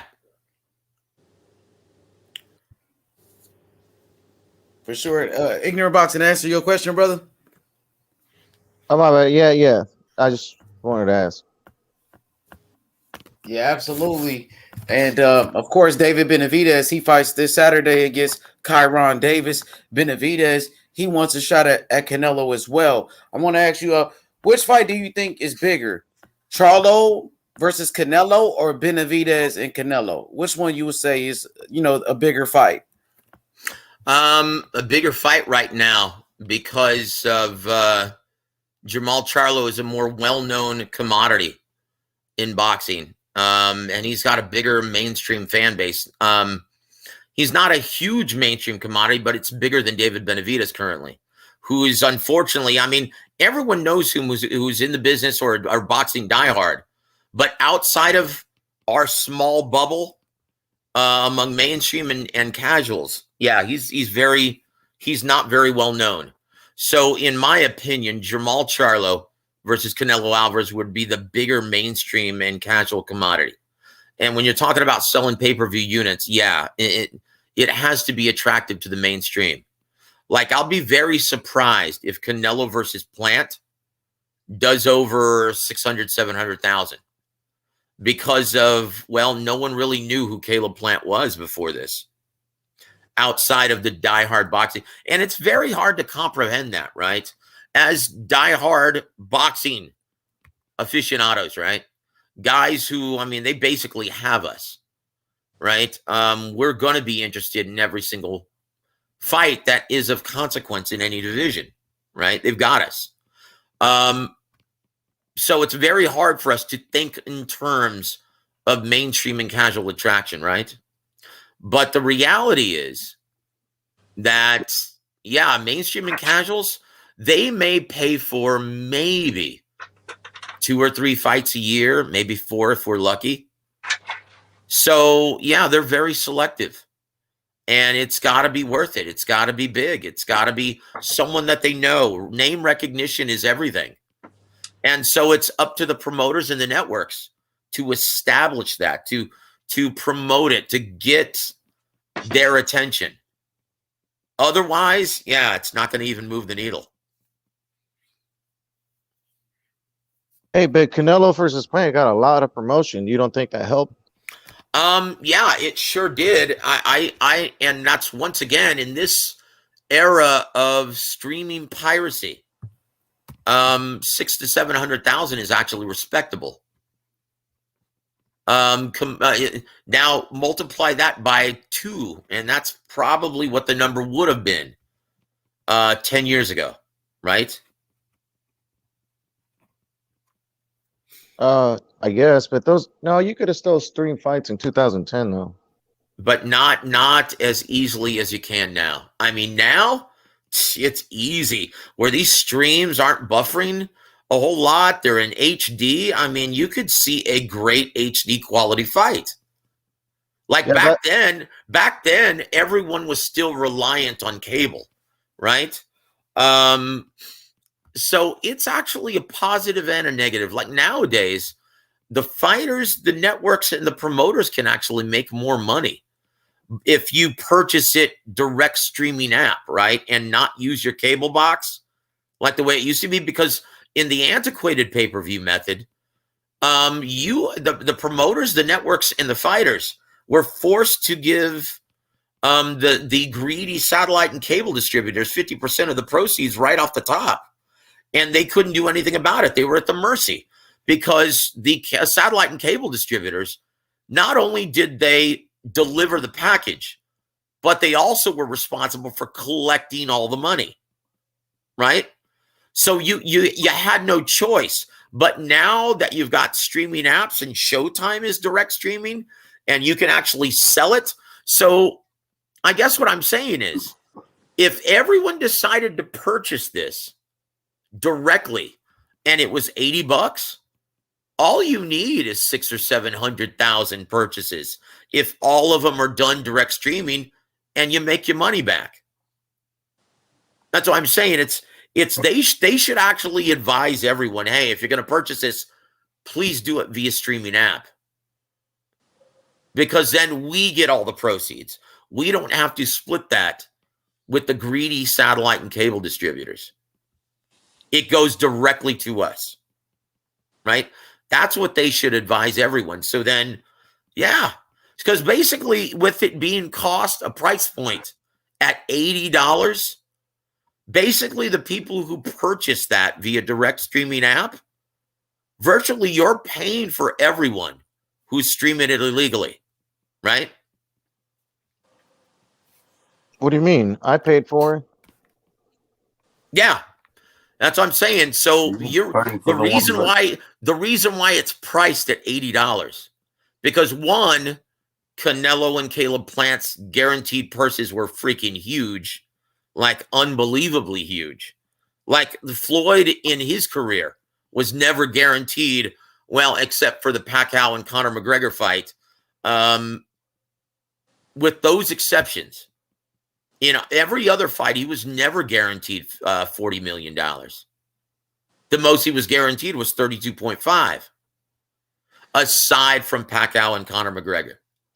Hey, so when you consider the mammoth purse, right, and then you consider that's why it's priced at $80,000 or $80 a unit. The reason why it's that high is because you're having to make up for all of the fans who are streaming it illegally. Hey, so if the pay-per-views are not up to par what they expected, is that going to affect future fights, do you think? Or is that going to affect? Of course, that's my point. And last night I was talking to you on the show. Piracy is the biggest problem concerning the business of boxing.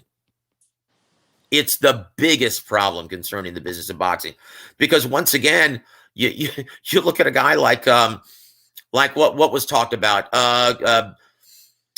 Jamal Charlo fighting David Benavidez. They said, well, we're not even thinking about that fight until it's worth $10 million. Is it ever going to be worth $10 million? Once again, these guys want to make money that isn't there. And why isn't the money there? Well, because everyone is streaming this shit illegally. Like, if there's not enough revenue, yeah, you have a hard time getting the best to find the best. Joseph, are we going to get the belt situation sorted, as in franchises and? Look, I always say this. I always say this, and I always repeat Emmanuel Stewart's words, and I said this last night on the show. Resumes and belts are for fans, writers, and networks who don't quite understand what they're looking at. And all of you guys do. All of you guys are very smart fans, or else you wouldn't be on this show, right? So I'm going to ask you, do you need a sanctioning organization? Or do you need someone's resume to tell you who the best fighters in any division are? Not in that sense, but an organization or some sort of thing that would stop these just extra. Okay, Like, well, for instance, this is Money's acting. It's like, no. I'll give you the solution, my friend. I'll give you the it, solution, my friend. Right? Yeah. Here's the solution: fighters, promoters, networks, they need to just stop recognizing all of the sanctioning organizations and just go with the Ring Magazine belt. Go with the Ring Magazine belt. Stop recognizing everything else, right? Just roll with the Ring, because once again, Ring, when you look at their ranking system is by far the best of any sanctioning, compared to any sanctioning organization, especially the IBF. Chingao. BBC's got a lot of power and heritage. Well, you know what? They have that lineage. It's, you know what? If you want to start streamlining this product and you want to start recognizing just one champion per title, well, it's going to have to come to that. And my suggestion would be the Ring, because it's not determined by money. No fighter has to pay a sanctioning fee to compete for the Ring. It's the business, right? When they said they don't. Yeah, but fighters will never give up those belts because they get paid more though if they have a belt. So, well, that's the real problem now, isn't it? They understand that if they have a title around their waist, even a minor title, they get more opportunities, don't they? Yeah. That's a big problem. Okay. But once again, the fans are the real bosses of boxing. If the fans and the writers stop recognizing these sanctioning organizations and these titles as being legitimate, like for a very long time, I stopped recognizing the WBA. But they made a new weight. They've even made a new weight. That's another belt going on. Like we need another weight, right? Fair enough. I mean, it was a good, exciting fight. It was actually a good fight. That is an excellent fight. Regardless of the matter, I mean, they've got another weight now, and it becomes a bit of a joke because it's something that Usyk could have fought in, and another belt. I don't know. It's unnecessary. Yeah. I mean, the last thing this sport needs is another weight division and another 4 titles, right? That's the last thing this sport needs. If anything, they need to diminish the great majority of these titles. Because we've already got the international belt, and then we've got the normal belt, and then there's the regular, not international, and there's about 4 belts for each one. I mean, it's more than that. It's worthless. Yeah, regular, this international. The WBC and the WBA seem to be the worst. Honestly, it's beyond belief. I tried explaining that to my kids, and I was just like, "Yep." I don't want to puzzle them too much. Joseph, I have a question for you. In terms of the fight cards, when do you think eventually boxing is going to be able to, instead of one fight hoarding all the money? I understand it's the main event. To help the fighters get the undercard get more money. When do you think that's ever going to happen? It'll start happening, brother, when the fighters start becoming more reasonable with their pre-fight guarantees. Look, I'm all for fighters making as much money as they possibly can during their very short career, because when you think about it, very few guys compete as long as Floyd Mayweather did, right? That customarily doesn't happen. Canelo is going to have a very long career because he turned pro so early. But most, and especially dependent on your fighting style. If you fight like Arturo Gatti, your shelf life is very small, right? So I'm all for the fighters to make money, but they absolutely have to start being more reasonable and understand that piracy is a huge issue. And look, there's nothing wrong with getting the majority of your money on the back end based on pay-per-view performance. Look, if your pay-per-view doesn't sell well, okay, you shouldn't make as much money, right? You should make as much money as is there. No more, no less. That's what to determine how much a fighter gets paid based on the real bosses of boxing and whether or not fans want to pay for it. Right?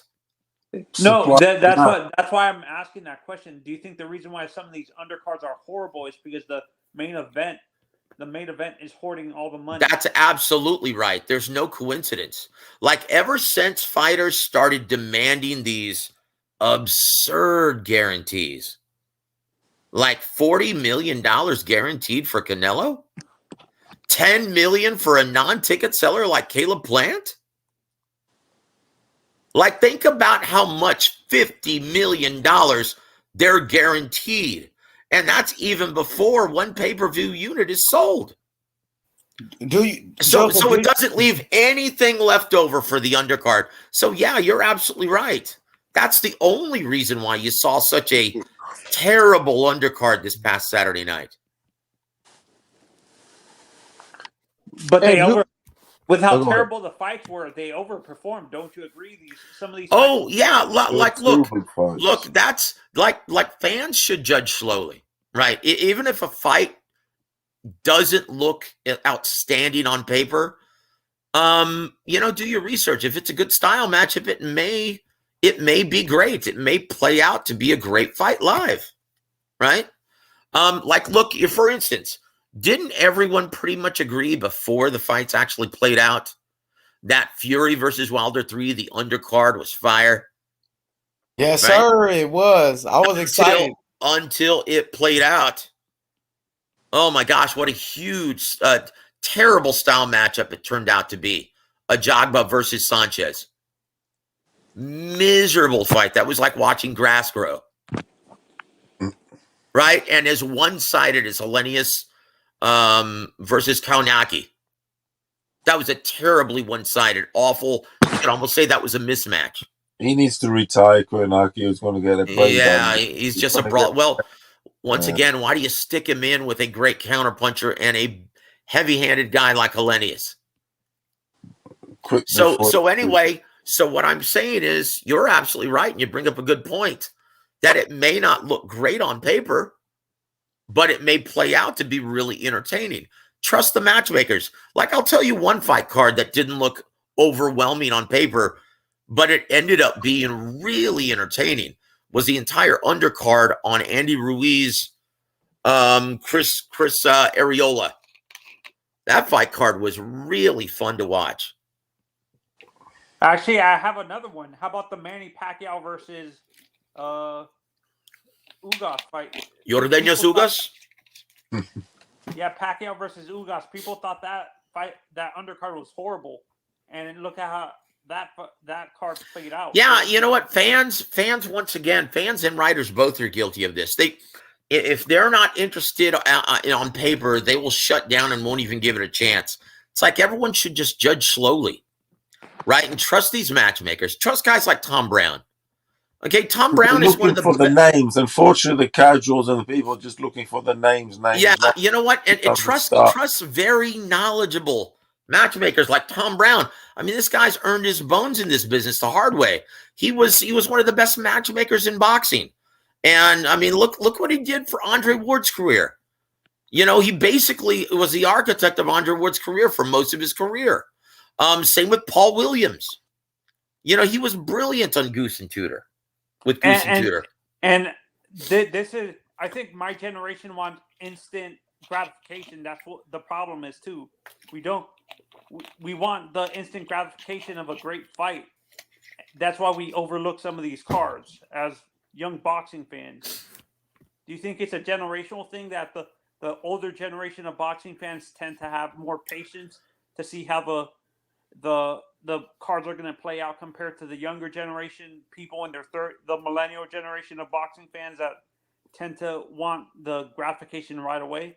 That's a very good question. And I'll tell you just from experience and learning the business under the old codgers, guys like Don Chargan, guys like Emmanuel Stewart, Ronnie Shields, James Gogi. I'll say this. Fans have always been a pain in the ass. Boxing fans have always been the biggest critics in the sporting world. Like, even go back to the 20s, 30s, 40s. I mean, boxing fans are the hardest to please, but they're also among the most passionate in all of sports.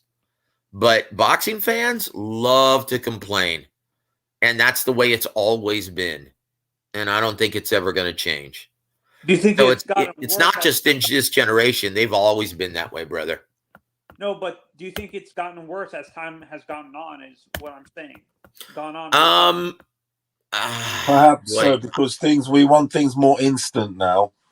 That can have an influence. I don't know, man. In my opinion, they've always been a pain in the ass. So, I don't know. Maybe they've grown accustomed because of social media that they love that instant gratification. But have they gotten any worse? In my opinion, no. No, they haven't. They've always been this way. That's why you see, like, the old radio shows and the old movies. You see boxing fans just duking it out and getting into screaming matches at barbershops and pool halls, right? Because of these fights. So nothing's changed. Yeah, the reason why I'm in my 30s and stuff, and when I talk to older fans, it seems like they're more patient. And then when I talk to kids my age who are boxing fans, they don't have patience to wait. Like, they want. Well, I don't know. I mean, maybe that's true. I don't know. I don't know. I don't think so. I mean, dude, they've always been. And you know why boxing fans are as outspoken and as prideful as they are? Because diehard fans, they all believe that they're experts in the field. All of them. Every single one of them. And here's why. Because it's not a huge mainstream commodity any further. Right? So compared to your next door neighbor or most people that you meet, yeah, you probably seem like an expert, right? Because you know more than everyone else, right? So that's, in my opinion, that's why they're so outspoken and prideful and opinionated and compared to every other sports fan, right? At least that's my take on it. And in my opinion, like, let me ask you something. You guys being diehard boxing aficionados and knowing who the current IBF champion at 122 is, right? Knowing that kind of specific boxing info, don't you guys hate it? I mean, like, doesn't it make you cringe when you hear a mainstream and casual observer trying to talk about the sport? I'm a casual fan, so I'm the casual on the panel. I don't watch boxing, much boxing I don't have the patience. I have ADD when it comes to sitting in front of a TV watching all these fights every weekend. I can't do that. I don't have the patience to be sitting in front of the TV like other people are. Like, I can't do that. I don't know how writers. Well, let me ask you this, okay? Let me change the question a little bit. Doesn't it make you cringe when you hear a guy like Skip Bayless try to talk about boxing to Shannon Sharp? Oh, Jesus. Don't bring up Skip, please. Yeah, doesn't it make you cringe when you hear that shit? Yeah, but most of the presenters on television now, that they've never boxed, they've never done. Well, of course, but you know what? In any other sport, look at them guys on DAZN, especially guys in the UK here. The one guy that I used to trust, but he's getting too commercial now, was Max Kellerman. To an extent, Max was pretty good. Yes, Max been doing this for so long. There's definitely more brains here on H Money than on television. Max started off on ESPN during Friday Night Fights. Well, actually, he started off just with his own. Do you remember Public Access? I don't remember that one. What was that? Okay, that's a long time ago in the 80s. PBS? No. In cable, used to be the YouTube of the 80s generation, right?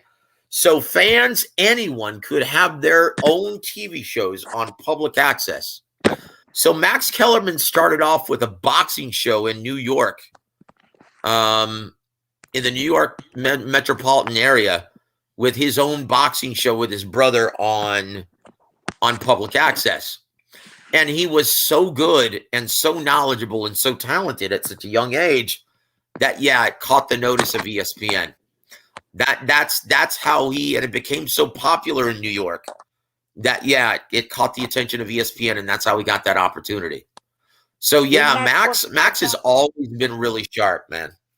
Didn't Max work for Showtime and HBO as well? I thought he worked for HBO for a time period, and it's funny. Emmanuel Stewart, he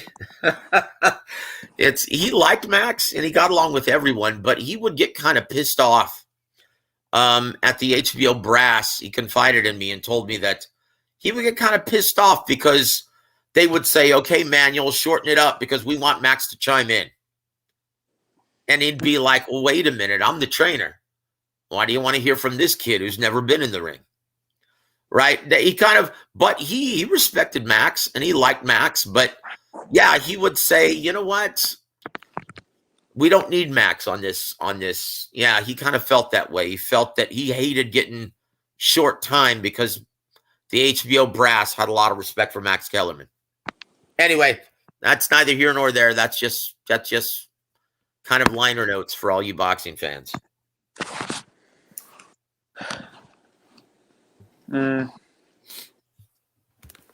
Wow, it's gotten quiet. Wow. Yeah, so go ahead, Joseph. Go ahead. No. I was going to say, if you guys want to talk about anything else, anything. Yeah. You have any questions about the business? Because that's my forte, and that's what I know most of is the business of it, right? Like I know all about the X's and O's as well. I've studied with some of the greatest minds in boxing. Like I said, I spent a lot of time with Emmanuel Stewart extensively. Guys like Joe Goose and guys like James Gogi, Ronnie Shields. Did you work with Don King at one point or no? With some of his fighters, yeah. And let me tell you, he was a machine, man. Don King was the absolute best. Like, even in his older age, but everything, he kind of became semi-retired when his beloved ex-wife, Henrietta, passed away. Do you think he was, do you honestly think that he was true to his boxers and on the financial side of things? Well, I've read a lot, and this is in biographies, in books, in whatever it may be. We don't know if it's true or not, but it's just too many saying it that they never saw their dough. Well, I will say this: his biggest asset and his biggest positive was that he always considered the fans first and foremost. Yeah, but what about the fighters that have to their lives and their families? I'm getting that, brother. You know what I mean? He didn't think much of him, and he took advantage of the ones, and he took advantage of the ones who weren't as smart, or were a bit more manipulative. Exactly. The ones that went, he wouldn't top 25. Oh, he would encourage him. Hey, man, have fun. Oh, hey, he would do this. He would do this. Hey, have fun. Hey, man, cash your check at the casino. Have fun at the games tables. He wanted you to be in his debt. Exactly. He wanted you to take advances. Because then he would charge you. If you were one of his fighters and you had to take an advance, he would charge you an absurd amount of interest. So he was the best pimp ever. They wanted you to be he wanted you to be in debt, so you would have to fight. Exactly. He was the best boxer. To an extent, he did that with Tyson, right? Didn't he do that with Tyson? He did that with everybody. Anybody. He even tried. The only guy there was a story. He tried to fuck Frank Warren over, but Warren fucked him over. It's a long story anyway. But anybody, that's how he was bred. Well, I will say this though, right? Everyone worked with Don. Like, even if they didn't like him, Bob Arum to this day can't stand Don King. But guess what? He was the daddy. He worked with him though. He worked with him because, hey, if the demand is there, then we have to do it. And once again, that's the biggest difference between the business back then and the business now. Is everyone understood back then that the fans were the real bosses of boxing. In what way? Fans were the real bosses of boxing. In what way? In what way were they the bosses of boxing? So, for instance, they always determined the success and the failure monetarily, financially, of everything. Once again, it's just like the music industry. Your market value is determined by ratings, ticket sales, and pay-per-view sales. And it's still that way, but unfortunately, because piracy is such a huge problem, that promoters, fighters, and networks, they don't really consider the fans today to be the real bosses of boxing, because most diehard fans, the great majority of them, are streaming it illegally. So in their minds, they're like, well, if you're not financially supporting the product any longer, then why should we consider your voice? Why should we consider your opinion? For doing that? Because some of these pay-per-view prices get astronomical. Like, not everybody who's on a budget can afford paying $80 or $100. Exactly. That's why the future of boxing is the streaming services, right? Like Disney Plus. I mean, look, the Hollywood understands the future of that medium is not at movie theaters. It's streaming entertainment. Okay, Joseph, yes, sir. why do you think Europe's been so dominant in winning titles in the last, say, 30, 20 years? I wasn't aware that they had been. Compared to the, like, say, I think so. You got like Usyk and Lomas and Fury and Joshua and I understand what you're saying. So you said the UK, right? No, Europe. Okay, so Europe. Okay, I got you. Europe. Ever since, and all they used to be is like a WBO, but now so they're getting the crowns. They're getting the crown and the ringside belts. Yeah, so Emmanuel saw this happening, right? Emmanuel said, look, I'm looking at the amateur system. America's amateur system is just not what it used to be, right? And you look at all of these elite level fighters in the amateur system. You think about this, before they were allowed to compete as a professional, guys like Vasily Lomachenko, guys like Alexander Usyk, they were basically paid professionals that were competing in the amateurs, in the Olympics, in all of the amateur tournaments, right? They were huge stars in their country. Like a guy who never did much in the professionals, but was a huge star in Uzbekistan was, what is his name? He lost to Miguel Cotto, but he was, let me look that up real quick. You said he lost to Cotto? Yeah, and he was from Uzbekistan, and he was a huge star and basically a professional amateur, former Olympic medalist. His name is, hold on, brother. Muhammad Abdullayev. Okay. This is a guy who was a huge star in Uzbekistan and was already making a ton of money before he ever turned pro. But when he was allowed by his government to turn pro, oh shit, everyone thought he was going to be the next champion of that division until he ran into Miguel Cotto. But that's why, though. You're seeing more Cubans. You're seeing more guys from Eastern Europe, guys who were career amateurs, supposedly. You're seeing them all turn pro. And I'm sorry, but these guys have so much more experience. That's why you see guys like Artur Beterbiev, guys like Alexander Usyk, guys like Vasily Lomachenko. Evil. Yeah. You see them get moved up the ladder so much quicker because they already have that experience. I also think that the shift, but personally, my shift from what I've seen, in my personal opinion, it's been like, especially in the Caribbean side of things, is there's been new heroes. There's been heroes as in like, whether it be basketballers or certainly Usain Bolt, definitely.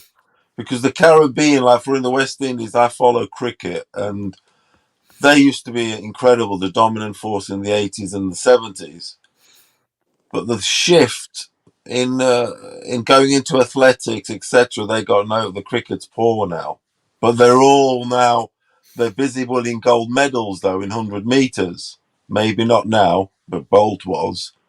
So there's new heroes. There's more choice. There's more vision of other things. You know, so there's more diversion. There's more. You're not channeled just for that same thing, because in the old days you used to be bred to be, if for instance in the UK, to be a boxer, a footballer, or a cricketer, and that's the way it is. But now there's so much. There's YouTube. There's this. You can train yourself. It's an open sphere. Yeah. Well, So good that's luck with why I the think training from yourself. that side. And in the meantime, the Russians, their Olympic program, I mean, they've been just at it, haven't they? They've just been chopping that iron. Yeah. I mean, it all's contingent on the breeding ground of all of these fighters. And Emmanuel, like I said, he saw this coming. He said, "Look, I don't see anything that's going to be better than in the amateurs on the horizon. I don't see anyone who's going to be able to compete with all of the best Eastern Europeans." And he basically said that. The Klitschko era didn't help either, because I mean, it was it's the amateur system. They want the someone amateur to look system. up to. It certainly is. And Joseph, you're going to agree with me on this. When it comes to the American side, it's because the parents don't have the patience to wait for their kids to be making the football and baseball are more instant gratification in terms of the pay. Soccer mums. There's more soccer mums. Look. It would help, guys. It would help if boxing were still a scholastic sport like it was back in the 20s and the 30s and the 40s, right? That doesn't help. When you see sports like football, tennis, baseball, basically everything being a scholastic option in middle school and high school, why isn't boxing an option? Why isn't amateur boxing an option? Because, like I said, the parents want instant gratification when it comes to money, and boxing, it takes a while to get. Well, yeah, it's not nearly as big of a moneymaker as high school football, because I mean, you know what? And you can say that, boy, it's so much safer for the athletes. Like high school, like amateur boxing is so much safer than high school football. You know how many kids have life-altering injuries in high school when they play high school ball? I mean, so many kids ruin their backs. They ruin their overall health, right? Playing high school football, right? Definitely. But they will never stop it because it's such a massive moneymaker for the school district. And that's the biggest problem. It's like, that's why football is so encouraged, even though it's, you get more injury and it's more violent than boxing, than amateur boxing, with the big gloves and the headgear and the three round fights, you know. And do you think having a business person as a head of the United States Boxing Federation is the reason why we're so far behind in terms of developing elite? No, it's been this way for a very long time now. Like, think about what was the last great Olympic team that we had in the U.S. De La Hoya, Mayweather, I think. Well, De La Hoya was in 92. Mayweather was in 96. 84 was the greatest. Boy, 84 was amazing. 76 that was the great. And 76 was arguably Sugar. the greatest. But I will say this. Boy, 1996 was our last great American Olympic team. What? Which one? 96 was our last great American. It wasn't the best. Yes, it was with Floyd, Fernando Vargas, Antonio Tarver. Yeah. Yeah. They all went. Yeah, they were. Did Oscar go back to the Olympics that year too? I'm sorry, what? Did Oscar go back to the Olympics that year as well? 96? No. That was 92 in Barcelona. That was with Vernon Forrest. Yeah, but that was a great year too. That was, yeah, that was a great year as well, man. Whittaker, yeah, that's what I'm saying. That you know what, there hasn't been one quite like either from one the of those. years Though. 2000. That's why I said the question 20 to 30 years. There has been it's coming back up again because you got your Shakurs. Well, yeah, there are more gyms now, and you got all these boys coming through, and they are now going to start picking up. You know, what I'm saying? But and say what you want. Say what you want about a real tool like Jake Paul, right? Say what you want about these exhibition matches, but there still is a big mainstream and casual interest within the sport of boxing. You'll get kids into it. One thing's that's for why, sure. That's what I'm saying. A lot of kids into it. It will. Kids will pick up with, and through a Jake Paul, you could get a really good, but there unified boy in the future. But there has to be greater education, right?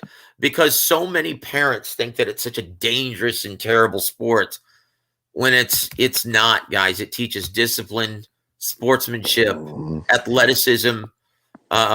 Yeah, man, it's a tremendous sport for kids. And this is what I'm wondering. I'm kind of surprised that the Americans don't go into the amateur side when it comes to the military, because there's a lot of those military programs are pretty good. The U.S. military program for amateur boxing. Do you agree? I'm sorry, repeat that, man. You're breaking up just a little bit, or at least I'm probably breaking up my headphones. I'm sorry, repeat that, please. Do you think it would benefit the U.S. in terms of the amateur side to go start poaching kids from the military boxing programs as well? You know what? That's not quite in full force as it used to be. Definitely in the UK, that used to be one of the biggest. I'll tell you what, man. Honestly, more coaches, more former prize fighters giving back would help out a lot. And you know what? We need better, just more knowledgeable trainers, because so many parents, so many dads will try and just watch videos and read books and try to teach their kid. Man, more prize fighters who were former champions need to set up gyms and start becoming trainers. Like, when you think about it, I don't understand why you wouldn't want to give back to the sport and become a trainer. Like, I'm shocked. A very knowledgeable guy who came from the 96 Olympic team, Antonio Tarver, what is he doing? Is he training? Because I'm sorry, you know, to my knowledge, he's one of the best defensive fighters over the last 20 years. Why isn't he teaching? He did say in a recent interview, why wasn't he called upon? Why didn't Wilder ask him for his services? I don't know if you saw that, but I did see an interview of him saying, I know that he's not doing anything, but if he would get the call, he would take the opportunity. Well, he yeah. You know what? But I know my you mean point that's a is, good point. Teach the kids. Start at the amateur. You know what? So many of these trainers, they're just interested in big game hunting. Hey, it's man, a lifetime dedication when they've had all their career. And let's start from the ground level. There's no shame in that. In fact, it's a lot more noble. You know, start teaching and molding these guys. You know, I'm sorry, but if every major metropolitan area had a former world champion opening up a gym and teaching kids, boy, there'd be more parents who would want their kids to sign up. And you know the problem with that too, Joseph, is I think most of these fighters are punch drunk, and some of them have slurred speech. How can you trust? Like, their health is not the best because of the amount of punishment they have. Yeah, they want also the time to themselves, because teaching kids, I mean, they can still help, but it's a full-time devotion. If you get me, all that stuff. But obviously it can be done, and it still is done. But like you say, there should be more, definitely. Yeah, I don't understand. I don't When understand you've why had a there aren't full more. yeah, it's. Yeah, it's like, what else are they doing? Have a gym, yeah. A lot do get gyms, though, don't they? You do see a lot of boxers retire and they generally get their gym. Ricky Hatton's got a gym. Calzaghe's got a gym. He's got a kids training program. They've all got their little things, but not all of them come out with money and afford something. And then they don't want to, and they don't want to go and work for someone, so to speak. There's so many things that come into it. But the ones that do come out with money, I do notice they have their gym, and they're training people. I could name at least 10 straight away. That have like Calzaghe, Hatton, Pat Barrett, who trains, loads of guys. But it's the finance also. And a lot of them have squandered their money, and they're a bit brainless also.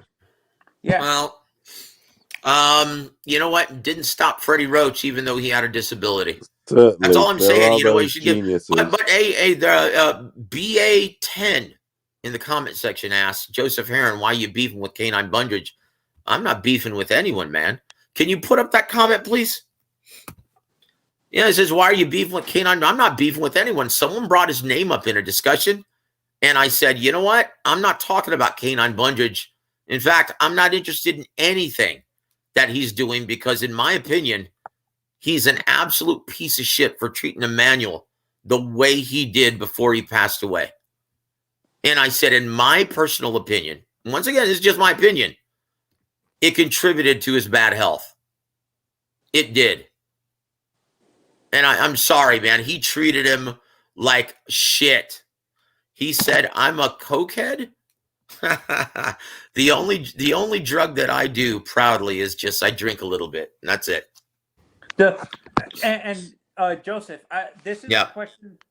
This is a question I'm wondering. Do you think I've noticed that it's rare that you see a lot of trainers train heavyweights. Is that a whole different animal, training heavyweight fighters? That's why you don't see a lot of trainers in general training that division? Well, the great majority, and one of the things that attracts smaller men to boxing is that they can compete at the elite level without having to be giants, right? Just like baseball. A lot of smaller athletes are attracted to baseball, tennis, all other sports. But look at all the big men in America. They all go to NBA. Look at all the big athletes in America. They all play football, either collegiately or professionally, right? Mm-hmm. And so, yeah, it's very difficult to get a ton of big men wanting to compete in boxing at the amateur level. And it's like, if you ever do work or know a heavyweight fighter, it's very hard to get quality sparring as an amateur. That's why you see a heavyweight will turn pro just after like 20 or 30 amateur fights. Like you see, as a whole, you see smaller fighters start earlier and have a much larger, more extensive amateur pedigree. And what we also see is guys going into the American football, not sort of making it or have some sort of injury or something, then coming into boxing a lot more now. I mean, there is those. But they're at a severe disadvantage because they got such a late start. I mean, guys like Deontay Wilder and Anthony Joshua, those guys are anomalies. That very rarely happens. What's his name? Washington. Gerald Washington. There's a few. Yeah. Dominic Brazil's another one. But once again, those guys haven't had the kind of success as Anthony Joshua and Deontay Wilder.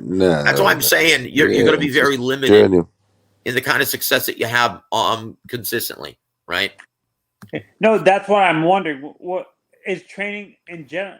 Because these guys start later. Do you think it's a different animal training heavyweight fighters? That's why you don't see a lot of these elite trainers training that being in that division. Hold on. Go back to that comment. Would you fight Canine Bundridge for charity? Man, I wouldn't. I couldn't fight anyone right now because, dude, one, I'm over 50 years old. Two, I have a repaired hip and pelvis because I was in a terrible, debilitating car accident several years ago. But yeah, man, and I've got a hernia. I couldn't fight with anyone. But you know what? To tell him to suck it up, man. Tell him to deny everything. Like, seriously, just be honest. Be honest, man. Like, Don't seriously, you think it could just be timing, though, Joseph? The timing of it all. If he's that upset about it, okay. Anyway, prove me wrong if you want to. Look. If it weren't true, why would he be getting this upset about anything? Okay. Why is he giving so much credence to what I said and reacting this way to what I said if it weren't true? He knows he was there. He knows that he shit on Emmanuel after Emmanuel did so much for him. He knows that he treated him like shit, and he probably regrets it. That's the reality of it, guys. Like I said, I know everything. Okay, Emmanuel, he trusted me with a lot. He confided in me with a lot, right?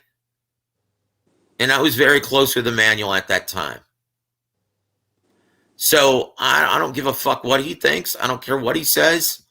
If he has a problem with it, that's his problem. You know, and once again, I won't talk about it anymore if he has a problem with it, but he knows what happened. I know what happened. And once again, go read Rummy's article on Eastside Boxing. He wrote an article about it, basically corroborating everything that I said. And once again, it's my opinion that it contributed to his failing health. It contributed to the decline of his condition. It really hurt him. Okay, so that may be why he's getting so mad about it, because he knows it's true, right? And once again, I really couldn't care less. I've never written a story about Canine since that happened, and I really don't care to give him any publicity about anything from this point forward, because I'm sorry, there was everything about Emmanuel Stewart was good. Everything. Like, there was nothing. Everything he did for his fighters. The guy, you know, and he confided in me and told me this before he passed away. He said, look, Joseph, I'm not a rich man. Most people think that I am because of how many champions that I've trained and all my years on HBO being a commentator. He goes, but all of my money goes back into these fighters, my fighters. And he never took a dime from those guys, from his young amateurs and young pros. He loved giving back. He loved all of his fighters. And I'm just regurgitating what Emmanuel told me. When Canine did that to him, it broke his heart. It hurt him. That's what I'm saying. That's probably why he's getting as mad as he is.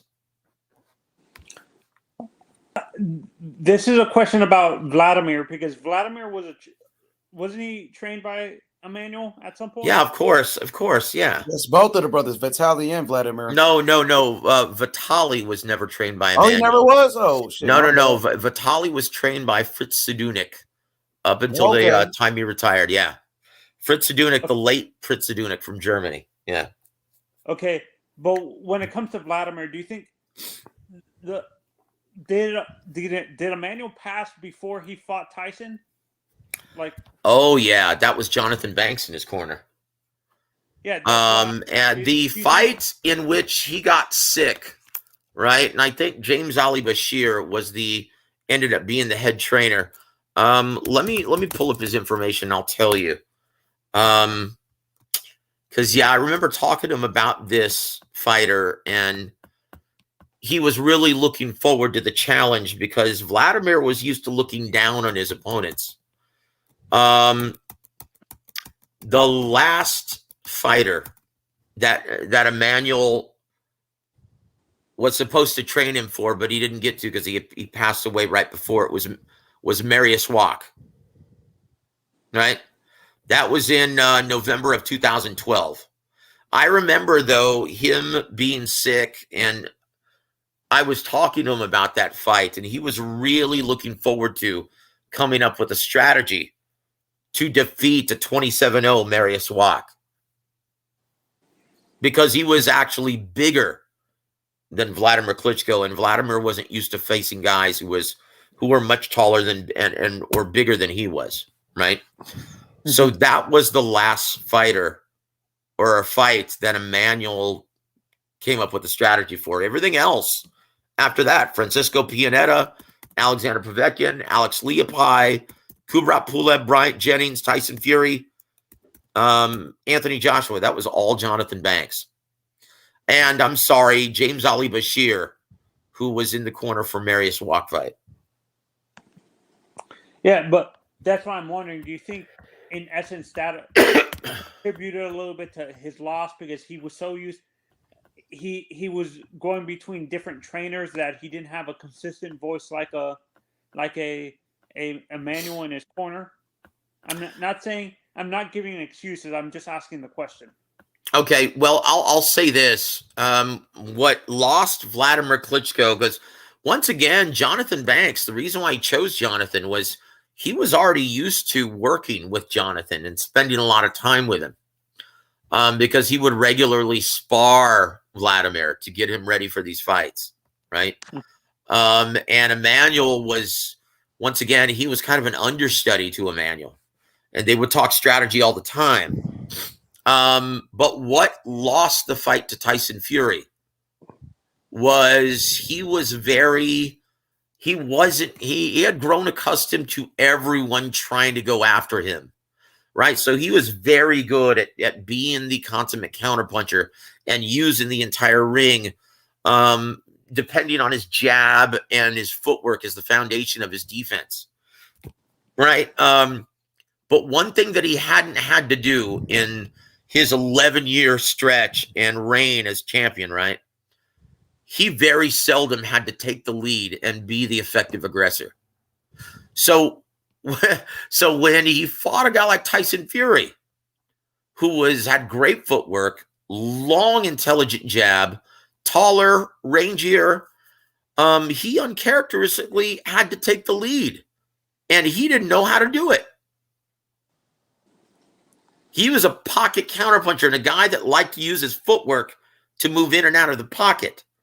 So with Tyson Fury, he's like, oh shit, I'm not the taller, rangier guy in this scenario. I'm going to have to uncharacteristically take the lead. And you go back and look in that fight, he looked like he didn't know how. That's what lost him the fight. And so you think I'm making excuses for Vladimir as a fan, in essence? I don't know. I mean, most fans do, but can you blame them though? You're a fan for a reason, because you're a fan of these guys. You're not expected to have an objective scope. And, every healthy sport has, fanatics. They have biased fans. Like, I'll be honest with you, as far as NFL goes, I am a diehard Dallas Cowboy fan. And so I don't want to look at that sport objectively. I love being a fan. So I think diehards, they give casuals and they give mainstream fans, they give them too much grief for being fanboys. Every sport, every healthy sport needs fanboys, right? They need guys who actually have an emotionally vested interest in we all fighters. gravitate to one or another. Yeah, every healthy sport has them. And unfortunately, we don't have those. Like every other sport has teams that you get behind, and that it doesn't matter who's wearing that jersey. As long as they're wearing that jersey, you're going to cheer them on, regardless of what race, regardless of what country they're from. You really don't care. Yay, go Cowboys. Right on, man. Let's hope we bounce back from this horrid showing against the Broncos this past Sunday. But anyway, in boxing, we don't have that luxury. So that's why in boxing, fans have always gravitated towards ethnicity, culture, country, state, city. Yeah, that's why it was such a really popular Olympic sport for such a long time. Right? But in my opinion, boy, the fight game would be much better off if these fighters would adopt the colors of their home big franchise from their city, right? Like Baby Joe Macy, being from Buffalo, he used to always wear the colors of the Buffalo Bills. Yeah, the Buffalo Bills, or what's the hockey franchise from Buffalo, man? Sabres. Yeah, the Sabres. He used to always wear the colors of the Sabres or the Bills. And so he developed a very popular fan base out of Buffalo.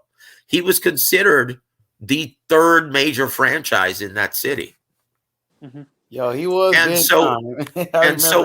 and so every fighter would be wise from a marketing standpoint. One, their promoters should be featuring them from their hometown and develop a healthy fan base from their hometown, like Terrence Crawford, like Errol Spence Jr.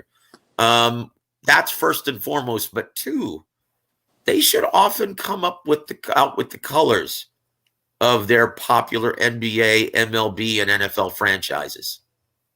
That's the problem. That's the problem. Some of these kids are coming from states that don't have a pro team. Well, they've got a college team.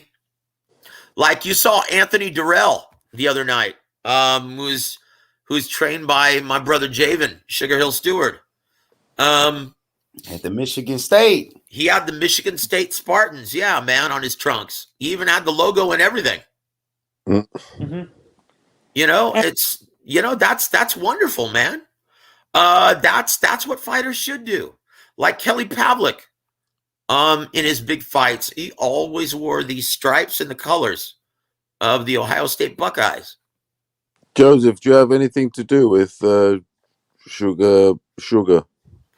No. In fact, I just got back into the sport, ring announcing, and we just kind of reached out to each other and kind of started talking again, because for the last 4 or 5 years, before the past year rather, I had gotten into the music industry, and I'd put out 2 albums and went on tour several times. And I was trying my hand in the music industry until I got into a debilitating car accident that just kind of wrecked my music career. What style of music? What style of music, just quickly? I sang a lot, but the albums that I made were part of a band called Red IV, and we were a metal band, and we went on tour opening up for several other big bands. But I got in that accident, and it kind of wrecked our relationship with our label, and so they dropped us. And so then I got back into the business of boxing, and that's when I reconnected with Sugar. But professionally, no, I don't have anything to do with Sugar. Do you rate him? Do you reckon the message was passed on rightly or not? Obviously, he's proving. What do you mean? What do you mean? Did you rate him as a coach, or do you think we could be overrating him with his wins? No. Honestly, he's still is one the of the message being passed on properly? Is what I mean. It should be. It should be. Look. In my opinion, he's never gotten the kind of respect that he deserves That's what I mean. He's just all of a sudden he's become a megastar. Let's face it. Well, you know what? It's long space overdue. of He is 2 one of the years. most underrated trainers in all of boxing. And think about this. Why wouldn't he be, man? I mean, why wouldn't he be one of, respected? Oh, yeah. Because he learned from the best. Mm-hmm. I mean, and you know what? And if you with ask, Emmanuel, right? yeah, he lived with Emmanuel. They did everything. He was his understudy for so many years. So it's in a the natural progression of him becoming one of the best trainers in boxing. Look, and if you ask Sugar, right, he does everything exactly like Emmanuel used to do, even going as far as cooking for his young fighters who can't afford nutritionists. That's what Emmanuel used to always do. He used to cook for all of his fighters. Do you think it's fair to compare a trainer that's brought up, say, their son, and he stayed with that, that particular fighter, and they'd, say, for instance, developed a style like Papachenko, Lopez, for instance, and then say Eddie Reynoso? I mean, or Joe Calzaghe, Calzaghe. Joe Calzaghe. Both very successful, but what are we? Or should we just appreciate both? But then you do have to compare them, because when it comes to, say, trainer of the year and all those accolades, there is various. They then come into dispute, not dispute, but they come into competition with each other. So, what would you favor more? Someone, like, say, for instance, Garcia or Reynoso, or someone like a Papachenko or Lopez or Calzaghe or many other fathers, or Garcia's? I don't rate him as much, but. It doesn't matter as long as you're competent and effective for your specific fighter. And once again, not every trainer is going to teach the philosophy that's going to mesh with every single fighter. Not every trainer is going to mesh with is right for every single fighter. It's question, you're going to have different varying successes with varying types of fighters. Normally, the father thing is it's a unique style. So honestly, though, there are more. It's not listen for a second. Apparent. There are more unsuccessful father/fighter relationships that do more to hinder their sports progression or their son's progression in the sport. I understand that. Than actually does any good. The parents are so eager. That's a huge problem in boxing right now. In all sports, actually, because I've had my kids in sport, and I know what you mean. Too many fighters or too many fathers. They get too involved and want to be too hands-on and don't allow. Hold on, Paulo. Go ahead. They don't want to allow a coach to do his job. They're always intervening. They're always putting their 2 cents in. They need to just drop their son off and then come pick him up later. Let the damn trainer do his job. Instead, they're always trying to put their 2 cents in like they actually know more than a guy who's devoted his entire life to the sport of boxing. Let these damn trainers do their jobs. Just anyone can put a towel over their shoulder and call themselves a trainer nowadays. Or anyone can just watch a Mitt video on YouTube or Instagram and think they're a trainer now. No. Maybe it's in 1 or 2% of all fathers who are trainers do an effective job for their son. But it's very, very rare. I like the job that, of course, Teofimo Lopez Sr. is doing with his son. I like what Kenny Porter is doing with Sean Porter. Yeah, I'll say this. Teofimo Sr. In order for a father to do an effective job for his child, he has to be humble and understand where his shortcomings are.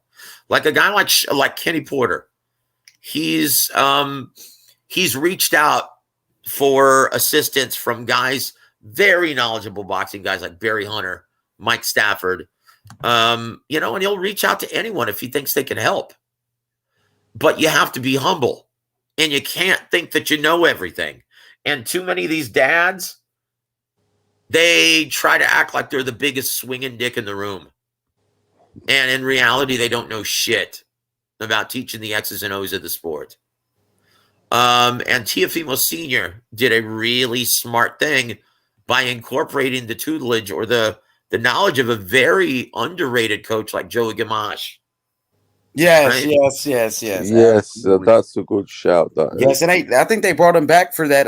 Yeah, or they brought him for that Lomachenko fight, right? Well, I'll say this: it's been such a huge travesty what's happened to Teofimo Lopez this year. He was hard done by, terrible. Wasn't he? He had a big court case, didn't he? Jamal, didn't he have a fight where he was seriously hurt or what have you? I'm sorry, what? That Joe Dimash, didn't he have a fight where he was seriously hurt? Oh, you're talking about Arturo Gatti. That's the one, and he had a lot of expenses, and it's. I think the court cases, there's still ongoing things going on with that. Oh, but there's the that's story. a terrible situation. Yeah, that knockout scared me, man. That was scary. I'm gonna go back and watch he was in a coma or something. He was really bad. That was a scary knockout, man. Very scary stuff. But anyway,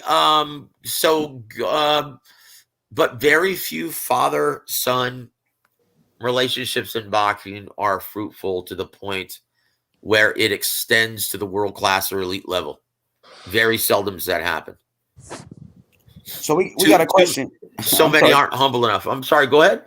Okay, I'm sorry, brother. We have a question from Gerald Fields. He said, "What is a good diet to train for 8 weeks before a fight, and why don't people talk about the importance of a healthy diet? And what kind of foods would you recommend?" Oh gosh, high protein, and you know what would help also, guys? Same day weigh-ins would help. So you're not trying to kill yourself to fight at a weight class that you're way too big for. But because you have weigh-ins that take place the day before a prize fight, too many guys are fighting way beneath their actual natural weight. And that's terrible.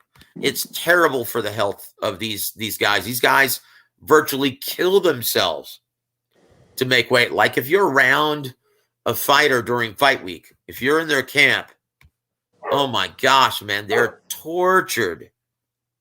Like they're going through misery during fight week. Because you show up to a fight week and you're still like 6-7 pounds overweight. Holy shit. It's miserable. So you know what? Rather than starving yourself and killing yourself, have a sensible diet. We're eating lots of greens, lots of raw vegetables, a lot of protein, a lot of water.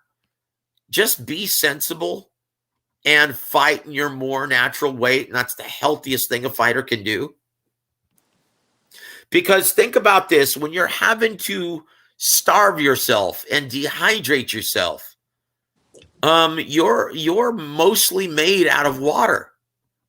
That means when you start doing that, your brain doesn't work properly. Your heart, your liver, your kidney, your vital organs don't work as well as they should because you're so dehydrated. It's so dangerous. And then you're taking shots to the head. There's nothing worse than that for boxing, for fighters, the health of prize fighters. And in my opinion, they need to go back to same-day weigh-ins. So there are too many guys that are fighting 20, 25 pounds below their normal weight. Yep. So that's just my opinion on it. And guys like Jared Hurd, Jared Hurd was so big, and he was fighting at 154 pounds. That shit was crazy. That was. Yep. I mean, guys, you know what? You shouldn't have to kill yourself during fight week to make weight. If you're having to do that, you know what? Go fight in a higher weight division. Do the healthy thing. Quit killing yourself. You know? Stop killing yourself, man. It's bad for the sport. It's bad for your career. Bad for your personal long-term health. I mean, geez, man. You're already in a sport where you take punishment for everyone's entertainment. Okay, quit contributing to your long-term health issues. Quit killing yourself and fight in your natural weight. That's the best thing these fighters could do. For sure, Mad Chad Boxing. He giving you props in the chat. What's good, Mad Chad? Make sure you subscribe to Joseph Haran, his YouTube channel, War a Week Radio Network on YouTube. Man, his brother's very knowledgeable. You know, he has a show with Ronnie Shields every week on his YouTube channel. He just recently did an interview with Sugar Hill. I believe, you know, the week of the fight with Deontay Wilder. Yeah, and the week after the fight. The week the after Monday, the fight. Yeah, I watched that. Yeah, that was fun, man. Sugar's a great beast, dude, man. bro. And once again, man, I'm so happy that he's finally getting the recognition and the credit that he's deserved for a very long time. And once again, it hasn't been easy for him. People have been, you know, they haven't been all that kind to him because he's really walking in some very big footsteps, right? And they've never been as kind to him in this business as they were to Emmanuel. So he's kind of had to make his bones in this business kind of the hard way. But I will say this, they've been a lot less respectful in America than they have been in Europe, where Vladimir was a huge star. Yeah, everyone loved Javen and the Kronk brand in Europe. He was actually thinking of moving over there at one time. But, yeah, I tell you what, man, I'm just really happy that he's finally getting the credit that he justly deserves. Yeah, absolutely. The way he turned Tyson Fury to just a killer the way he did. You know what I mean? And overnight, like you said, only with one training camp with this man, and he destroyed Deontay Wilder, bro. You know, that would make he's a heavyweight Hitman Hearns. Yeah, Tyson Fury is a monster right now, bro. He's a completely different fighter with Sugar Hill. Yep, he's all balls, man, and God bless him for it. Really makes for a much more entertaining fight, doesn't it? What American heavyweight prospect excites you the most out there? Jared Anderson. Yeah, that's what I was going to say, Jared Anderson. Baby, and just speaking with Sugar, he said, boy, Jared Anderson is the real deal. And right now he's only in the 6-round stages. So there's a very strong possibility that he'll never have to fight Tyson Fury. But yeah, he is the future of the heavyweight division in America. He's the truth. Like, he's got it all. According to what Javen tells me, he's got it all, man. So he's Olympian, is he? No, I don't believe so. Not that I know of. No, because he would have medaled if he were in the Olympics. What were the programs? And you would have come just through the Golden Gloves and you amateurs. You Golden must have Gloves, done nationals. I'm sorry, what? You must have done worlds or like. Well, yeah, he competed in all of those, like the Pan American Games, the Nationals, the World Games. You know, he competed in all of that. Yeah, man. I mean, Fury likes him, so. Once again, man, it's yeah. I mean, look, if you get the endorsement of Tyson Fury and Javen Sugar Hill, then yeah, you're the truth. Sugar's getting all the jobs. He's getting some lot of jobs. I mean, he's with Ali's son, grandson. He was Nico Ali Walsh. Yeah, he was. Listen, when you do a great job like he did with Tyson Fury, everybody knows what he did with Tyson Fury, and everybody wants to train with this guy now. You should, yeah. And you know what? His phone should be ringing off the hook. And I guarantee you, the only reason why Anthony Joshua isn't training with Javen because of the success that he's had with Tyson Fury is because, yeah, they're going to be fighting each other very soon, I'm sure. They're rivals. Otherwise, why wouldn't you? want to It be is a trained by shame Sugar. that, because that's sort of a solution for AJ. Really, I mean, he is kind of the guy. I'll say this: I feel It's bad one for of those Anthony things, Joshua. isn't it? I'll say this: I feel bad for Anthony Joshua because once again, he doesn't have. I mean, he kind of does. He's such a big ticket seller and a big attraction that he could actually elect not to do the rematch immediately and elect to just have 2 or 3 tune-up fights, and his popularity would still be there. In my opinion, that's exactly what he should do. The problem with him is he didn't evolve. He stayed with the same trainer, doing the same habits. Yeah, he changed his style, which was just to run away from a bigger Ruiz. Well, no, that's my and point. his chin, and he's never recovered from the chin. He fights a scared guy. Well, I don't know about that, man. I mean, he does look, a bit. His he hasn't got a good chin. He hasn't. Look, well, I don't know about that either, man. Look, this is the heavyweight division. It certainly is. I mean, you know what? Look at Tyson Fury, man. He got floored twice, 4 times by Deontay Wilder. And it's very difficult to be able to get back up and recover so quickly. Not everyone has those recuperative powers like a guy like Tyson Fury. What other fighter in the heavyweight division can do that? I mean, look, in this division, one punch can change everything. When you're getting hit by guys 225 and bigger, yeah, you can get floored by one punch. And it's not about you having a bad chin. It's just that's how effing strong these guys. And physically, the laws of physics still happen in the ring, guys.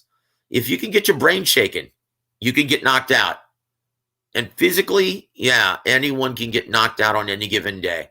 And this is what makes the heavyweight division the glamour division, right? And it's always been had the most allure because very few weight divisions in the lower weight divisions, right?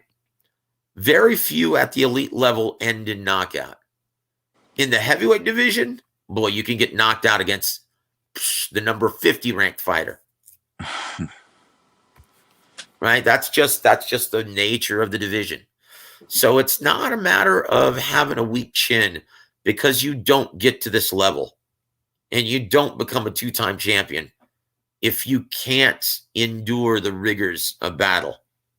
Like people excuse me, people discount the importance of being able to take a punch. Like if you're competing at the elite level in any division, you have to have a decent chin. You have to be able to take punishment. It's not his strongest attribute, though, is it? No. That's of course what I'm not. getting at, and it's cost him. That's a far cry from it makes him have to change his game because he's fearful. No.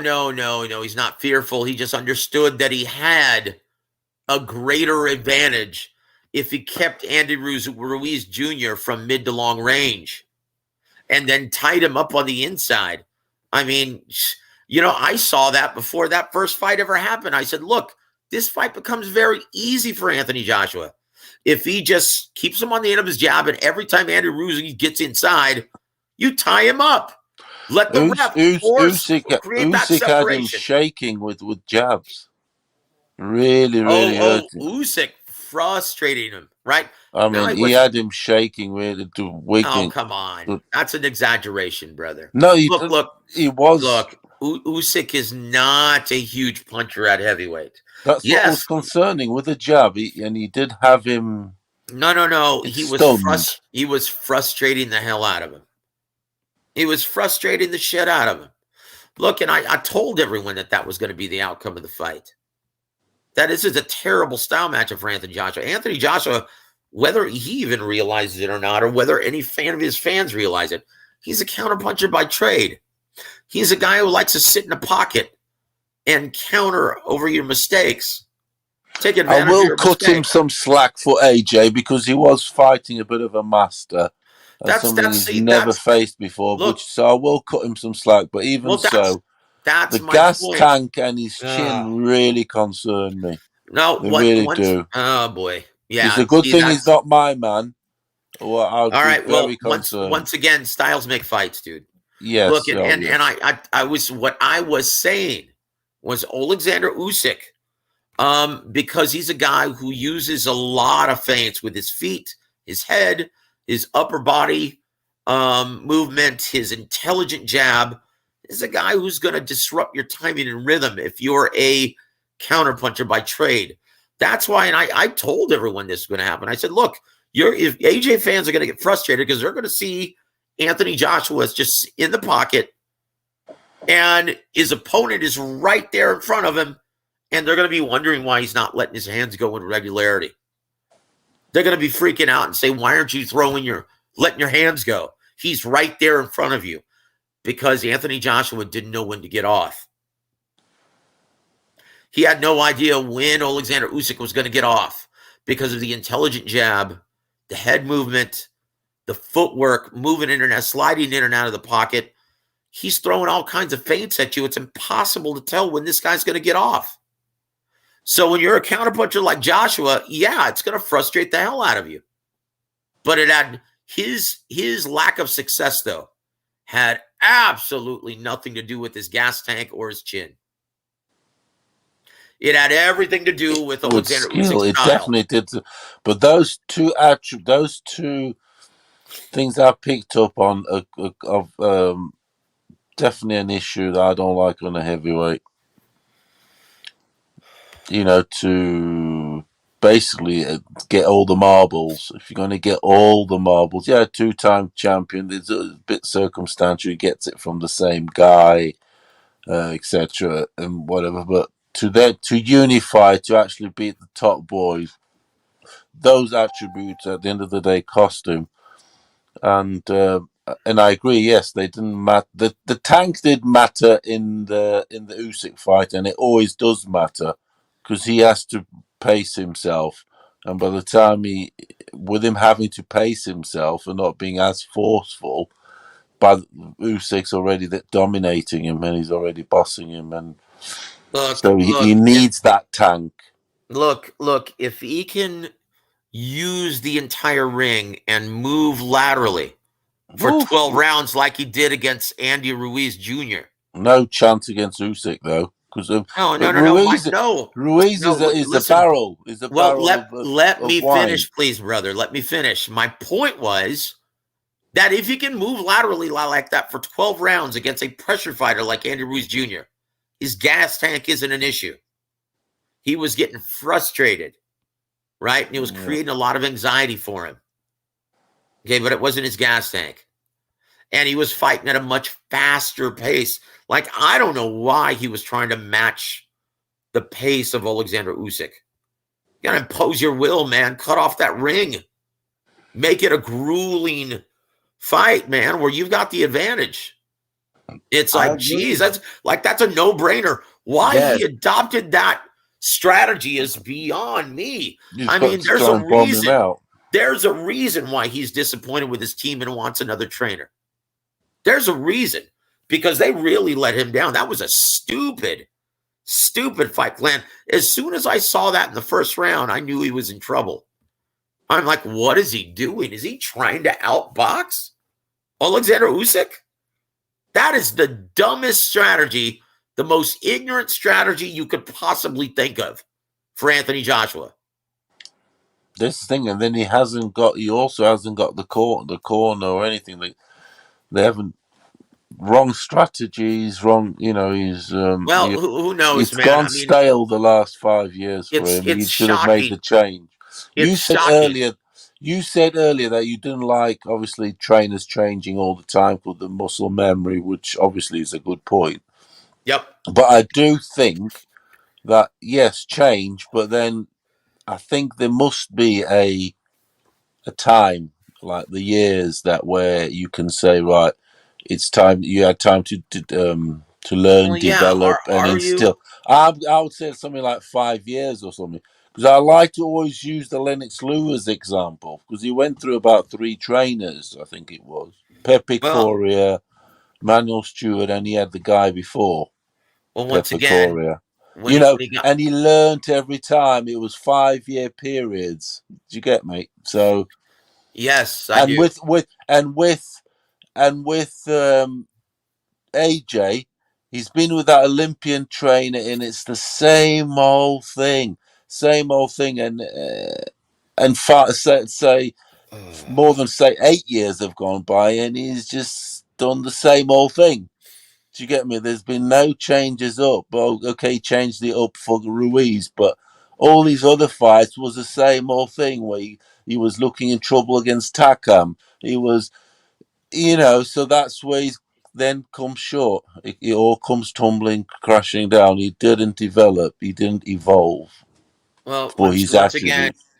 Once again, it's hard to have that kind of humility and evolve and know that something is needed, right? If you're But the guys behind him should know. Here, Like listen for Eddie a second. Hearns, all those guys. Well, listen for a second. Well, unless there's, it's very hard to notice that there's something lacking when you're having that much success, right? Indeed, it's very difficult. Yeah. Like look at Canelo Alvarez, for example, right? He didn't understand that he was severely limited, right? And he didn't know how to be the effective aggressor. He didn't know how to apply intelligent pressure until he fought guys like Austin Trout, Floyd Mayweather, Erislandy Lara almost consecutively, right? And so when he had those fights, Golden Boy and Don Chargan, who was the advisor for Golden Boy, they all talked about it, and they said, look, this guy, we can't move him up to 60 until this guy adds that new wrinkle to his fight game, because he's going to be in a much bigger, taller, rangier division. And if he can't cut off the ring and close the distance effectively, he's going to get picked apart from mid to long range. So we absolutely have to add that new wrinkle. So look, there's a saying, necessity is the mother of invention. Very few fighters that have the kind of success of Anthony Joshua, they don't realize something's broken until they lose. So it's very hard to determine that, especially if you have the confidence and the swagger of Anthony Joshua, until you lose. It's very hard to determine that something needs to be changed. Yeah, it was, but that's definitely his case now, and it gets to a point where it's too short. Whoever he does get, it's too short a time. Yeah, in my opinion, it's a terrible idea to adjust, because in my opinion, it's a terrible idea to have an immediate rematch. Terrible, it's too much. He's popular enough, and he's a huge commodity. He's big enough where it's not going to hurt his popularity if he takes a couple fights in the interim to add those new wrinkles to his fight game before the rematch. Like, he's making a terrible miscalculation here.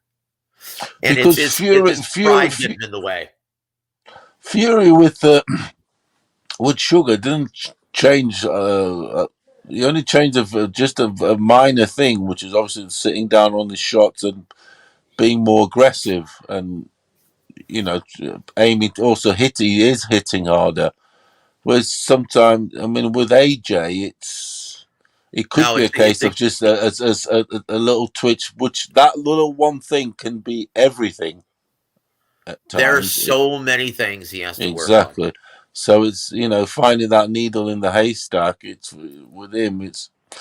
But unfortunately, with someone like Fury, it's easier to add these little nuances, because he's got the chin, he's got the tank, he's got the inner belief. I think he believes it more than, and the pedigree also.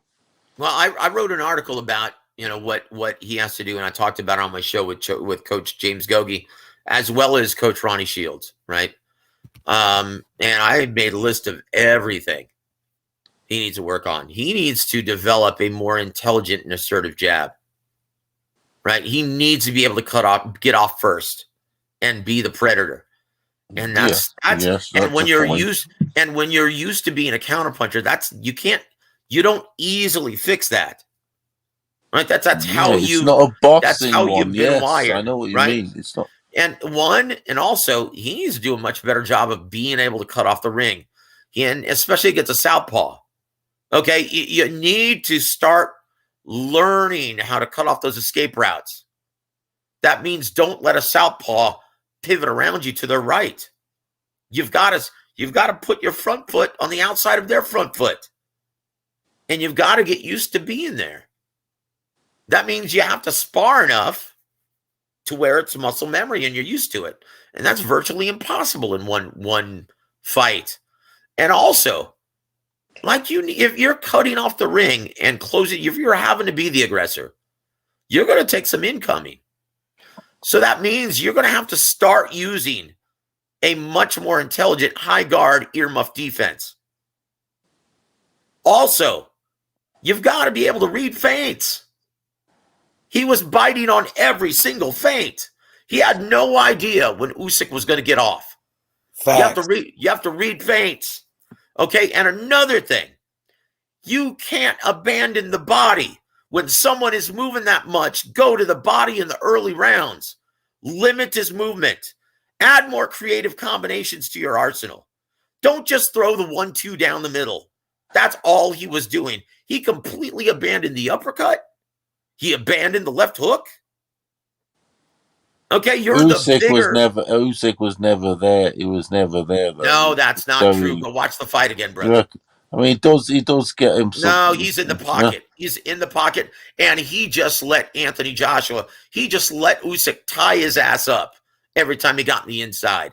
Why wasn't he throwing hooks to the body at that time? He would extend his arms out and let him tie him up. That side of his game is awful. That's another thing. Why would he do that? That side of his game is awful. You've got to get used to the old tricks and whatever. He hasn't got that. He's a puncher. Throwing more creative combinations to the body and head. Okay, you impose your size, impose your size, your athletic advantage. He's not good at doing all that stuff, the old school stuff. Force Usyk to use more energy. Now that's what I'm saying. Once again, he's going to be hard pressed to be able to add those new wrinkles to his arsenal in just 3 months. Good luck. You've got to be working morning, noon, and night, and no days off. You've got to live boxing with no days off. The dude's going for 3 time. Fair play to him. I'm sure he'll be using that as a motivation. Because when you get 3 time, it takes away the pain straight away. Fair play to him. He's going for 3 time. I mean... Well, good luck, man. Yeah. I want to read this comment. Mad Chad says, AJ gets hit and panics. Think his run as a top dog is over. The silky sheets are no joke. That's what Mad Chad said. He also said, if AJ tried to bully Usyk, he gets hit with a 3-piece all night long. Usyk faster, better angles, quicker twitch, possibly best footwork in the world. Hasn't lost a boxing match in a very long time. Oh, he's a big time fan of Usyk. He loves Usyk. You know what? I can't argue with any of that, man. Honestly, that's why I outlined everything that he needs to work on. Once again, man, I'll go through the list again. He's got to establish and fight behind a more intelligent and assertive jab. 1. 2, cut off the damn escape routes. Keep your front foot in the outside of his front foot so he doesn't pivot around you to his right. 3, use a high guard earmuff defense when cutting off the ring. 4, read feints and focus on your fucking offense. 5, don't abandon the body and add more creative combinations to the body and head, to your arsenal. 6, impose your size and force Usyk to use more energy. And finally, number 7, Get off first and be the predator. Do not wait on a guy who has that much movement and feints. That's That's all. it. I agree with everything you just said. Yeah, I Especially mean that earmuff, and like you said, be aggressive. Don't wait. Use your size. You know what I mean? You're big for a reason. Use your power, bro. You know what I mean? And I agree. He follows his instructions. I think he can win. To be honest. Now, once again, that's a list that I made up, right? It's a gas tank, that is. From consulting both, right? Both Ronnie Shields and James Gogi, right? So these are two trainers who helped me comprise that list. Two world-class trainers, right? So if Anthony Joshua works on those things, he can beat Alexander Usyk, but can he do it in 3 months? I don't know. It's possible. I think he can come back and win. I wouldn't be surprised. I wouldn't be surprised if Usyk beats him again, but I wouldn't be surprised if Anthony Joshua came back and won the fight. You know what? That wouldn't surprise me either. And once again, because of his humility and his willingness to learn. One. Number two, his natural athleticism and his athletic gifts. Right? He's so athletic that he's going to be able to pick these things up a lot easier than someone who isn't as athletic as he is. So I mean, I don't put it past him, man. He's a 2-time heavyweight champion for a reason. Anyone who can knock out Vladimir Klitschko, okay, that's not just anybody.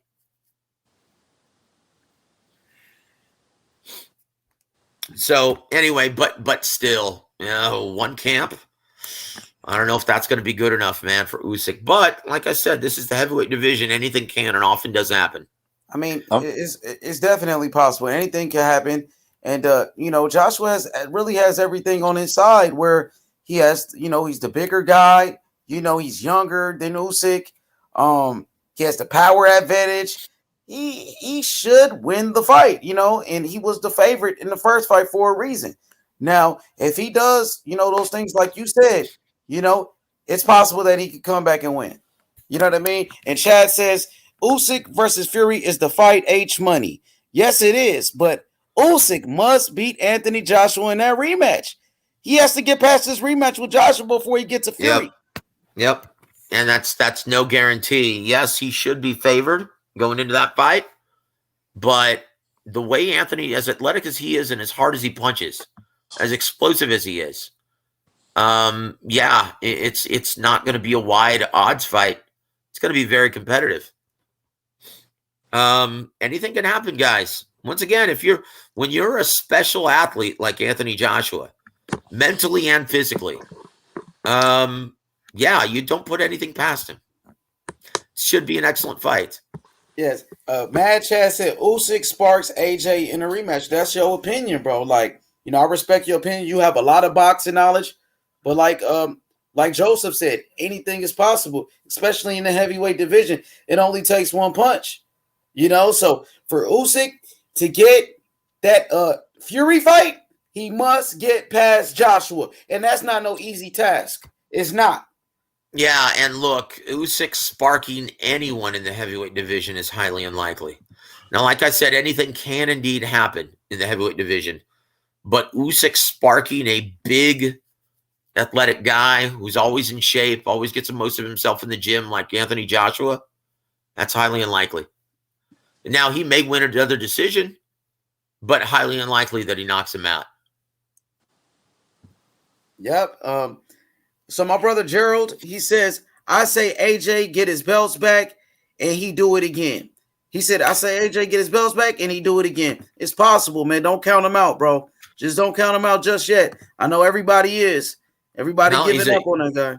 Yep. H Money. He's a 2-time heavyweight champion for a reason. Absolutely. Right? Gold medalist for a reason. Yep. For a reason. And once again, he's confident, but he's humble. He's got character. You can never put it past anyone with that kind of character. They're capable of overcoming the odds. You know what? He's a 2-time heavyweight champion for a reason. And he's well liked as he is. That's for a reason as well. Because of his character. Absolutely. You know, most people, they love Anthony Joshua. He's a great man. You know, he's a true champion in and outside of the ring, and I got nothing but respect for Anthony Joshua. You know, he's a likable guy, like you said. You know, but it's the fight game, man. You know, it's all about what you do in that square circle. And I think it's possible that he comes back and he take care of business. I'm not going to count him out just yet, but we all know that Tyson Fury is the man to beat in the heavyweight division. You know, and I want to see the undisputed fight. I would love to see that undisputed fight. Joseph, we got some great fights coming up this Saturday. David Benavidez, Kyron Davis, Munguia versus Rosado, Mexico versus Puerto Rico again. We just had a great fight between Jose Zabeta and Josue Vargas. Another showdown between Puerto Rico. Don't forget to H Money. Don't forget to mention Kid Galahad versus Kiko Martinez. Oh yeah, Kid Galahad, Martinez, right? Pretty good fight. You know, in the UK, are you gonna watch that one? That's a great style matchup. And once again, Kiko Martinez, he may be a little long in the tooth at this stage of his career, but he's got an aggressive style. It's a much, and he's shown durability in the past. He's got some crack in his shot. Kid Galahad will beat him. He'll box his ears off. He should. Well, once again, I'm not saying he's not going to beat him. I'm saying it's a great style match. It should be very entertaining. Are you watching for the fans? Do you watch that? Do you? Of course, brother. I have to watch everything, man. Do you know anything about? Will you watch the most even fight in boxing till December for a title? What is that in your opinion, sir? It is Anthony Yard versus Lyndon Arthur. You really think that's the most evenly matched fight in your opinion? No, what I'm saying is the odds are saying that. Okay, well that's look, and it is tight. It is tight. Look, I'll say this: very tight. If he hasn't done anything to offset that brilliant jab of Anthony Yard, watching. You know what? Then he's got no chance. If he hasn't, look, there are two ways, right, to offset someone's jab. Realistically, there are two ways. One, you got to implement your own jab and win the jab contest to the body, chest, and head. You've got to impose your own jab, right? And two, you've got to take the lead. Three, you got to move laterally, man. Those are two ways. Two of the best ways to offset someone's jab. You either implement your own intelligent jab, mixing in feints, mixing in touch jabs, mixing in hard sticking jabs, or you use lateral movement. Right? Use lateral movement. Go, like if you want to see a clinic on how to offset an opponent's impressive intelligent jab, go watch Andre Ward versus Mikkel Kessler. Yeah, I watched those fights. That was a master class. Okay, because Kessler, he depended everything. His jab was not only his first line of offense, it was his first line of defense. It set up Kessler everything. Gave everybody a fight, though, didn't he? Bloody hell. Except for Andre Ward, man. Yeah, he was rendered ineffective by the third round. As soon as Andre Ward took that jab away, winning the jab contest, imposing his will, it was all over. Because everything is set up. All of his other shots are set up by the jab. And that's the same thing with Anthony Yard. If you want any kind of success against Anthony Yard, you've got to take away that jab. You've got to nullify that jab. And the only way to do that... He's got to be busier also. He's got to be busier. Well, once again, that jab... It's like you've got to implement your own jab or use lateral movement. We already know that he's not one to use lateral movement, right? So his best course of action, he's got to implement an intelligent jab. There's been enough time since the first fight that he can do it, but has he? Good luck. Best of luck. Do you think in my opinion, that's not an even money fight. Do you think Fulton would beat a Luis Neri? Stephen Fulton? Yeah. Oh gosh, he's fighting it soon anyway. No. It's Brandon Figueroa versus I know it Stephen is, Fulton. but do you think you'd beat the other guy, Luis Neri? No, Luis Neri is too small for 122. That's why he got stopped by Brandon He's Figueroa. 122, and he Larry. No, he's moving back down to 118. Oh, is it? All right, okay. Yeah, he's too small. He's too small for the super bantamweight division. In my opinion,